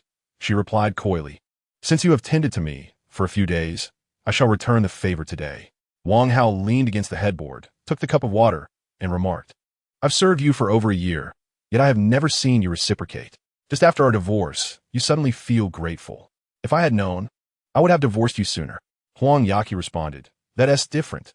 During marriage, it is natural for the husband to care for his wife. Wang Hao countered, it is indeed natural, but there should be some reciprocity. Can one merely enjoy without giving anything in return? Huang Yaqi pondered, what exactly do you expect me to give back? Wang Hao paused, realizing that Huang Yaqi still did not comprehend her shortcomings. Well, it is what it is. For now, it is pleasant. At least you can express gratitude. I agree, Huang Yaqi replied, perching on the edge of the bed, gazing at Wang Hao, hesitating on how to broach her next topic. Wang Hao found her indecision amusing. What's wrong? Are you here to ask for money? Huang Yaqi exclaimed in surprise. How did you know? Wang Hao chuckled, saying, with how well I know you, I can tell what you're about to do with just a hint. Huang Yaqi's face flushed with embarrassment as she grasped Wang Hao's arm, pouting, just tell me, will you lend it to me? How much do you need? 300,000. What? Wang Hao exclaimed, you wouldn't fetch 300,000 even if you sold me. Huang Yaqi playfully whined, then think of a solution, I'm borrowing it for Lily. Huang Yaqi recounted her sister's situation in detail. Wang Hao inquired, I've met Lily a few times. She seems quite well behaved. Huang Yaqi rolled her eyes and retorted, at home, she always appears to be the perfect daughter, but once she steps outside, she transforms into a wild child. She constantly seeks thrills and engages in extreme sports. I worry she might meet an unfortunate in one day. Wang Hao regarded Huang Yaqi, recognizing her as one of the most lethargic individuals he had encountered, often staying indoors for 24 hours without stepping out. Yet her younger sister was a wild child, an enthusiast of extreme sports. The disparity between the two sisters is striking. Wang Hao assumed an expression of deep concern. I can help you borrow 300,000, but the question remains, how will you repay it? The previous 2 million is still unresolved. I see no evidence of your repayment capability. Huang Yaqi, feeling somewhat embarrassed, replied, initially, I intended to marry a man who was wealthy, handsome, and loved me, which would enable me to repay you. However, I soon realized such individuals are exceedingly rare. They are either poor and handsome, wealthy but balding, or merely in search of a mistress. Alas, where have all the good men gone? With her hands spread in exasperation, Huang Yaqi lamented, I truly do not know what to do. Observing her self-pitying demeanor, a faint smile curved Wang Hao's lips. Yaqi, you constantly seek unearned gain. Why not consider earning the money to repay me yourself? Your friends include a star, a teacher, a streamer, and even the daughter of a tycoon. And they're all diligently working. Why can't you do the same? Huang Yaqi stammered, I don't possess any skills. Wang Hao scrutinized her and proposed, how about this? I will hire you as a maid, paying you 5,000 a month, which can go toward your debt. What do you think? 5,000. Huang Yaqi began counting on her fingers. That's insufficient. Over a year, that's only 60,000. Would I not be serving you for decades? Wang Hao chuckled, given our acquaintance. I'll offer you 10,000 a month. Huang Yaqi responded with dissatisfaction. No, that's too little. Household chores are starkly contrasted with the glamorous jobs outside. You need to compensate me for the psychological disparity. How much do you desire? Wang Hao inquired. Huang Yaqi's eyes darted around, and she declared, at least 100,000 a month. 100,000? Wang Hao retorted with irritation. You must be joking. For that sum, I could hire 10 young women in maid outfits to handle the chores. I don't care. If it's less than 100,000, I won't do it, Huang Yaqi insisted stubbornly. Wang Hao, unwilling to indulge her, replied, then don't do it. If you believe outside work is so glamorous, then go and try it. I wish you success in finding a job with $1 million annual salary, so you can repay me promptly. As Wang Hao prepared to leave, Huang Yaqi intercepted him. Where are you going? Wang Hao retorted impatiently. To help you borrow 300,000. Silly girl. Oh, then hurry and do it. I'm assisting you in borrowing money, and you're rushing me? Wang Hao stood at the door, contemplating that this money should not be so easily lent. Otherwise, she would truly see him as a financial fairy. Moreover, he needed to extract that 300,000 from her first. Wang Hao stated, I will go out to borrow the money, but I need to assign you a task. The sooner you complete it, the sooner I will lend you the money. What task? Huang Yaqi asked, perplexed. Wang Hao returned to the living room, surveying the surroundings. We have been married for over a year, and I have done all the chores. Look at the mess in the house now that I've been away for a month. My task is this. You must clean the house thoroughly, including the toilet, light bulbs, air conditioning units, and even the window screens. Every difficult-to-clean spot must be spotless. Huang Yaqi harbors a profound disdain for household chores. From her childhood to the present, both her parents and Wang Hao have willingly shouldered this responsibility, allowing her to languish on the sofa, engrossed in her mobile device. Now, however, she is confronted with the prospect of undertaking domestic duties, even scrubbing the toilet. What an absurdity! With a perplexed expression, Huang Yaqi stammered, but I have never done this before, nor do I know how. Wang Hao retorted brusquely. If you lack the skills, then learn. Even elementary students manage to clean their classrooms. Can't you? When Huang Yaqi attempted to conjure further excuses, Wang Hao interrupted firmly. If you refuse to comply, I shall not lend you the money. Do you comprehend how challenging it is to borrow money these days? Pouting in indignation, Huang Yaqi exclaimed, Fine, I'll do it. It's merely household chores after all. Wang Hao chuckled. Upon my return tomorrow, if I discover even a speck of dirt or a single stray hair, you can forget about borrowing that money. Once Wang Hao departed, Huang Yaqi reluctantly retrieved a broom. Her lips pursed in displeasure as she commenced her cleaning task. That insufferable Wang Hao. It's just a little money I'm asking for. Yet he insists on tormenting me. While seated in his Maybach, Wang Hao received feedback on her emotional state and smiled faintly. Given Huang Yaqi's striking beauty, she need only contribute a little over 30 points of emotional value to redeem 300,000. However, his standards are high. He won't lend her a penny without extracting 100 or 80,000. Driving towards Haomon Entertainment, he aimed to finalize the last promotional plan. The director of the publicity department, Shun Xiao, along with the finance team, had labored extensively to devise a promotional strategy amounting to 6.5 billion. Wang Hao was immensely pleased, as a complete expenditure would yield nearly 2 billion in returns. Meanwhile, Huang Yaqi struggled with a mop, laboriously scrubbing the floor. That wretched Wang Hao. After tending to you for 3 hours, you demand I toil once more? I'm utterly exhausted. During their wedding, Huang Yaqi had incessantly complained about their small dwelling, expressing a desire for Wang Hao to earn more and upgrade to a larger home. Now, leaning on her mop, she gasped, Wang Hao, why didn't you purchase a 40-square-meter apartment? 100 square meters is simply too vast. In the bathroom, Huang Yaqi exaggeratedly stuffed 2 rolls of toilet paper into her nostrils as she commenced scrubbing the toilet. Despite the makeshift filtration, she felt the foul odor invading her senses. How infuriating! How could such a repugnant task befall a fairy like her? Upon your return, I shall surely thrash you soundly.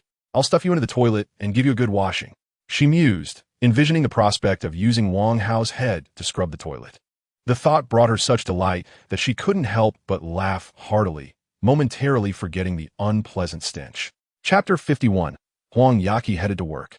Oh, is there a hint of positive emotion? Wang Hao pondered. Remarkable. Huang Yaqi has finally begun to appreciate my teachings. On the balcony, she grasped a clothes rack. envisioning herself as a fierce Barbie, envisioning hanging Wang Hao from it. I will compel him to plead with tears in his eyes, repeating 1,000 times that he is wrong, and promising never to make me do chores again before I release him. The mere thought exhilarated her. Oh, this washing machine could also come in handy. When the time comes, I shall stuff him into the washing machine, leaving only his backside exposed, and deliver a playful 1,000-year kill. Huh. Returning to the bathroom, Huang Yaqi spotted Wang Hao's toothbrush, a mischievous smile curling at the corners of her mouth. She picked up his toothbrush, scraped it against the sole of her foot, and then returned it to its place. Daring to make me do housework? Just wait until you have to lick the soles of my feet. Huh. Witnessing the continuously refreshing positive emotional value, Wang Hao was utterly bewildered. Has he finally begun to comprehend the toil I endured from doing housework, and now feels a pang of guilt? The positive emotional value is indeed a double reward. After roughly half a day, Huang Yaqi's contribution could be exchanged for over 300,000. Wang Hao, not one to be stingy, promptly transferred 30,000 to Huang Yaqi. The moment she received the money, a look of surprise graced Huang Yaqi's face. She hadn't anticipated Wang Hao would manage to borrow money so swiftly, and without even checking on the housework, he transferred it immediately. Huang Yaqi, did you really manage to borrow 30,000 so quickly? You didn't sell a kidney, did you? Wang Hao, indeed, I did sell a kidney. If you have a shred of conscience, hurry up and repay me, for I plan to purchase a golden one in the future. Huang Yaqi, with your robust physique, one kidney is sufficient. Wang Hao, how could one kidney possibly suffice? I fantasize about having 10. Huang Yaqi, what's the matter? Do you wish to tunnel through the earth? Wang Hao, no need for that. I fear it might damage the ozone layer. Huang Yaqi, I won't entertain you any longer. I must transfer the money, lest my mother grows anxious. Upon receiving the funds, Gao Xiaoyan immediately called Huang Yaqi. Chi-Chi, did Wang Hao provide this money? Yes. Although you are married, you must properly express your gratitude. I know. Mom, you needn't concern yourself with our affairs. Have you contemplated what I previously mentioned? Will you seek employment or handle the housework? Today, Huang Yaqi felt utterly exhausted from her domestic duties, instinctively recoiling at the mention of housework. Housework? Not even a dog would do it. Mother, I have decided I shall find a job. After hanging up, Huang Yaqi collapsed on her bed. She never imagined she would sink to the level of laboring for capital. Sighing, she opened Douyin and began searching. Which industry is the most lucrative? If I must work, it ought to be in the most profitable sector. 1. Artificial intelligence. Alas, I lack technical knowledge. I cannot pursue that. 2. Healthcare. Sigh. I have no medical expertise. I cannot pursue that either. 3. New energy engineering. I've never even heard of it, let alone engage in it. 4. Financial sector. Aha, this I understand. Isn't it merely about attracting deposits or teaching others about financial management? Working amidst piles of money is surely more profitable. This is the one. The following day, after a thorough grooming, Huang Yaqi arrived for an interview at a local bank. It must be said, beauty is a woman's greatest weapon. With no prior knowledge, Huang Yaqi successfully passed the first round and awaited the manager's interview for the second round. Chun Xiaojia, the general manager of the personal finance department, held a position just below that of the bank president. At 31, he was accomplished and a desirable choice among many single women. For years, engrossed in his career, Chun Xiaojia had encountered numerous women, yet most of those encounters were fleeting and lacked the depth of a genuine relationship. The moment he laid eyes on Huang Yaqi, his heart quivered violently. How could there exist such exquisite beauty in the world? I, Chun Xiaojia, must possess her. Manager Meng from the Human Resources Department scrutinized the resume in her hands, furrowing her brow. Ms. Huang, your qualifications do not align with our requirements, and you lack relevant work experience. I fear you may not be suitable for our position. I'm sorry, but you may leave. Just as Huang Yaqi felt a wave of disappointment wash over her, Chun Xiaojia interjected. I noticed that Ms. Huang has a background in advertising, and our personal finance department is currently in need of talent skilled in promotion. Lack of experience is not a hindrance. Everyone starts somewhere. Manager Meng, I believe Ms. Huang would be a valuable addition to my department. I'm confident I can guide her well. As a woman herself, Manager Meng felt an instinctive aversion towards this extraordinarily attractive candidate. However, she could not dismiss Chun Xiaojia's request outright. Reluctantly, she replied, training will commence tomorrow. If she passes, she will join the personal finance department. Training? How troublesome, Huang Yaqi remarked with dissatisfaction. Upon hearing her open complaint, Manager Meng slammed her hand on the table. All new employees are required to undergo training. If you wish to opt out, you're free to do so. Seeing the table thump, Huang Yaqi retorted defiantly, training is fine, but why be so harsh? I'm here to work, not to be treated like a servant. Unfamiliar with workplace etiquette and possessing a somewhat spoiled demeanor, she spoke her mind without reservation. What attitude is that? Manager Meng stood up, prepared to rebuke Huang Yaqi, but was halted by Chen Xiaojia. Manager Meng, please step outside to cool off. I will handle this. After all, she will be under my supervision, and I wish to give her a proper introduction. Once Manager Meng was out of the room, Chen Xiaojia extended his right hand. Hello, I am Chen Xiaojia, the general manager of the personal finance department. We will be working together from now on. Huang Yaqi barely glanced at his outstretched hand and inquired, what is my salary? 5,000 as a base salary plus performance bonuses. Only 5,000? Huang Yaqi expressed her dissatisfaction. Isn't your bank affluent? How can you only offer 5,000 to your employees? Chen Xiaojia hastily clarified, that is merely the base salary. With performance bonuses, most employees earn over 10,000. And those who excel can even reach 30,000 a month. Huang Yaqi began calculating on her fingers. 13,000 a month amounts to only 200,000 to 300,000 a year. With my debt to Wang Hao of 2.3 million, does that mean it will take me 10 years to repay? This is unacceptable. The salary is far too low. Gazing at Chen Xiaojia, who appeared quite dashing, she asked, you mentioned you are the general manager. Your salary must be quite substantial, then? Upon hearing her inquire about his salary, Chen Xiaojia cleared his throat and replied, I humbly admit that my annual salary is around 1 million. While his tone conveyed modesty, his heart swelled with pride. At just 31 years of age, he had achieved a six-figure income, a feat many could only dream of. It was precisely this success that garnered him the admiration of numerous women. The woman across from him, placing such importance on salary, appeared to be a materialistic individual. With such a disposition, she would undoubtedly be easily manipulated. Huang Yaqi appraised him from head to toe and shook her head, remarking, you must be around 30. Earning 1 million annually at this age is indeed rather unimpressive. At her words, Chen Xiaojia stumbled slightly, feeling awkward as he replied, I am still striving. I will improve in the future. Huang Yaqi inquired further, how long did it take you to reach your current salary?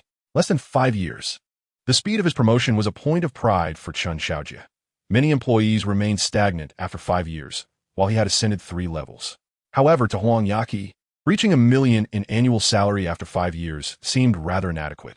In her eyes, true excellence meant achieving financial freedom within that time frame. And $1 million fell far short of that mark. Chen Xiaojia furrowed his brow inwardly. Those who do not regard 1 million as significant are either exceptionally wealthy or completely ignorant of financial matters. Although she possessed a decent aura, her choice of attire did not reflect true affluence, merely a taste for the bourgeois. Why then was she so brazen? Chen Xiaojia asked. I see Miss Huang has a keen interest in salary. It must be that you are quite in need of money. Am I right? Huang Yaqi retorted curtly. Isn't it obvious? Who would come to work if they weren't short on cash? Chapter 52. Lu Man, all about Lu Man. Huang Yaqi tossed off. I suppose I'll just manage for now, as she exited the bank. Chen Xiaojia, filled with skepticism, glanced at his reflection in the mirror, wondering how someone of his looks and worth could be looked down upon. Unbeknownst to him, Huang Yaqi had grown accustomed to Wang Hao. In comparison, no other man's appearance could measure up. As for money, although she found herself financially constrained now, she had once been a young lady of privilege. In her eyes, $1 million salary hardly qualified as impressive. In the office of the bank president on the 3rd floor, President Li was cheerfully conversing on the phone with Wang Hao. Mr.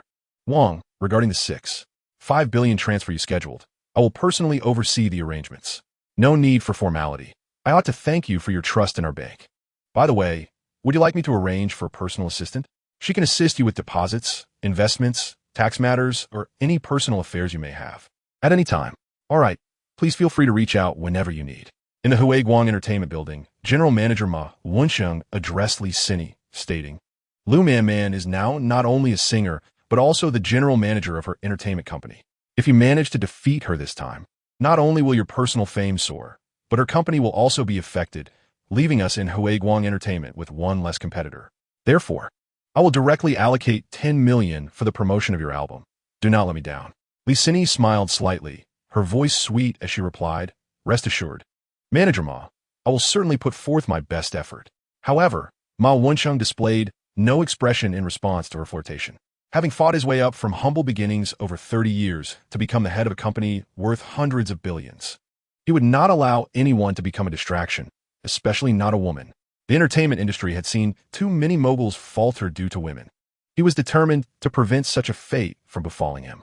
Li Xini stepped out of the office and instructed her assistant, in addition to the company's regular promotions, "I will privately transfer you 5 million. Arrange for more online support to create a buzz beneath my songs and Luman's. This time, my popularity must surpass hers. Let her status as a top-tier artist become a laughingstock." At midnight on June 8th, while a night owl lay in bed scrolling through their phone, the device suddenly vibrated with notifications from Douyin, music apps, various browsers, and news platforms, all sending a flood of messages. Breaking news: Luman's brand new album Love is set to launch. Sweet impact. Luman's new album features romantic melodies. Heart racing. Luman's latest album promises a unique surprise. Typically, such a flurry of messages from multiple platforms signifies a significant event. This was the first time a singer's album had stirred such a commotion. Regardless of whether they were fans of Man, curiosity led many to click on the notifications. In that instant, their attention was captivated. Under a starry sky, Man stood amidst a sea of flowers in a crimson gown. The scarlet evening dress accentuated her graceful figure, her long legs taking up half the screen. With a smile gracing her lips, she slightly tilted her head to the left. Beside her stood a man whose face was obscured, yet his silhouette revealed a strikingly handsome youth. At that moment, Man Studio also released a promotional video for the new album on Douyin. By 020, the video garnered over 1 million likes, breaking the record for the fastest to reach that milestone. By 030, comments surpassed 100,000, setting a new record for the quickest to achieve that number. As Man launched her video, the online support orchestrated by Li Xini initiated a barrage of negative comments. However, within seconds, they were overwhelmed and buried beneath a tide of positivity. "It's no use, boss. Their firepower is too intense. We can't hold out. Boss, their popularity is overwhelming. The negative comments are ineffective. Let's start by posting positive reviews for you." Li Xini glared at the opening advertisements on Douyin and the deluge of promotional videos for Man. Through gritted teeth, she remarked, "Has Man lost her mind? Investing so heavily in advertisements? No, I must request more resources from the company." Dialing Ma Wensheng's number, Li Xini barely explained her situation before being swiftly dismissed. "I don't care if Man has lost her mind, but I certainly haven't. I won't engage in a losing venture." Li Xini pleaded, "But, Mr. Ma, if this continues, Man's position as a top-tier artist will be firmly established. Furthermore, if the timing of my album release is exploited by malicious parties, I will be left humiliated." Ma Wensheng's tone remained flat, devoid of emotion. "Let her be a top-tier artist. She is merely an additional competitor. As for you, the company will allocate resources typical for a second-tier artist. If you're unsatisfied, I permit you to terminate your contract early." Li Xini's heart sank. Ma Wensheng's meaning was unmistakable. The company was abandoning her. After years of rivalry, had she ultimately lost? "In my pursuit of fame within the entertainment industry, I have sacrificed countless hours of toil and even my own well-being, yet I find myself still faltering." Observing my Douyin videos, I received 3,000 comments in merely half an hour, which is indeed commendable. However, when juxtaposed with Man's astounding 100,000 comments, it pales in comparison. A well-meaning netizen responded to her earlier query, stating, "You can't compete in looks, leg length, talent, or resources. Perhaps you should change your name to Li No Wei." This is a blatant imitation of Man, yet it is akin to Dong Shi imitating the beauty of She, a futile endeavor. To further exacerbate matters, she dared to release her album on the same day, rendering herself a complete laughingstock. Man is the epitome of beauty. My apologies. I mistakenly posted in the wrong place. The individual above must have done so intentionally. Li Xini struggled to suppress the urge to throw her phone, scrolling through the comments one by one until she finally stumbled upon a few positive remarks.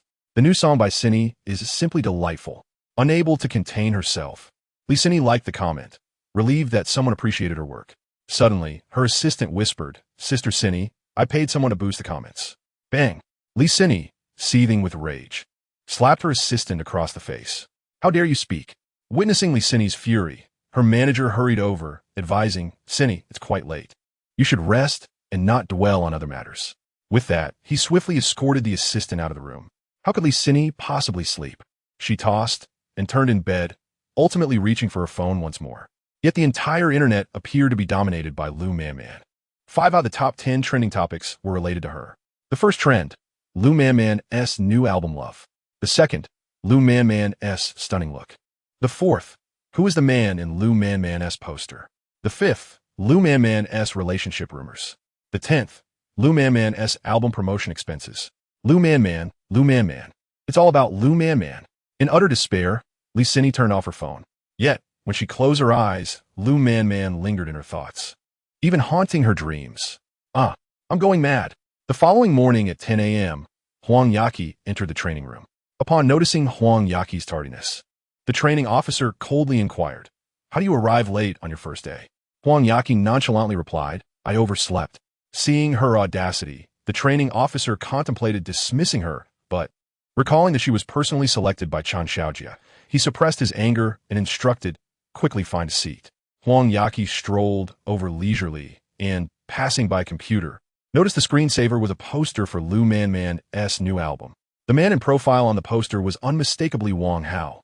As Huang Yaqi stared at the computer, the training officer impatiently demanded, "What are you staring at? Hurry and find a place to sit." At the sight of the poster, a flurry of thoughts raced through Huang Yaqi's mind. Her hands clenched tightly into fists, turning slightly pale from the effort. "Shut up." Chapter 53. You're my best friend. How could you steal my husband? Being silenced by a new intern, the training officer's face flushed with embarrassment. A group of interns stood with their mouths agape, gazing in astonishment at the two individuals. Who are these interns, so audacious in their demeanor?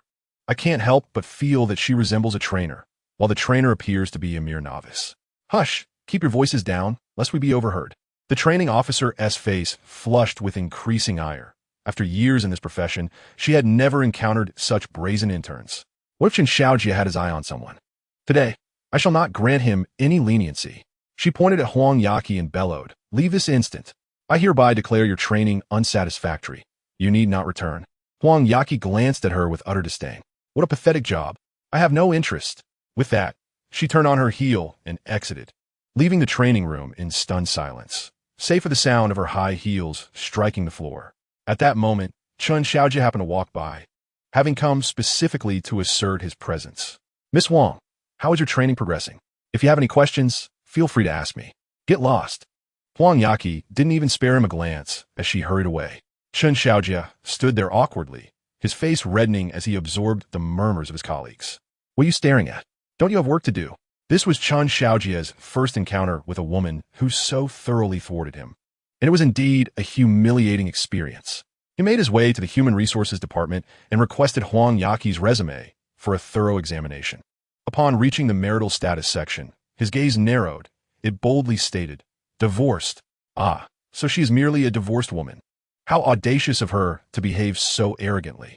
Who bestowed upon her such audacity? Chen Xiaojia quickly tapped into his connections, fabricating some scandalous rumors about Huang Yaqi, advising various financial institutions against hiring her. Given his modest reputation in Tianyuan City's financial circle and the fact that she was merely an intern, many were inclined to heed his counsel. "Huang Yaqi, as long as I am here, you shall not gain entry into the financial realm." Yet, this was merely the beginning. Having encountered such a strikingly beautiful woman, Chen Xiaojia would not let her slip away easily. "Since you're a second-hand commodity, it will be even easier to deal with you. If soft measures fail, then I shall resort to more forceful tactics." He dialed a number. "Hello, brother Hu. I need you to investigate a woman." A rough voice responded from the other end. "No problem, bro. Just send me the details." After a moment's hesitation, Chen Xiaojia added, "Brother Hu, once you find her, could you help me take her to a hotel?" Brother Hu chuckled. "Of course, that's no issue. It's 100,000 for the job, and I'll throw in a bottle of compliance water for free." This was Chen Xiaojia's first venture into such matters. He had initially expected the cost to be exorbitant, but to his surprise, it was only 100,000. He immediately agreed. "Money is not an issue. I'll transfer a 50,000 deposit right now." brother who had previously been a lackey for the White Shark Gang, engaging in menial tasks, occasionally brawling, and leading an enviably carefree life filled with indulgence. However, after the sudden downfall of the White Shark Gang, his fortunes took a drastic turn. Reluctant to work in a factory, he resorted to less savory means of income. The so-called compliance water he referred to as merely a concocted sedative, dressed up with an appealing name. Although he had never engaged in kidnapping, he had witnessed members of the White Shark Gang execute such acts numerous times. He figured it couldn't be too difficult. In dire need of funds, she accepted the task. Upon receiving the materials sent by Chun Xiaojia, he summoned two of his subordinates and set off immediately. Huang Yaqi hailed a taxi, and as soon as she entered, she could not resist dialing Lu Manman's number. "Hello, Man, is the man on your poster Wang Hao?" "Yes, why?" came a cheerful reply. "What is your relationship now?" On the other end, Lu Manman's voice was light and playful. "Of course, we are in a romantic relationship." Huang Yaqi gritted her teeth. "You're my best friend. How could you steal my husband?" The driver, who was focused on the road, discreetly turned off the radio, casting curious glances at the back seat through the rearview mirror, his eyes ablaze with intrigue. Lu Manman's voice remained calm and unhurried. "You are already divorced. How can you still call him your husband? That is not right. You should refer to him as your ex-husband." Fine, I will call him my ex-husband. But you cannot harbor feelings for him. Please, immediately distance yourself from him." "Why? He is single now. My affection for him is not illegal." "Is it?" Huang Yaqi paused, forcing herself to assert, "It may not be illegal, but it is immoral. You are my best friend. You cannot do this. Isn't it the case that best friends should share good things?" Lu Manman countered. "But Wang Hao is a man." Huang Yaqi exclaimed loudly. "Men cannot be shared. Are you certain?" "I am absolutely certain." "Very well. Then you should cease all contact with Wang Hao. He is now my boyfriend, and you are forbidden from harassing him." Upon hearing this, Huang Yaqi felt her mind short-circuit. Wasn't she the one here to admonish her? How did she end up being warned instead? Fuming, Huang Yaqi retorted, "Lu Manman, you are a celebrity. Are you not afraid I will expose your relationship and jeopardize your career?" Lu Manman, once merely an entertainer constrained by company contracts, now stood as the general manager, unperturbed by the prospect of public exposure. The fear of losing fans did not concern her in the slightest. Her image, which embraced sensuality, made the persona of a married woman all the more captivating. Yaqi, if it weren't for Wang Hao's insistence on not wanting to be treated like a spectacle, that promotional poster would have featured his face prominently. Therefore, you need not threaten me with exposure. I would welcome it as it would solidify my bond with Wang Hao. Huang Yaqi was momentarily speechless, her fury bubbling within her with no outlet. Lu Manman continued, "Yaqi, you are like a child, discarding toys you no longer want. When I pick them up, you become displeased." "I'm not a child," Huang Yaqi vehemently protested. "Wang Hao is not a toy. In your marriage, did you ever treat him like one? You know in your heart the truth." Lu Manman's tone remained unruffled. "I must end this conversation. I have work to attend to." The abrupt sound of a dial tone resonated in Huang Yaqi's ear, intensifying her anger as she pounded the back seat. "I am not a child. I have been married once and can no longer receive red envelopes. How could I be a child?" The driver, observing Huang Yaqi's outburst, remained silent, fully aware that at his age, having endured the trials of marriage, it was best not to speak, lest he incur her wrath. Casting a glance at the rear seat, the driver mused silently. "Old pal, you have a thick skin. Enduring a beating should be of little consequence." After venting her emotions, Huang Yaqi's eyes involuntarily reddened. Why was it that I felt no sorrow during the divorce? Yet now I am inexplicably aggrieved. That despicable Wang Hao, even after the divorce, continues to torment me. Chapter 54. The Busy Wang Hao. Upon returning home, Huang Yaqi was struck by a sudden sense of desolation upon seeing the empty room. It had been over a month since the divorce. Apart from financial constraints, she felt no other discomfort. Each day spent lounging at home had been a testament to her newfound freedom. Yet today, that freedom had morphed into loneliness. She retrieved her phone and dialed Wang Hao's number. At that moment, Wang Hao was engrossed in scrolling through videos on his Douyin account. His main account had garnered the attention of millions due to an incident involving airport security, rendering it unsuitable for casual use lest his reputation falter. His secondary account, however, was of no concern. Whenever he stumbled upon an attractive girl, he would casually send a gift worth 10,000. In addition to the 65 billion he had already spent, he exchanged another 50 million, seizing the opportunity while cashback was still available. Nevertheless, the various live streaming platforms now impose daily limits on both gifts and monetary contributions, restricting how much he could spend, forcing him to play the long game. Noticing Huang Yaqi's incoming call, Wang Hao paused his video scrolling and answered nonchalantly. "Hello, I'm working. Make it quick." Huang Yaqi, sensing his impatience, retorted sharply, "What kind of attitude is that?" Wang Hao replied, "I'm busy making money right now. If there's nothing else, I'm hanging up." Huang Yaqi countered, "You keep talking about money every day. In over a year of marriage, I haven't seen you earn anything." Wang Hao scoffed, "Come on. That's just uncalled for. I endured your nonsense during the marriage. Do you really want to keep pestering me after the divorce?" Huang Yaqi shot back. "I'm not pestering you. I'm stating facts." Wang Hao retorted, "Sorry, but I'm currently making tens of thousands every minute. Today, he spent 10,000 and received 30,000 in return, netting a profit of 20,000. His claim of making tens of thousands every minute was an understatement. With a look of disbelief, Huang Yaqi exclaimed, "You really know how to brag." Wang Hao dismissed her skepticism. "If you don't believe me, then forget it. I'm hanging up." "Don't hang up just yet. I want to ask if you're coming home tonight," Huang Yaqi pressed. "I won't be returning. I'm swamped with work today," he replied curtly. "I need you to help me with a bath," she insisted. "That's out of the question. I'm committed to abstaining for 24 hours and focusing entirely on my work." Huang Yaqi, growing anxious, asked, "Is work more important than me? Making money is what matters," he declared. "I don't care. I command you to come back immediately." Wang Hao laughed incredulously. "Are you out of your mind? We're divorced now. You think you can command me? If you don't come back today, I won't repay the 230,000 you lent me." Huang Yaqi threatened. "If I go back, I'll lose out on 230,000. Wang Hao replied, realizing that time was slipping away. He decided to cut the conversation short, stating, "I need to work." Before hanging up, beep, beep. Listening to the busy signal, Huang Yaqi ground her teeth in frustration. "You and women truly are a perfect couple. Even the way you hang up is the same." How infuriating. Opening her chat group with her close friends, Huang Yaqi sought out the game streamer, Dada. Among her close friends, Dada shares the strongest bond with Yaqi, while her relationship with Man is fraught with tension, as one is a celebrated star and the other a popular internet influencer. This dynamic inherently places Dada at a disadvantage in Man's presence. After careful consideration, Huang Yaqi determines that Dada is the most suitable confidant for her current woes. Dada responds, "Sister Yaqi, I am currently live streaming. I will get back to you shortly." The marvels of big data are truly astonishing. Just as Huang Yaqi engages in conversation with Dada, Wang Hao stumbles upon Dada's live stream. Having dined with several of Huang Yaqi's friends, Wang Hao instantly recognizes the streamer as Yaqi's close companion. Being part of the circle necessitates generosity, and Wang Hao promptly showers Dada with 3 carnival gifts. Dada is a gaming streamer with a following of over 1 million, primarily focusing on League of Legends, occasionally showcasing her talents. Despite her experience with the ups and downs of streaming, she is momentarily taken aback by Wang Hao's extravagant generosity.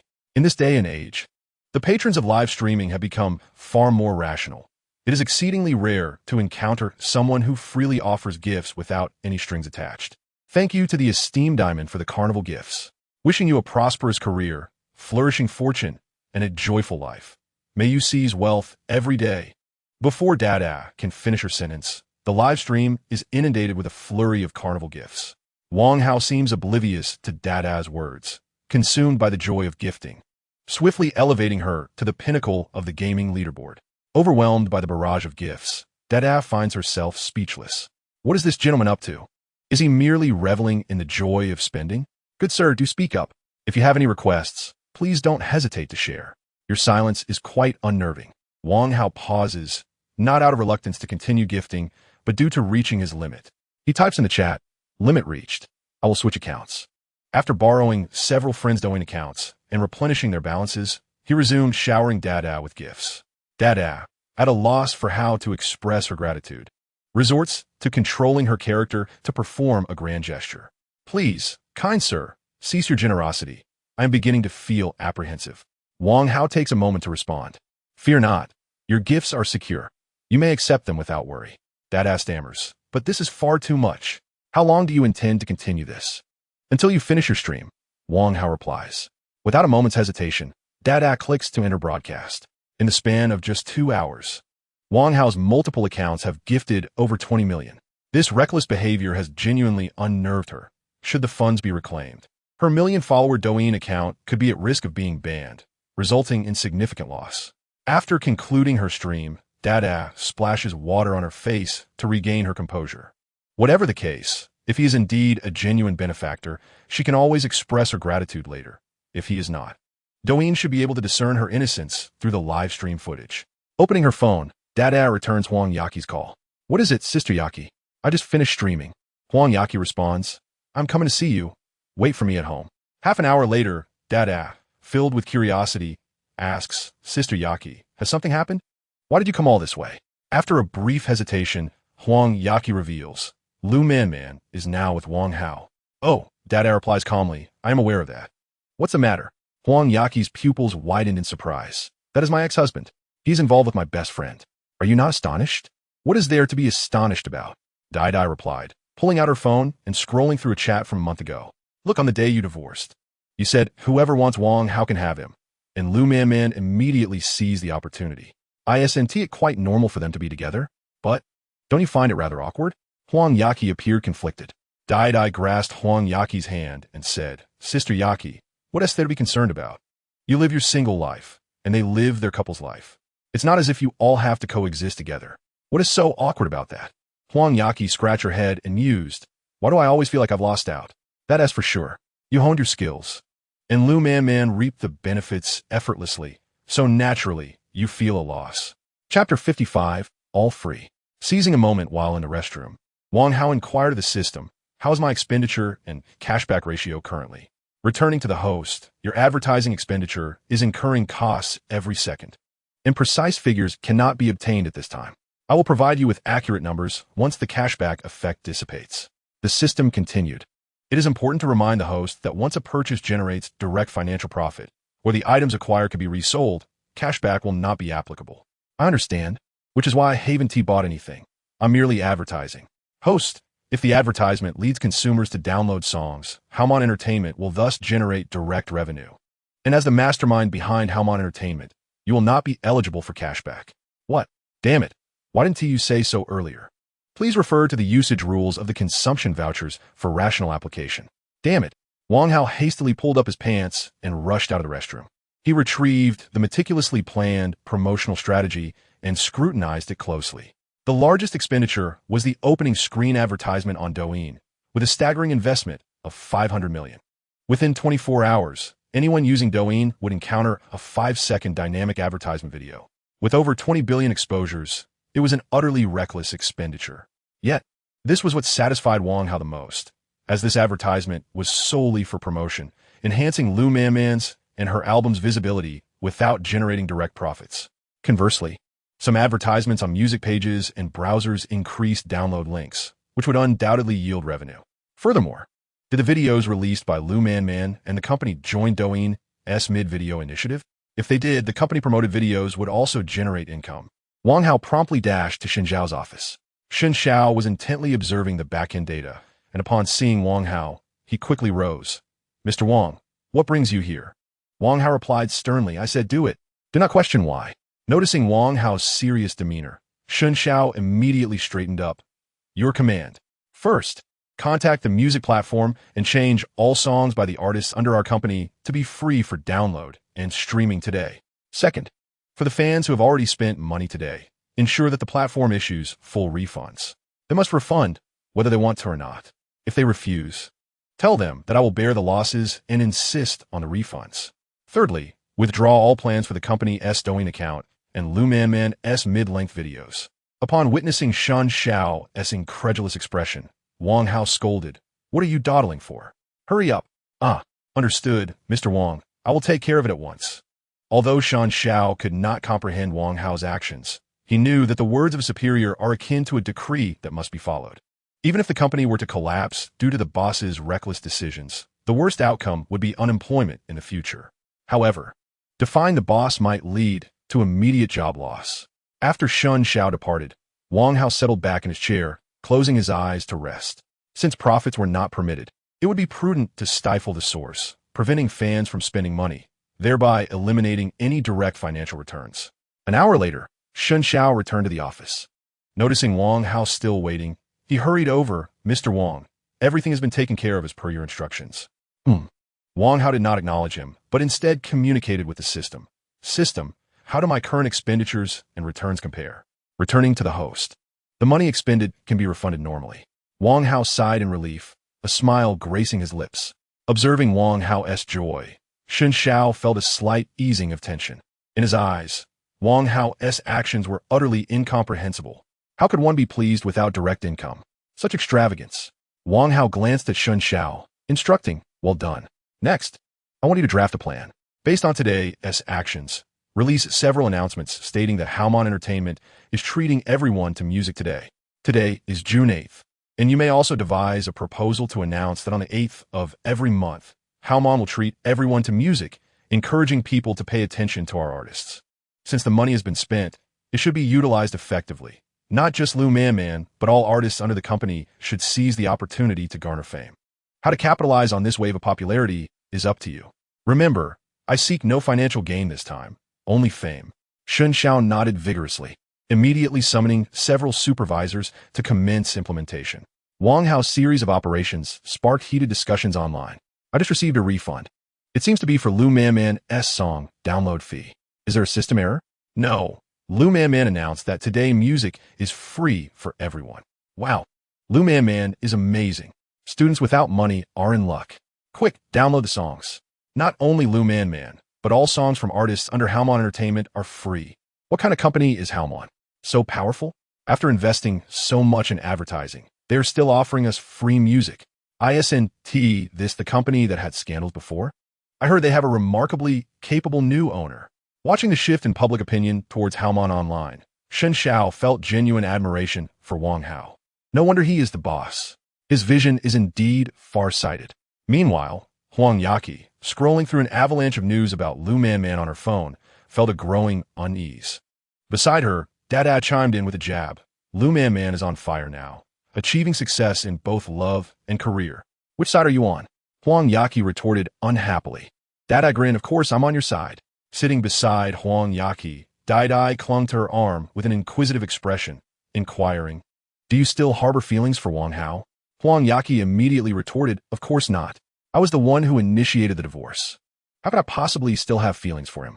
Dai observed her with a teasing glance. Then why do you still feel jealous?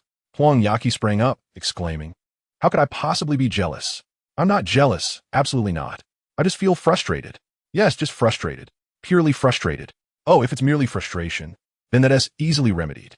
Dai pointed towards 2 gaming desks and suggested, join me for a game. I'll take you to dominate some noobs. And I assure you it will be quite exhilarating. Huang Yaqi shyly responded, I don't know how to play computer games. I only know how to play Candy Crush. Dai queried in confusion. Then what do you do hold up at home every day? Isn't that terribly boring? Not all. I watch videos and binge watch dramas. And before I know it, the day has flown by. Huang Yaqi explained. And what about Wang Hao? Does he keep you company during the holidays? Huang Yaqi's face flushed. If he has free time, he tends to do other things.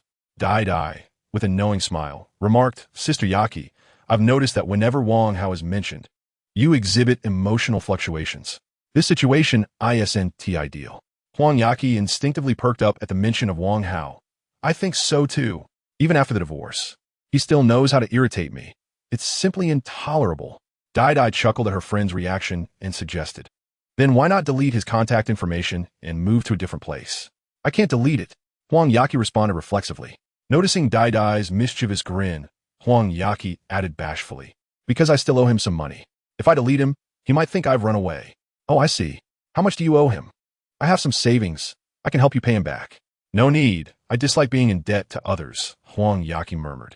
Dai pondered for a moment. You dislike being indebted to me, yet enjoy being indebted to him. Yaqi, that cannot be intentional, can it? Chapter 56. For the sake of my best friend. Dai takes a stand. Huang Yaqi waved her hands repeatedly, stating, aside from debts, there will be no further relationship between us. That's good. A wise horse never turns back. Dai nodded. Sister Yaqi, if you've decided to let go, make sure to do so completely. Do not entangle yourself with him again. Oh, I understand. Dai gently advised. Focus on his shortcomings. Remind yourself of them daily. This way, you'll grow to dislike him more, severing all ties.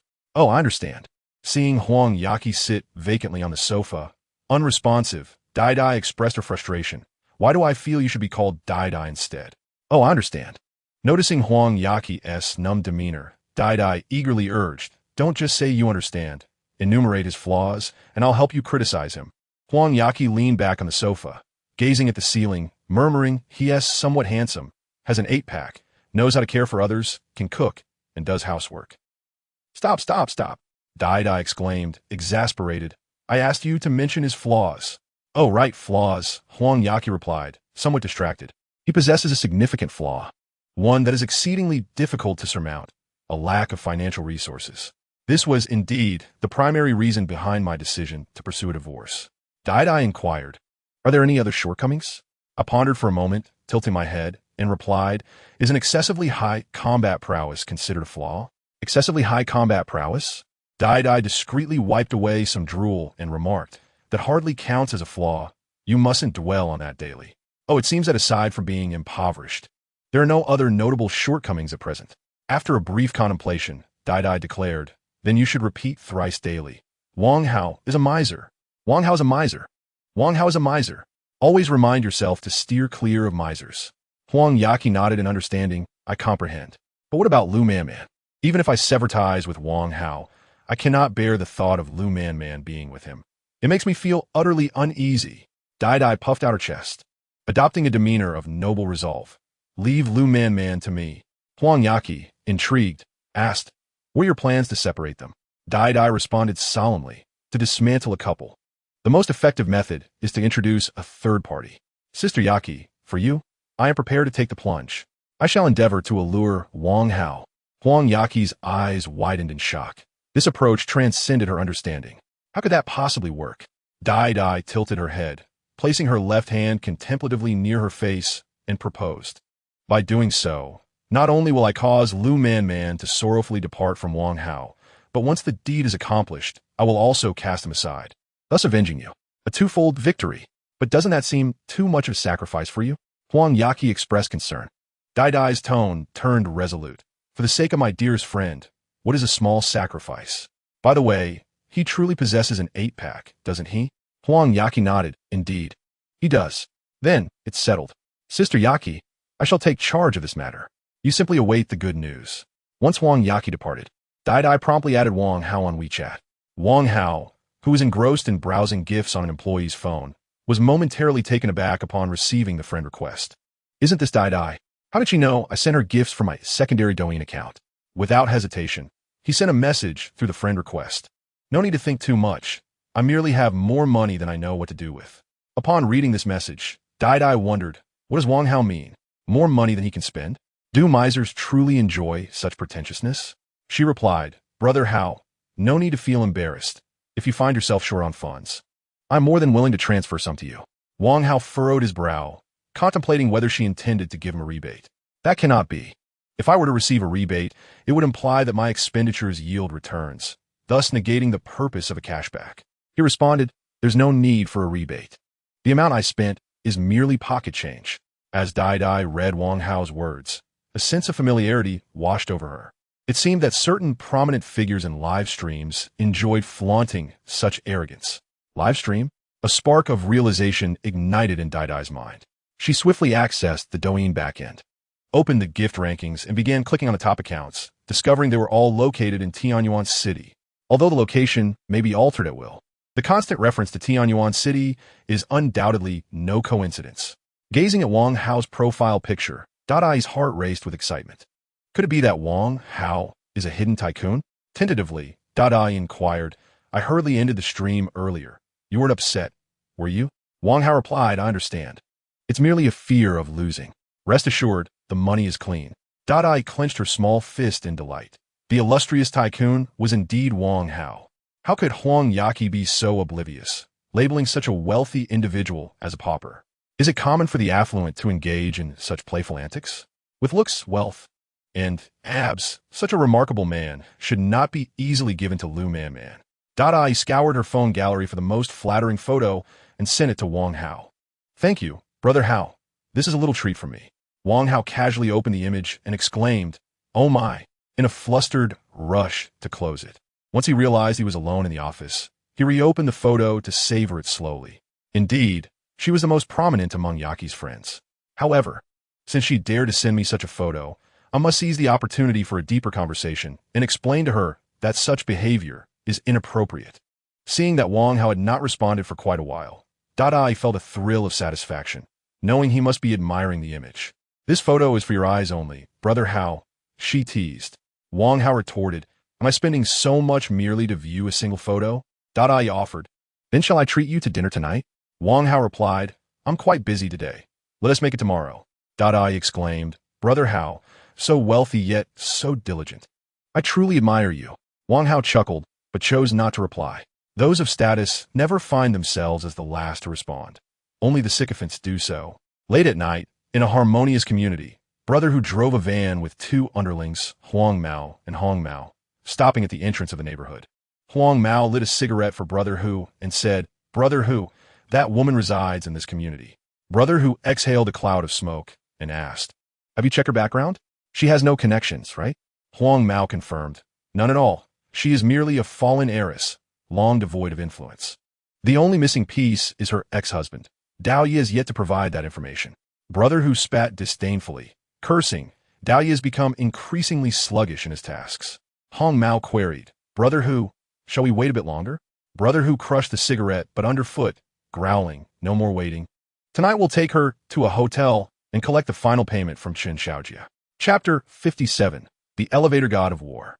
At midnight on June 9th, Wang Hao set his phone down and exhaled deeply, leaning back heavily in his office chair. Finally, it was over. System, please calculate my earnings. The system responded, host, you have spent a total of 69.8 billion within 24 hours. According to the cashback rules, you will receive 209 for billion, which will be deposited shortly into your account, ending in 1431. Excellent, Wang Hao exclaimed, raising his fist in triumph. What a rush. Nearly 14 billion earned in one go. It was worth my relentless 24-hour effort. Originally appearing somewhat fatigued, Wang Hao now felt invigorated. Having earned such a substantial sum, he deemed it essential to treat himself. Glancing at the time, he murmured to himself, Lu Man has been tirelessly promoting her album all day. It is rather late to seek her out now. Su Wanyue has been engrossed in matters of Hao Yue Group, and she too is quite burdened. Moreover, there is no certainty whether that little rascal Nuan will cause any trouble. It seems I must resort to my idle ex-wife. With a playful whistle, Wang Hao drove his Maybach towards the Harmony community. Brother who was a craftsman with a penchant for research. In addition to his own experiments with a concoction he called obedient water, he had also delved into online studies of lock-picking techniques. With a careful hand, he withdrew tools such as wire and a crowbar from his toolkit and began to meticulously manipulate the lock cylinder. Holding his breath, he concentrated intently, beads of sweat forming on his forehead, neglected in his fervor. Huang Mao and Hong Mao stood at a distance, smoking and scanning their surroundings to ward off any late-night returnees. Suddenly, Huang Mao's phone beeped with a message, which he opened absent-mindedly. Upon reading its contents, terror filled his eyes, causing him to drop his cigarette and tremble uncontrollably. Brother Hu, her ex-husband is Wang. Wang. What the hell? Brother Hu, unable to pry open the lock swiftly, grew increasingly anxious. Observing Huang Mao's agitation, he scolded, you worthless fool, you've scared the lookout into a state like this. Swallowing hard, Huang Mao stammered, her ex-husband is Wang. Wang. Impatience flared in brother Hu. Wang Hu? Speak quickly, or get out of my way. Huang Mao pressed his hand to his chest to quell his anxiety, forcing out a single word. How? What the hell? Get out of my way. As brother Hu turned back to the lock, Huang Mao instinctively blocked him, presenting his phone screen for brother Hu to see. The message read, Huang Yaqi's ex-husband Wang Hao is the mastermind behind the downfall of the White Shark Gang, the man behind the Black Rose. Absolutely do not provoke him. An abrupt silence enveloped the scene, the only sound being the whisper of the cool breeze wafting through the corridor. Yet, even the most refreshing breeze could not dry the beads of sweat on brother Hu's forehead. The clattering of the crowbar echoed, jolting the trio back to reality. Run. Brother Hu hastily shoved the tools into his bag and fled. Reaching the elevator, they frantically pressed the buttons. Hurry. They chanted nervously as they watched the elevator ascend floor by floor. Ding. The elevator arrived at the 17th floor, and the three of them breathed a sigh of relief. As the doors opened, they were momentarily taken aback by the sight of a tall, handsome young man standing within. Unfamiliar with Wang Hao, they merely assumed he was another office worker returning home late. As they passed him, they successfully entered the elevator, exhaling heavily. Hong Mao cursed. Almost got us killed by Chun Xiaojia. How could we be tasked with kidnapping such a prominent figure? Shut up, brother Hu admonished, giving Hong Mao a light rap on the head. We'll discuss it in the car. Just then, as the elevator doors began to close, a large hand thrust forward, forcing the doors to reopen. Wang Hao, with one hand casually resting in his pocket, strode into the elevator. As Wang Hao casually shut the elevator door, he gazed at the three individuals before him, one with yellow hair, another with red hair, and a bald man adorned with a large gold chain. Are you three members of the Morning Love family, or are you merely playing? Tiger Brother glared fiercely at the young man across from him, warning, I advise you not to meddle in affairs that do not concern you. Wang Hao chuckled softly and replied, those two cigarette butts on my doorstep are yours, aren't they? You think you can just leave without cleaning up? The red-haired man stepped forward, pointing an accusatory finger at Wang Hao, cursing, I enjoy tossing cigarette butts, so what? Are you seeking death? With a playful grin, Wang Hao observed the two cigarette butts on the ground and the furtive demeanor of the three men in the dead of night. He sensed something amiss. Silently, he removed his watch and flexed his wrist before seizing the red-haired man's right hand. I despise being pointed at. Ah, it hurts. Tiger Brother, save me. A cacophony of sounds erupted within the elevator. Ding! The first floor had arrived. The elevator doors opened, and Wang Hao dragged the red-haired man out by one leg, while Tiger Brother and the yellow-haired man trailed behind, their faces swollen and cradling their heads. Now speak. What brings you to my home? If you remain silent, I possess 100 methods to extract the truth from you. At this moment, Tiger Brother had realized that the man before him was none other than Wang Hao, the ex-husband of their target. The thought of Wang Hao's identity caused Tiger Brother to drop to his knees. The White Shark Gang, a colossal entity, had been toppled by him. How could a mere shrimp like himself contend with such a figure? Mr. Wang, we had no prior knowledge that this was your residence. Otherwise, even 100 of my bravado would not have led me here. Wang Hao stood over him, surveying him with disdain, remarking, you appear to know my surname, Wang. It seems you have conducted quite a bit of research. Upon hearing Wang Hao acknowledge his identity, Tiger Brother's anxiety intensified. Mr. Wang, it was that bastard Chen Xiaojia who prompted me to do this. As soon as I learned the target was your ex-wife, I intended to leave immediately and did nothing at all. Wang Hao furrowed his brow, questioning, who is Chen Xiaojia? What does he have to do with my ex-wife? Trembling, Tiger Brother recounted the events, adamantly insisting that it was all Chen Xiaojia's idea and that they had merely been momentarily bewitched into agreeing. A cold smirk curled at the corners of Wang Hao's lips. What a daring Chen Xiaojia to lay hands on my woman. Since acquiring the system, Wang Hao had become increasingly domineering. In his view, any woman he had touched, even if relinquished, was not to be claimed by another man. Looking down at the three men, Wang Hao inquired, is Chen Xiaojia at the hotel now? Yes, he is awaiting our news. Good. You three shall assist me with a task. Wang Hao gradually crouched down, eyeing Tiger Brother and his companions with a wicked smile. Since he is waiting at the hotel, we cannot allow him to grow impatient. You three will bring him a proper lesson with some obedient water. What? Tiger Brother was taken aback. We aren't suited for that. Wang Hao's voice turned cold. Then find someone who can handle it. If you cannot manage such a trivial matter, do not blame me for being unkind. Tiger Brother wiped the sweat from his forehead, nodding vigorously. I will take care of it right away. I am acquainted with several ruffians, all hailing from Sichuan, perfectly suited for this task. Chapter 57. Wang Hao, you pervert. Inside the Sheraton Hotel, Chen Xiaojia eagerly engaged in warm-up exercises. Moments ago, Brother Hu had sent him a text, indicating his imminent arrival. Knock, knock. Upon hearing the knock, Chen Xiaojia's face lit up with joy as he hurried to the door. However, instead of the woman he had anticipated, he encountered Brother Hu and his trio, accompanied by two burly men. These robust figures sported bushy beards and donned matching white knee-high socks, exuding an inexplicable sense of humor. Brother Hu, where's the woman? Chen Xiaojia inquired with confusion. Brother Hu did not respond. He simply strode into the room and locked the door behind him. A sense of foreboding washed over Chen Xiaojia. Brother Hu, what is this all about? Smack! Brother Hu struck him across the face. You let me down. You led me into a trap. Huang Mao and Hong Mao immediately advanced, launching a flurry of punches and kicks at Chen Xiaojia. Particularly Hong Mao, who was especially ruthless, unleashing his pent-up frustration from a prior encounter with Wang Hao upon Chen Xiaojia. Spare me, Brother Hu. Please, don't let them beat me. What have I done wrong? I beg you, Brother Hu. I will comply with your demands. I will give you money. Brother Hu made no effort to halt their assault, instead opting to sit on a chair nearby. You deceived me. Do you even know who that woman is? How dare you suggest I kidnap her? Chen Xiaojia, sprawled on the floor, pleaded, Brother Hu, she is merely a divorced woman of no consequence. Brother Hu kicked him in the face, rebuking, her ex-husband is Wang Hao. He nearly ruined me. Who is Wang Hao? I don't know. Chen Xiaojia exclaimed. Oh, please stop hitting me. Brother Hu scoffed, you aren't in the game. So of course you wouldn't know. The most powerful underground force in Tianyuan City was obliterated by him. He even absorbed them afterward.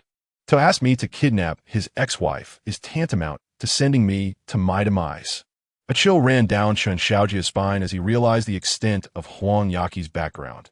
No wonder she was so arrogant. He crawled to Brother Hu's side, clinging to his leg, and sobbed, Brother Hu, I was wrong. I truly had no idea. Please spare me. I can give you money, all of it. Brother Hu waved his hand, signaling Huang Mao and Hong Mao to cease their assault. If you wish for mercy, it is possible. My two companions here have particular inclinations. If you serve them well tonight, we shall consider this matter settled. As Chen Xiaojia gazed at the two hulking men, his body trembled uncontrollably. Brother Hu, I cannot. Brother Hu regarded him coldly. You have two options. Endure a night of beatings for my brothers, or serve them for the night. The choice is yours. Chen Xiaojia wept bitterly. Being beaten for an entire night could kill me. Mistakes must be faced with consequences. That is the code of our world. Wang Hao entered the room and took a quick shower. After tidying himself up, he pushed open the bedroom door to find Huang Yaqi soundly asleep. This foolish girl has no sense of vigilance. The weather in June had become quite warm, yet the air conditioning in the bedroom kept the temperature at a comfortable 26 degrees. However, women seem to have an innate fear of heat. Huang Yaqi lay sprawled across the bed, her summer blanket tossed aside. It is often said that children are at their most endearing when they are asleep. The same can be said for women. Observing the beauty of his slumbering companion, Wang Hao leaned down and gently bestowed a kiss upon her. Huang Yaqi, in a dazed state, sensed something amiss and mumbled, Don't disturb me, darling, I'm trying to sleep. Suddenly feeling a shift in the atmosphere. She opened her eyes wide. Wang Hao, you're back. Her languorous voice carried a hint of surprise. Was all Wang Hao replied as he pressed closer. To his astonishment, Huang Yaqi did not resist. Instead, she wrapped her arms around his neck. Just then, a notification chimed from the mobile phone resting on the bedside table, its glow piercing through the darkness. Wang Hao casually reached for the device, glancing at a photo sent by Hugo. A peculiar smile flitting across his face before he quickly locked the screen and tossed it aside. Noticing Wang Hao's strange smile, Huang Yaqi felt a pang of curiosity. Who could be messaging you at this hour? A man or a woman? A man. I don't believe you. Let me see it. You'd best not look. Why? Are you afraid to show me? We are divorced. What could I possibly fear in showing you? It's just that the photo is rather eye-watering. Eye-watering? Is it a particularly sultry photo of a beauty? Not at all. It is truly unsuitable for your gaze. With a cunning glint in her eye, Huang Yaqi retorted, If you don't want to show it, then I certainly don't care. As Wang Hao prepared to roll over, Huang Yaqi stopped him. You lie down. I'll take charge. Ah, how rare. Wang Hao comfortably reclined, and Huang Yaqi leaned closer, her fingers playfully toying with the ends of his hair against his face. Do you miss me? Wang Hao perked up, eagerly listening. However, Huang Yaqi abruptly turned, snatching the mobile phone from the bedside table and darting away. Let me see which vixen sent you such scandalous photos in the dead of night. She unlocked the phone with a sweep of her finger. The password remains the same. Yet, the moment the screen illuminated, Huang Yaqi stood frozen in shock, the phone slipping from her grasp and crashing to the floor. Wang Hao, you scoundrel. You're a pervert. Clenching her fists, Huang Yaqi paced frantically around the room, shouting in a frenzy. You filthy pervert. How could you look at such things? Don't ever touch me again. Wait, you just kissed me. Woe is me, I am tainted. No. This is too disgusting. Huang Yaqi rushed to the bathroom, grabbed a toothbrush, and began scrubbing her teeth furiously. As she brushed, she suddenly detected a sour taste. Upon closer inspection, she realized it was Wang Hao's toothbrush. This toothbrush, I think I might have used it to scrub my feet. Ugh. Huang Yaqi felt a wave of nausea wash over her as she gagged over the sink. Meanwhile, Wang Hao picked up the phone and swiftly deleted the photo sent by Hugo. Leaning against the bathroom doorframe, he lazily remarked, "I warned you not to look. Yet you insisted. Now, do you understand just how scandalous it was? You perverted scoundrel, get away from me." Huang Yaqi forcefully pushed Wang Hao out, slamming the bathroom door and locking it with a decisive click. Wang Hao chuckled softly, turned on the living room lights, and reclined on the sofa, speaking to the bathroom door as if it were confident. Once again, the crucial moment eluded capture, prompting such a grand reaction. Observing Huang Yaqi lingering in the bathroom, Wang Hao, in a state of ennui, turned on the television to watch the game replay between the Pacers and the Thunder. A half hour later, Huang Yaqi emerged from the bathroom, her expression one of melancholy, and settled onto another sofa, maintaining a safe distance from Wang Hao. He chuckled. "Is it necessary to be so afraid of me? We've been together for over a year. Surely you know I'm not a deviant?" At that moment, an advertisement flashed across the screen, an advertisement from a renowned protective brand, promising durability. Huang Yaqi's cheeks flushed upon seeing it, and she pointed an accusing finger at Wang Hao, exclaiming, "And you claim you're not a pervert?"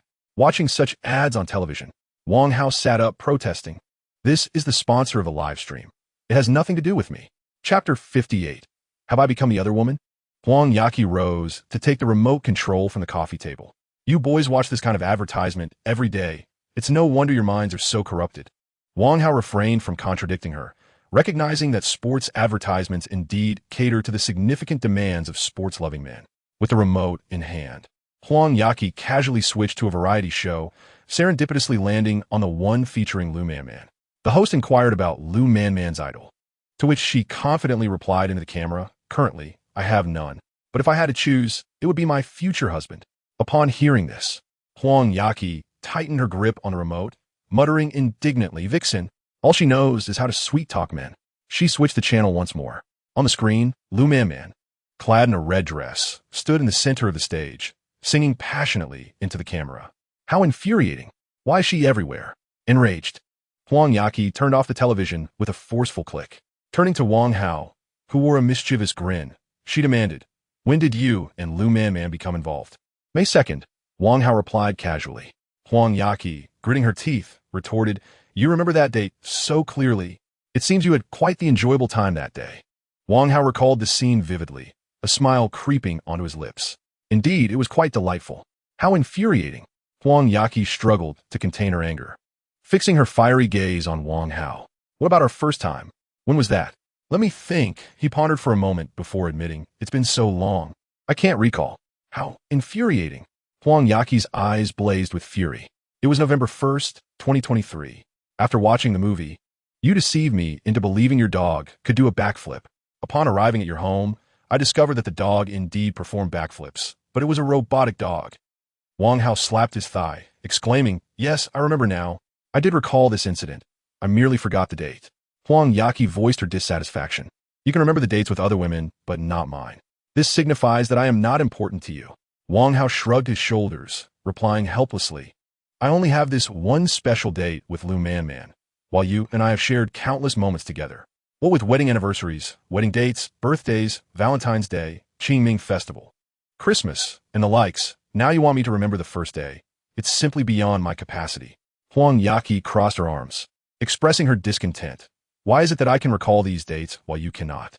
"Perhaps it is due to your lack of effort." Wang Hao straightened up, indignant. "I paid for all these occasions. You enjoyed them, so of course you remember. If I were the one indulging, I would certainly remember as well. Just like the day I received my salary, which I remember vividly." Huang Yaqi was momentarily at a loss for words. "Yet a woman has the right to be unreasonable." "If I don't care. The fact remains that you haven't remembered.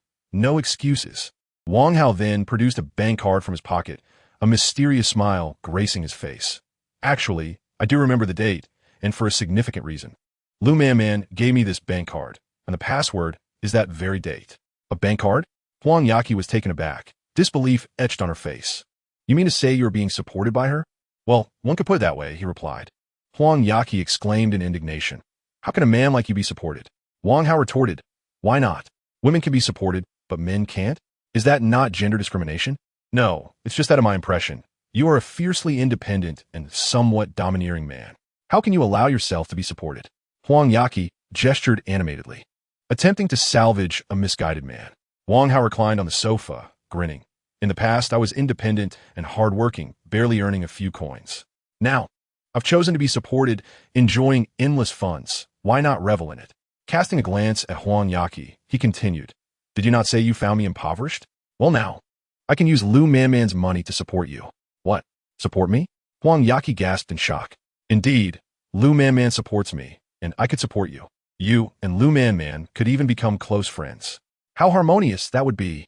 "Wait, let me process this." Huang Yaqi scratched her head, Wang Hao's words shattering her worldview, leaving her head spinning.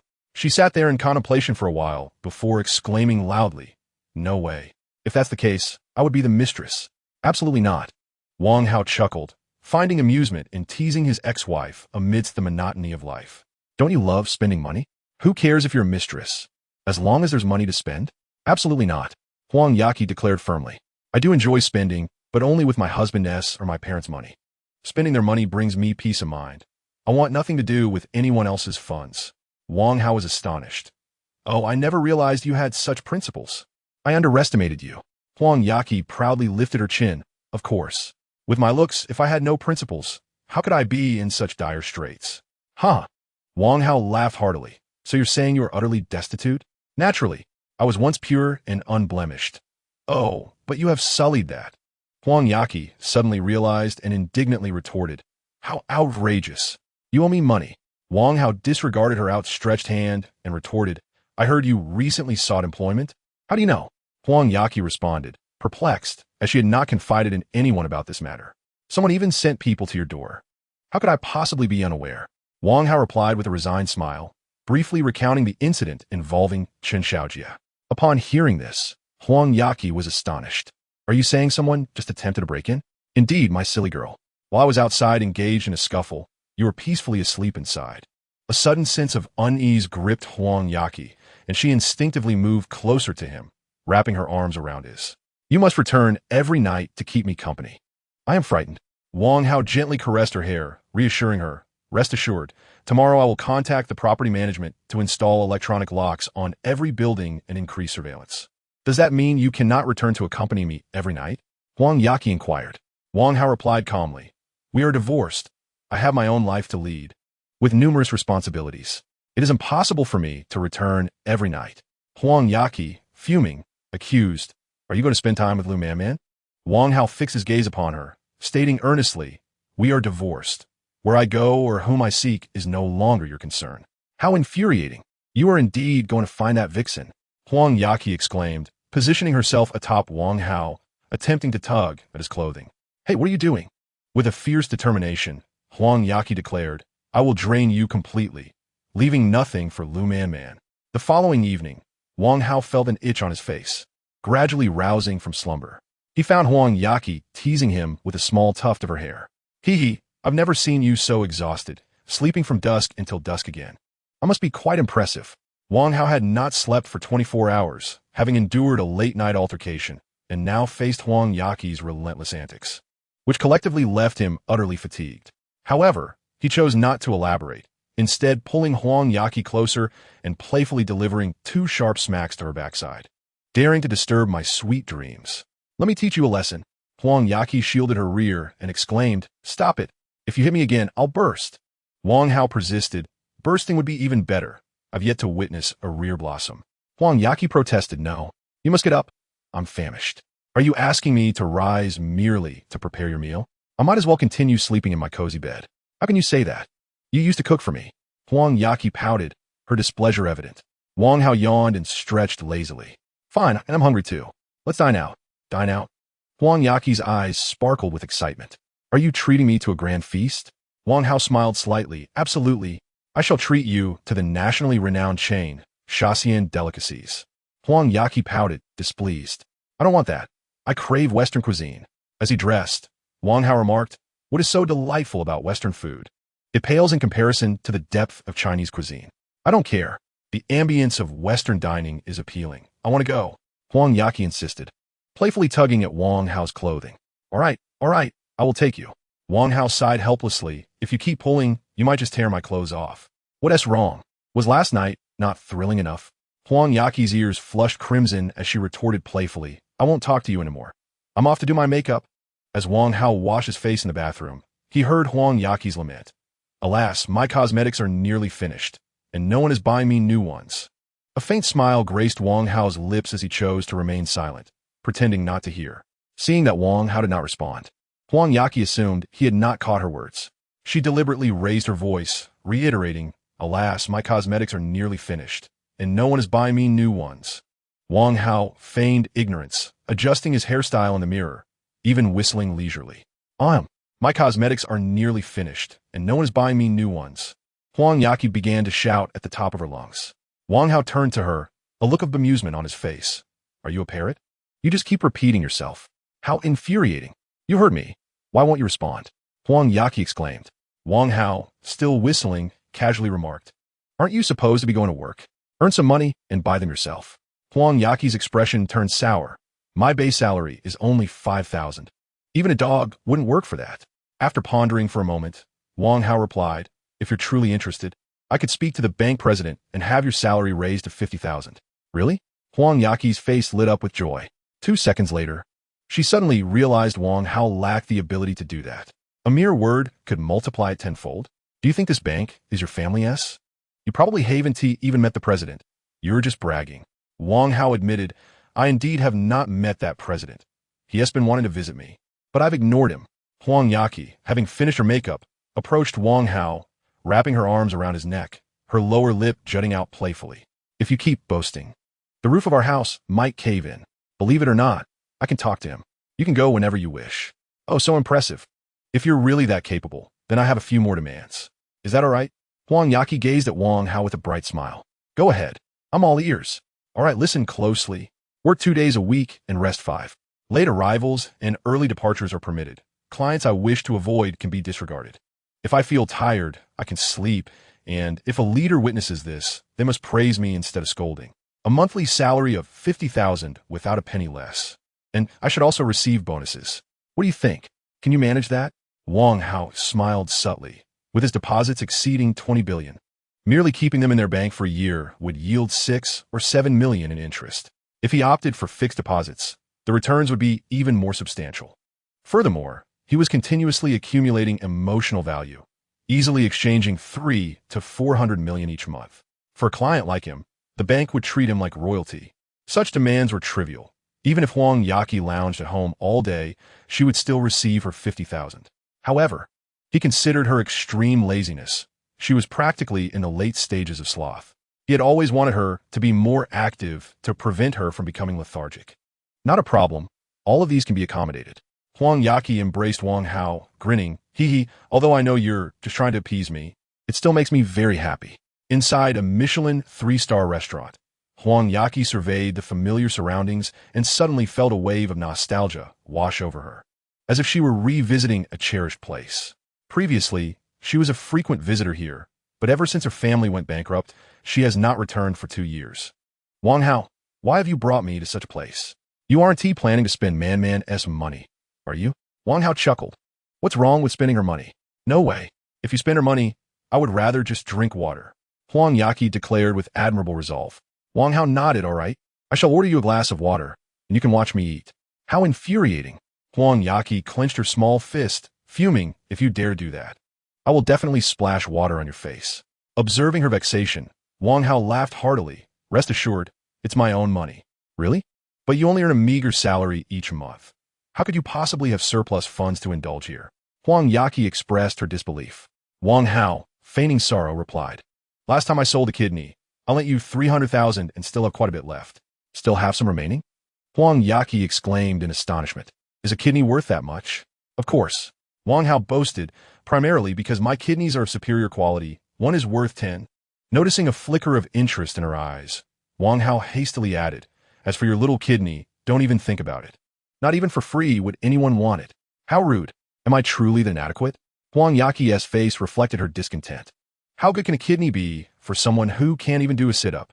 Before meeting Huang Yaqi, Wang Hao assumed that everyone could perform sit-ups, merely differing in quantity. He was shocked to discover that she couldn't do a single one. Consequently, he often teased her about it. Stop comparing, only that. I could do the splits. Can you? Huang Yaqi challenged. Well, fine, I concede you are impressive. I can't do the splits.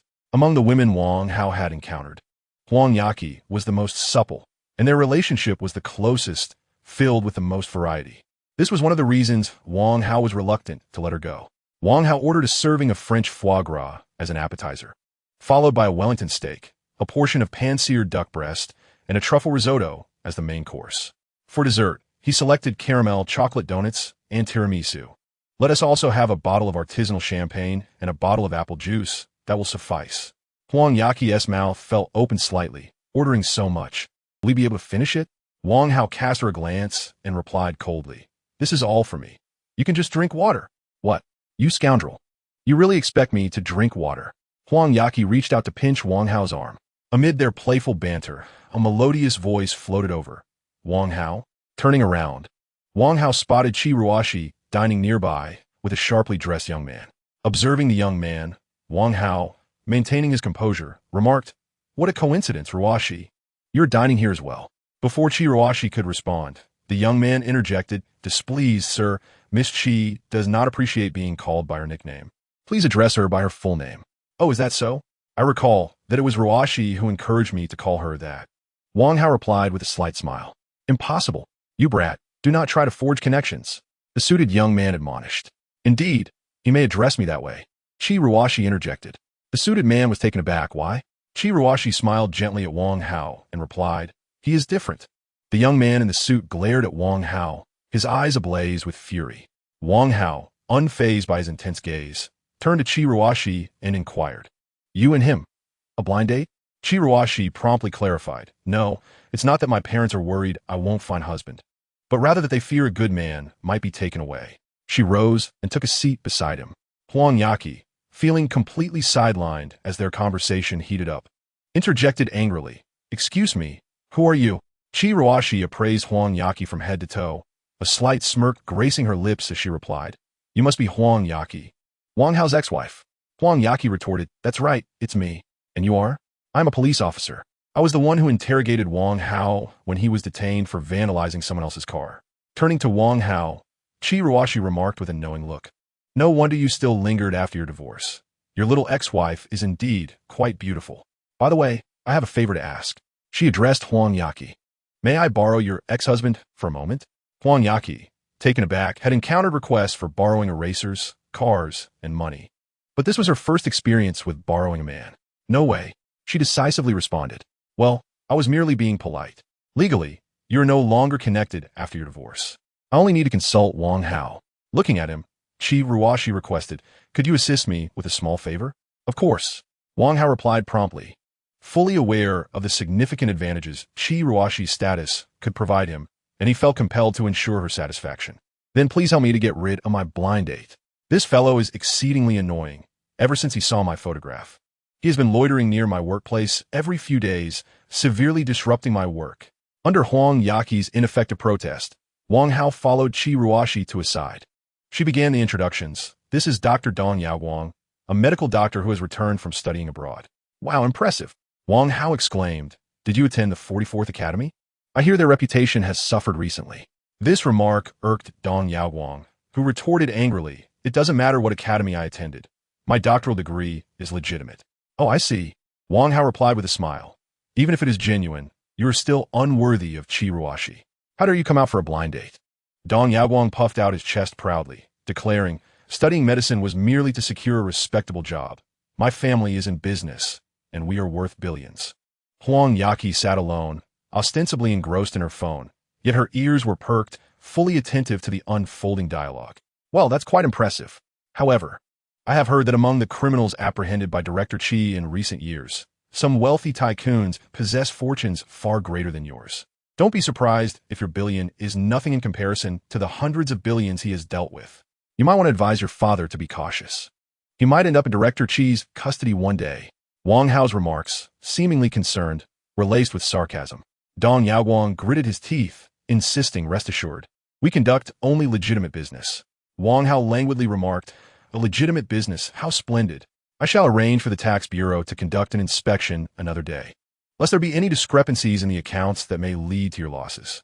Upon hearing the mention of the tax bureau, Dong Yaoguang felt a sudden tightening in his chest and retorted loudly, "Who do you think you are, deliberately seeking trouble? Indeed, I am intentionally doing so. We are all men here. Let us engage in fair competition," Wang Hao replied nonchalantly. "If that is the case, let us compete fairly. What is your occupation?"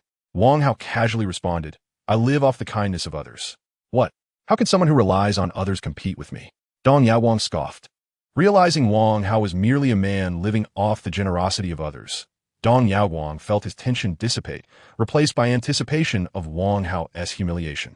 Wang Hao smiled slightly and said, "Given Ruoshi's family background, they no longer require wealth or power. What they need more is familial companionship. The Qi family has only Ruoshi as their child. I could marry into their family, thus allowing Ruoshi to remain close to her parents. I believe they would be quite pleased." Wang Hao regarded him with amusement and inquired, "Are you capable of that?" Dong Yaoguang hesitated, reluctant to respond, knowing that if he spoke carelessly, his father at home would be furious. Wang Hao continued, "Ruoshi is a police officer. Her work is perilous. She needs a man who can protect her in critical moments. You appear rather delicate. Have you ever been in a fight?" Dong Yaoguang countered, "My fair skin does not imply weakness. As a man, I'm naturally able to protect Miss Qi. Is that so?" Wang Hao responded with disdain. "Shall we have a contest then?" Wang Hao stood half a head taller than Dong Yaoguang, exuding a considerable presence. Dong Yaoguang silently assessed the situation and dared not agree, thinking, "This is a Michelin restaurant. How could one engage in a brawl here? It would disturb the other diners." In a moment of desperation, he concocted an excuse. Wang Hao chuckled, "Then let us engage in an arm wrestling match. It won't disturb others." After assessing the muscle in both their wrists, Dong Yaoguang felt he could hold his own.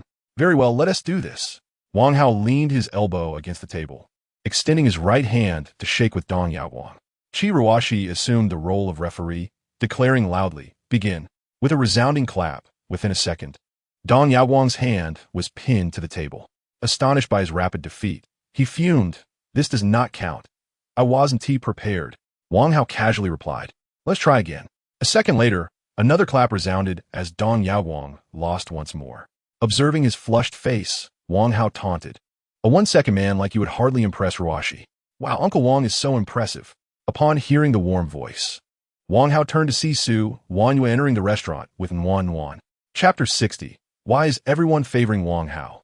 Su Wanyue was clad in a simple white shirt paired with a classic black Chanel jacket, exuding maturity and elegance.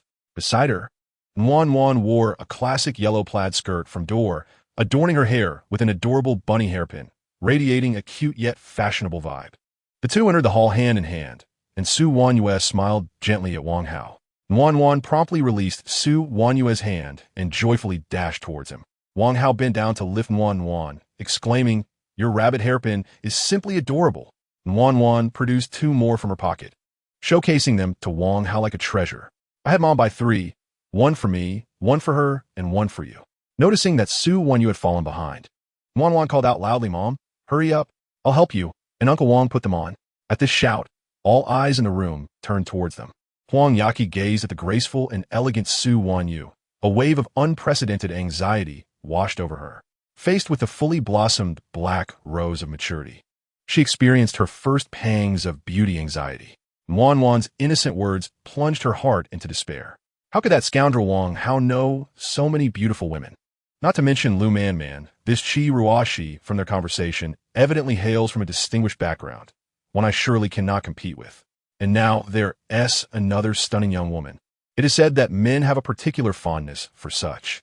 Moreover, how could this woman be so breathtakingly beautiful even after having a child?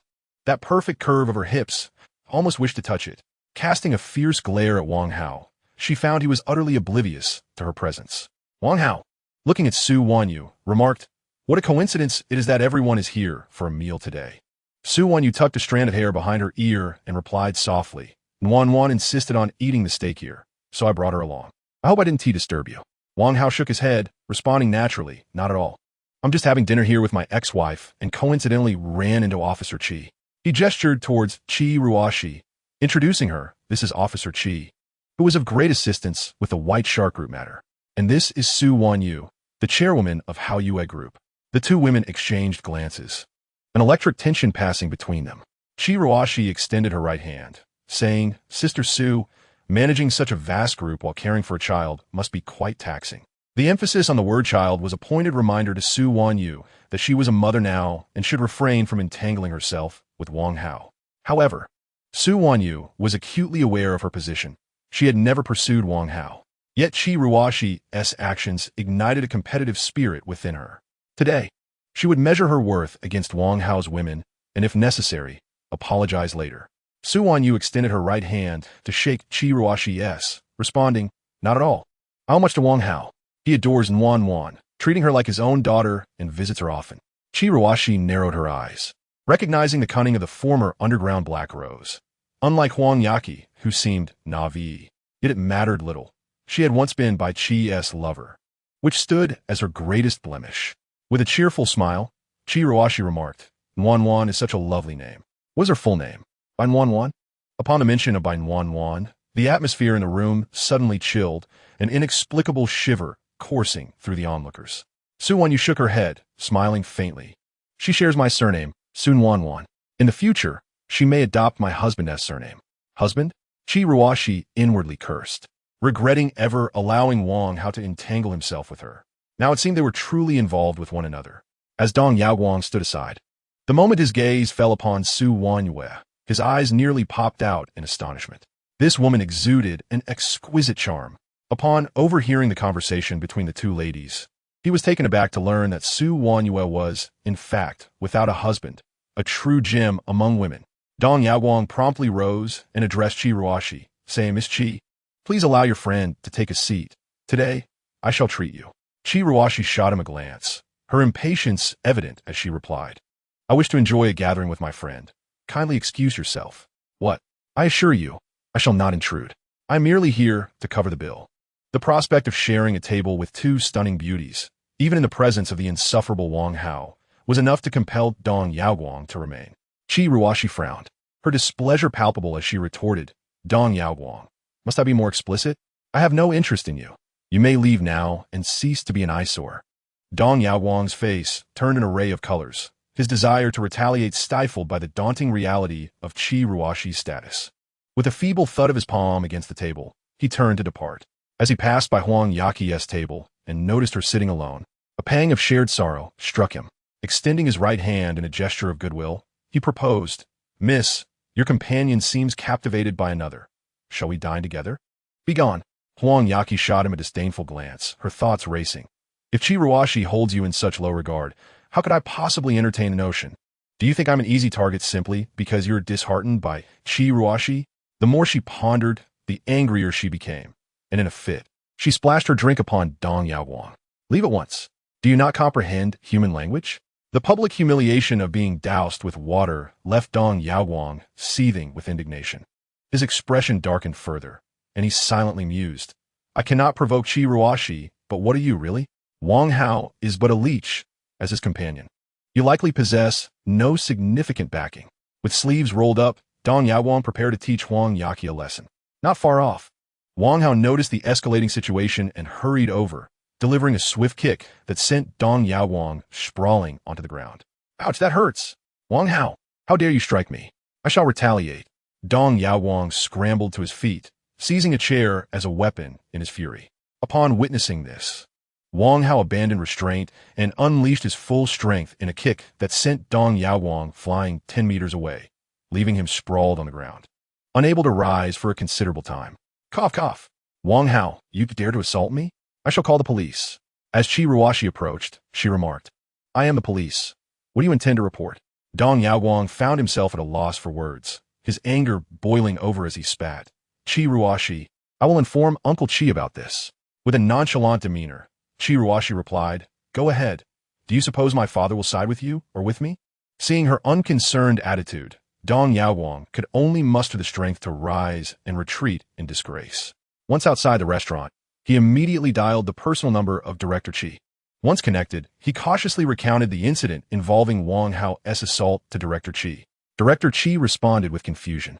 "Are you certain the individual who struck you is named Wang Hao?" "Absolutely. Moreover, It appears that Chi Ruashi shares a peculiar relationship with him. Director Chi quickly grasped the implications, realizing that this Wang Hao was indeed the individual he had long wished to meet. According to his investigation, Wang Hao is a person with a strong sense of justice, who has assisted the police in solving numerous significant cases. Xiaodong, have you done something out of line to provoke Wang Hao's anger? No, he just attacked me without reason. Director Chi suddenly interrupted, speaking sternly. I demand the truth.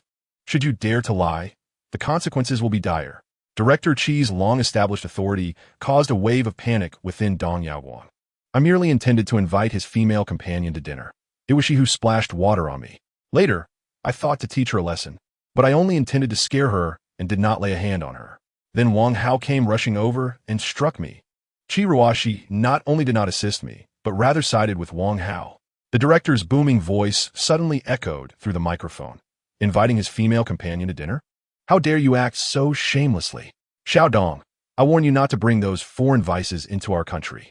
I will inform your father of this matter. Prepare to face his wrath. Uncle Chi, please don't. Beep, beep, beep. The call had already been disconnected. Dong Yaoguang felt like crying, wondering why everyone seemed to favor Wang Hao. In the Michelin restaurant, Huang Yaqi clung to Wang Hao, tears glistening in her eyes. Wang Hao, you scare me to death just now. Wang Hao gently stroked her back, reassuring her. It's all right. I am here. Yes, it's truly wonderful to have you around. Embracing Wang Hao, Huang Yaqi secretly glanced at Chi Ruashi and Su Wanyue, a smug smile creeping on her lips. Warm, who was eating tiramisu, put down her spoon and asked curiously, Auntie, what are you smiling about? Chapter 61, The Women Compete, Part 1. Huang Yaqi realized she had been exposed and quickly concealed her smile, adopting a pitiful expression. Wang Hao, of course, saw through her feeble act. However, a woman who acts coy often receives indulgence from men. Wang Hao patted her shoulder and said, All right. I heard your stomach growl. Let us go eat. They requested the waiter to change to a larger table and ordered several dishes. The 4 women and 1 man, along with a little one, gathered around the table. Wang Hao arranged for Warm to sit beside him, thus having an excuse to care for the child while ignoring the gazes of the 3 women. Here, Uncle will cut your steak for you. Thank you, Uncle, Warm sweetly replied. Uncle, after dinner, come play at my house, and when you're tired, I'll have my mom put you to bed. Just as Huang Yaqi was cutting her steak, she suddenly halted, fixing her gaze on Wang Hao with a warning look. Although Wang Hao was not afraid of her, he felt a tad awkward. Uncle can sleep by himself. There is no need for your mother to help. Warm tilted her head, puzzled. The last time you asked my mom to help you sleep, I saw it. You must have seen it wrong. Wang Hao suddenly felt that the 5-year-old was being a bit too talkative. That's impossible. I even drew a picture of you two right on my desk. Once we get home, I'll show it to you. Sensing 2 piercing glares, Wang Hao mustered his courage and said, That was just that one time. From now on, Uncle will sleep alone. Sleep alone? Warmly realized. I understand now. Uncle has grown up and can sleep independently, just like me. Yes, let us dine. Children must eat well and speak less in order to grow tall, Wang Hao advised earnestly. Chi Ruashi leaned closer to Wang Hao and whispered, I initially thought you two merely found each other appealing and needed time to develop further. I did not expect you to have already been intimate. Wang Hao replied softly, All thanks to you, I was afforded this opportunity. Infuriated, Chi Ruashi clenched her fist, feeling helpless. What are you two whispering about? Huang Yaqi questioned, her tone discontented. Nothing. She complimented your beauty. Wang Hao responded casually. Huang Yaqi's eyes brightened, and she joyfully exclaimed, Really? Chi Ruashi smiled at Huang Yaqi. Miss Wang, you are so beautiful. How could Wang Hao bear to divorce you? Huang Yaqi waved her hand, proudly declaring, He certainly did not want to divorce me. It was I who proposed it. Oh. Chi Ruashi pondered. Miss Wang, are you still single? Huang Yaqi glanced at Wang Hao. Their relationship was somewhat peculiar, neither married nor truly dating. He merely returned to sleep occasionally and left the next day. Well, I suppose I am single, she replied. Chi Ruashi smiled. Would you like me to introduce you to someone? I know many distinguished young men, wealthy, influential, and handsome. I could find you a suitable match. No need for that. I detest blind dates. Huang Yaqi quickly waved her hands. It's not a blind date, just an introduction between friends. Are there any who are more handsome and wealthier than Wang Hao? Huang Yaqi inquired. Not really, Chi Ruashi admitted helplessly. Though others might be unaware of Wang Hao's financial standing, she had a good idea. Finding someone wealthier and more handsome than him seemed improbable. Huang Yaqi replied, "Then forget it. The quality of your male acquaintances is rather lacking. I don't even consider Wang Hao. Others are even less appealing."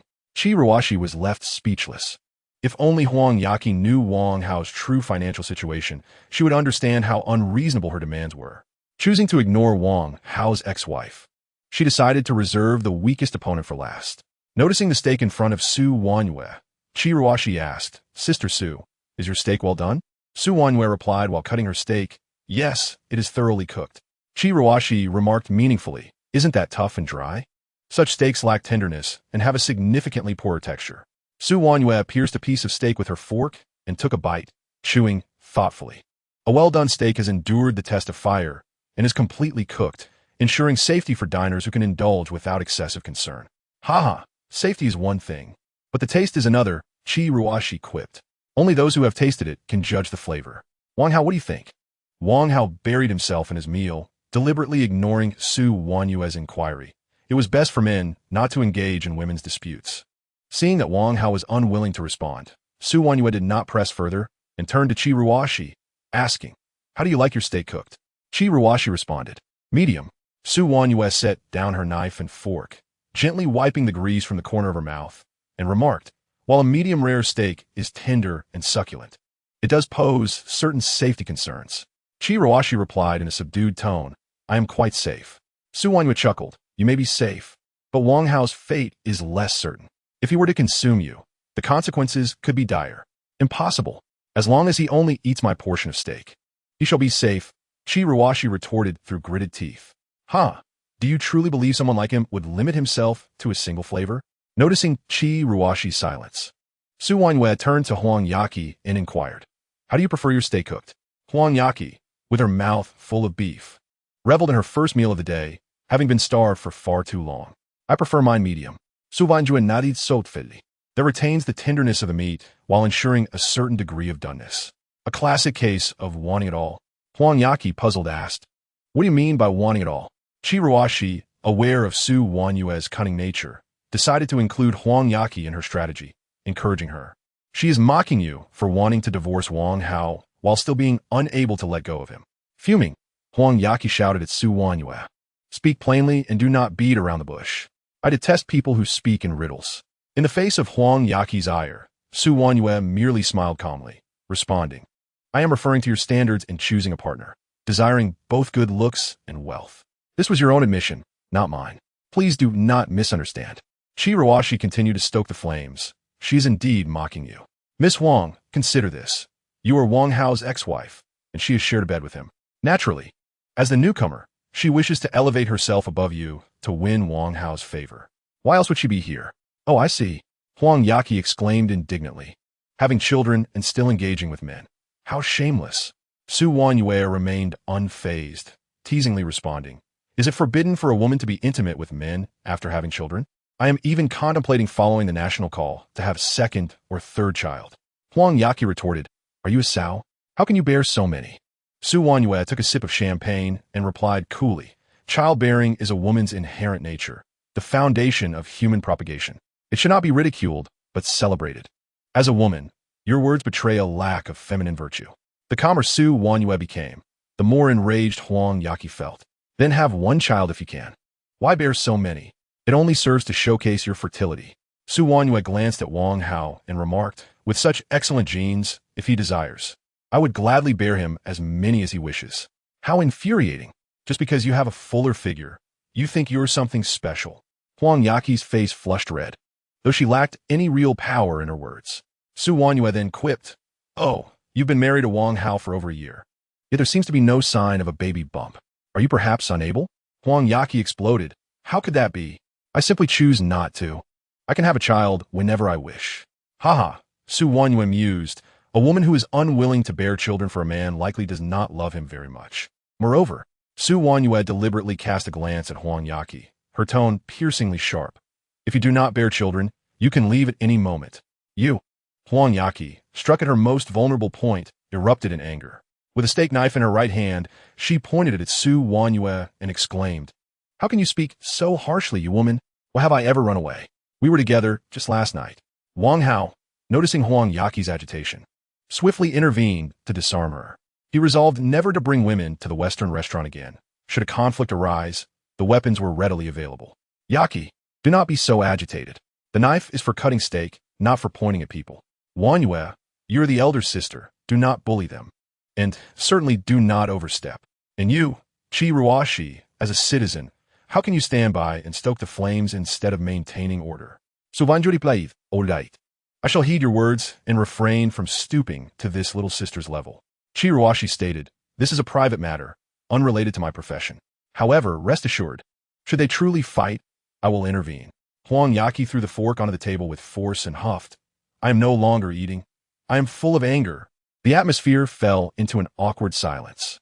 At that moment, Wan tugged at Wang Hao's sleeve, saying, Uncle, look outside. There are balloons. I want that rainbow balloon. Wang Hao affectionately ruffled her hair, saying, then let Uncle take you down to buy it. Shall we? Yes, let's go together. Wang Hao took Wan's hand and prepared to descend, turning to the three women with a serious expression. No fighting. That is my bottom line. Do not make me angry. Once Wang Hao departed, an eerie silence enveloped the room. Huang Yaqi, with fork in hand, vigorously poked at her vegetable salad, murmuring under her breath, from now on, I too want to have children with Wang Hao. Su Wanyue's expression shifted slightly before returning to normal, a profound smile gracing her lips. You and he are already divorced. There is no from now on. A good horse does not turn back to graze. Do you think Wang Hao will return? Huang Yaqi was momentarily taken aback, a flicker of desolation crossing her eyes. Recalling their intimate moments from the previous night, she realized Wang Hao was merely infatuated with her body. But so what? The body is a woman's weapon. With a slight smirk, Huang Yaqi declared, if the grass is lush enough, he will surely be tempted to return. Su Wanyue chuckled softly, shaking her head. Given his character, it is indeed possible he might return. But once he has tasted the fragrant grass outside, he will be reluctant to remain confined. What if I were to build a fence to keep him in? Chi interjected unexpectedly. Su Wanyue coolly responded, then Wang Hao would no longer be Wang Hao. A lion, if long constrained and suppressed, will ultimately become a mere lapdog, stripped of its former majesty and charm. Huang Yaqi, you have the most authority on this matter. Do you think Wang Hao is better in his previous state, or in his post-divorce state? Huang Yaqi gazed out at Wang Hao, who now appeared more carefree and charming than ever. Previously, he had catered to her every whim, never daring to provoke her anger, leading a life confined between the company and the neighborhood, revolving around her. Even so, she found it difficult to harbor any optimism for him, deeming him ineffectual. After the divorce, he ceased to indulge her, disregarding her feelings and perpetually provoking her anger. He would only lend a hand in critical moments, while at other times, he seemed to be aimlessly wandering. Yet paradoxically, this very behavior only ensnared Huang Yaqi deeper into his grasp. Could it truly be that he was a dragon ensnared in shallow waters, destined to soar after their separation? Huang Yaqi sat there, lost in thought, as the atmosphere fell into a heavy silence. Su Wanyue sighed, a hint of self-mockery gracing her features. We three are truly amusing. One has already exited the game, another has yet to enter, and the last bears a stain. His current legitimate girlfriend is Lu Man. What do we three amount to? Competing to see who is the third, fourth, or fifth wheel. Alas, you all may continue your squabbles. I shall take Wan home. Rising from her seat, Su Wanyue strolled to the street, exchanged a few words with Wang Hao, and departed with Wan in tow. Wang Hao observed her retreating figure, puzzled. Why does she seem somewhat despondent? Did she lose an argument? With her capabilities, that shouldn't be the case. Suddenly, his phone chimed, revealing an image sent by Dai, a sensual, made photograph, accompanied by the message, Brother, didn't you say you'd join me for dinner tonight? Hurry over. Having indulged in a bit of alcohol earlier, Wang Hao felt a surge of excitement upon seeing the image. He glanced up at Huang Yaqi and Chi on the second floor, realizing they would likely continue their conversation for a while. He couldn't afford to wait idly. Without hesitation, he replied to Dai, on my way. With no time to call for a designated driver, he waved down a taxi and swiftly departed. Wang Hao messaged Dai, the location you sent isn't a restaurant. It's your home? Isn't it?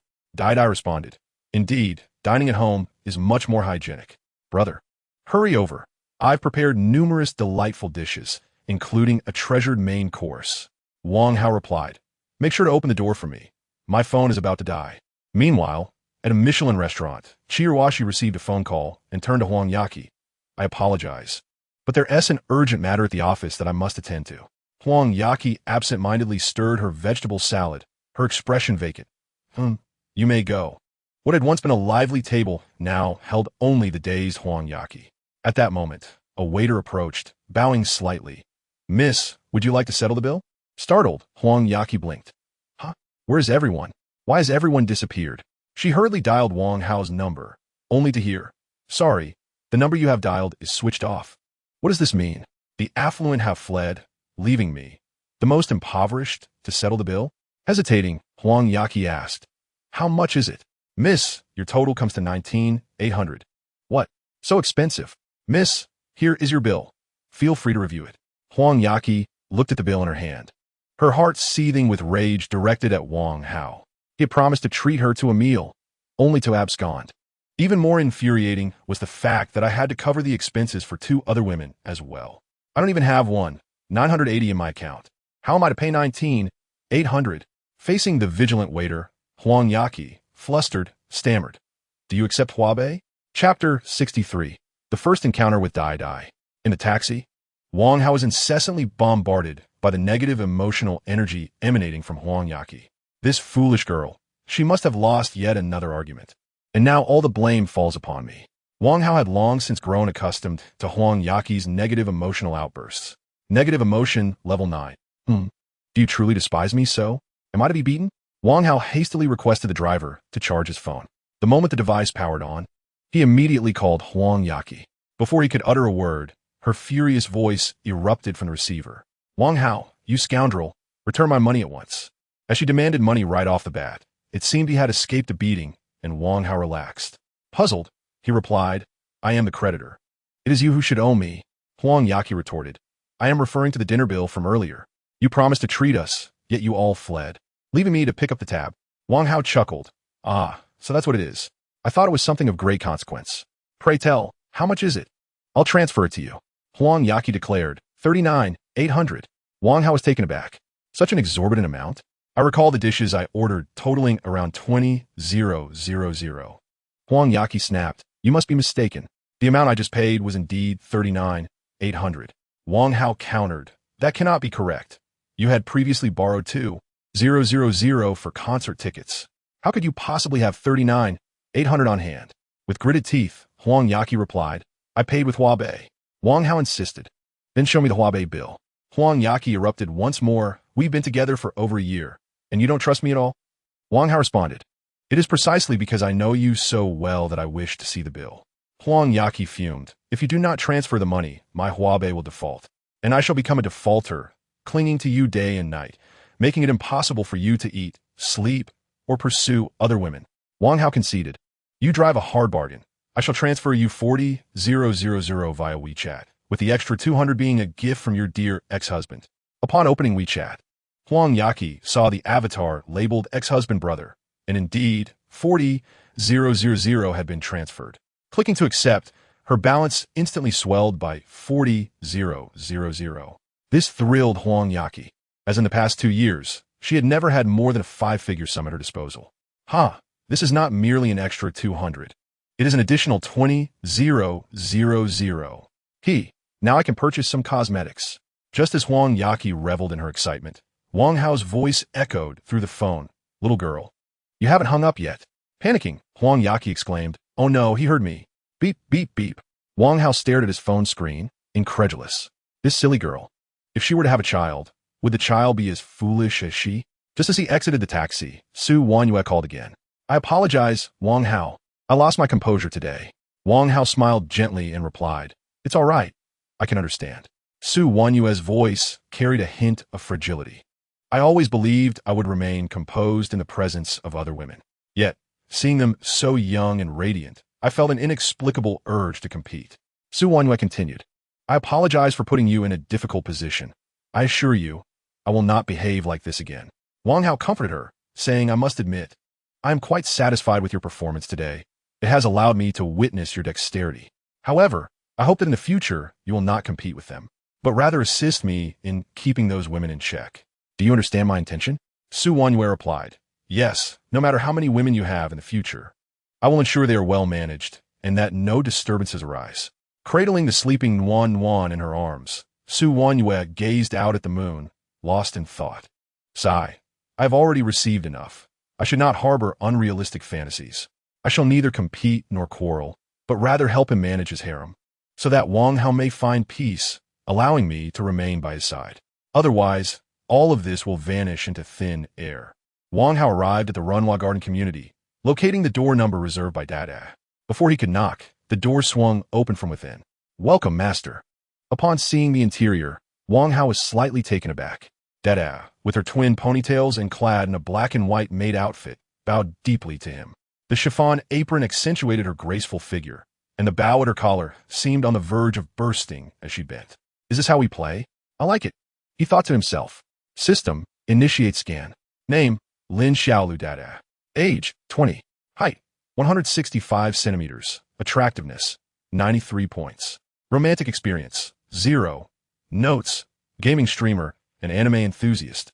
Enjoys gaming and watching anime, passionate about her interests. Influenced by a complex family background, she possesses strong attributes, yet is shy in expression. She hopes to find a handsome, assertive boyfriend to fulfill her emotional needs. Upon reading the system notes, Wang Hao smiled slightly, realizing the rarity of her attributes.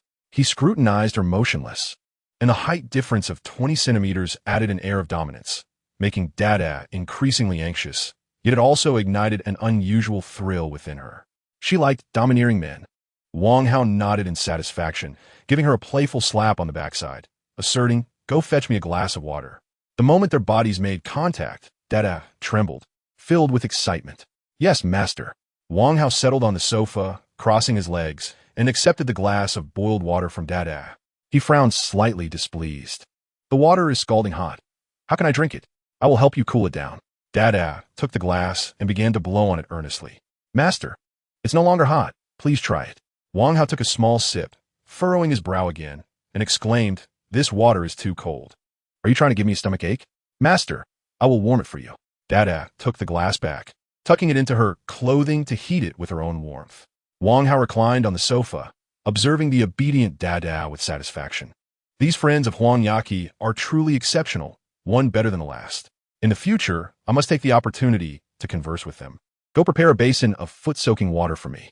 Yes, master, I will serve you immediately. Dada filled a basin with water, but its weight proved somewhat challenging for her. She lowered her head, gritting her teeth, and tremulously approached the sofa. Wang Hao lifted his feet and commanded, "Wash my feet." Dazedly, she assumed a standard maid's kneeling position, extending her hands to serve him earnestly. Her delicate fingers glided over his feet, sending a ticklish sensation through Wang Hao. As he gazed down at the kneeling Days, he couldn't help but reach out his right hand to lift her chin, looking down at her. "Aren't you supposed to treat me to a meal? Where's the food?" Days blinked her large, innocent eyes and replied in a sweet voice, "I am the meal for my master." Unable to contain himself any longer, Wang Hao stepped barefoot onto the carpet and playfully pushed Days onto the sofa. She curled up, her eyelashes fluttering like a startled fawn. With her hands clasped protectively over her chest, there was an unmistakable excitement deep within her gaze. "Master, please do not show pity for this servant." Chapter 64. The complex family background of Days. Wang Hao had an exhilarating night. The specifics of his pleasure were left to the imagination. He discovered for the first time that the thrill of the mind could surpass that of the body. The steadfast materialist found his beliefs wavering. Perhaps idealism held some merit. When he scolded Days, her response was one of positive emotion. A playful slap on her backside also elicited a positive reaction, and she even requested that he apply more force. The waves of positive emotional feedback were immensely gratifying for Wang Hao. It was not solely due to the increase in emotional value, but rather the very essence of her reactions brought him immense joy. Days, with her submissive attributes, made Wang Hao feel as if he had returned to a society of servitude, where he reigned as the king. "I must exercise restraint, otherwise I may truly become one of them." After rising to wash up, Wang Hao discovered that Days had prepared milk and bread. Sitting at the dining table, he noticed her standing silently beside him. "You can sit and eat too," he said, puzzled. Days lowered her head, her cheeks flushed as she replied, "If you reward me, I will go eat." "Reward?" Wang Hao playfully slapped her backside. "Is this sufficient?" Days shivered slightly, nodding in satisfaction. She lifted her apron, sat beside him, and began to nibble on the bread. Watching her obedient demeanor sparked Wang Hao's appetite. The bread is too little. I'll bake a couple more pieces. Yes, master. I will prepare them for you immediately. Observing days bustling in the kitchen, Wang Hao felt a stirring sensation. Approaching her from behind, he grasped the hem of her dress, ready for his next move when the doorbell suddenly rang. Frowning slightly, he reluctantly released his hold and went to answer the door. At the door stood a middle-aged man with glasses, around 40 years old, impeccably dressed in a suit. Upon seeing Wang Hao, he momentarily froze. Who are you? Isn't this Lin Xiaolu's home? Lin Xiaolu? Wang Hao quickly realized that this was Daisy's full name. Yes, this is Lin Xiaolu's home. Who are you? The middle-aged man replied curtly, I am her father. Wang Hao felt a jolt of embarrassment as he awkwardly greeted him. Oh, so you're Uncle Lin. Good morning. A middle-aged man forcefully pushed aside Wang Hao, attempting to invade the room while declaring, My surname is Xie, not Lin. Wang Hao, taken aback, queried Xie. Sensing the man's hostile demeanor, he recalled the system's warning regarding complicated familial backgrounds. Without hesitation, Wang Hao seized the back of the man's collar, yanking him back. You insolent fool! Who permitted you to enter without my consent? Get back! The middle-aged man was pulled outside, seething with indignation. Let go of me. I am Lin Xiaolu's stepfather. This is my house. Stepfather? Wang Hao was unfamiliar with Lin Xiaolu's family dynamics, yet the term instinctively repulsed him. I care not for your title. What do you seek from Lin Xiaolu? Speak clearly, or you shall not set foot inside. Wang Hao's tone was far from cordial. The middle-aged man, assessing their height difference, recognized he was no match for Wang Hao and hesitated to push further. I possess half ownership of this house. If Lin Xiaolu compensates me for my share, I will leave immediately. Wang Hao's eyes glinted with intrigue, so it was a matter of money, rendering the man an adversary rather than a family member. You claim to own half. Present your evidence. I wish to see it. The man shouted, I have no proof. But this was my deceased wife's house. Upon her passing, as her husband, I rightfully hold half ownership. Step aside. I must enter. Wang Hao obstructed the entrance. Impatience evident in his voice. Without evidence, your shouting is meaningless. You assert half ownership, then produce the court's ruling. Lacking such a document, dare to step inside, and I shall break your legs. The middle-aged man, seeing Wang Hao's resolute stance, resorted to yelling into the house. Lin Xiaolu, come out immediately. Do not think that just because you have a wild man backing you, I am powerless. I will find someone. Smack. Before he could finish, Wang Hao struck him with a resounding slap. Clean up your language. If you dare to shout again, I will knock your teeth out. The man, cupping his face, was about to unleash a torrent of curses when he noticed Wang Hao raising his hand, causing him to retreat hastily. You let Lin Xiaolu come out. I need to speak with her face to face. Wang Hao, recognizing the man's cowardice, was unyielding. Get lost. Lin Xiaolu is not someone you can simply summon. As he turned to re-enter, he prepared to close the door. Before doing so, he shot the man a cold, piercing glare, warning, should you dare to knock or ring the bell, I shall consider it harassment, and I will emerge to deal with you severely. The middle-aged man, taken aback by Wang Hao's ferocious demeanor, swallowed hard and remained silent. Once the door was firmly shut, he revealed a sinister expression, murmuring, since you wish to play hardball, then let us play hardball. He retrieved his phone and dialed a number. Hello, brother Hu. Bring your friends and assist me with a task. Wang Hao returned to the living room, finding Dai Dai had changed out of her maid outfit into ordinary clothing. Her eyes were slightly red, as though she had recently wept. Approaching her, he gently patted her head, offering reassurance. Do not worry. I am here. Dai Dai collapsed into Wang Hao's embrace, weeping uncontrollably. After a considerable time, she calmed down enough to recount the events that had transpired. At the entrance stood a middle-aged man named Xie, the oblivious stepfather of Dada. Dada's biological father had passed away a decade ago, and her mother, Zhao Fenlin, subsequently remarried. Initially, Xie treated the mother and daughter with kindness, leading Zhao to believe she had found a worthy refuge. However, after their marriage, Zhao soon discovered that Xie was devoid of humanity. Yet, she remained unconcerned, for she found contentment in her daughter Dada. Although Xie lacked compassion, he derived pleasure from tormenting Zhao. Dada, unaware of these circumstances at first, was shielded from Xie's wrath, as he never laid a hand on her. It was not until one day, when she returned home early from school, that she stumbled upon a disturbing scene. Zhao attempted to reassure her, claiming they were merely playing a game and that she should not take it seriously. However, at the age of 15, Dada was fully aware of the truth. From that moment on, she lived in constant fear, dreading that Xie might suddenly turn violent towards her, which resulted in a steep decline in her academic performance. Nevertheless, Xie refrained from harming her and instead treated her well. Yet as Dada matured, the gaze he cast upon her grew increasingly unsettling. On her 18th birthday, a fierce argument erupted between Zhao and Xie. In the following days, Zhao abruptly insisted that Dada drop out of high school, instructing her not to return home and to live independently in the house. 6 months prior, Zhao had passed away unexpectedly, having left a will that bequeathed the house to Dada. However, this will also revealed the property's existence to Xie. Taking advantage of his status as Zhao's widower, he incessantly harassed Dada, demanding half of the proceeds. Wang Hao, upon understanding the situation, inquired whether the house had been purchased before or after her mother's remarriage. Leaning against Wang's embrace, Dada softly replied that it was acquired before her mother's second marriage. Wang nodded, stating that this clarified the matter. It belonged to her mother as premarital property and had no relation to Xie. Furthermore, with the will in her favor, the house was solely hers. Dada expressed her distress, mentioning that the court had concurred, yet Xie remained undeterred, continuing to torment her. Recently, in her frustration, she had given him 100,000, hoping to quell his demands temporarily. However, upon discovering her wealth, he grew even bolder, showing up at her door to demand more money. With tears glistening in her eyes, Dada looked up and lamented, stating that she had reported him to the police.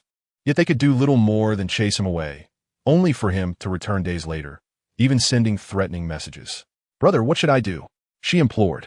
Wang gently wiped the tears from her cheeks and reassured her, "Do not worry. I will help you resolve this trivial matter." In Chapter 65, the door opened, and Wang Hao requested a phone number from Su Wanhua. It belonged to Chen Weihua, the head of the security department at Hao Yue Group. Previously, he had served as the deputy head of security at Baisha Group and was promoted to head after the former was apprehended. Following its rebranding to Hao Yue, many operations became more structured. However, the world is seldom black and white. Certain troublesome matters require the attention of individuals with unique capabilities. And Chen Weihua was among those responsible. He was known for his ruthlessness while adhering to a moral compass, never engaging in heinous acts like murder, arson, or drug trafficking. After the demise of the White Shark Gang, the remnants of its forces were assimilated, now serving the Hao Yue Group. It can be said that the present-day Tianyuan city lacks a unified underground power. However, the scattered factions still afford respect to the Hao Yue Group. Wang Hao dialed Chen Weihua's number. "Hello, this is Wang Hao." On the day of the Hao Yue Group's renaming, Chen Weihua had met Wang Hao and was aware that he was the man behind Su Wanhua. A month had passed, and receiving a call from Wang Hao caught him off guard. After a moment of surprise, Chen Weihua quickly replied, "Mr. Wang, how may I assist you? Come to the Runhua Garden community. I have matters to discuss with you." "Certainly, Mr. Wang. I shall arrive immediately." After hanging up, Wang Hao resumed his meal with Daodu, who sat at the dining table in a daze. "Do not fret. I shall deal with that little punk today," he assured. Daodu, clutching her bread, hesitated to speak, expressing her concern. "I fear he may come again tomorrow." Wang Hao, with a stern expression and an authoritative tone, commanded, "Eat your meal. You are not to speak until you have finished your bread." Daodu nodded and quietly continued with her meal. Wang Hao's domineering nature instilled in her a long-awaited sense of security. At the entrance, Xianjia spotted Tiger Brother Huang Mao, and Hong Mao approaching and hurriedly ran over to offer them cigarettes. "Tiger Brother, this is my adopted daughter's home. She has found herself a wild man and just slapped me. If you could teach him a lesson, I will reward you with 20,000. I hold half the ownership of this house. If you can help me reclaim it, I will add another 100,000. Tiger Brother took a couple of deep puffs from his cigarette, tossing the butt to the ground and stamping it out. With a wave of his hand, he commanded, "Knock on the door." Hong Mao stepped forward and banged on the door with force, instead of ringing the doorbell. The act of banging on the door served to assert their presence. "Open the door inside. Hurry and let me in. If you have the audacity to hide at home, you should have the courage to open the door." Hearing the commotion, Daoda's expression turned anxious as she instinctively grasped Wang Hao's hand. Wang Hao squeezed her hand reassuringly, saying, "Do not worry, I am here." Outside, the voices of her mouth echoed, "Open up. If you do not open the door soon, we will force it open." With a crack, the door swung open. Finally, the door is open. exclaimed the elder, his hands sore from knocking. Let me show you how to behave. Tiger Brother and his companions were about to rush inside when they were confronted. You three have some nerve to invade my woman's home. Upon recognizing the newcomer, the three men fell to their knees. Brother Hao, spare us. We were wrong. We did not know this was your woman's home. Otherwise, even with 100 lives, we would not have dared to come. Xie, witnessing this scene, felt a chill run down his spine. He was no fool. A man capable of instilling such fear in Tiger Brother was someone he could not afford to cross. Sensing the danger, he quietly retreated, preparing to make a discreet exit. Wang Hao scoffed. Where do you think you're going? I warned you earlier. If you dare to knock again, I shall make sure to teach you a lesson. Looking down at Brother Tiger, who was kneeling on the ground, I said, Little Tiger, you know what to do, don't you? Brother Tiger nodded repeatedly. Yes, yes. I will surely satisfy you. Xie, unable to wait for the elevator, took off running towards the emergency exit. Brother Tiger and his companions quickly got up and chased after him. Before long, the stairwell echoed with Xie anguished screams. Ah, it hurts. Brother Tiger, spare me. Brother Tiger, be gentle. If you let me go quietly, I'll give you all my money. Ah, why are you hitting me harder? It hurts, it hurts. 10 minutes later, Brother Tiger and his companions dragged Xie to the entrance. At this point, Xie had lost all semblance of dignity, his suit tattered, hair disheveled and matted with blood, face bruised and battered, with both lenses of his glasses shattered. He lay on the ground, wailing incessantly. At that moment, Dai emerged. Witnessing the pitiful state of Xie and the subservience of Brother Tiger and his companions towards Wang Hao, Wang Hao wrapped his arm around her waist and said, You may deal with him as you wish. Hearing that his fate lay in Dai's hands, Xie crawled forward, attempting to grasp her feet. Wang Hao kicked his hand away, pushing him further from Dai. Filthy. Xie cried out in despair. Xiao Lu, I was wrong. I don't want the house anymore. Dai's voice was cold. The house never belonged to you. Xie cried loudly. I was wrong, Xiao Lu. For the years I raised you, please let them spare me. Spare you? Dai suddenly yelled. Did you ever spare my mother? When you abused her, did you consider this day? Tell me, how did my mother die? If you don't speak, you might as well die now. Xie trembled on the ground, stammering she fell to her death when she went downstairs. Nonsense. My mother walked those stairs daily. How could she fall to her death? Did you hit her that day? Dai's eyes were bloodshot as she shouted, If you don't speak, I will throw you down the stairs myself. Let you die like her.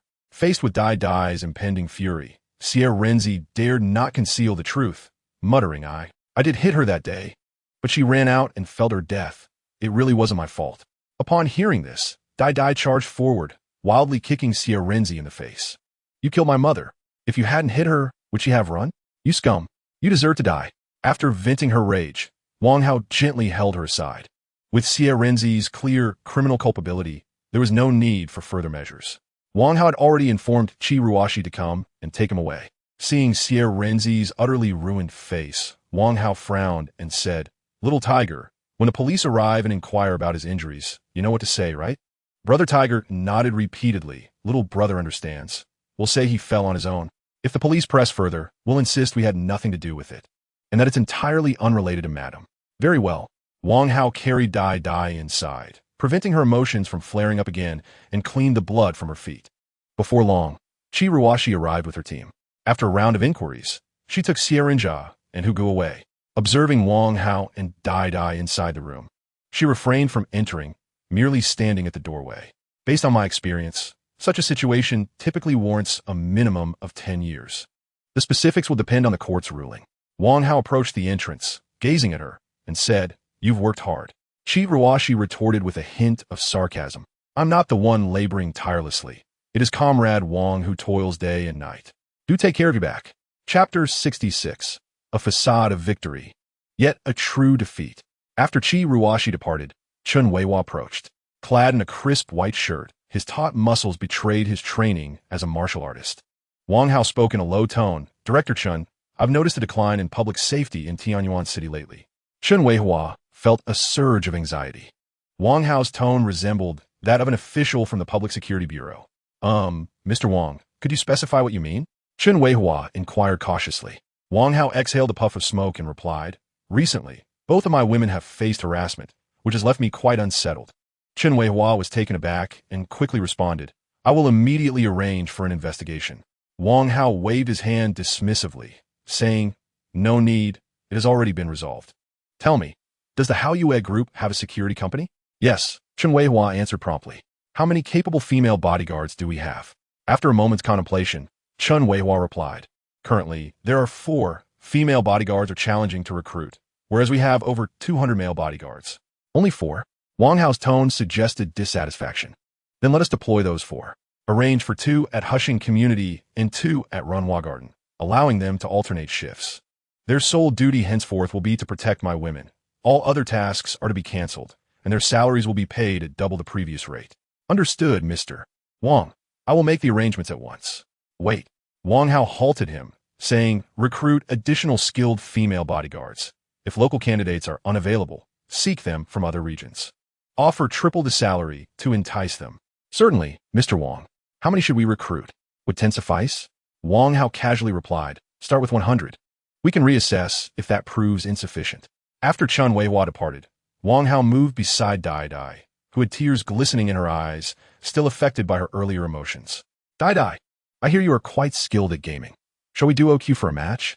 My Yasuo is exceptional. The best way to shift one's mood is to redirect one's attention." "Sure. I excel at playing Malphite. We would make a perfect team." Dai Dai had 2 computers set up in her room. As a gaming streamer, she naturally hoped to find a boyfriend who also enjoyed gaming. Thus, the 2 commenced their delightful duo queue. "Brother, quickly engage the enemy. I've just executed a 5-man ultimate. I'm on it." Wang Hao maneuvered Yasuo along 5 red lines, launching into the fray. "Wow, brother, a pentakill. You're amazing. Haha, you're impressive too. With your Malphite-S synergy, I could achieve such feats." After 3 hours of continuous play, Wang Hao's Yasuo succumbed to an opposing Ahri, ending the match with a score of 0-8, prompting him to log off. "Brother, don't lose heart. I'll help you catch her." Wang Hao, noticing the pink headphones she wore, felt a stir in his heart and leaned closer to her ear, whispering softly, "I noticed a room filled with props, and you, a charming figure, incited my desires." With a bashful expression and a soft voice, you replied, "All right, brother, just wait for me." Shortly after, adorned with a pink headband and a long pink tail, you approached Wang Hao. Mimicking the lines of the character, you seductively inquired, "What do you crave? Would you like to play with me? Do not blame my tail for being merciless." Wang Hao immediately rose, guiding you to the sofa. You turned to say, "Let me test your unfeeling tail." In the game interface, within the chat box, a message appeared. "Ahri, all channels, where's your Yasuo? Did I make him disconnect? Ahri, where has the stone man vanished? Did Yasuo upset him so much that he also logged off? Are Zhao Xian, they're duo queuing, likely attending to something important." "Ahri, what important matter? Zhao Xian, the stone man is a girl. Guess what they're doing offline?" "Ahri, Zhao Xian, you may appear victorious, yet in reality, you are defeated." "Ahri, I shall cease playing." Player Ahri exits the game. 2 hours later, the props lay scattered across the floor. Wang Hao and you reclined on the bed, engaging in casual conversation. "Simply because you're exquisite," echoed in the air. Suddenly, Wang Hao's phone rang on the desk. You rolled off the bed, stating, "Master, please rest well. I shall fetch it for you." As you grasped the phone, your hand trembled, nearly dropping it. It was a call from Huang Yaqi. This filled you with the sensation of being caught in a compromising situation. Approaching the bed, you announced in an unusual tone, "It's a call from Sister Yaqi." Wang Hao wrapped his arms around you, mischievously suggesting, "Answer on speaker." Your cheeks flushed with embarrassment as you gently pressed the answer button and activated the speaker. Huang Yaqi's voice resonated from the phone. "Wang Hao, didn't you promise to have the bank issue me a salary of 50,000? Why has no one informed me about work?" Wang Hao, busy with tasks, replied, "Oh, I got too caught up today and forgot." Huang Yaqi, dissatisfied, remarked, "What have you been busy with? Are you preoccupied with chasing girls?" Wang Hao chuckled, "No, I was merely engrossed in gaming today." Huang Yaqi retorted, "With your poor gaming skills, I could send Dai Dai over to defeat you single-handedly." Wang Hao looked at you in his embrace and laughed heartily. "I could just as easily defeat Dai Dai with one hand." Huang Yaqi, clearly unconvinced, countered, "You're just boasting. Dai Dai is a gaming streamer." Wang Hao replied, "Haha, and I'm precisely defeating a gaming streamer." Huang Yaqi suggested, "Next time, let us visit her home. She has 2 computers, and I want to see how you manage to defeat her in my presence." Wang Hao, with a sly grin, responded, "In front of you? Perhaps you should discreetly ask Dai if I truly triumphed over her. Huang Yaqi quipped. Wang Hao, I've discovered that since your divorce, you've become quite the braggart. Are you also exaggerating about helping me find a job? Wang Hao assured her, absolutely not. I speak only the truth. Do not fret. I will call President Li right now. Huang Yaqi inquired. You truly know the president? Wang Hao proudly affirmed, of course. Do you think I've idled away these years? Huang Yaqi reminded him. Remember the conditions I previously mentioned. Please send me my salary without requiring me to work. Wang Hao, rest assured, I wouldn't allow you to work even if you wished to. With your clumsy demeanor, you would only hinder progress. Huang Yaqi, how infuriating. I'm not as incompetent as you claim. Beep, beep, beep. Wang Hao abruptly ended the call, dismissing such misguided perceptions. He then dialed the number of President Li. Mr. Wang, greetings. I was wondering why I heard the joyful call of a magpie today. It turns out you were calling. What a delightful surprise. President Li was being courteous. I reached out to request your assistance with a matter. Mr. Wang, please feel free to instruct me. I shall see to it with utmost diligence. I have a friend who wishes to work at your branch. Could you kindly arrange a position for her? That is quite feasible. I can make arrangements immediately. Do you have any preferences regarding the position and remuneration?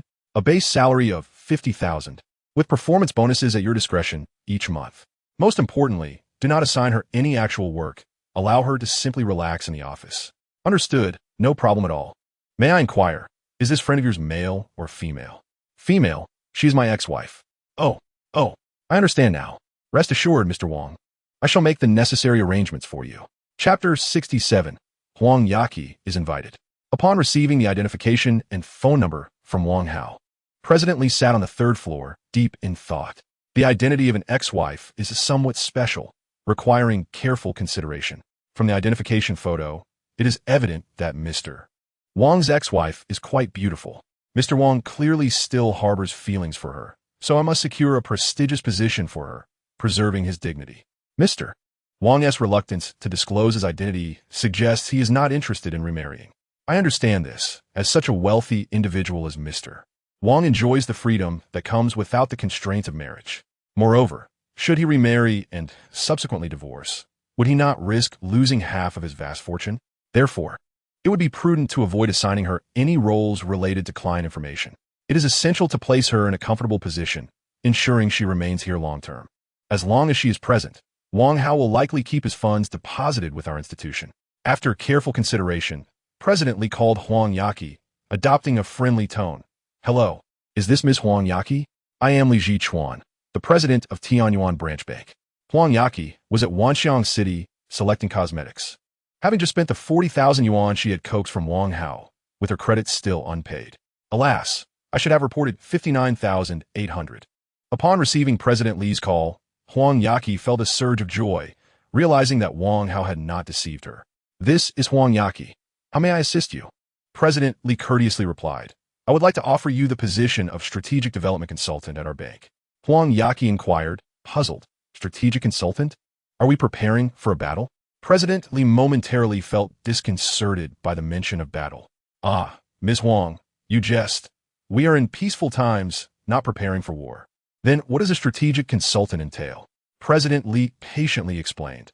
A strategic development consultant primarily engages in in-depth research on market trends and regulatory policies within the banking sector, providing insights for product innovation, market positioning, and business expansion for our bank.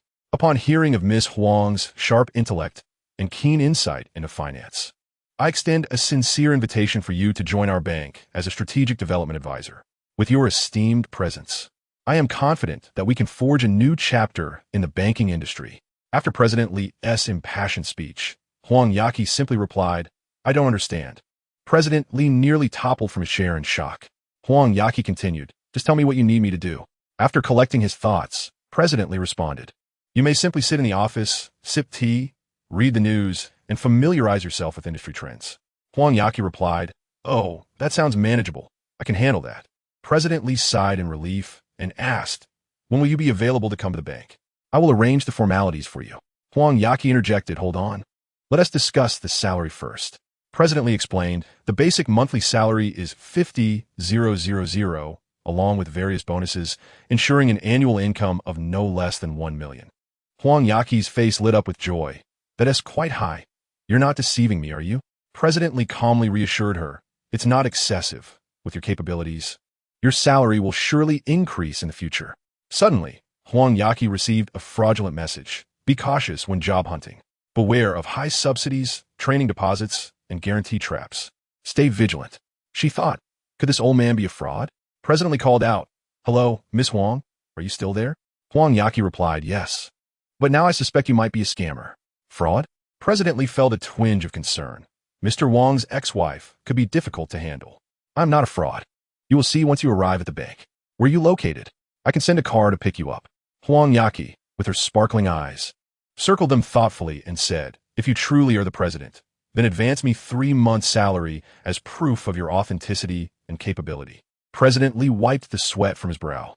To request an advance before officially starting was indeed a bold move from a young person. "Well, Miss Huang, as you have not yet joined, I cannot disburse salary.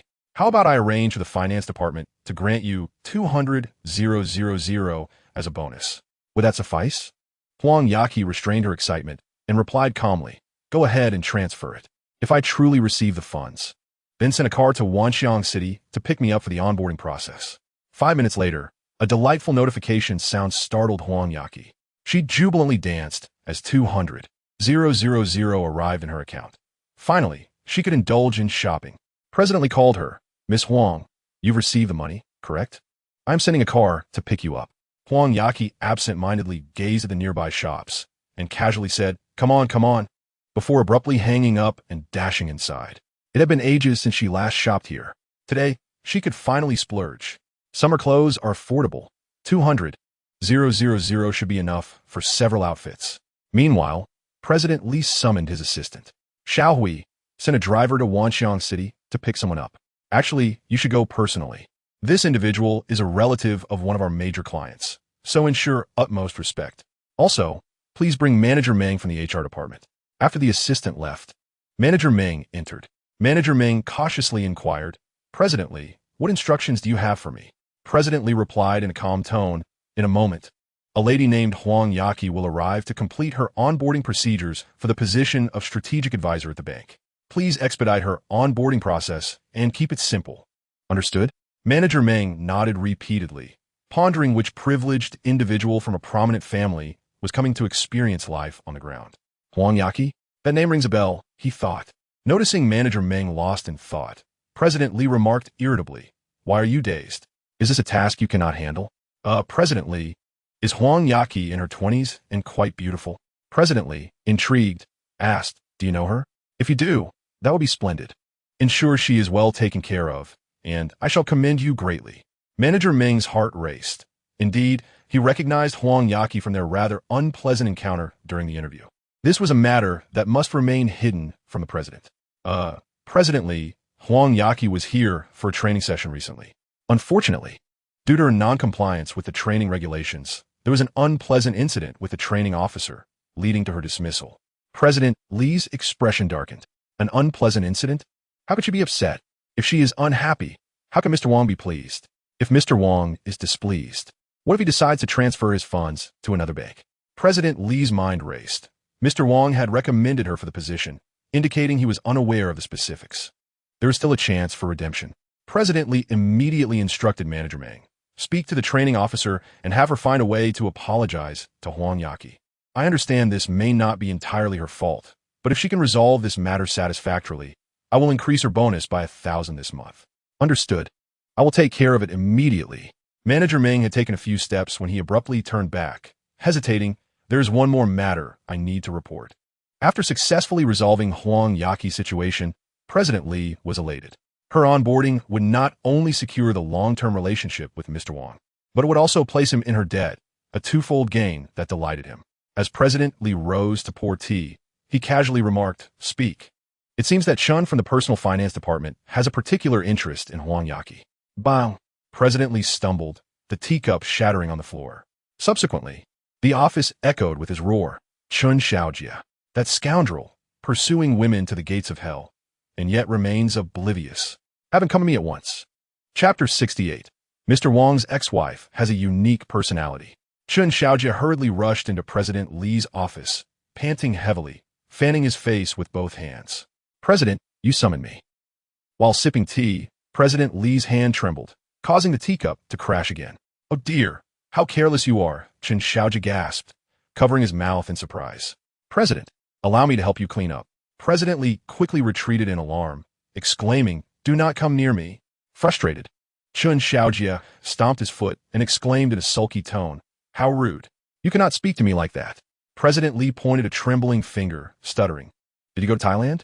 A fleeting blush crossed Chen Xiaojia's face. "Not yet. I plan to take my annual leave then." Director Li hurriedly retreated behind his office chair, as if it offered him a semblance of security. "You step back. Keep your distance." Chen Xiaojia obediently retreated 2 steps. "Is this sufficient?" "Further back." "How about now?" "Keep going. Retreat, retreat, retreat, until you reach the wall and stay there." Once Chen Xiaojia's back met the wall, an unusual sensation washed over her, and she coyly inquired, "Director, what is it that you wish for me to do?" "I'm quite amenable." Director Li gulped, nervously asking, "Do you know Huang Yaqi?" "Huang Yaqi?" Chen Xiaojia suddenly understood. "Oh, that beautiful sister. We've crossed paths a few times at the office." Director Li straightened himself, adopting a serious demeanor.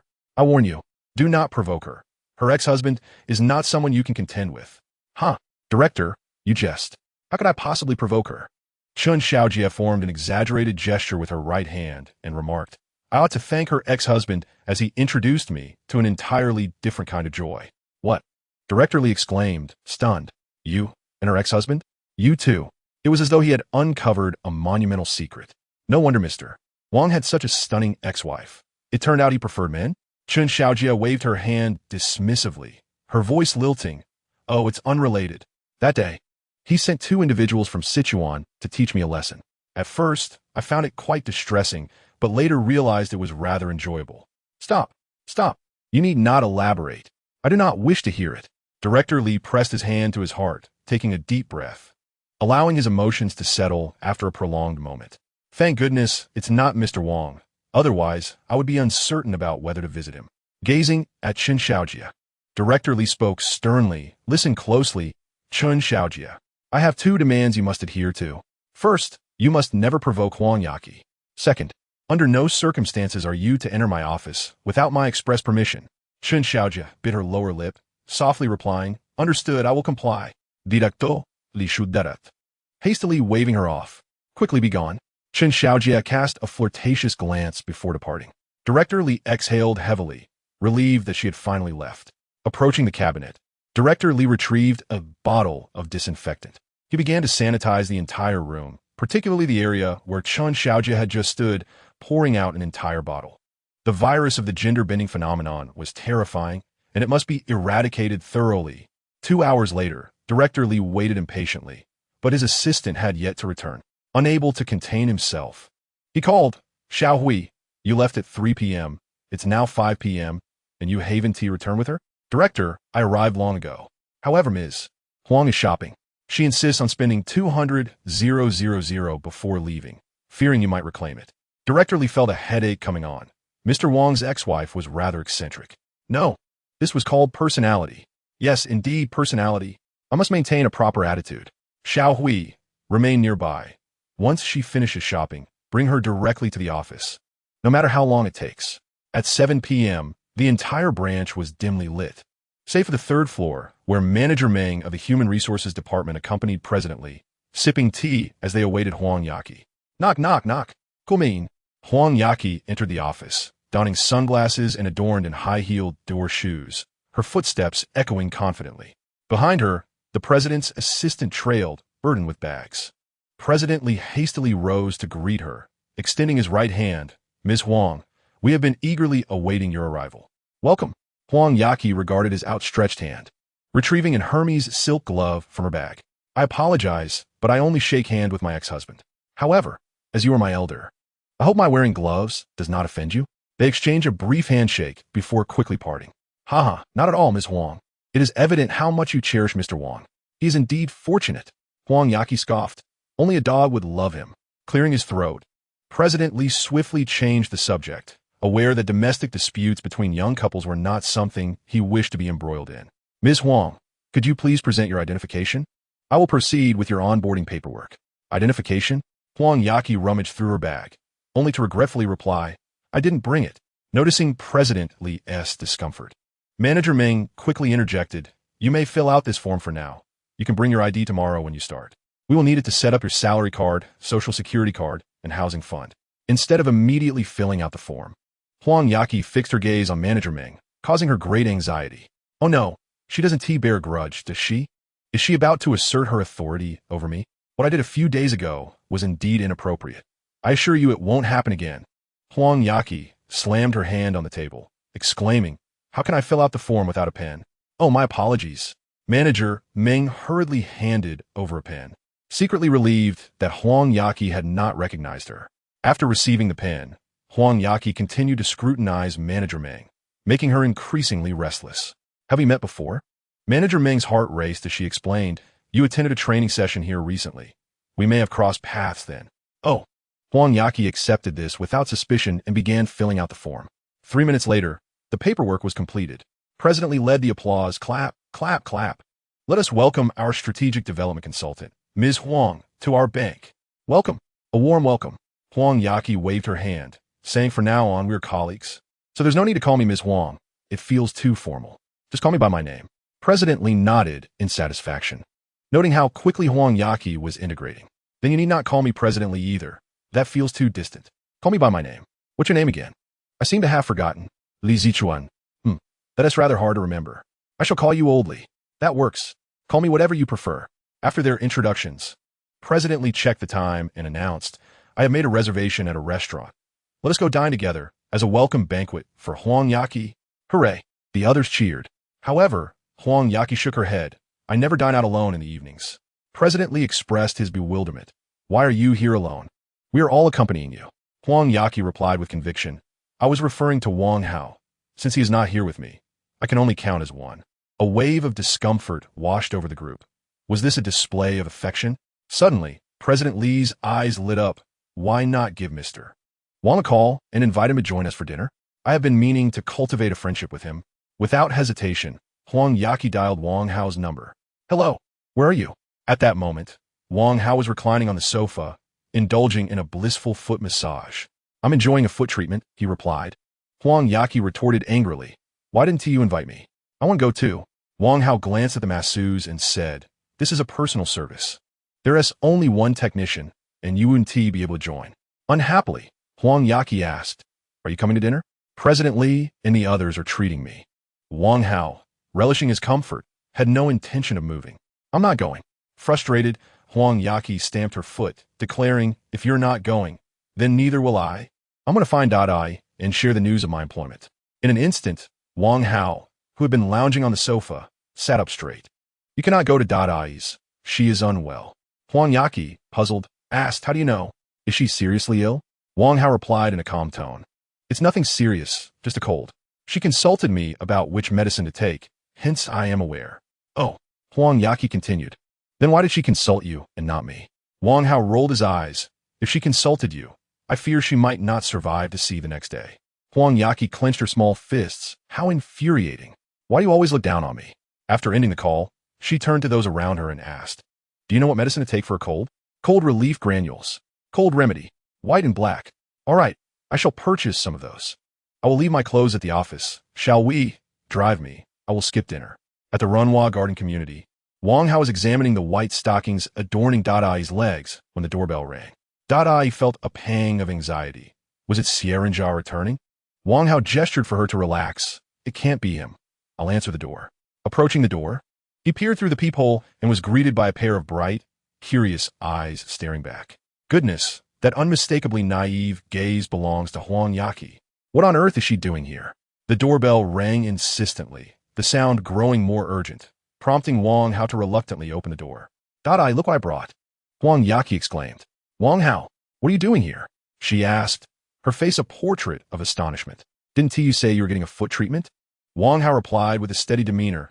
I was concerned about Dadai being home alone, so I came to check on her. And you? What brings you here? Wasn't I clear that she was unwell and advised against your visit?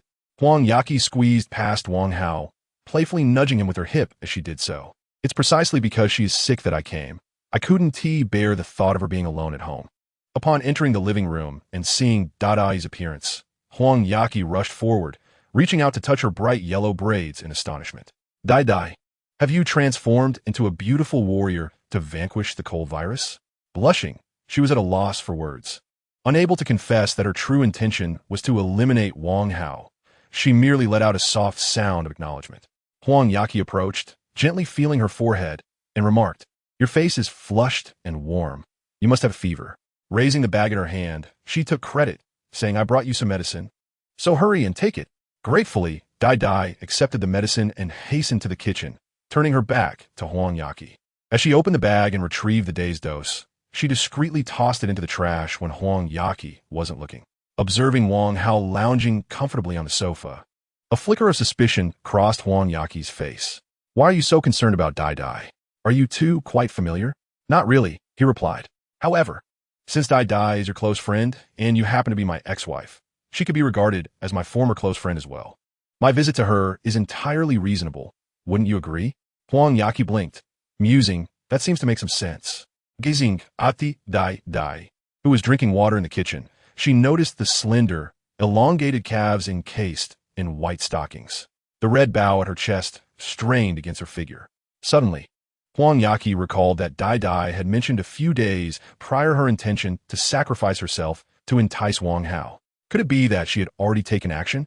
With a scrutinizing glance at Wang Hao, Huang Yaqi inquired cautiously, "Has Dai Dai done anything peculiar towards you?" "Peculiar?" he echoed. "Not at all. Everything is perfectly normal." He picked up an apple from the coffee table and took a hearty bite. Eating was the best way to mask a lie, making it difficult for others to discern any untruths. Huang Yaqi sighed in relief, stating, "That's good. If she were to act strangely towards you, you must absolutely refuse." Wang Hao chuckled. "What do you mean by strange?" At a loss for words, Huang Yaqi could only insist, "Just make sure to decline anything you find odd." Wang Hao smiled at her. "All right, I shall refuse anything strange." Secretly thinking that he would find nothing she did to be strange, nor would he have any reason to refuse, he chuckled to himself. After advising Wang Hao, Huang Yaqi dashed to the kitchen and quietly said to Dai Dai, "About your plan to entice Wang Hao, you haven't acted yet, have you?" "Not yet," Dai Dai replied. "That's good. It's only been 2 days. So I suppose you wouldn't be so hasty." I'm now informing you that the operation is cancelled." Dai Dai was startled.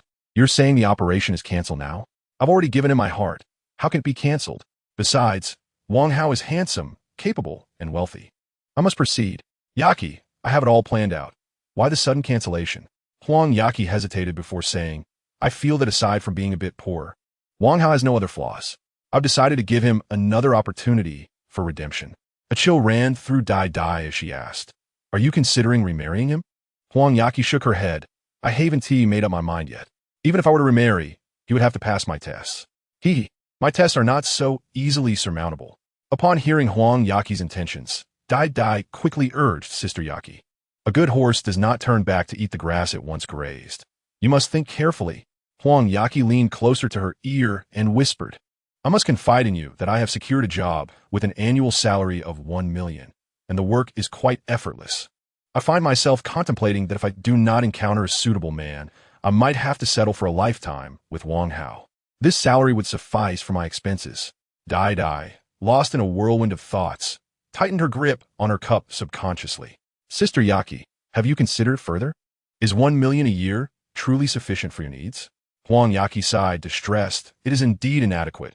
I have already spent 240,000 today, of which 200,000 was an advance on my salary. Alas, it is disheartening how quickly money vanishes." A flicker of joy sparked within Dai Dai as she gently encouraged Sister Yaqi. "With your exceptional capabilities, your salary will surely rise swiftly. Perhaps you should wait until your annual income reaches 10 million before contemplating remarriage." 10 million? Huang Yaqi's eyes sparkled as she queried, "How long do you think it will take me to reach such a salary?" Dai Dai set down her cup and took Huang Yaqi's hand, responding, "I cannot say for certain. But one thing I know is that the speed at which you earn while single will undoubtedly surpass that of earning after marriage. Consider it. Once married, sharing a life with someone else will surely divert your focus from work. If, by chance, you were to become pregnant, your ability to work would diminish further, and the prospect of a 10 million salary would slip away. Thus, it is imperative that you wait until your income genuinely reaches that level before considering remarriage." Huang Yaqi tilted her head, beginning to ponder, her gaze gradually solidifying with determination. That makes sense. I shall utilize him for now and postpone thoughts of remarriage. Dai puzzled, inquired, utilize him? For what purpose? Huang Yaqi's cheeks flushed as she shyly replied, you are still young. This is something you do not comprehend. Upon seeing Huang Yaqi's expression, Dai immediately grasped the entirety of the situation and secretly chuckled. Oh, I certainly understand. I too have engaged in such activities these past few days. After their whispered conversation, the two emerged from the kitchen. Huang Yaqi addressed Wang Hao. With me here accompanying Dai, you may take your leave. Dai had just recently established a relationship with Wang Hao and was reluctant for him to depart. Thus, she interjected, it is rather late. Driving home may not be safe for you. There is an extra room. Let him stay the night. Huang Yaqi glanced at the clock on the wall, which was nearing 9 o'clock. Very well, you may stay for the night. To share a room with two beautiful women is indeed a fortunate circumstance for you. Chapter 70. Wang Hao, what are you doing? Wang Hao scoffed. What sort of fortune is this? We're not even sharing a bed. Your thoughts are rather fanciful. Huang Yaqi raised her tiny fist and warned Wang Hao, I caution you, while Dai and I share a room. Do not attempt any mischief in the middle of the night. Wang Hao exchanged glances with Dai before whistling his way to another bedroom. Fear not. I assure you I will remain in my own room. At midnight, Huang Yaqi was soundly asleep, cradling Dai. Suddenly, Dai opened her eyes and gently extracted her arm from Huang Yaqi's embrace. Slipping on her slippers, she stealthily made her way to the adjacent room. Master, I have arrived. At 1 a.m, Huang Yaqi turned in her sleep and rolled directly off the bed. Ouch, my backside. Huang Yaqi incessantly rubbed her rear, her head still clouded with sleep. After a few gentle rubs, the pain began to subside, and I drowsily returned to my bed. I reached out to embrace Dao, but to my surprise, she was nowhere to be found. The sleepiness of Huang Yaqi dissipated halfway. Had she gone to the restroom? Coincidentally, I too felt the need to relieve myself. Upon emerging from the lavatory, Huang Yaqi stumbled towards the bedroom. Crash! Ouch! Cursed wall, why do you obstruct my path? Huang Yaqi clutched her forehead, fully alert now. Something felt amiss. Dao had not been in the restroom moments ago. In the dead of night, where could she have gone? Suddenly, a series of peculiar sounds emanated from the adjacent room. Huang Yaqi hastily approached and pressed her ear against the door. A cacophony of muffled noises reached her ears. After a moment of bewilderment, her cheeks flushed crimson, and she began to pound on the door. Wang Hao, what on earth are you doing? Startled by the unexpected rapping, Wang Hao, who had been engrossed in language studies with Dao, jumped. Good heavens, this girl usually sleeps like a log. Why is she awake at this hour? Dao, clutching Wang Hao, exclaimed nervously, brother, what should we do? If she catches us, I'll be too embarrassed to face anyone. Don't panic. We're both single. There's nothing to fear, he reassured her. Outside, Huang Yaqi continued to pound on the door, shouting, Wang Hao, open the door. You're watching that kind of film in the middle of the night. This is Dao's home. If she finds out, it'd be humiliating. I must remind you, Dao is only 20 and has never had a boyfriend. You must not frighten her. Hearing Huang Yaqi's outburst, Wang Hao exhaled in relief. He called out to the door, all right, I understand. I'll turn off the movie. Yet Huang Yaqi was relentless, continuing her demands, open the door. I have something to discuss with you. Wang Hao glanced at Dao, realizing there was no way he could open the door. I'm going to bed. We can talk tomorrow. Huang Yaqi retorted, nonsense. You just finished watching that film. How can you sleep? I know you well. Open the door now, or I'll force my way in. Wang Hao looked down at Dao, pondering the quality of her door. Dao quietly replied, I don't know. I've never had experience with door banging. Then I shall go open it. The longer we wait, the more suspicious she will become. You hide in the cupboard. Dao quickly donned her pajamas and was about to dive into the wardrobe. Wait, stuff those tissues in the cupboard too. After ensuring everything was in order, Wang Hao approached the door. As he opened it, Huang Yaqi did not glance at the bed as if she were catching them in the act. Instead, she transformed into a vigilant observer. Wang Hao's anxious heart finally settled. It seemed Huang Yaqi genuinely believed he was watching a film. TSK. It appears Lu Man is not doing her part.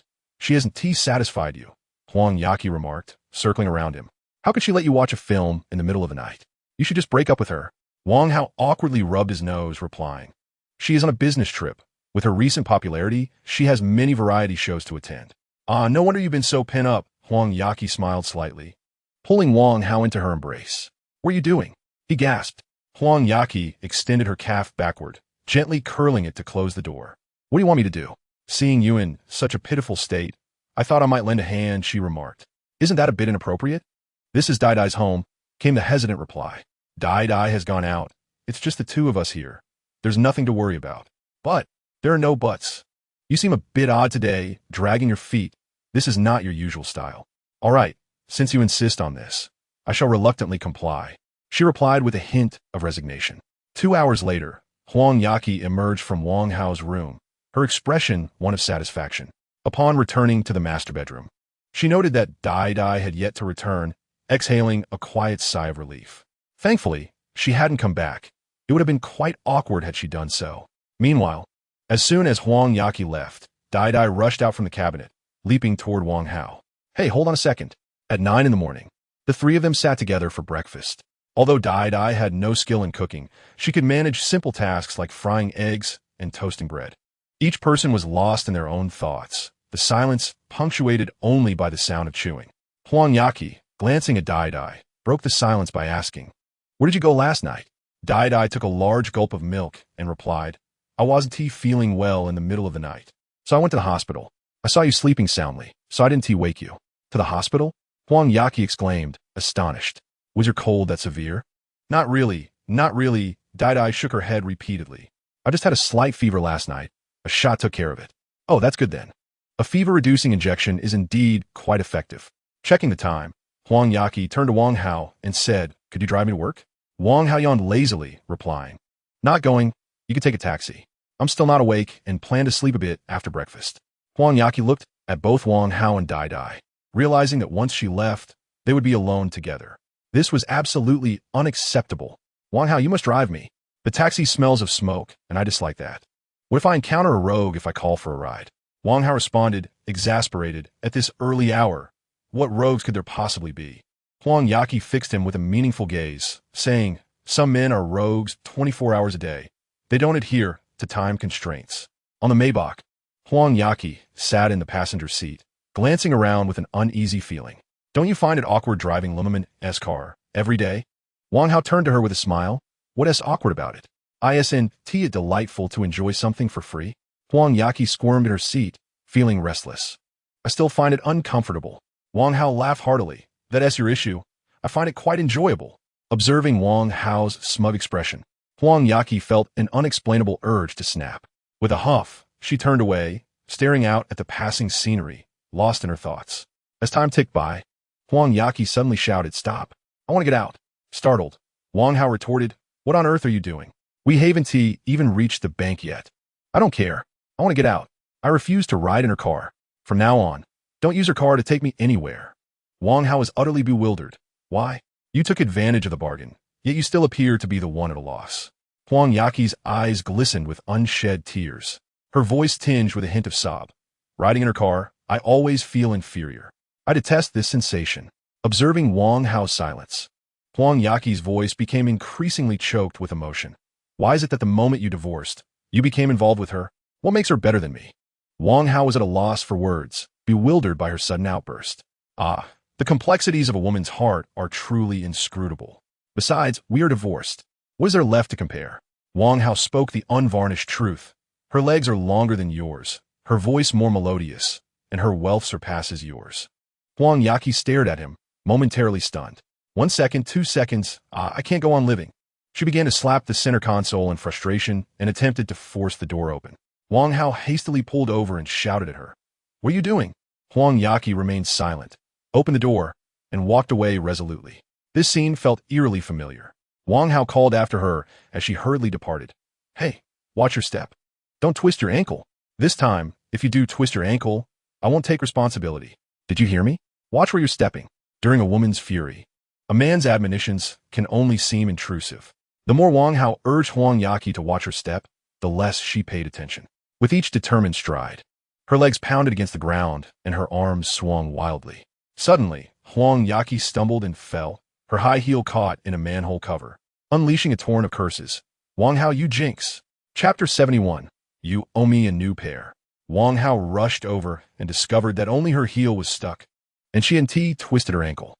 Quickly, he knelt down, unfastened the shoelace on the side of her shoe, and gently assisted her in removing it. As Wang Yaqi, who had been hurling insults at him, witnessed Wang Hao's tender gesture, she gradually quieted. When his hand brushed against her ankle, an unfamiliar sensation washed over her, causing her cheeks to flush ever so slightly. "Stand to the side. I'll extract the high heel," he instructed. Wang Yaqi obediently nodded, preparing to hop on one leg to the side. Wang Hao added, "Don't hop on one leg, with your clumsy demeanor. You want to last 2 jumps before you tumble." The earlier shyness Wang Yaqi felt evaporated, replaced by a defiant huff. Wang Hao remarked, "You can walk barefoot. It won't matter if your feet get dirty. You can clean them with wet wipes later." Wang Yaqi pouted and lifted her long neck defiantly. "Humph. I was already planning to walk barefoot. I'm not doing it because of your suggestion." Wang Hao glanced at her proud demeanor, chuckled softly, and resumed his focus on the stubborn high heel. It's wedged in quite tightly." He began to exert more force, but the shoe remained stubbornly in place. "I refuse to be defeated." Wang Hao summoned all his strength, the veins in his arms becoming pronounced. "Come out." With a sudden release, the high heel was freed, but the heel broke in the process. Wang Yaqi rushed over upon witnessing the broken shoe, her expression filled with concern. "Oh no. Yesterday, I purchased a pair of Dior shoes, and after less than a day of wear, they have been damaged. You must compensate me." Wang Hao replied irritably. "It's the fault of the manhole cover. I believe you should seek compensation from it." Wang Yaqi, with a flourish of her hands, exclaimed, "I don't care. Both of you must pay me." Wang Hao raised his hands in resignation, saying, all right, I will compensate you. I shall pay on behalf of my unfortunate manhole cover brother." A flicker of joy crossed Wang Yaqi's face as she cheerfully responded, "Then let us go buy them now." However, Wang Hao did not rush to leave. Instead, he inspected the heel of his shoe and discovered it was indeed reparable. He then stated, "A simple glue job will suffice. I'll cover the 10 yuan for the adhesive." "What? Absolutely not. You must buy me a brand new pair," Wang Yaqi insisted, shaking Wang Hao's arm vigorously. "Can a repaired shoe ever match the original? I want a new pair." Wang Hao, feeling dizzy from her enthusiastic shaking, chuckled helplessly. All right. I will buy you a new pair." Delighted, Wang Yaqi linked her arm with Wang Hao's, saying, "Now this is the best ex-husband ever." Wang Hao pointed to a nearby Maybach, remarking, "We must drive this car once more. You cannot expect me to leave it here and risk a parking ticket." Wang Yaqi pouted in dissatisfaction. "If they're SA ticket, I will cover the 200 yuan." Wang Hao observed the bustling traffic and replied, "It's not merely about the fine, it's a matter of etiquette. Parking here would disrupt the flow of traffic. As a distinguished pair, we cannot engage in such disgraceful behavior." After surveying the surroundings and realizing no parking spaces were available, Wang Yaqi reluctantly agreed. "Very well, then you must carry me over." Wang Hao smiled gently and bent down, saying, "Hop on." Beneath the sunlight, Wang Yaqi perched on Wang Hao's back, clutching her 2 high-heeled shoes. As she watched the hurried pedestrians, a wave of happiness washed over her. An elderly couple from Hunan walked by, and the grandfather, upon witnessing the scene, exclaimed, "Goodness gracious, this girl is truly stunning. No wonder she doesn't want to walk." The grandmother, eyeing Wang Hao, remarked, "What's wrong? Isn't this man handsome?" The grandfather glanced at Wang Hao and replied, "Handsome? Of course he is." Inside the Maybach, noticing Wang Yaqi's displeasure, Wang Hao jested, "If you dislike this car so much, perhaps I should sell it?" Wang Yaqi's heart skipped a beat as she looked up at him. "This is Lu Man's car. Do you dare sell it?" Wang Hao whispered, "While she's away on a business trip, I could quietly sell it. She would never notice." In truth, even if Lu Man did discover it, it would matter little to her. Wang Hao had spent a fortune, assisting her in purchasing a company and promoting her album, while this car, valued at around 3 million, was a mere fraction of that expense. Upon hearing Wang Hao's genuine intent to secretly sell the car, Wang Yaqi felt an exhilarating thrill at the prospect of mischief. Moreover, since it belonged to Lu Man, the thought of her losing out brought Wang Yaqi immense joy. "Oh, I am not laughing." Biting her lip, Wang Yaqi stifled her laughter and inquired, "How much could this car fetch?" Wang Hao casually replied, "It's practically a new car. I believe it could sell for over 2 million. That much." Wang Yaqi exclaimed excitedly, Sell it, sell it immediately." In truth, had she possessed even a modicum of common sense, she would have realized that someone else's vehicle was not for sale. Even if it were to be sold to those who deal in illicit cars, the price offered by the authorities would be far from favorable. Of course, Wang Hao had no intention of selling the car. He merely sought an excuse to acquire a new one while playfully teasing her. Very well, you head to work shortly, and I shall dispose of the car, he proposed. Huang Yaqi, with a hint of suspicion, inquired, why not take me along? Wang Hao countered, aren't you supposed to be at work? She rummaged through her bag, producing a disposable mask to wear. Hee, there's nothing quite as thrilling as mischief during work hours. Observing her actions, Wang Hao chuckled. Hey, your gear is quite comprehensive. You've even donned a mask. Huang Yaqi adjusted her mask in front of the mirror, ensuring it was perfectly positioned to enhance her appearance. Ever since that moment, a mask has remained a permanent fixture in my bag. Wang Hao nodded approvingly. What a commendable habit. I never expected you to have such a good memory. Quite rare. Alas, it is what it is. My father's company began its decline around that time.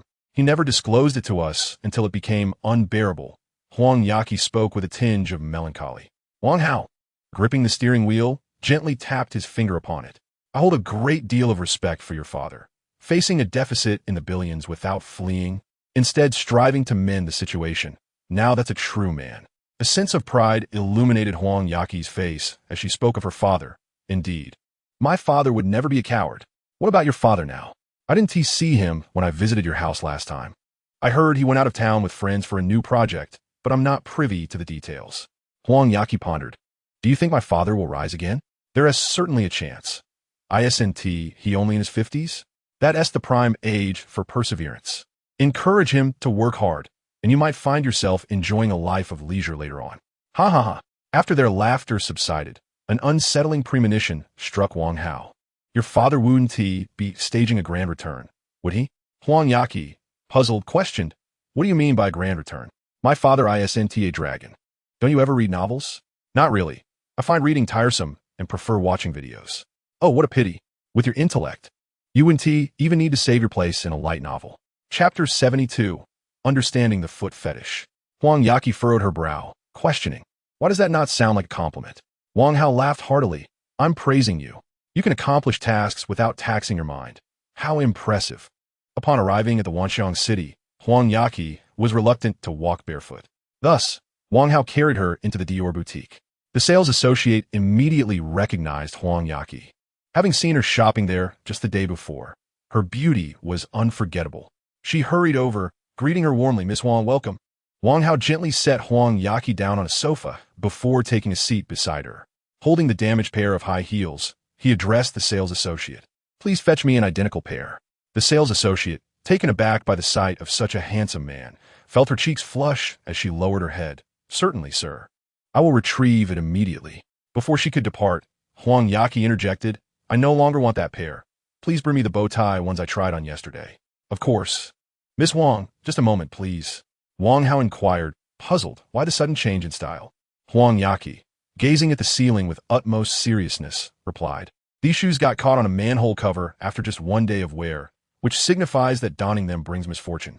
Thus, I must switch to another pair. Yes, that is indeed the reason. I tend to believe in luck. Is that so? Wang Hao scrutinized Huang Yaqi with skepticism, noticing her evasive eyes that avoided his gaze, instantly arousing his suspicions. How much did these broken shoes cost? 25,000. What about the butterfly style you wanted earlier? Also 25,000. Perceiving Wang Hao's doubt, Huang Yaqi's voice rose suddenly, as if to bolster her own confidence. They are both priced at 25,000. How could I possibly take advantage of you? Wang Hao chuckled lightly. Little girl, do you realize that when a person lies, the louder they speak, the less conviction they possess? Who is lying? I am not. How could I deceive you? Huang Yaqi insisted earnestly, repeating 3 times to emphasize her sincerity. As a sales associate approached, Huang Yaqi turned her face sideways, signaling her with furtive glances. Wang Hao couldn't help but laugh. What is wrong with your eyes? Are they twitching? No, I just didn't sleep well last night. It's all your fault. My fault? You were the one who initiated it. Even if I did, I didn't ask you to take so long. You think I took too long? Next time, I'll just take 3 minutes. Please, just stick to your usual pace. Meanwhile, the sales associate, her head bowed, enthusiastically helped Huang Yaqi into the high heels. When she looked up, her face was flushed. Wealthy, handsome, and charming for an extended time. Simply perfect. She couldn't resist throwing a flirtatious glance at Wang Hao. Alas, though the flower had intentions, the stream flowed indifferently. Wang Hao regarded her moderate beauty and meager experience. decisively uninterested. Not disheartened by Wang Hao's lack of response, the sales associate composed herself and continued her work. Kneeling slightly before Huang Yaqi, she praised. These shoes are a perfect match for your feet, exuding romance and elegance. They appear tailor-made for you.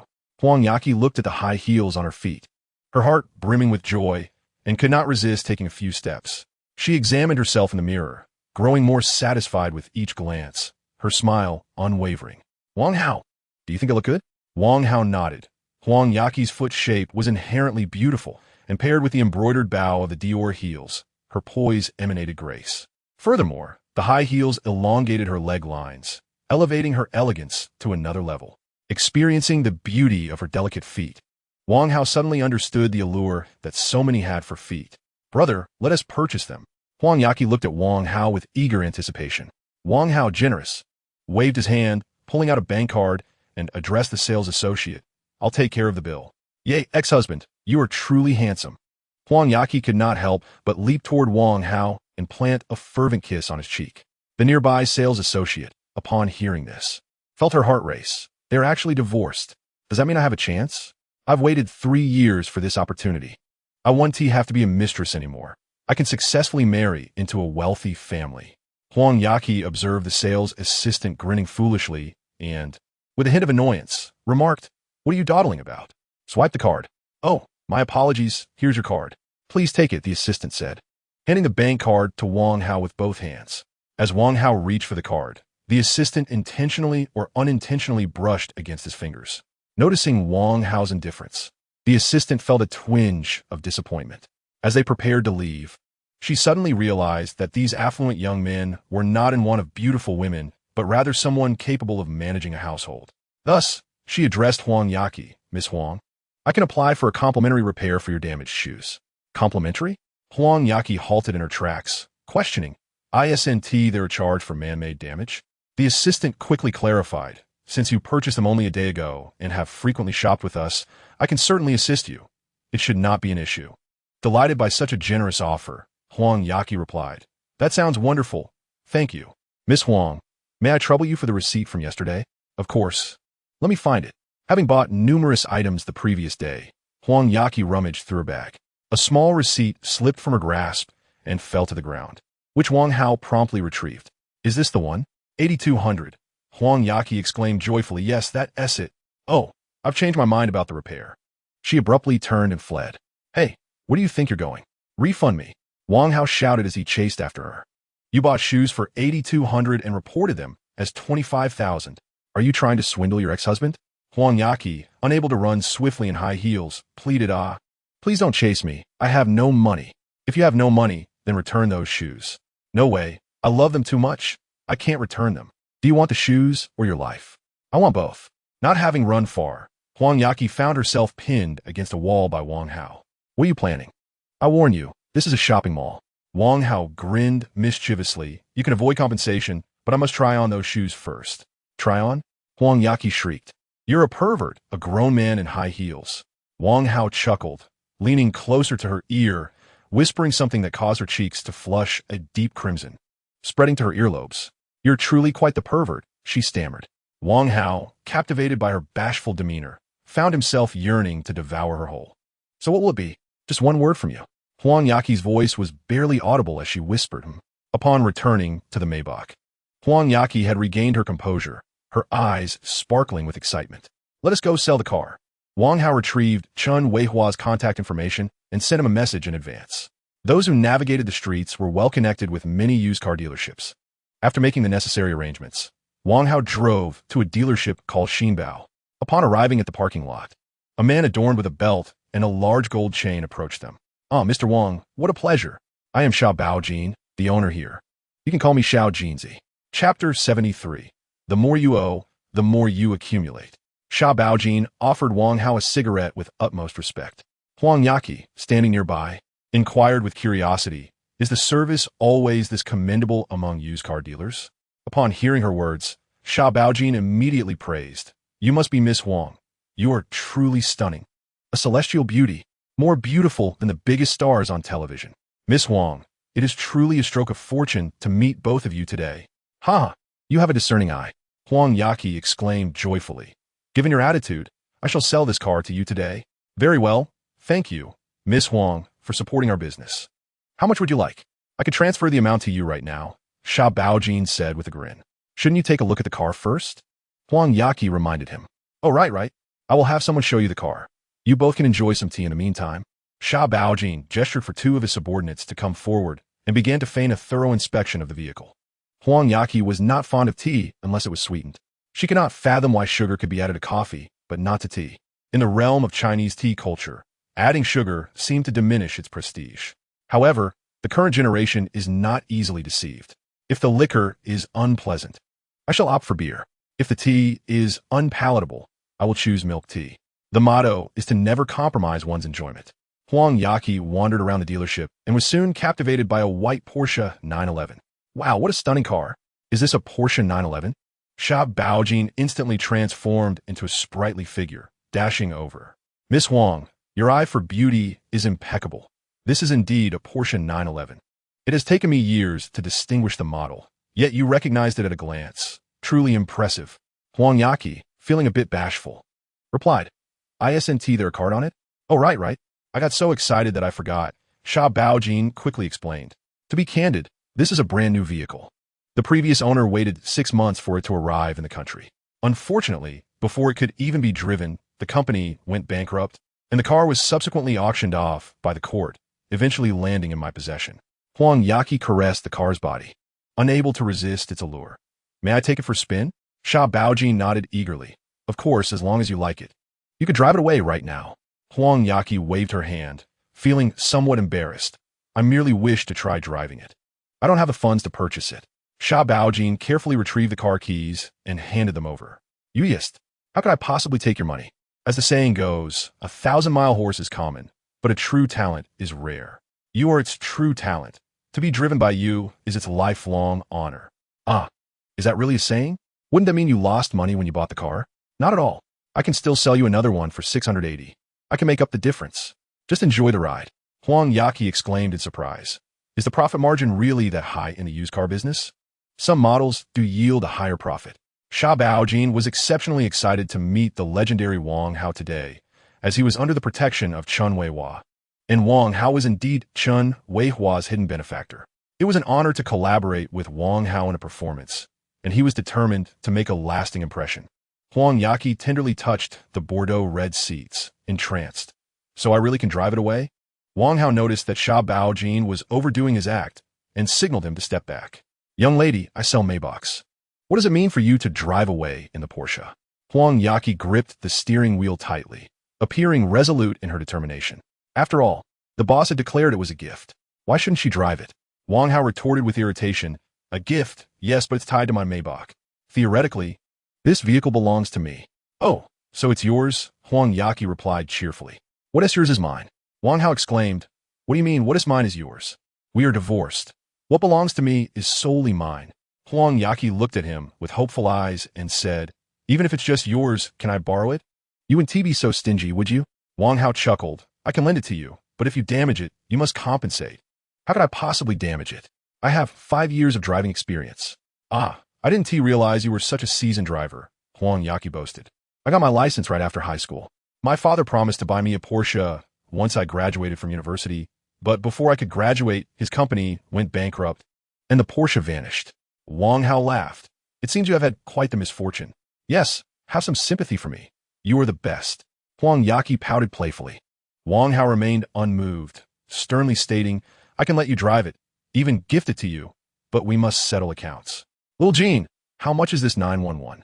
Sha Baojin cautiously replied, 7 million. Upon hearing the price, Wang Hao grinned. That's perfect. You owe me 3 million. Add the 7 million. And it totals 4 million. This car will be registered in your name. Huang Yaqi, overwhelmed by the additional 7 million debt, slumped helplessly against the steering wheel. When will I ever be able to pay this off? Wang Hao shrugged. That's your concern now. I will be collecting interest. Quickly, get to work and strive to repay your debts. As Huang Yaqi turned the steering wheel, she muttered, Why does it feel like my debts are only increasing? Will I never be able to clear them? Does that mean I'll be indebted to him for life? After Huang Yaqi departed, Wang Hao turned to Sha Baojin and said, Give me a bank account number. I'll transfer you the one. 7 million. Sha Baojin waved his hands repeatedly. No. It's unnecessary. Wang Hao insisted seriously. You must provide one. I am not a thief. Sha Baojin spoke softly. My second-hand car business has thrived thanks to Director Chen's support. Without his assistance, I would have gone bankrupt long ago. His kindness is worth far more than just a 911. Not even 3 would suffice.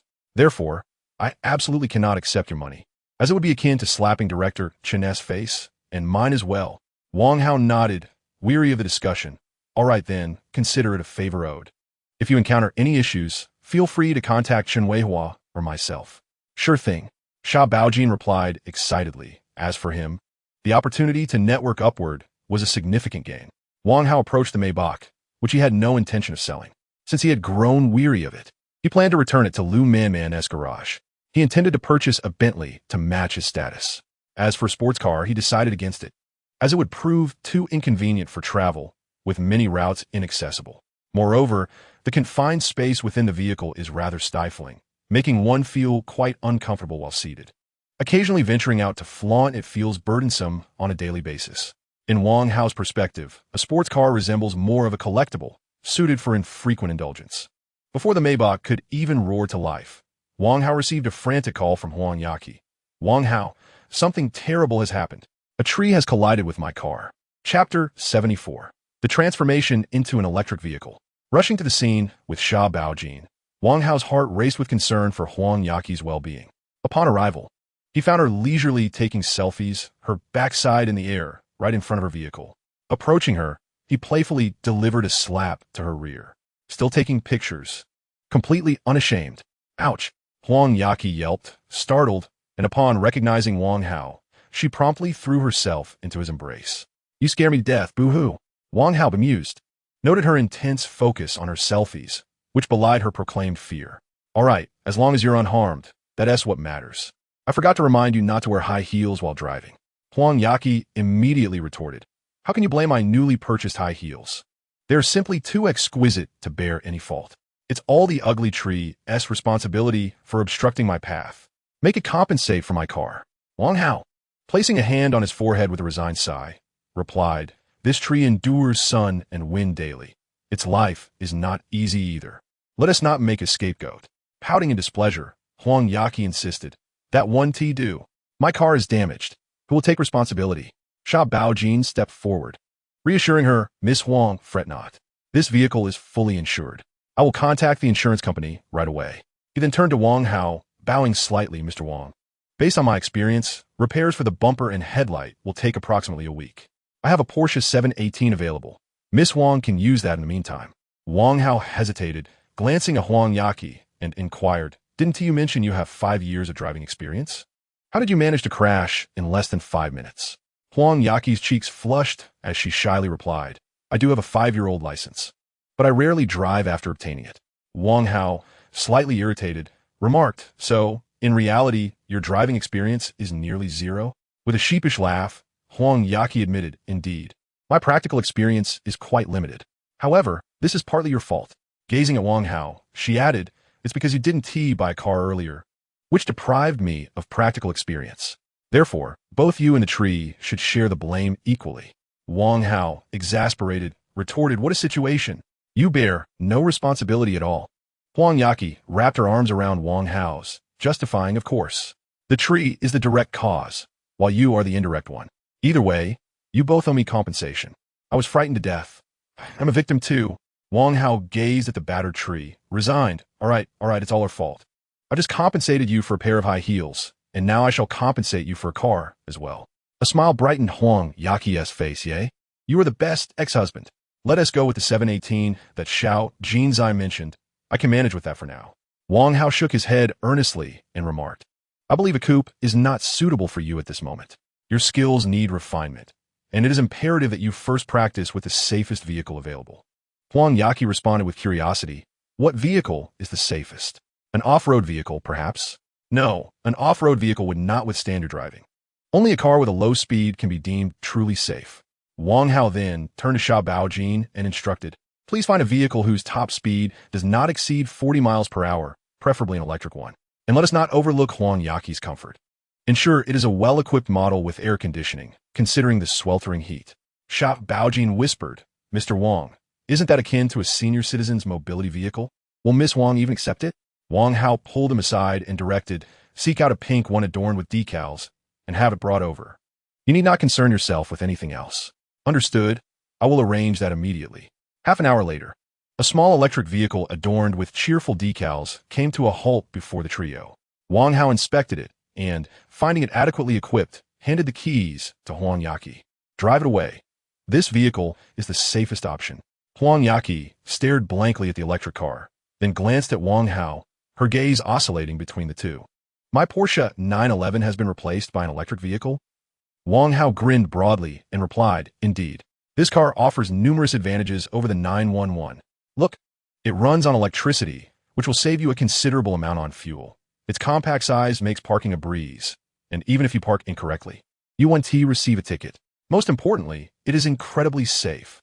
The speed is low, and it travels on non-motorized lanes, truly the epitome of safety.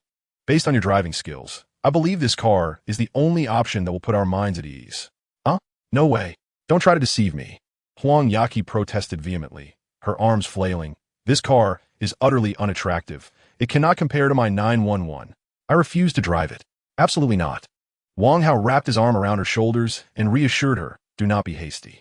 The aesthetics of the vehicle are not paramount. What truly matters is the allure of the driver. You are so beautiful that no matter what car you drive, you will be the most stunning sight on the road. Noticing Huang Yaqi still pouting, Wang Hao continued to persuade her. Consider how perilous the situation was earlier. Had the speed been any greater, you could have been injured or even disfigured. If your beauty were compromised, it would matter little how exquisite your car appeared.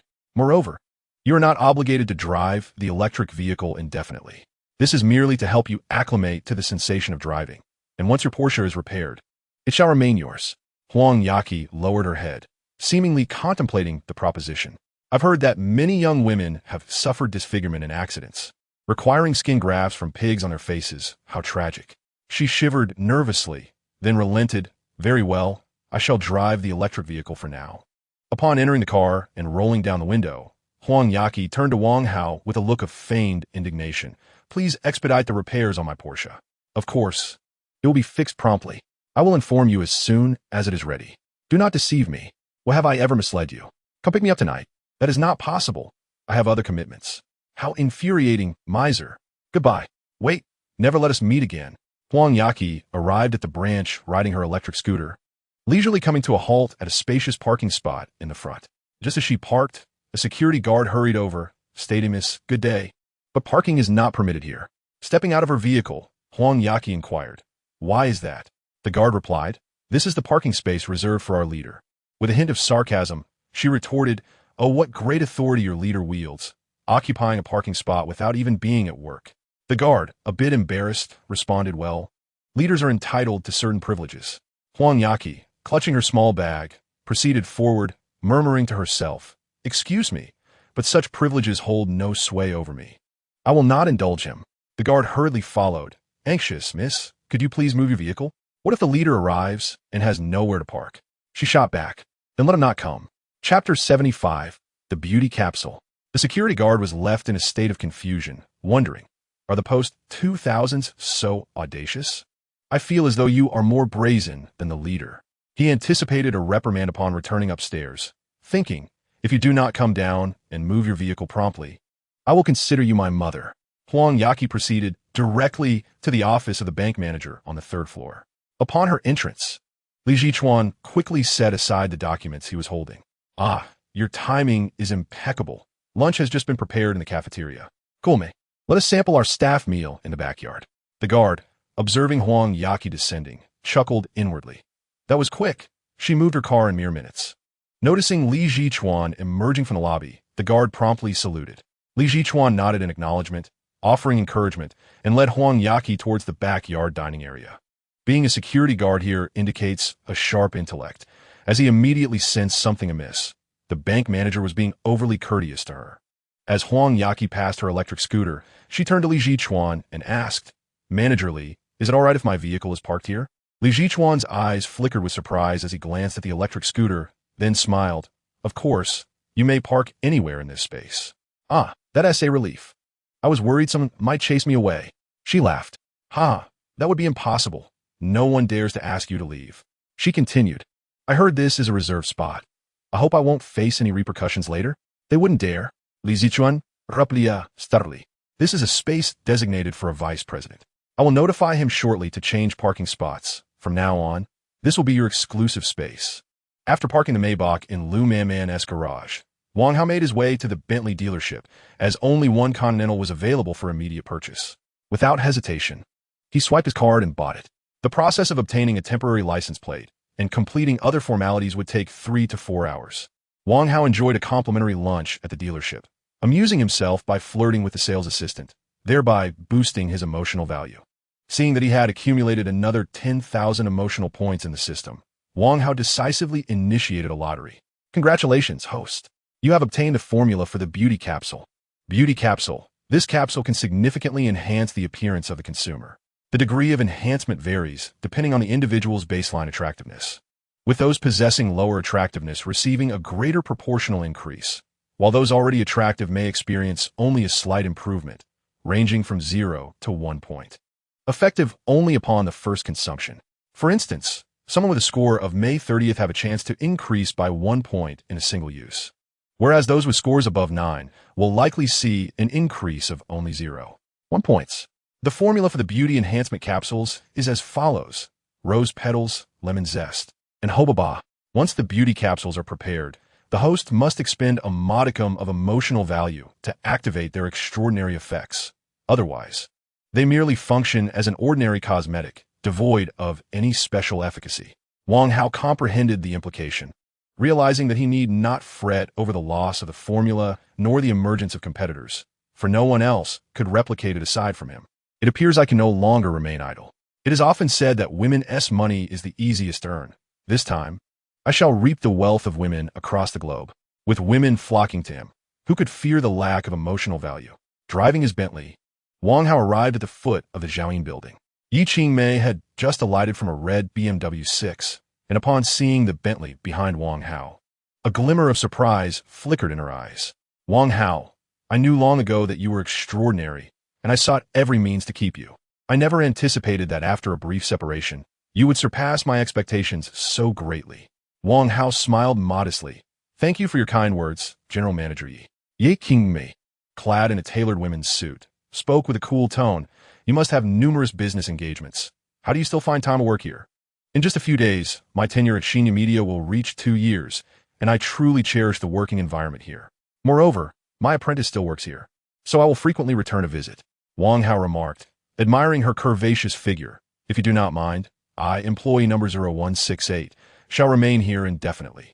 Ye Qingmei nodded, her red lips parting slightly. This will always be your home. You are welcome to return at any time. The two entered the elevator together, and Wang Hao articulated the purpose of his visit. I have a highly significant product that belongs to the health industry, and I hope you can personally assist me in planning an advertisement. Any expenses can be discussed. Yi Qingmei's brows furrowed slightly, a hint of displeasure in her voice. We at Shinya do not engage in false advertising. Haha, General Manager Yi, you misunderstand. Wang Hao clarified, I possess a type of beauty capsule that enhances women's appearance. Initially, I believed it fell under cosmetics, but upon consulting experts, I learned that since it requires oral consumption, it must be classified within the health industry. I understand your concerns. The health industry is indeed rife with chaos. However, I can guarantee its authenticity and effectiveness, offering a pay-after-use policy. Oh, a flicker of interest crossed Yi Qingmei's eyes as she responded. If it truly proves effective, I can assist you in your planning. Upon arriving in Yi Qingmei's office, Wang Hao helped himself to a cup of water and stated, initially, I will release a limited edition of 10,000 capsules worldwide, each priced at 1 million. 1 million? A look of astonishment crossed Yi Qingmei's face as she remarked, it seems you possess considerable confidence in your product. Naturally, Wang Hao affirmed, this product targets the high-end market. Our clientele includes celebrities, internet influencers, affluent women, and second-generation wealthy individuals. By capitalizing on the wealth of the rich, the price must be set high to instill a sense of superiority among them. Yi Qingmei nodded in agreement, acknowledging, a limited release of 10,000 capsules creates an aura of scarcity, which will inherently elevate the product's prestige and recognition. Initially adopting a strategy of prior consumption followed by payment can alleviate their apprehensions, especially for those of high status who need not worry about defaults. Yi Qingmei fixed her gaze on Wang Hao and inquired, "Now, there remains but one question. Is the efficacy of your beauty capsules genuine?" Wang Hao responded, "I shall acquire a pharmaceutical company to expedite the production of the beauty capsules. In due time, you shall see for yourself." "What? You have yet to produce them?" Yi Qingmei exclaimed in astonishment, bewildered by his unwavering confidence in an untested product. Wang Hao rose, chuckling heartily, and declared, "Of course, I possess confidence. If one lacks faith in their own product, what purpose does business serve?" He added, "Miss Yi, I shall gift you one for free, considering it a planning fee." As she watched Wang Hao's departing figure, Yi Qingmei was filled with myriad emotions. Previously, though admirable, he lacked confidence and was easily constrained by others. Now, his confidence had blossomed, bordering on audacity. Nonetheless, it was this very demeanor that rendered him all the more captivating. Upon returning to his workstation after a week's absence, Wang Hao found it still impeccably tidy. Hong Jie remarked, "Xiao Hao, during your absence, Xiao Mei and Xiao Jia vied to clean your space." Yue added, "Brother Hao, I even wiped your desk." "How can you say that? You spilled water on Brother Hao's desk while passing by, so you had to clean it," replied Wei Wei. Yu Xiao Jia, her cheeks flushed, softly stated, "As a disciple, it is my duty to assist my master in keeping things tidy." Wang Hao patted her shoulder, praising, "Truly, you are my finest disciple. My care for you has not been in vain." This gesture of shoulder patting signified a master's acknowledgement of his apprentice, not crossing into ambiguous territory, yet allowing Yu Xiao Jia to gradually acclimate to physical contact with Wang Hao, paving the way for further intimacy. "Xiao Jia, are you preparing to request leave to visit home once you receive your salary?" Wang Hao inquired. Yu Xiao Jia, surprised, responded, "Master, how did you know?" Wang Hao smiled gently. "As your master, our hearts are aligned. I can certainly deduce such things." Yu Xiao Jia felt a wave of warmth, realizing her master had been quietly attentive to her well-being. "Last month, despite my limited days at work, my commissions were substantial, likely exceeding 200,000. Thus, I wish to return home to provide my grandmother with a new set of dentures and save the remainder for her to renovate the old house," she explained. Wang Hao affectionately ruffled her hair, commending, "You are indeed a wonderful disciple. Upon receiving your salary, rather than indulging in clothing or cosmetics, your first thought is to honor your elders. Xiao Jia, your intentions are exemplary, and I wholeheartedly support you. I will speak to Miss Yi to facilitate your leave." Yu Xiao Jia responded obediently, "Thank you, master." On the other side, Xiao Mei, observing the jovial exchange between Wang Hao and Yu Xiao Jia, expressed her dissatisfaction. "Brother Hao, upon your return, you only have eyes for your little disciple, completely disregarding me. I saved so many delicious snacks for you, yet you haven't even glanced my way." Today, Xiao Mei donned a gray pleated skirt paired with a white blouse, accentuated by a checkered tie. This ensemble exuded a youthful charm while maintaining an air of allure. This is how Xiao Mei deliberately adorned herself after discovering Wang Hao's fondness for the campus style. She purchased 3 outfits at once, changing daily in hopes that Wang Hao would notice her upon his return. However, to her dismay, Wang Hao's attention was entirely fixated on his apprentice. When Wang Hao turned to her, his eyes brightened. The system rated Xiao Mei an 80, yet with this ensemble, he felt she deserved at least an 85. Placing a turntable in front of her would have made it even more enchanting. Chapter 76. Unleash your masculine charm. "Wow, Xiao Mei, you look even more beautiful after just a few days. I would call you the most stunning planner in the planning department." Xiao Mei shyly replied, "Oh no, the newcomer Guolili is far more beautiful than I am." "Guolili?" Wang Hao glanced towards the planning department. "Goodness, the number of romantic experiences has risen from 29 to 35. This is a day without rest." At that moment, Yahweh approached, whispering, "I also think Guolili is prettier." Xiao Mei clenched her teeth, her forehead creased with a frown, and shouted at Yahweh, "I'm speaking to Hao Ge. What are you interjecting for?" Yahweh, startled by Xiao Mei's outburst, muttered in complaint, "Fine, if you don't want to talk, I'll chat with Wei Wei instead." Wei Wei immediately distanced herself, saying, "Don't come looking for me. If you think Guolili is beautiful, go after her." With a sigh, Yahweh self-deprecatingly remarked, "Unfortunately, I'm just a loser. She won't pay me any mind." Wang Hao looked at Yahweh and chuckled. You should be grateful for your identity as a loser. It makes you the safest option. Here is a piece of advice. If you're broke, don't pursue high standards. I fear you can't even afford medical bills. Medical bills? What illness? Yahweh questioned, puzzled. Hongjia shot him a glance and retorted, you have an ailment, straight male cancer. Patting Yahweh on the shoulder, Wang Hao said, come on, let us go smoke in the hallway. Yahweh hurried to catch up, and the two began to exhale clouds of smoke in the corridor. Yahweh, when it comes to girls, don't focus solely on appearances. I believe Wei Wei is more suitable for you. You should invest more effort in her. A hint of frustration crossed Yahweh's heart as he replied, I want to, but I feel like Wei Wei looks down on me. Whenever I try to strike up a conversation, she hardly acknowledges me. Wang Hao scoffed, you have no car, no house, no savings, and are always last in performance. Only a dog would consider you. Yahweh looked embarrassed and said, bro, can we not be so blunt? A brother has his pride. Pride is earned, not given. How go, what do you suggest I do? Yahweh earnestly inquired. Wang Hao pondered for a moment before responding. In terms of performance, don't overthink it. Being last consistently indicates your current level. Yahweh protested, ha ye. I believe I can still improve. Huh, do you speak with conviction when you say that? All right, what do you propose I do? Wang Hao replied earnestly. Your sole advantage right now is that you are male. Yahweh looked utterly astonished. Is that really an advantage? Wang Hao surveyed their surroundings to ensure no one else was present and continued. In our group, when I'm not around, you are the only male. If Wei Wei avoids socializing elsewhere, you're her only option. Let me share another secret. Wei Wei has never had a boyfriend. Yahweh exclaimed, Brother Hao, how did you know? Could it be that you? Wang Hao quickly waved his hands and replied, rest assured, I have no interest in her.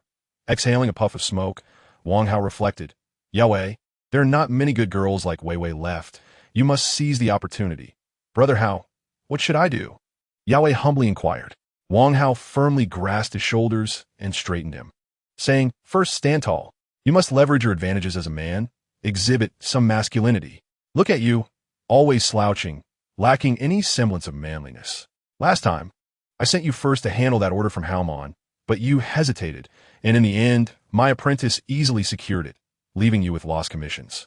Wei Wei was previously criticized by the veterans in the business department, and you also failed to stand up for her.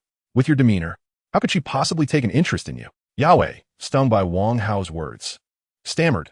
Wei Wei's proposal did have a few minor issues. What minor issues? Wang Hao could not help but scold. I sent you to pursue a girl, not to act as a judge. Regardless of any flaws, if it's your own woman's proposal, there are absolutely no flaws. In front of outsiders, you must unwaveringly support her stance, making her feel protected by you. Only then will she regard you with new eyes. As for any small issues in the proposal, you can later find a reason for the two of you to revise it together, thus creating an opportunity for private interaction. Oh, I see. So, in the future, whenever issues arise, I should always support her, right? Yahweh asked. Wang Hao shook his head, saying, not entirely correct. In the presence of others, you should support her, that is right. However, if it is a matter between the two of you, you must still advocate for your own interests. I am not suggesting you become a sycophant. Yahweh's face was filled with confusion. Brother Hao, I'm not quite clear on that. Wang Hao extinguished his cigarette and sighed. If you do not understand, take your time to comprehend. Just remember at all times, you are a man. Oh, I understand now. Yahweh nodded thoughtfully. I sought you out today to entrust you with an important matter. Yahweh promptly responded, Brother Hao, give me your orders, and I shall ensure they are executed. Wang Hao continued, I have many responsibilities and one TB at the company often. My little apprentice and Xiao Mei. You must ensure that no one else has designs on them, and that they do not suffer any grievances at the company. If you can accomplish this, I will promote you to the long-vacant managerial position. If sales are not your forte, then management will suffice, and our group members do not require much oversight. You will certainly be capable. Yahweh was astonished, but that managerial position is clearly reserved for you. Why would you give it to me? Wang Hao replied nonchalantly, I hardly have time for the company, let alone to be a manager. Yahweh, remember not to let anyone in our group be bullied, and showcase your masculinity. Wei Wei will surely see you in a new light. Later, I will promote you to the managerial position. Wang Hao chuckled, raising a fist in triumph. Easily win her over. Unable to contain his excitement over Wang Hao's vision, Yahweh exclaimed, Brother Hao, does this mean I will be promoted, receive a raise, marry Wei Wei, and ascend to the pinnacle of life? Wang Hao nodded, absolutely. In my heart. I silently ponder. These aspirations are undoubtedly attainable, yet I must also add the title of the most unfortunate supervisor. For in such moments, one may realize that there exists an employee beyond one's grasp. Yue could not suppress a silly grin, which was fortuitously noticed by Xiao Mei as she passed by. With disdain, she remarked, "Yue, what are you laughing at? Your smile is quite unbecoming. Xiao Mei, what brings you here?" Yue hastily wiped the drool from the corner of his mouth. Xiao Mei smiled faintly and replied, "I am, of course, here to see Brother Hao. Wei Wei was just looking for you. You should return quickly." Yao's heart leaped with joy. Really? I shall head back at once. After running a couple of steps, he suddenly recalled Wang Hao's earlier words, promptly halting to tidy his attire, and strode back to the office with his head held high. "Wei Wei, were you looking for me?" Wei Wei, with a look of disdain, retorted, "Who was looking for you? You reek of smoke. Stay away from me." "Ah, you weren't looking for me?" Yao exclaimed in anger. "You little Xiao Mei, how could you deceive me?" Rolling up his sleeves, he was about to return to confront Xiao Mei when he was intercepted by Hongjia. "Come back. Don't go over there and be a nuisance. You are truly foolish." "Ah, Hongjia, are you calling me foolish?" Yao said incredulously. Hongjia tossed the document his way, stating, "It is not I who calls you foolish. It is the client. Your proposal has been rejected. Hurry and revise it." Yao casually flipped through the document and cast a covert glance at Wei Wei, exclaiming loudly, "Repeatedly rejected. I believe this client is simply looking for trouble. I shall confront him about it." "Stop," Hongjia said, exasperated. "Please get a grip. You submitted this proposal for the first time yesterday, and you expect to pass it on the first try? Do you think you are Yi Qingmei?" Observing Yao's dazed expression, Wei Wei inwardly cursed, "Fool." In a hallway, Xiao Mei gazed at Wang Hao, playfully asking, "Brother Hao, do you not think I am beautiful?" After twirling in place, her pleated skirt danced gracefully in the air. Wang Hao nodded in approval. "Very lovely." Xiao Mei leaned closer to Wang Hao, parting her lips seductively. "Do you want it?" Wang Hao remained silent, merely extending his hand. One should not refuse a gift freely given. Xiao Mei shuddered slightly, exclaiming, "Not here. My parents are not home today." Chapter 77. He knew awe.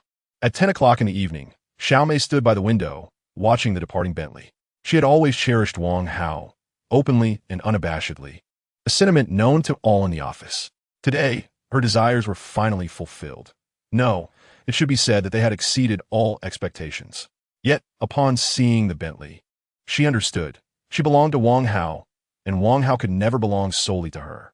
Meanwhile, Wang Hao parked the car by the roadside and sent a message to Huang Yaqi. "Hey, have you gone to sleep yet?" Huang Yaqi replied, "What do you want?" Wang Hao stated, "Not doing anything for now."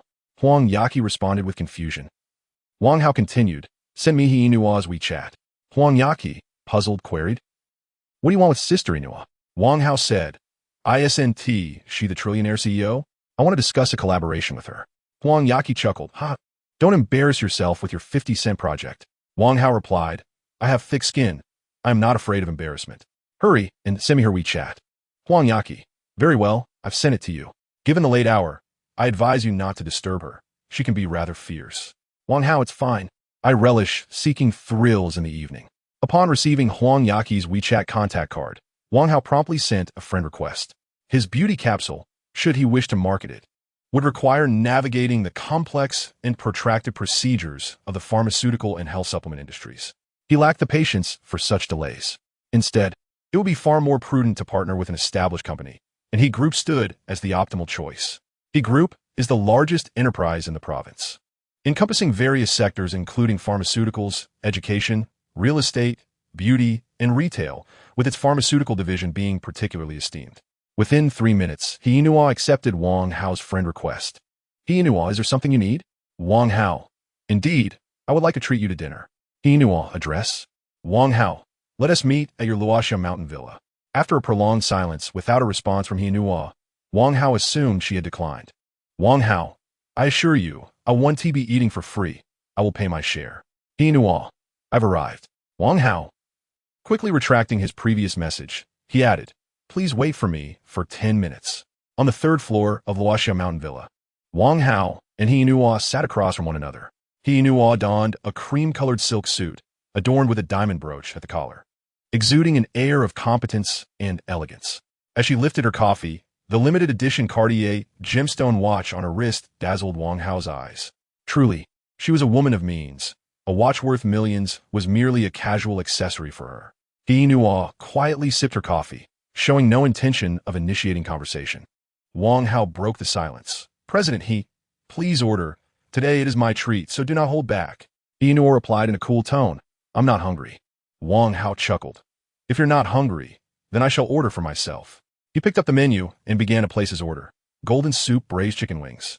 Dragon well pan-seared abalone, crystal peony shrimp balls, honey glazed char siu. For now, that will suffice. Please expedite the preparation.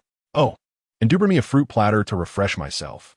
Noticing the multitude of dishes Wang Hao ordered, Inua frowned slightly, deeming it somewhat wasteful. However, she was not one to waste her breath and chose to remain silent. Wang Hao smiled. I've been swamped with work lately, from 7 until 10, without a single bite to eat. I am absolutely famished. By the way, when the dishes arrive, do have some. Let us agree that even if you don't eat, it still counts as my treat. Inua shook her head, stating bluntly, let us discuss business. Upon entering into the matter at hand, Wang Hao immediately straightened his posture. Your He Group has numerous pharmaceutical companies under its umbrella. I wish to either acquire one or invest in it. Inua, not for sale. Wang Hao, the price is negotiable. Inua remained unmoved. Not for sale. Wang Hao laughed. I had a feeling you wouldn't sell. In that case, let us consider collaboration. Undeterred, he continued to negotiate. Inua appeared puzzled.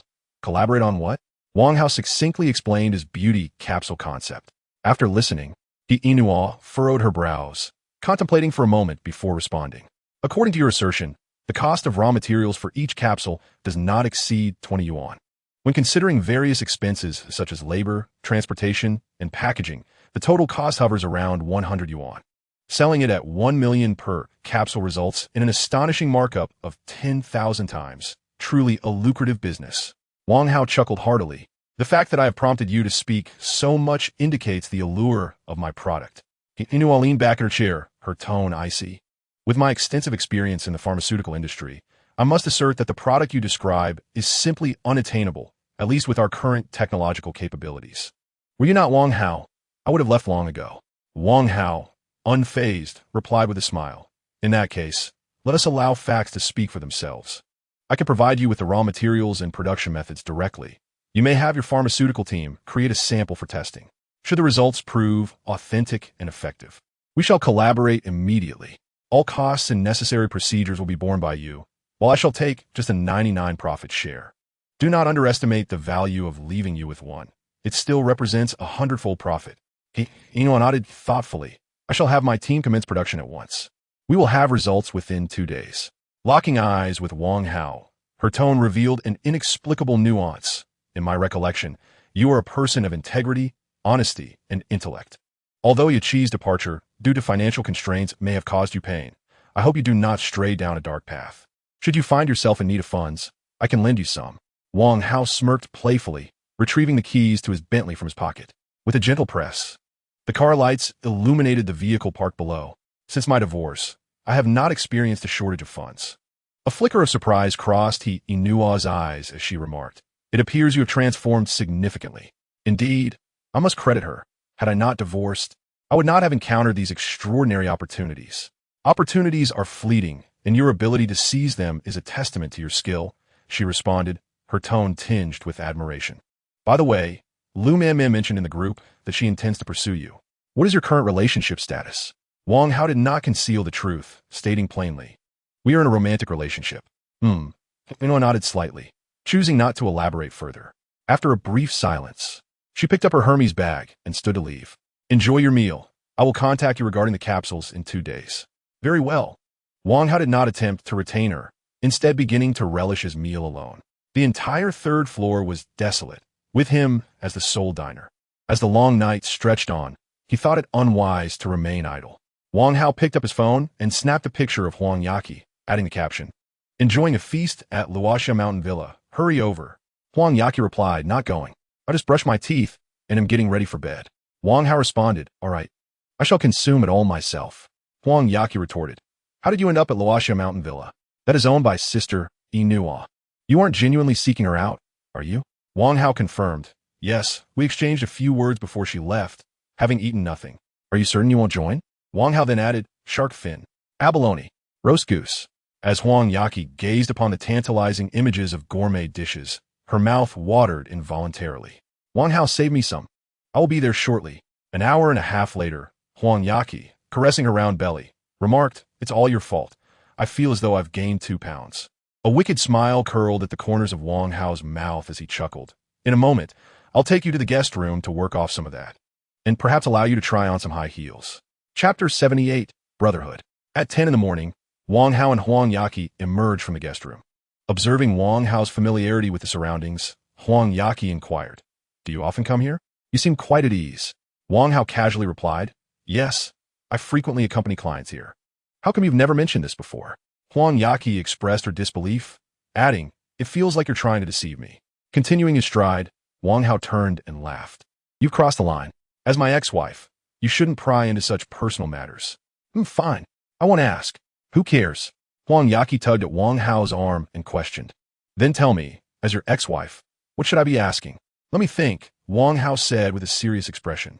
"You should be concerned whether I've been lonely since the divorce, if I found a girlfriend, and ideally, you should introduce me to your beautiful female friends. This is what an exemplary ex-wife should do." "Get lost, you're dreaming." Huang Yaqi seized her bag and playfully struck Wang Hao's back, and the two continued their playful banter toward the parking lot. Upon seeing the Bentley before her, Huang Yaqi gasped, "What car is this? It looks so powerful." It's a BYD. Doesn't it have a logo with the letters?" Wang Hao replied. Huang Yaqi nodded thoughtfully, then suddenly swung her bag at Wang Hao's head. "Do you think I'm foolish? This car is clearly a Bentley." "Ha, so you do know." Wang Hao laughed heartily, snatching her bag and tossing it into the passenger seat. "I didn't realize you were so knowledgeable." Huang Yaqi crossed her arms, her tone sulky. "If you were to ask me the price of pork per pound, I wouldn't know. But when it comes to luxury goods, I certainly know more than you. Although I'm not particularly fond of cars, I definitely recognize a Bentley, especially since my father used to drive one." Wang Hao chuckled awkwardly, momentarily forgetting that detail. Despite Huang Yaqi's seemingly foolish demeanor, she had once been a young lady of privilege. When it came to spending, she undoubtedly had more insight than he did. Standing her ground and refusing to enter the vehicle, Huang Yaqi fumed. "Is this another of Lu Manman's cars? If it belongs to her, I'm not getting in." Wang Hao cleared his throat and explained, "I just bought this myself. It's brand new. Look, it still has temporary plates. Impossible. How could you afford such a luxury?" "By selling the Maybach, of course. I paid half as a down payment, and with insurance and various fees, I've shelled out $2 million, still owing $1.8 million, to be repaid over 3 years with monthly payments exceeding $50,000. Monthly payments of $50,000? Are you insane? Where will you find that kind of money?" Huang Yaqi exclaimed in astonishment. Wang Hao, with a mischievous grin, replied, "But you're there too. With your monthly salary of $50,000, you can help me pay off the loan." "What? You expect me to work just to help you with your car loan?" Huang Yaqi jumped in anger. "Absolutely not. My salary is barely enough for my own expenses. There is no way I could assist you with your loan repayments. You should hurry and return the car." Wang Hao remained unfazed and continued to persuade. "I found this job for you. It's only reasonable for you to help me with the car loan." "Unreasonable. Extremely unreasonable," Huang Yaqi retorted. "Why should I spend my hard-earned money on you?" Wang Hao countered. "Weren't my monthly wages spent on you when I worked tirelessly before? That's different." Huang Yaqi averted her gaze, turning slightly. "We were once a married couple. Now we are divorced. It is indeed different." Wang Hao sighed. "Ah, the heartless woman, you've neglected me after our divorce. I was ultimately mistaken." Huang Yaqi furrowed her brows. Those words sounded somewhat familiar. Observing Wang Hao's dejected demeanor, she softened, saying, "I can help you, but I must first consult the bank manager. If he agrees to raise my salary by $50,000, I will assist you in repaying the car loan." This response pleased Wang Hao to some extent. At least it was an improvement, as Huang Yaqi had previously been unwilling to spend money on herself. "Then go and ask. With your impressive work capabilities, you should have a chance," he encouraged. They both entered the car, and Wang Hao casually handed his phone to Huang Yaqi. "Please charge this for me." Huang Yaqi took the phone, plugged it in, and a mischievous glimmer crossed her eyes. "I'll play with your phone. No problem." Wang Hao casually replied, "Feel free." Huang Yaqi swiped past the lock screen, amused to find the password was still the same. She opened WeChat, browsing through call logs, messages, and pictures, soon discovering nothing amiss. Setting the phone aside, she pretended, "Your phone isn't very entertaining. I'll stick to my own." Wang Hao smiled slightly, confident in his control over the situation. Girls tend to favor Apple phones, often unaware that Huawei has dual systems. Different lock screen passwords lead to different phone interfaces. Huang Yaqi, of course, would discover nothing. Wang Hao whistled contentedly as he drove. Suddenly, the phone rang. It was Dai calling. Before Wang Hao could reach for it, Huang Yaqi had already answered. "Master, where are you?" The voice was soft and melodious, causing Huang Yaqi to shiver involuntarily. Dai, what are you up to?" "Ah, Yaqi's sister. Are you with Wang Hao?" "Yes. He's driving me to work." "What do you need him for?" "I was hoping to invite him to play games, but he has to work during the day." "How can you ask him to play games? It will affect his job." "Oh, okay, Yaqi's sister. I'll invite him to play games in the evening instead." "Evenings are not an option. You are a gaming streamer, and you can earn money from playing games. He is just an office worker. He cannot play games every day. It would lead to a loss of ambition." "All right, I won't ask him anymore." Huang Yaqi deliberately cleared her throat, adding with subtle implication, "Remember what we discussed last time. The plan is canceled." Okay, Yaqi's sister, see you later." "Wait, what did you just call him? Master?" No, I meant director." When Wang Hao plays games, he is quite serious, resembling an old cadre. So I jokingly refer to him as director. Your tone just now sounded quite peculiar too, didn't it? My throat feels rather uncomfortable.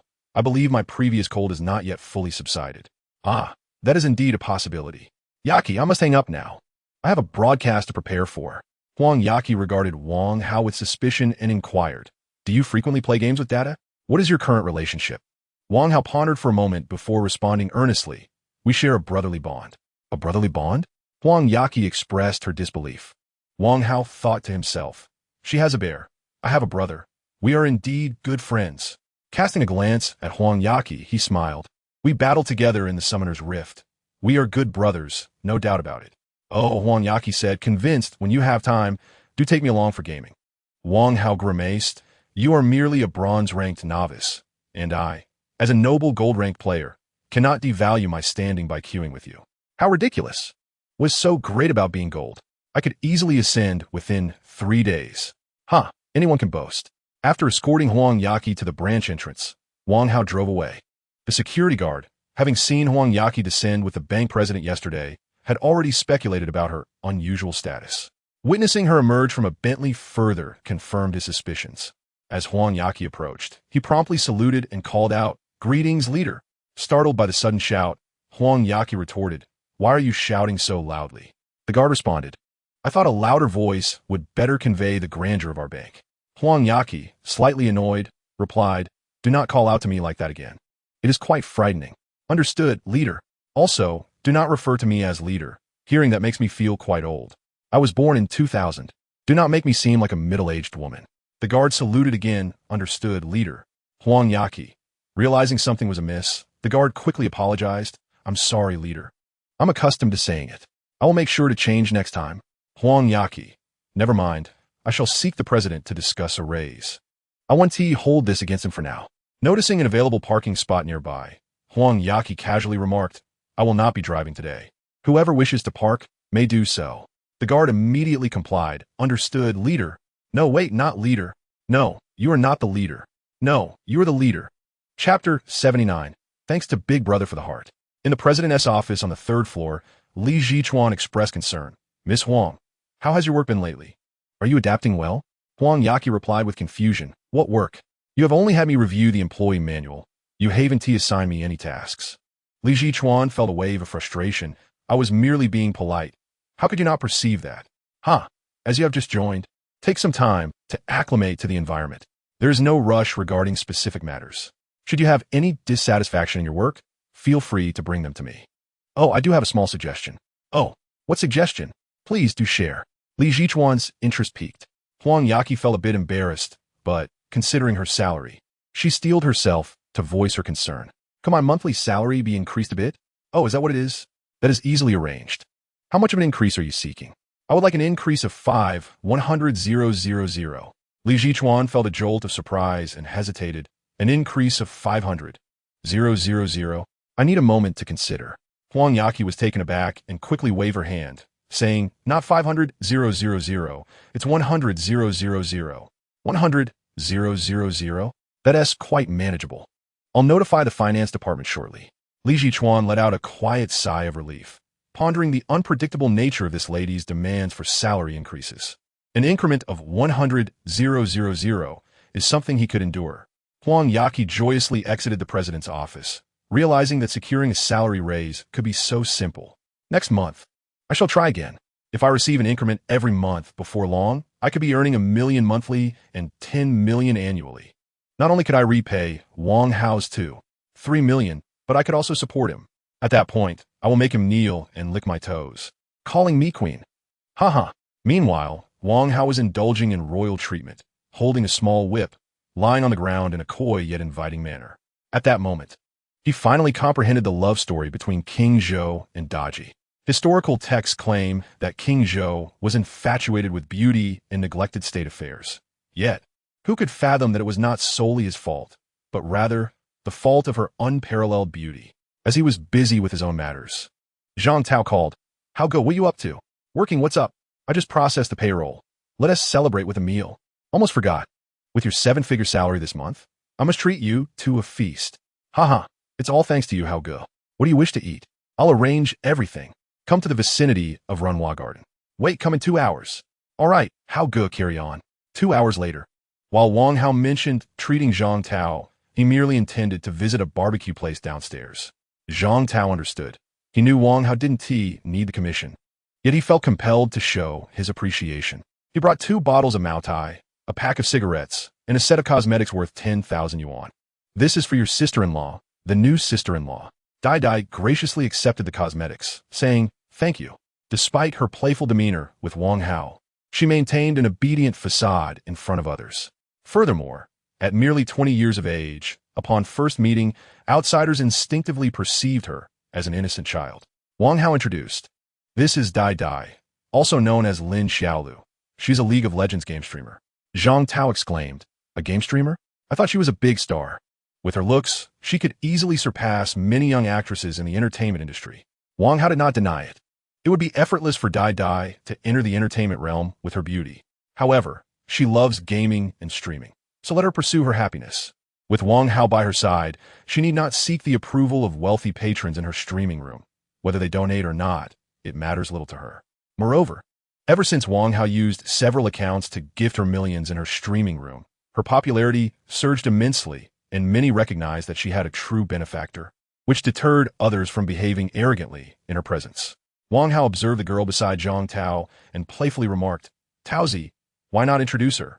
Zhang Tao hastily set down his chopsticks, cleared his throat, and grandly introduced, this is Shun Liao, whom you may call Lele. She works alongside me at the sales department, and we met last month through the company's matchmaking event. Shun Liao, adorned with exquisite makeup, had taken a leave of absence with Zhang Tao today, thus still donned in the sales department suit. Judging by appearances alone, Zhang Tao had indeed struck gold. Wang Hao hesitated for a moment, refraining from activating his scanning device. She was his brother's girlfriend. There was no need for him to pry too deeply. If their relationship had yet to be solidified, he could have scanned beforehand to safeguard his brother. However, now that their relationship was established, what if he uncovered a past too tumultuous? Should he inform his brother? That would be akin to feeding him excrement. As an ordinary person, ignorance can indeed be a blissful state. Regardless of past experiences, it sufficed to treat him sincerely moving forward. Shun Liao raised her glass of wine and addressed Wang Hao. How go? Allow me to toast you in gratitude for your care toward Zhang Tao. Wang Hao lifted his glass, chuckling, haha, no need for such formality. Back in the days of instant noodles, I frequently pilfered Taozi's ham sausages. You must understand, those were the luxuries of a boys' dormitory. Zhang Tao raised his glass to clink with Wang Hao's, exclaiming, how good! I truly miss those days of feasting on instant noodles. Dai Dai, somewhat bewildered by the intricacies of male camaraderie, could not fathom why instant noodle ham sausages elicited such delight among men. Nonetheless, she understood that her role was not to comprehend, but to support. She raised her glass and joined in the drinking, as the 4 of them engaged in lively conversation. Wang Hao's phone, resting on the table, rang, displaying the name Huang Yaqi. Upon noticing, Zhang Tao swiftly blocked the phone screen, shielding it from Dai Dai's view. How go? Let us go to the restroom together. Wang Hao shook his head, signaling that it was nothing of concern. Under the admiring gaze of Zhang Tao, Wang Hao answered the call. Hey girl, why are you calling me instead of working? Huang Yaqi's voice brimmed with excitement. Wang Hao, guess who I just saw on Douyin? Who? 78 star people? No, it's your dad. Wang Hao replied in astonishment. My dad? Isn't that old man traveling the country with his wife on a budget? Huang Yaqi's laughter erupted, almost leaving her breathless. Haha, it's your dad. His live stream is quite entertaining. You must check it out. After hanging up, Wang Hao quickly searched for his father's live stream titled Yun Zhou Shiguang. His father, Wang Yunzhou, and mother, Xiao Shuning, were both just over 50. Wang Yunzhou had long harbored dreams of a carefree existence, drifting along life's currents. Since Wang Hao's marriage, he felt as though he had accomplished a significant milestone, leading to a newfound sense of ease. He began planning a journey to traverse the nation, which, due to financial constraints, morphed into an adventurous budget trip. Xiao Shuning, always in harmonious support of her husband, seldom voiced her own opinions. The couple set off 3 months ago, and Wang Hao occasionally engaged in light-hearted chats with them within their loving family group. In a live stream, Wang Yunzhou parked the transformed van by the roadside. At the stream, a sunshade was erected, beneath which were set up folding tables and chairs, adorned with slices of watermelon. Xiao Shuning sat quietly beneath the canopy, savoring the fruit, while Wang Yunzhou, the elder, grasped a microphone and bellowed into the live stream, his voice ringing out. Oh, the world is full of turmoil, and love runs deep. Gatherings and partings are destined to occur.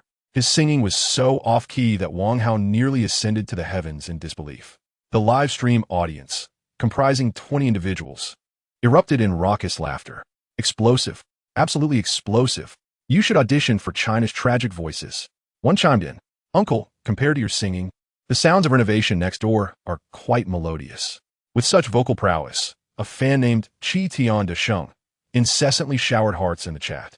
Qi Tian de Sheng. This is too entertaining. Do it again. Wang Hao recognized the name as belonging to Huang Yaqi, a girl who adored being in the limelight. Unbeknownst to Wang Yunzhou, this was his daughter-in-law, now a former daughter-in-law. He continued to express gratitude in the live stream. Thank for the hearts, big brother. Allow me to perform A Dragon Sucks Water. This further fueled Huang Yaqi's enthusiasm, as beer and hearts flew across the screen. She incessantly messaged Wang Hao on WeChat. Haha. Wang Hao, your dad called me big brother. You should call me uncle. Chapter 80. Wang Hao's parents. Wang Hao, exasperated, found himself without a moment's peace. He stood up and sought a quiet spot to call his mother, but after several attempts, no one answered. It seemed his mother had once again misplaced her phone. Resigned, he dialed Wang Yunzhou. Engrossed in his live stream, Wang Yunzhou saw Wang Hao's call and promptly hung up. This old man actually hung up on me. Call again. And again. After a series of back-and-forth attempts, Wang Yunzhou could no longer hold his temper and answer the call. You rascal, you're married now. Yet you still call for money? Wang Hao replied, perplexed. Who said I wanted money? Wang Yunzhou retorted, what else could you possibly want when you call me? Wang Hao smiled slightly. I might also inquire about my mother. Wang Yunzhou replied gruffly, if there's nothing urgent, don't bother me. I'm making money from this live stream. Once I earn, I'll buy milk powder for my grandson. Wang Hao scoffed. You have only 20 viewers. What money could you possibly make? Wang Yunzhou, hands on his hips, rolled up his sleeves. Oh, so you stumbled into my live stream? Why not send me some gifts then? Since I've raised you for nothing. Wang Hao quipped. With your dreadful voice, who would send you gifts? I could easily find a chicken that sings better than you. Wang Yunzhou shot back. Don't concern yourself with whether I sing well or not. As long as there are people who enjoy it, that's enough. Just now, a big brother was showering me with gifts. Wang Hao replied, that was merely a jest. Have a little self-awareness. Wang Yunzhou exclaimed, you little rascal. After a few months apart, you've grown bold enough to lecture me? Wang Hao urged, hurry and shut down your pathetic live stream. I'll transfer you some money. Wang Yunzhou defiantly declared, I want to shut it down. Laozi has made a decision. From now on, he shall traverse the roads while live streaming, and perhaps earn a little something for his travels. At this moment, Xiao Shuning approached him, inquiring about Xiao Hao's phone call. Let me speak to my son for a moment. Xiao Hao, have you eaten? The genuine concern of a mother is always so simple and unadorned, providing a sense of comfort. Wang Hao responded, I'm dining with friends. Xiao Shuning advised, drink less alcohol. All right, Mom, rest assured. Is Yaqi by your side? I would like to have a word with her. She's gone to work. Xiao Shuning expressed her surprise. Working already? That's good. Staying at home all day can be dull. Indeed. Xiao Shuning continued. Your father enjoys playing. Do not mind him. I may not understand the live streaming business, But your father is happy, so let him be. Fine, let him have his fun. Mom, I will transfer some money to you shortly. Use it for your journey with Dad. Don't be frugal, buy whatever you wish. Xiao Shunning smiled gently. No need, I have money. Save yours for the mortgage or set it aside for when you have children. Mom, I have plenty of money now, more than I can spend. You do not need to be thrifty. What do you mean by having more money than you can spend? Do you think you are the richest person in the country? Besides, that so-called rich man has fallen now. Mom, you need not worry. I am different from them. I have cash flow. I will transfer money to you shortly. Feel free to spend it. If you don't, Dad certainly will. He won T save a penny.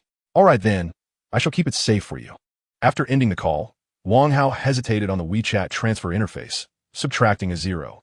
Let us transfer 200,000 for now. Too much at once might worry Mom. When you return from your trip, I'll surprise you. He then called Sha Baojin, help me find a spacious and comfortable RV. The price is of no concern. Oh, and ensure it is drivable. Sha Baojin promptly replied, understood, Mr. Wang, I will have someone look for it immediately. As soon as Wang Hao hung up, Wang Yunzhou commenced his live stream. Dear fans, I apologize for the interruption earlier. We are resuming now. I thank my brother, Qi Tian Dasheng, for the delightful beer, and my gratitude to Haoran Tianxia for the carnival. Brother, may you marry 100 wives. Your username is quite similar to my son S. Such taste. Suddenly, Haoran Tianxia sent a message. I am Wang Hao. Wang Yunzhou in the live stream instantly changed his demeanor. You cheeky rascal, daring to tease your father. 2 more carnivals floated across the screen.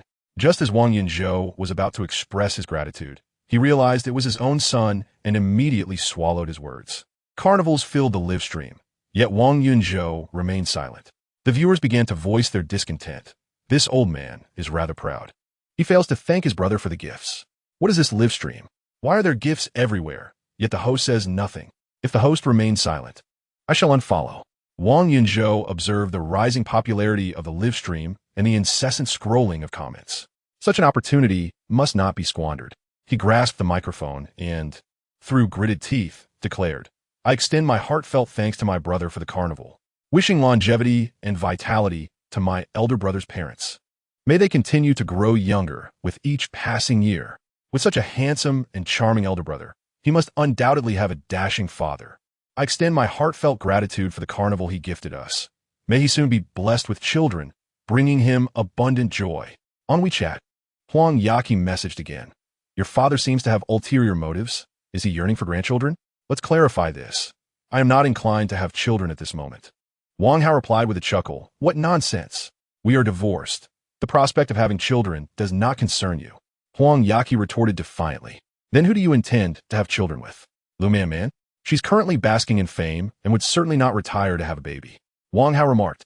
There are plenty of women willing to bear my children. It certainly wouldn't be you. He glanced at the distance where Dada was, convinced that with Dada's capabilities, any child would not be lacking. However, he was thoroughly enjoying his current life, leaving thoughts of children for a few years down the road. Huang Yaqi then said, let us not discuss children. Just transfer me some money, and I'll buy your father a gift. Wang Hao, taken aback, responded, borrowing money for gifts? Have you lost your mind? Huang Yaqi stated matter-of-factly, but he is your father, not just anyone. Wang Hao countered, you know he's my father. What does that have to do with you? If you lack funds, a simple like will suffice. Huang Yaqi expressed her discontent. A like won't suffice. He doesn't call me big brother. Wang Hao retorted, no money. Goodbye. Huang Yaqi teased, oh, dear nephew. Upon returning to his seat, Zhang Tao immediately approached, saying, Brother Hao, you are so wealthy now. Your uncle can still humble himself to live stream. Such a commendable example for us to follow. Wang Hao, feeling awkward, replied, not really. Yes, just doing it for fun. Zhang Tao, fixated on his phone, suddenly realized, Brother Hao, I've discovered the secret to becoming wealthy. Lowering one's pride leads to financial freedom. The less shame you have, the easier it is to earn money. Wang Hao commented, your reasoning is sound. It sounds rather insulting, doesn't it? Chapter 81. What does Inua have to fear? Zhang Tao bit into a skewer of lamb while conversing. Brother Hao, what do you think about us in real estate sales starting live streams? Wang Hao shook his head, stating, I have no experience in this area. But if you pursue it, you will surely reap rewards. Selling villas might be challenging, but the account is yours. Even if you don't become a sales champion, becoming an internet celebrity wouldn't be too shabby. Exactly what I was thinking, Zhang Tao exclaimed joyfully. I plan to have Lei start streaming as well. With her looks and beauty filters, she'll undoubtedly surpass my performance. Wang Hao assessed Shunliao, considering her a beauty with a score of 75 based on his standards. Let Lei give it a try, but you better put in some effort too. Wang Hao half-jokingly cautioned. Otherwise, one day when Lei becomes popular, she might just kick you to the curb. Zhang Tao laughed heartily. That's impossible. Lei isn't that kind of person. After exchanging a glance with Lei, they both smiled, reveling in the sweetness of their romantic phase. By the way, Brother Hao, the class reunion is next week. Will you be attending? Wang Hao casually tossed a peanut into his mouth, saying, Honestly, I don't wish to go. It seems rather dull. It would be better to gather a few brothers from our dormitory for a private meetup. Zhang Tao chuckled and remarked, My primary intention is to indulge in free food and drink at the 5-star hotel hosted by the arrogant Wang. I must eat to my heart's content. It would be splendid if I could bankrupt him. Which hotel? The local 5-star establishment in Tianyuan City, once known as the White Shark Hotel, has now been renamed the Haoyue Hotel. Wang Hao responded, Must you insist on making me look pretentious? Noticing the odd expression on Wang Hao's face, Zhang Tao inquired, Brother Hao, what's the matter? Are you not going? Wang Hao smiled faintly and replied, I'll see how the time unfolds. I'm not particularly in need of this meal. By the way, do you remember the 2 bottles of red wine I mentioned earlier? Zhang Tao nodded. I remember, but I'm worried that the waitstaff might not cooperate. Do not fret. I am acquainted with their management. I will arrange it for you. Really? Zhang Tao exclaimed with excitement. That will be fantastic. I've waited for years to settle this score. Wang Hao chuckled. You hold a grudge quite well. Zhang Tao sai. I shall never forget the car exhaust from that time. The disdainful gaze of the arrogant Wang. 3 parts contempt, 3 parts mockery, and 4 parts pretentiousness made me feel like a stray dog on the roadside. If I do not settle the score, I shall forever live in his shadow. Wang Hao patted his shoulder, offering encouragement. No worries. This time, you shall revel to your heart's content. Also, you need not prepare those 2 bottles of 30 yuan red wine. I will have the staff deliver them. All right. Thank you, Brother Hao. Zhang Tao raised his glass and downed a drink. Wang Hao had indeed prepared the wine with consideration. Although he mentioned purchasing 30 yuan fake wine, he intended to provide the genuine article. He was not short of money and aimed to avoid any risk. At that moment, a stylishly dressed young man approached Wang Hao. Hello, I'm a talent scout from the media. I believe you possess remarkable looks. Have you considered becoming a streamer? Wang Hao was taken aback. A talent scout? When did they start using such terminology for streamers? Quite this self-aggrandizement. I apologize, but I just finished streaming this afternoon and am not pursuing at the moment. Beside him, the naive one stifled a laugh, hastily covering their mouth to mask the embarrassment. The talent scout noticed the naive one and brightened up, exclaiming, This young lady is also very suitable to become a streamer. Would you two like to consider it? I assure you, I can make you famous. Wang Hao shook his head and pointed at Zhang Tao, saying, You want to be a streamer? Why not consider him?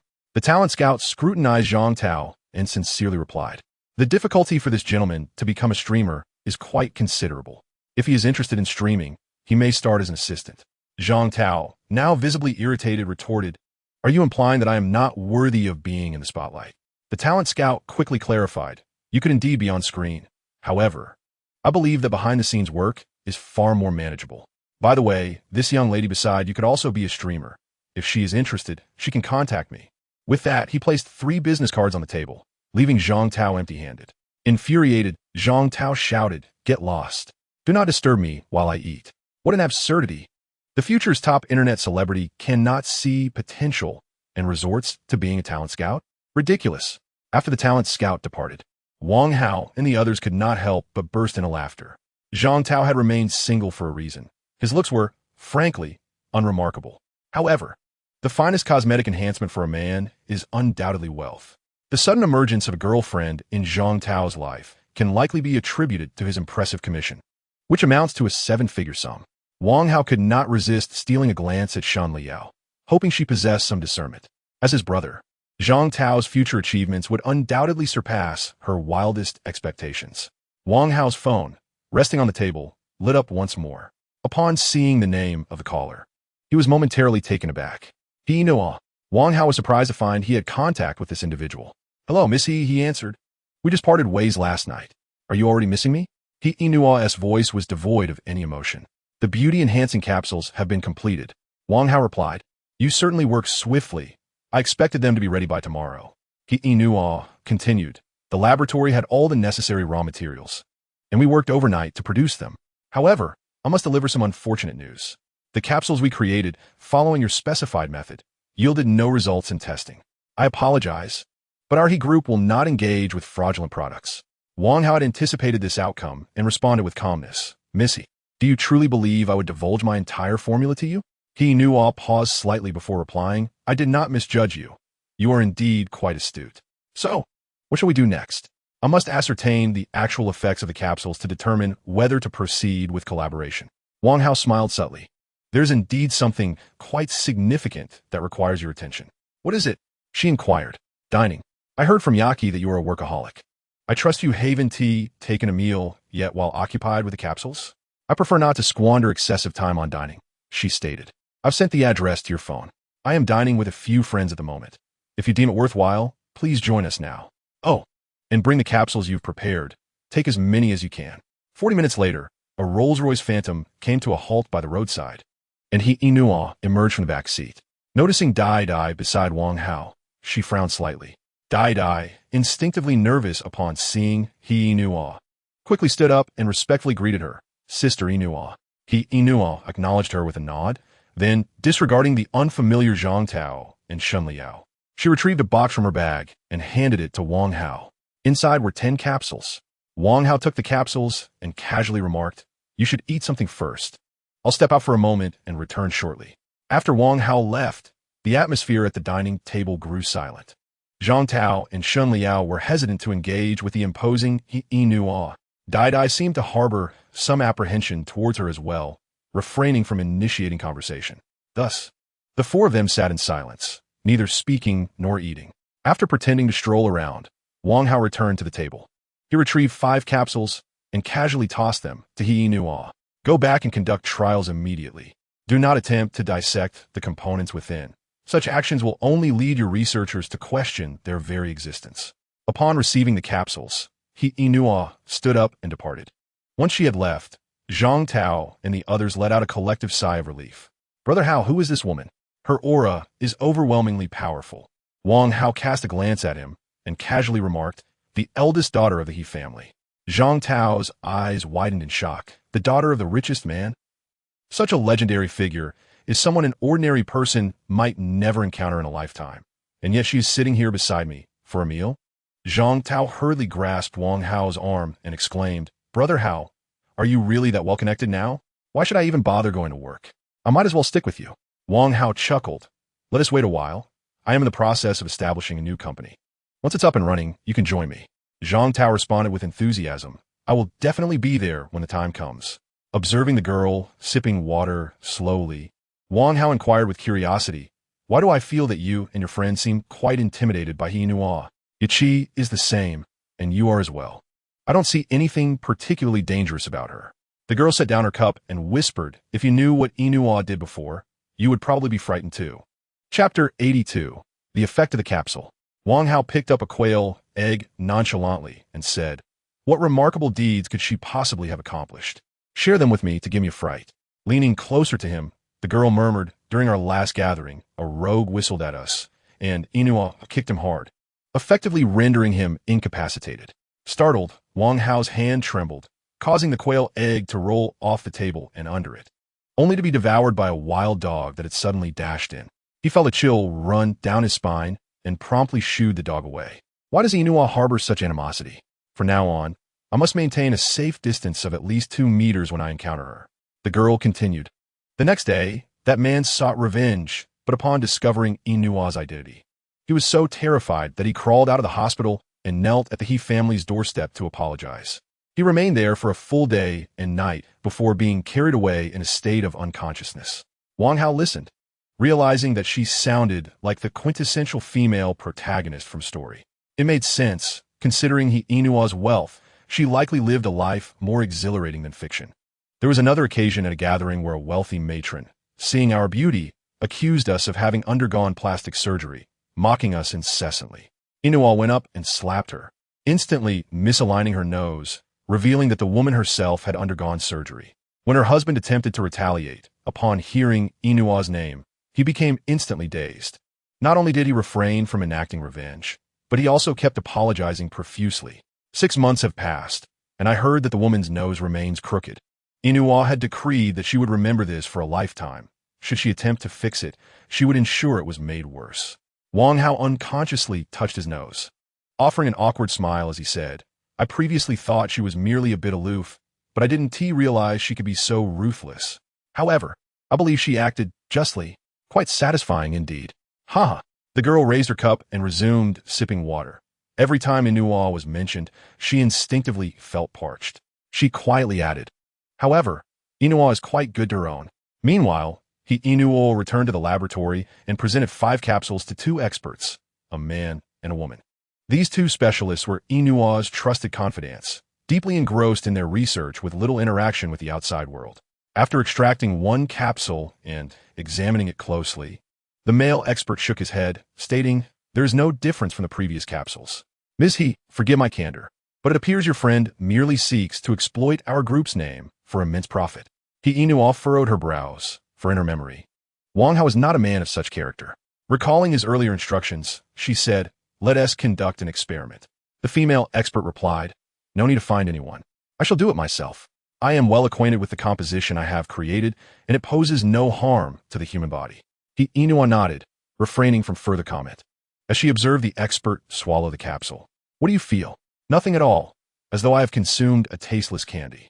Inua, I have been engaged in research for over 20 years. This capsule will have no effect. Let us wait a moment. 10 minutes later, the male expert grew impatient, saying, Inua, I have other research to attend to. I must take my leave. Inua snapped silence. Wait. Noticing her anger, the male expert immediately straightened his posture, standing obediently without daring to utter another word. Time ticked away, and Inua could not help but feel anxious, thinking to herself, Wang Hao, I hope you are not deceiving me. Otherwise, suddenly, the female expert's face flushed, the color creeping down to her ears and neck, spreading further still. She felt an overwhelming heat coursing through her body and could not resist rushing out of the laboratory, leaving behind the remark, Inua, I'm going to take a shower. Inua exchanged a glance with the male expert, and together they exited the laboratory, returning to the office to wait in silence. 20 minutes later, under Inua's anxious gaze, the female expert re-entered. At the instant of her appearance, the male expert's eyes widened in astonishment. Having collaborated with her in the laboratory for over a decade, he was thoroughly familiar with her. She was an academically gifted individual, yet not conventionally attractive. It was a known fact that those who were less appealing did not transform into beauties post-shower, but rather, they often appeared worse. However, today was different. He perceived her as even more beautiful than before her wash. By his own scoring criteria, she originally bore a maximum of 35 points. Now, she surely surpassed 40. While this may seem a modest increase for those well acquainted with her, it represented a monumental change. This alteration was fundamental, not merely a result of cosmetic enhancements. Her skin appeared smoother and more luminous, and her eyes sparkled with newfound brightness. This signified an improvement in her inherent beauty. Once one's foundation is enhanced, even a light touch of makeup could yield astonishing results. For instance, if the original foundation was rated at 35 points, makeup could elevate it by 50%, resulting in a score of 52.5. However, if the foundation was raised to 40 points, with makeup, the appearance could soar to 41.5 points. The disparity in scores would be greater than one might imagine. At the very least, she no longer appeared unattractive. Inua's brows relaxed, and a rare smile graced her face. Excluding the 1 capsule that had been compromised during the experiment, she resolved to have the remaining 3 subjected to further trials. Eager to observe the results, at 7 in the evening, Inua held the report in her hands. As anticipated, all 3 capsules exhibited remarkable effects. The male expert beside her sparkled with excitement, exclaiming, this undoubtedly ventures into the realm of the unknown. If we can uncover its secrets, the field of life sciences will take a monumental leap forward. The female expert chimed in. However, the current sample size is too limited to draw any definitive conclusions. Mr. You must communicate with that friend of yours to produce more capsules. We require a more comprehensive analysis and experimentation. He Inua waved her hand, signaling for the two to depart. Hey, Wang Hao, I would like to treat you to dinner. At that moment, Wang Hao was at home, engrossed in a video game. Haha, Miss He, I treated you to dinner yesterday, and today you are inviting me in return. Such a swift reversal. Same place, I shall await you. All right, but I am currently occupied. Please have a chef prepare my favorite dishes in advance. I will arrive in 2 hours. At 9 o'clock in the evening, Wang Hao arrived at the familiar third floor. The table was laden with dishes, even more sumptuous than those he had ordered the previous day. He Nua sat beside him, her chopsticks untouched, merely sipping a half glass of water. Wang Hao, regarding the capsules. Wang Hao waved his hand dismissively, saying, as a working-class individual, I engage in physical labor daily and am exceedingly hungry. Let me eat first. We could discuss other matters afterward. After devouring his meal, Wang Hao noticed He Nua had not even touched her food, and with a displeased expression, he remarked, You invite me to dinner, yet sit there with a stern face. Not eating at all. Such behavior is quite impolite and severely dampens my appetite. If you do not eat, our collaboration is off. I'm certain numerous companies would be interested in my products. He Nua frowned slightly and reluctantly picked up her chopsticks, taking small bites. As the daughter of a billionaire, living a life many can only dream of, why do I sense you are not happy at all? He Nua appeared to be oblivious. Her head bowed as she chewed on a piece of greens. System, initiate scan. Chapter 83, commencing collaboration. Name, He Nua. Age, 27 years. Height, 169 centimeters. Attractiveness, 97 points. Relationship history, 0. Remarks, daughter of the wealthy He Zhengrong, currently serving as the executive president of the He Corporation. The He Corporation seems to flourish, yet hidden undercurrents abound. 2 years ago, He Zhengrong was diagnosed with late-stage liver cancer, casting a shadow over the He family. During his illness, He Zhengrong entrusted the company to He Inua for full management, while he secretly recuperated at home, concealing his condition. He Inua has a younger brother, He Yufeng, who is 8 years her junior and just started his first year in college. His playful disposition renders him of little utility. During his illness, He Zhengrong disclosed that he had 3 mistresses and 5 illegitimate children, requesting He Inua to look after them after his passing. This revelation infuriated He Inua, yet she felt powerless. Last year, news of He Zhengrong's illness spread, causing internal and competitor movements within the company. He Inua wielded a firm hand to temporarily quell internal conflicts. But as He Zhengrong's condition deteriorated, the struggle for power within the He Corporation was imminent. Wang Hao was astonished upon seeing He Inua's score of 97 points. System, is there an issue with your standards?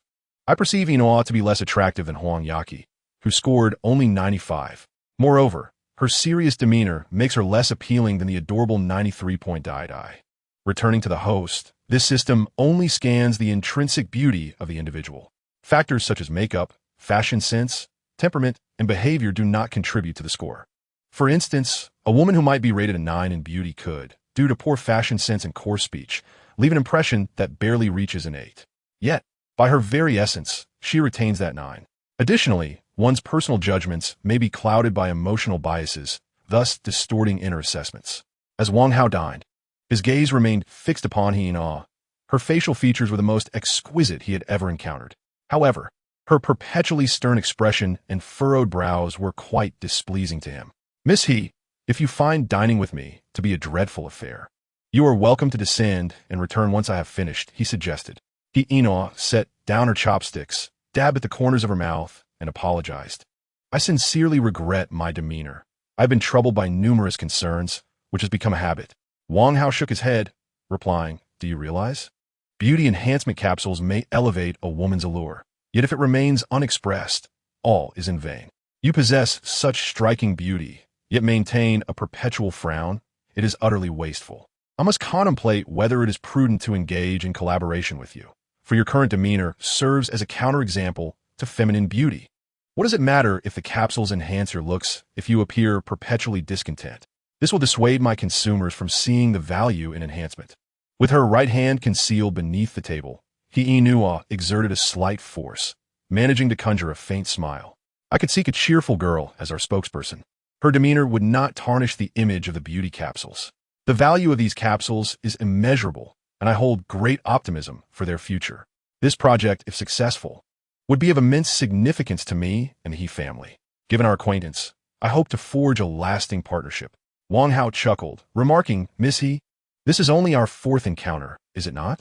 Previously, at a gathering of your friends, Huang Yaqi brought me along, and we met once. Yesterday accounted for another meeting, and today marks our second. In total, merely 4 encounters do not signify familiarity. He Inuo regarded Wang Hao quietly, and after a moment's silence, she said, while you may not know me well, I am quite familiar with you. Throughout the year and more of your marriage to Yaqi, she often shared your photographs and daily life in our group, and discussions invariably revolved around you. She has frequently expressed her dissatisfaction with you. This and that were never to her liking. Yet, amidst her grievances, I have grown increasingly aware of you.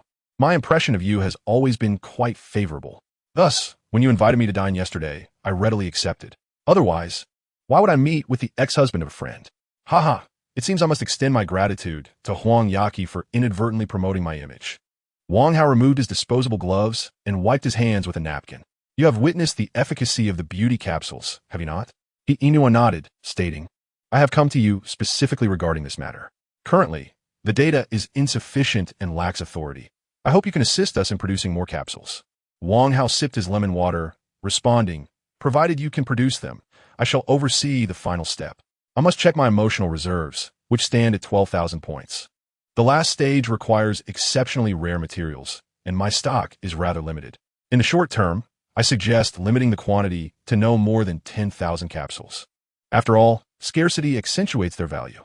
He Inua furrowed her brow once more and remarked, according to your statement yesterday, each capsule sells for 1 million. Thus, 10,000 capsules could yield a staggering 1 billion. Even disregarding costs, my profit would only amount to 100 million. While 100 million may seem substantial to others, it holds little significance for our He group.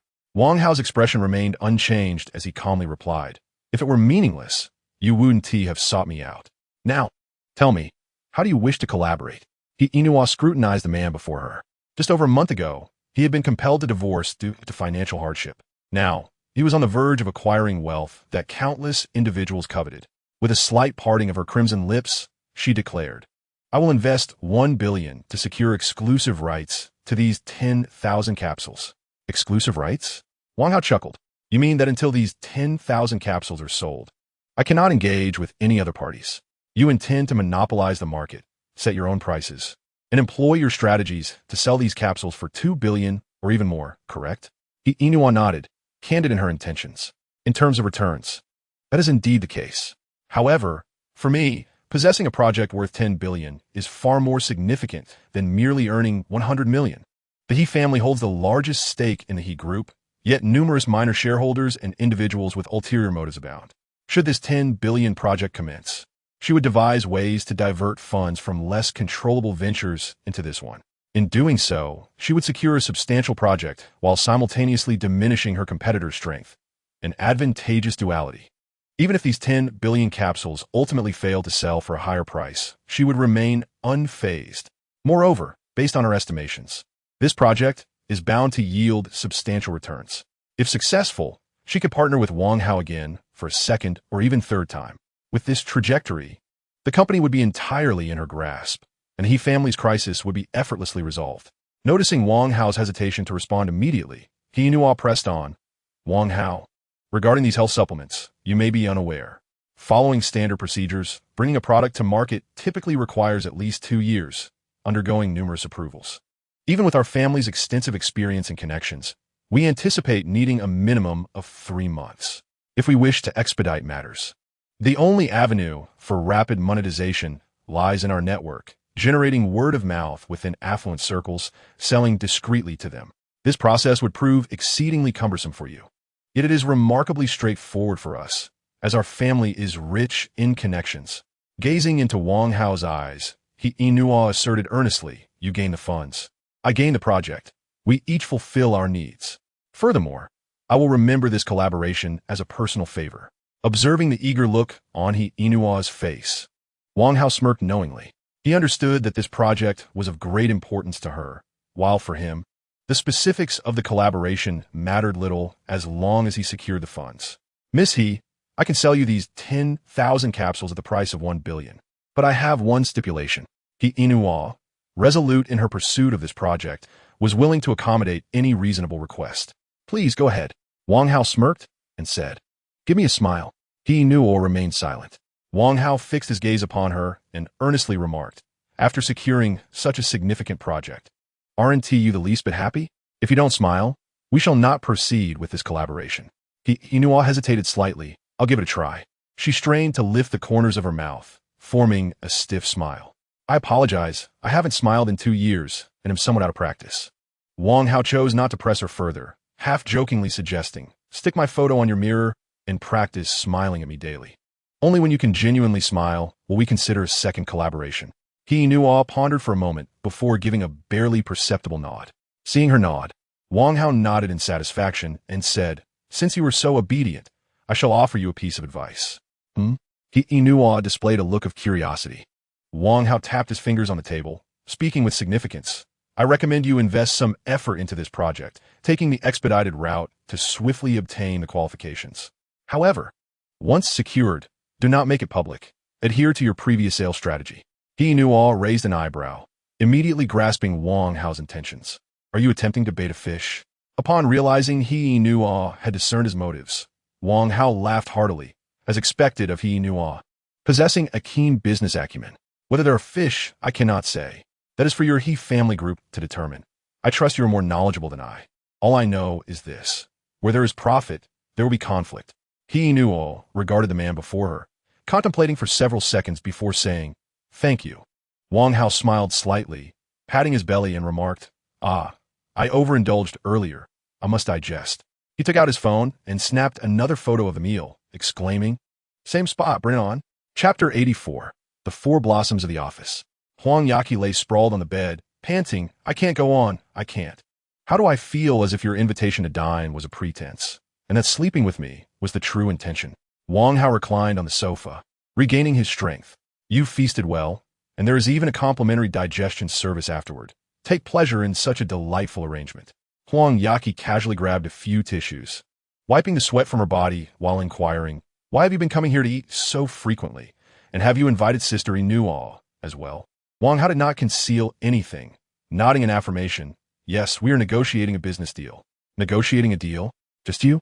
Huang Yaqi exclaimed incredulously, tossing a crumpled tissue onto the bedside table. Is it just a few 100,000? Wang Hao lit a cigarette and casually replied, 10 billion. 10 billion? Huang Yaqi's eyes widened in astonishment. You do business with me for mere millions, yet with her, it's a direct 10 billion? Can you handle that? Wang Hao coughed lightly, exasperated. Could we refrain from such implications? I'm referring to legitimate business. Huang Yaqi turned her body, her alluring curves facing Wang Hao. What I mentioned is also legitimate business, specifically import business. You taught me this. Ahem, I'm not engaging in that sort of business with her at the moment. Hee. I trust you wouldn't dare. Let me quietly inform you that Sister Inual possesses quite a fierce demeanor. Should you dare to confront her in such a manner, be wary of her swift retaliation. Wang Hao remarked, No matter how fierce, she is still a woman. I refuse to believe I cannot handle her. Huang Yaqi turned, her head tilting towards the bedside, and with a playful grin said, If you can win over Sister Inual, I shall commend you as a true man. With that, she gave a thumbs up in approval. Wang Hao chuckled. If I pursue her, do you have any objections? Huang Yaqi nonchalantly replied, What is there to worry about with something that is impossible?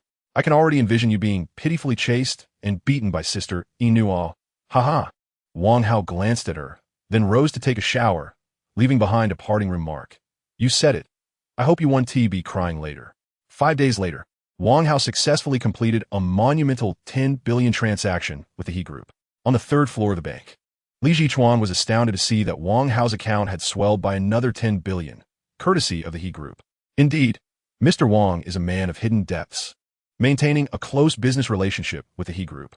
With such a fortune at stake, I must ensure his loyalty. He has consistently ignored me. It appears I must win over his ex-wife. In the office area, Huang Yaqi was engrossed in a television show with her headphones on, completely unaware of Li Jichuan's arrival. Her colleague, Lin Wenshi, had to nudge her several times before she finally reacted. Removing her headphones, she asked, What is the matter? Is it time for lunch? Lin Wenshi suppressed her laughter, gesturing for her to look behind. Huang Yaqi turned curiously, and upon seeing Li Jichuan, exclaimed, Old Li, What brings you here? Oldly? The surrounding colleagues were taken aback. It seemed she had an unexpectedly close relationship with the president. Could she possibly be a relative of his? In truth, from the first day Huang Yaqi joined the bank, her colleagues had suspected she was well-connected. As a strategic development consultant, which typically involves high-level bank officials, her role appeared to be merely a nominal one, as she seemed to lack any real understanding of the industry. Additionally, her daily activities in the office were filled with leisure, unmonitored by any superior, leading everyone to believe she was merely a princess enjoying a taste of life. However, no one anticipated her familiarity with the president. Li Jichuan smiled warmly, saying, "Quite impressive. You've observed the financial preferences of the youth through television. This insight is invaluable for our industry, as the future belongs to the younger generation." Huang Yaqi awkwardly smiled, refraining from responding, thinking to herself, "Oldly must be mistaken. I simply enjoy watching dramas, not discerning financial preferences." Li Jichuan continued earnestly, "Your hard work has not gone unnoticed. To enhance your working environment, I've decided to arrange a private office for you. What do you think?" Huang Yaqi did not respond as he had anticipated. Instead, she shook her head and declined. "No, I am quite content here. At least I have someone to converse with. Being alone in an office would be terribly dull." "Very well then. You may work wherever you prefer." Li Jichuan signaled for Huang Yaqi to step aside and whispered, "Given your exceptional performance, the bank has decided to double your salary. Additionally, I have informed the finance department that you may freely advance your salary within a year." Upon hearing about the salary increase, Huang Yaqi's eyes sparkled with excitement. "Is that truly the case?" "Thank you, President. Your wisdom is unparalleled." Huang Yaqi jubilantly bounced back to her workstation and exclaimed to Lin Xia, Sure. What kind of milk tea would you like?" "It's on me." Lin Wumpa smiled and replied, "I just redeemed a coupon and purchased 2 cups, one of which is for you." Unable to contain her excitement, Huang Yaqi planted a kiss on her cheek, saying, Sure, you are simply the best. You treat me to milk tea every day." 2 other colleagues approached her. "Yaqi, here are some snacks I recently bought for you to try. This is a carefully nurtured plant I'm gifting you." Huang Yaqi gratefully accepted their offerings, exclaiming, "Thank you, everyone. After work, I'll treat you all to hot pot." Hooray! Yaqi is the greatest. Once the group dispersed, her closest friend Lin Wumpa quietly leaned in and inquired, "Yaqi, are you related to the president?" "Not at all. I didn't know him before starting this job," Huang Yaqi honestly responded. Lin Wumpa expressed her surprise. "If you aren't relatives, then his courtesy towards you is quite telling. Come on, confess. What business does your family run?" "Just an ordinary household," Huang Yaqi replied, tearing open a bag of snacks as they chatted. Observing her adorned in luxurious items, Lin Wumpa teased, "Ah, I see. An ordinary family with the stature of Ma Huadeng." Huang Yaqi clarified, "Honestly, it was my ex-husband who helped me secure this position." "Ex-husband?" Lin Wumpa exclaimed, astonished. "You were married and then divorced? With your beauty? How could he let you go?" A smile crept across Huang Yaqi's face as she proudly stated, "He had no choice. It was I who chose to part ways." "Is your ex-husband single now?" Huang Yaqi paused, regarding Lin Wumpa with suspicion. "What do you want to know that for?" "Oh, nothing, just a casual inquiry." Lin Wumpa quickly redirected the conversation. "By the way, Yaqi, it's not very safe for the 4 of us girls to go out for dinner tonight. Shouldn't you invite your ex-husband to join us?" After pondering, Huang Yaqi decided to call Wang Hao over. It would not only allow him to cover the bill, but also ensure she got a ride home, killing 2 birds with 1 stone. However, the price would be that she would have to sleep with him. Damn. Oh well, if it must be, it must be. After all, I can hardly resist. "Hey, ex-husband, I'm treating my colleagues to dinner tonight. Would you like to join?" Wang Hao replied, "Are they men or women?" Huang Yaqi responded, "Of course, it's all women. Including me, we are the 4 beauties of the office." Wang Hao asked, "Is anyone more beautiful than you?" Huang Yaqi retorted, "Certainly not." Wang Hao replied, "Then I want to go. If no one is more beautiful than you, what's the point?" Huang Yaqi was displeased. "What do you mean? I your bottom line?" Wang Hao replied, "Indeed. After our divorce, I've been hoping to find a girlfriend who is either more beautiful or possesses a unique skill." Huang Yaqi chuckled. "With such high standards, you'll likely remain single for life." Wang Hao replied, "Sorry, but I have Lu Man. Huang Yaqi was taken aback. Wang Hao added, "By the way, he knew I just tried to invite me to dinner as well." Wang Yaqi exclaimed, "Impossible." "Absolutely not. Among all my close friends, I only acknowledge Sister Inua. She is slightly more beautiful than I and wealthy to boot. How could she possibly be interested in a scoundrel like you?" Wang Hao laughed. "Who knows? Perhaps she has a penchant for second-hand men." Huang Yaqi remained silent. Chapter 85. He Nua's affection for Yaqi. In the Xianshan manor, He Zhengrong lay upon his sickbed, his emaciated frame and pronounced cheekbones giving him an appearance of imminent demise, with his sunken eyes reflecting a growing murkiness. The estate's steward, also a trusted confidant of He Zhengrong, stood by his bedside, recounting the latest developments within the company. A flicker of color appeared on He Zhengrong's pallid visage. Beauty enhancement capsules? Cough, cough, such a miraculous product exists. It seems fate has not forsaken the He family. The steward, bowing his head, replied, I have had experts analyze it extensively and attempt various imitations, yet none have yielded results. The crux of the matter lies with that Wang Hao. He Zhengrong, equipped with an oxygen mask, inhaled deeply twice before feeling a semblance of relief. We must devise a way to extract the secret formula from Wang Hao. The core technology must rest firmly in our grasp. The steward hesitated momentarily, then spoke in hushed tones. For my investigations, Wang Hao is not an ordinary man. Recently, he has made a formidable return with the Hao Yue group, which bears his influence. Moreover, he shares a close relationship with the daughter of the provincial police chief. He Zhengrong stared at the ceiling, momentarily enveloped in silence. If brute force fails, then we shall employ a subtler approach. Money, power, beauty, whatever he desires, we shall grant him. A man cannot be devoid of desires. The steward nodded respectfully, stating, according to my findings, Wang Hao is quite the libertine, with numerous women linked to him. A sudden fit of excitement overtook He Zhengrong, leading to a violent cough. After a considerable duration, he finally regained his composure. What a libertine indeed! What man is not? In my youth, I too was a libertine. To lack such a quality suggests one's ineptitude. Now that we are aware of his weakness, let's find a few beautiful women to test him. If that fails, we shall seek one of the He family's daughters to unite with him. Once he becomes our son-in-law, his heart will naturally lean towards the He family. Seeing the steward's hesitation, He Zhengrong expressed his dissatisfaction. Is such a trivial matter beyond your capability? The steward, steeling himself, replied, while this fellow is indeed a libertine, his taste is exceptionally refined. His girlfriends are all stunning beauties. Excluding the eldest daughter, the other He family daughters may not catch his eye. He Zhengrong's face flushed crimson, leading to another bout of intense coughing. How could my daughter possibly end up with a libertine?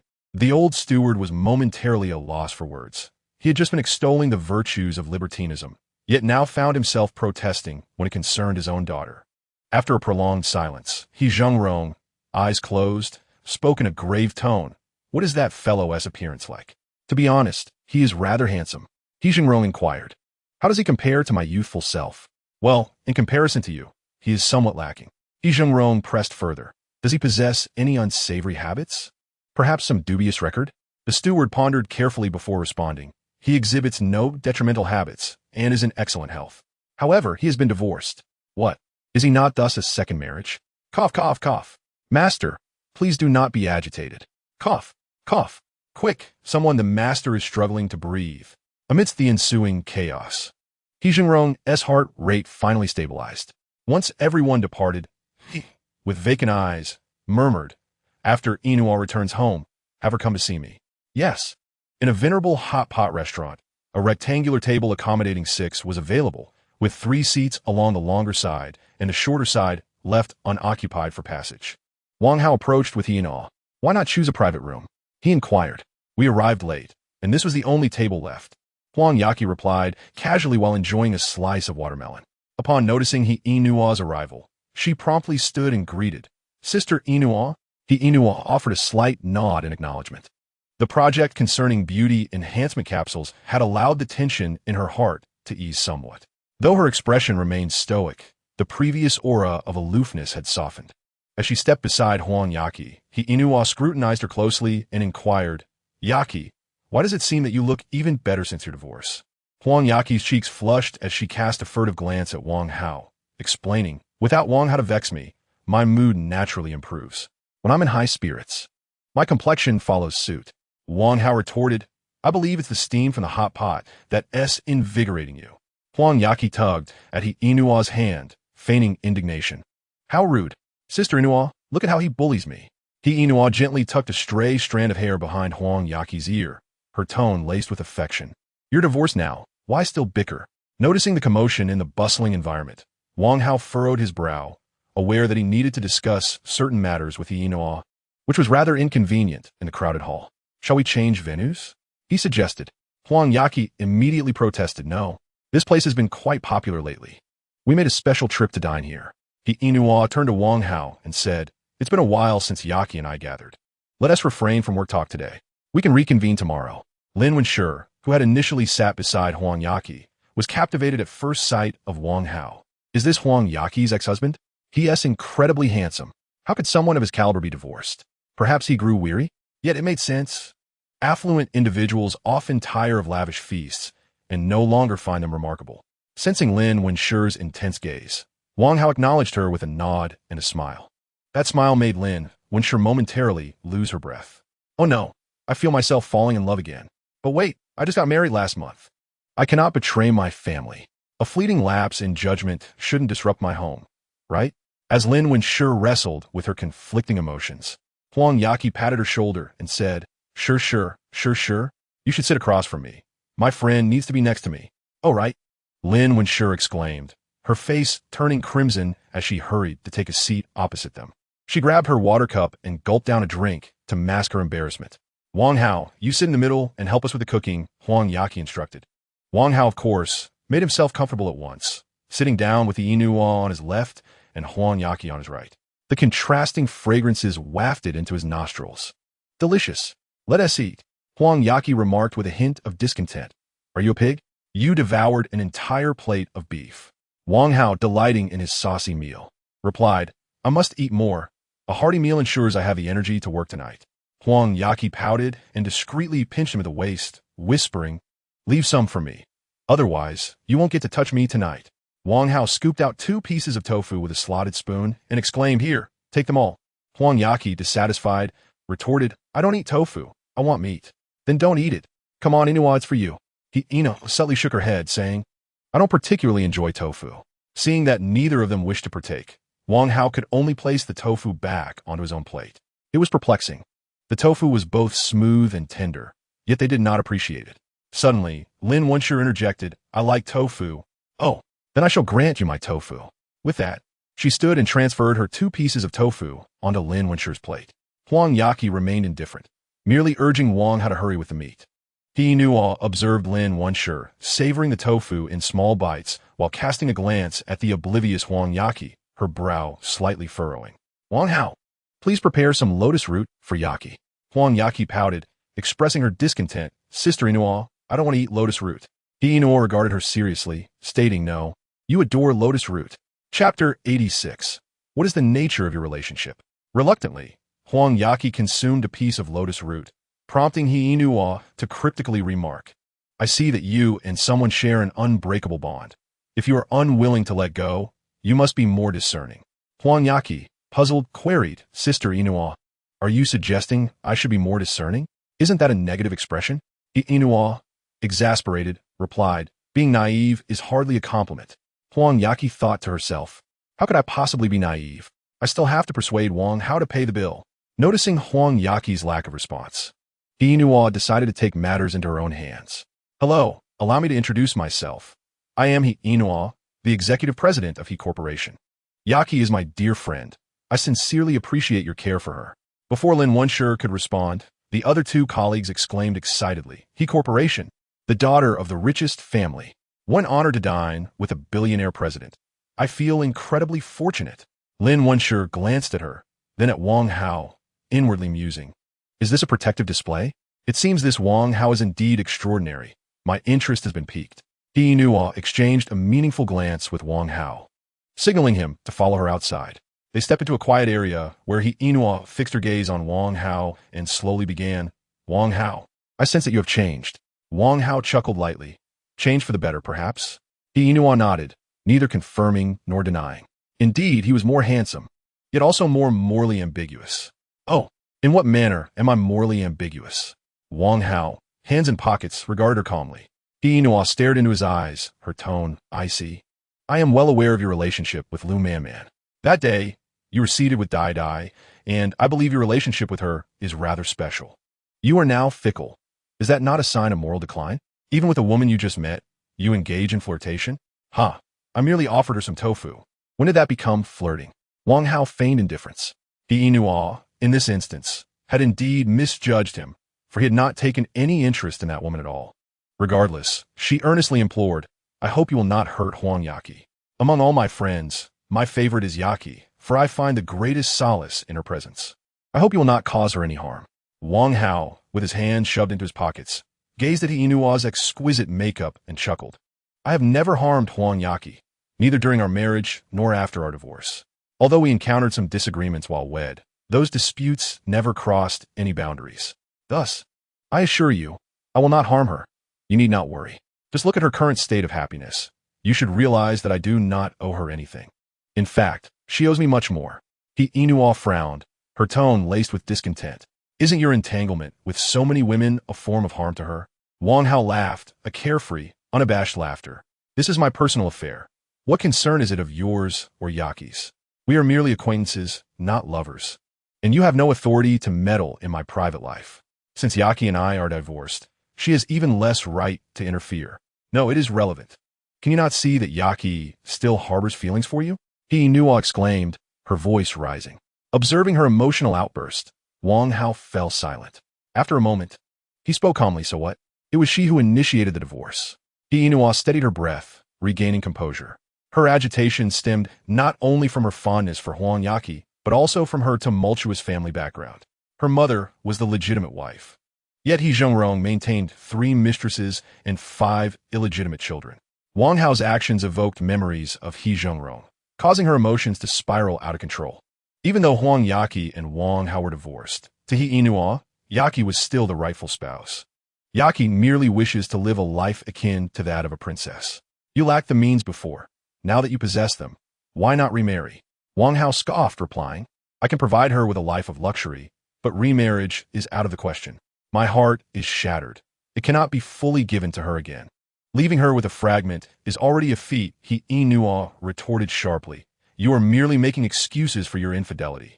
Say what you will. Wang Hao turned to leave, unwilling to continue this discussion, when He Inua seized his arm. Are you not concerned that Huang Yaqi will be heartbroken upon discovering your connections with so many women? Wang Hao smiled slightly, a glimmer of amusement in his eyes. Do you think she is unaware? A flicker of doubt crossed He Inua's gaze, swiftly transforming into shock. In her worldview, love was selfish and intolerant of third party. Should she ever have a boyfriend, she would never permit another woman to share him. What exactly is your relationship now? Wang Hao glanced at Huang Yaqi, who was savoring her hot pot, and replied, we share many relationships. Divorced couple, creditor and debtor, man and woman, and so forth. Essentially, an unconventional association. I cannot predict the future, but for now, we both find joy in our arrangement. Huang Yaqi was acutely aware that she had neither the right nor the capacity to interfere with his pursuit of other women. She could only extract what she could in her own way. Perhaps you may not comprehend, but that is the reality. As Wang Hao departed, He Inua stood rooted in place, lost in thought. Though she commanded respect as a formidable billionaire in the business realm, in matters of the heart, she remained merely a fledgling. At the dining table, Huang Yaqi pouted, exclaiming about the scalding temperature of her food, yet continued to stuff her mouth. Upon noticing Wang Hao returning alone, she inquired with curiosity, where's Sister Inua? Oh, she had to leave early due to business matters. Well, Sister Inua has been working so hard. Shouldn't you lend her a hand? Wang Hao nonchalantly took his seat and resumed eating. She is a billionaire. There's little we common folk can do to assist her. Huang Yaqi whispered, if I had that kind of money, I'd be soaring with joy. Yet she toils daily, appearing so discontent. You're clever. Think of a way to help her. Wang Hao took a generous sip of refreshing watermelon juice, feeling his spirits lift. A woman like her can only be changed through marriage and children. Marriage and children? Huang Yaqi vigorously shook her head. That's impossible. I can't imagine any man being able to handle her. He Inua returned alone to the Xianshan manor. Upon arrival, the butler hurried over, Miss. The master is looking for you. He Inua nodded slightly and proceeded to her father, He Zhengrong's sick room, despite her earlier grievances with him. Seeing his frail condition softened her heart. Nua, come closer. Let your father have a look at you. He Inua approached his bedside, wishing to speak, but fell silent. Nua, your mother left early, and now your father is soon to follow. Your brother is of no help. I worry after I'm gone. We'll take care of you. He Nua's tone was resolute. I do not require anyone's care. Alas, He Zhengrong sighed, observing his daughter's stubbornness. In life, one must have a companion, someone to share the burdens. Among the many young talents in the elite circles, is there none that catches your eye? While I still draw breath, I could assist you in arranging a proposal. Not necessary. Inua's voice was frosty. With so many talented men, is there not one who appeals to you? An image of Wang Hao flashed unconsciously in her mind, only to be swiftly dismissed. He is a notorious womanizer. I could never harbor feelings for him. Moreover, I would never compete with Yaki for a man. He Zhengrong noticed her momentary distraction and understood. No. I hear your company is launching a new project called Beauty Capsules, with promising prospects. The inventor is a young man named Wang Hao, correct? I would like to meet him. After a few seconds of silence, He Inua replied, All right, I will bring him here tomorrow. The following evening, He Inua escorted Wang Hao to Xianshan Manor. As Wang Hao gazed at the distant helipad, he mused, what an affluent household, boasting 2 helicopters. Compared to this manor, Su Wanyue's Rose Manor seems like child's play. Nestled between mountains and water, it was a veritable paradise. How splendid it would be to transform this place into his own harem. As he admired the surrounding scenery, he nodded occasionally, his eyes brimming with satisfaction. Old mister. He seems to be nearing the end of his journey, and there are those who wish to deceive him into relinquishing his estate. In the grand hall, He Zhengrong sits in a wheelchair, his hair meticulously groomed, exuding a semblance of vitality. A blanket drapes over his legs, concealing an unsightly catheter bag, preserving a modicum of dignity for this once legendary businessman. Wang Hao enters the hall and immediately spots the elderly gentleman. Their eyes meet. One appears to gaze into the future, while the other seems to reminisce about the past. Ha! Wang Hao mutters to himself. The aging lion is but a shadow of its former self. If I were to grow old, I would prefer an early, dignified demise rather than lingering in such a manner. Observing the disdain in Wang Hao's eyes, He Zhengrong feels no offense. Instead, a smile of satisfaction graces his lips. This young man exhibits no reverence, but rather fixates on my vulnerabilities. If we were in the wilderness, he would undoubtedly emerge as the new king of beasts. The butler pushes He Zhengrong to the dining table and addresses Wang Hao, and Mr. Wang, please join us for dinner. The seafood has just arrived via air freight today. Wang Hao, unceremonious, finds a seat and begins to indulge. Noticing He Zhengrong's unwavering gaze, Wang Hao lifts a piece of shrimp and inquires, Aren't you going to partake? With a raspy voice, He Zhengrong responds, In my condition, I can no longer enjoy such fare. Wang Hao casually asks, How much longer do you have?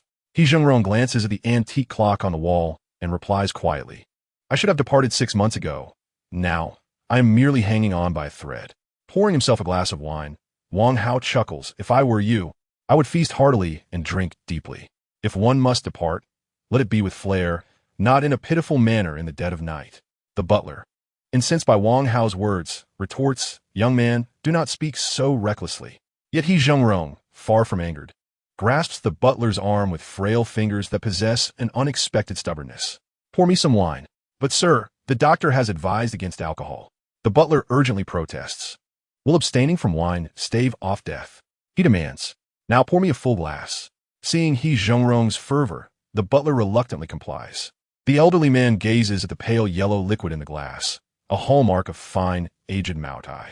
It has been 2 years since he last drank, and today, reunited with his young friend Wang, he feels compelled to make up for lost time. Wang Hao raises his glass, tilting it slightly downward in a gesture of respect toward his elder.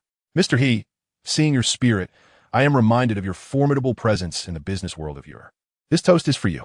He drinks first in tribute. He Zhengrong bursts into laughter and promptly downs his drink. After 2 years of abstinence, the alcohol feels foreign, and he begins to cough violently. Sir, perhaps you should refrain from drinking. He Inua stands, interjecting, Wang Hao, please do not encourage my father to drink any more. He Zhengrong raises his left hand high, coughing, do not interfere with me, nor with my young friend. Today, I intend to drink to my heart's content. Inua, we have never shared a drink together. I fear there may be no future opportunity, so you must join us today. He Inua clenches her fists, torn with inner conflict. Today, He Zhengrong's behavior resembled a fleeting moment of brilliance, imparting a sense of foreboding to her. Despite harboring numerous grievances against him, He remained He-Inua's father.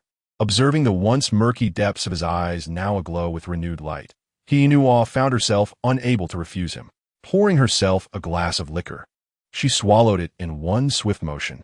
The fiery taste of the spirits mirrored the complexity of her life, seemingly sophisticated, yet chokingly overwhelming. He Zhengrong regarded Inua and couldn't help but burst into hearty laughter, exclaiming, "Ah, what a joyous day! Come, fill my glass again."